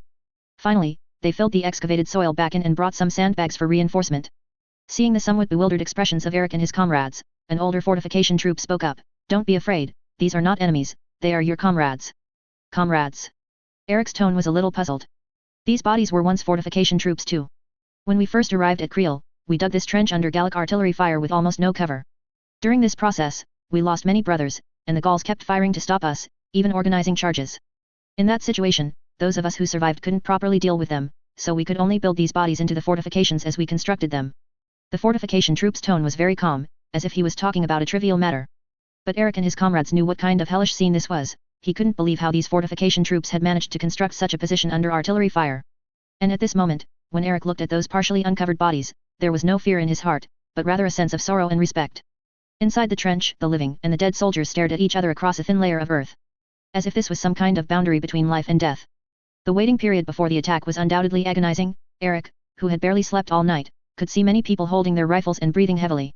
The extreme tension made them involuntarily maintain deep breaths, but they still had the illusion that they would suffocate the next second. Soon, to distract themselves, a soldier began to talk about another unit that had entered the communication trench with them yesterday. "Hey, did you see that unit that came in with us yesterday?" "Didn't see them, maybe in other trenches. But their helmets were interesting, without the spikes on top." Eric knew they were talking about the Training Assault Battalion, a unit shrouded in mystery, with many legends about them, seemingly having performed miracles in some previous battles. However, Eric's strongest impression of them was still their helmets without spikes and the new weapons they carried when they entered the communication trench together. But as the other soldiers said, it was strange that this unit seemed to disappear after entering the trenches, even in the period just before the attack was about to be launched. No soldiers from the Training Assault Battalion were seen in the assault trench. Are they not attacking with us? Are they waiting for us to go first? This thought flashed through Eric's mind. And just as the surrounding soldiers tried to relieve their tension by talking about this mysterious unit and the roasted pork knuckle legends they had heard, a series of dull artillery roars continuously sounded from the rear. Everyone stopped talking, as if someone had pressed a mute button in the trench. Immediately following was the sharp whistle of shells constantly passing over the trench, and then, a few seconds later, the thunderous impact as they finally landed on the enemy's position, along with the vibrations that traveled through the earth. The continuous shelling made all the Saxon soldiers in the assault trench instinctively open their mouths wide and then cover their ears. Eric didn't know how many artillery pieces were pouring fire onto the Gallic positions, nor did he know how long the shelling lasted. He only knew that when the world returned to quiet, he was pulled up by a strong hand. Several non-commissioned officers from his infantry platoon were walking along the trench, pulling up the soldiers from the ground one by one, while loudly shouting to prepare for the attack. Soon, everyone was lying on the parapet, and Eric, who had started trembling all over, saw his fellow townsman next to him pull out the crucifix from his neck and kiss it. Then he kept muttering something, seemingly offering a final prayer. The battlefield returned to silence, and the gunpowder smoke from the shell explosions drifted over with the wind. As the pungent smell rushed into Eric's nostrils, the officers in the trench blew their charge whistles one after another. Angriff! Angriff! The company sergeant major's roar also came through the trench, and Eric, like the other Saxon soldiers, felt as if pushed out of the trench by an invisible force at the sound of the whistle.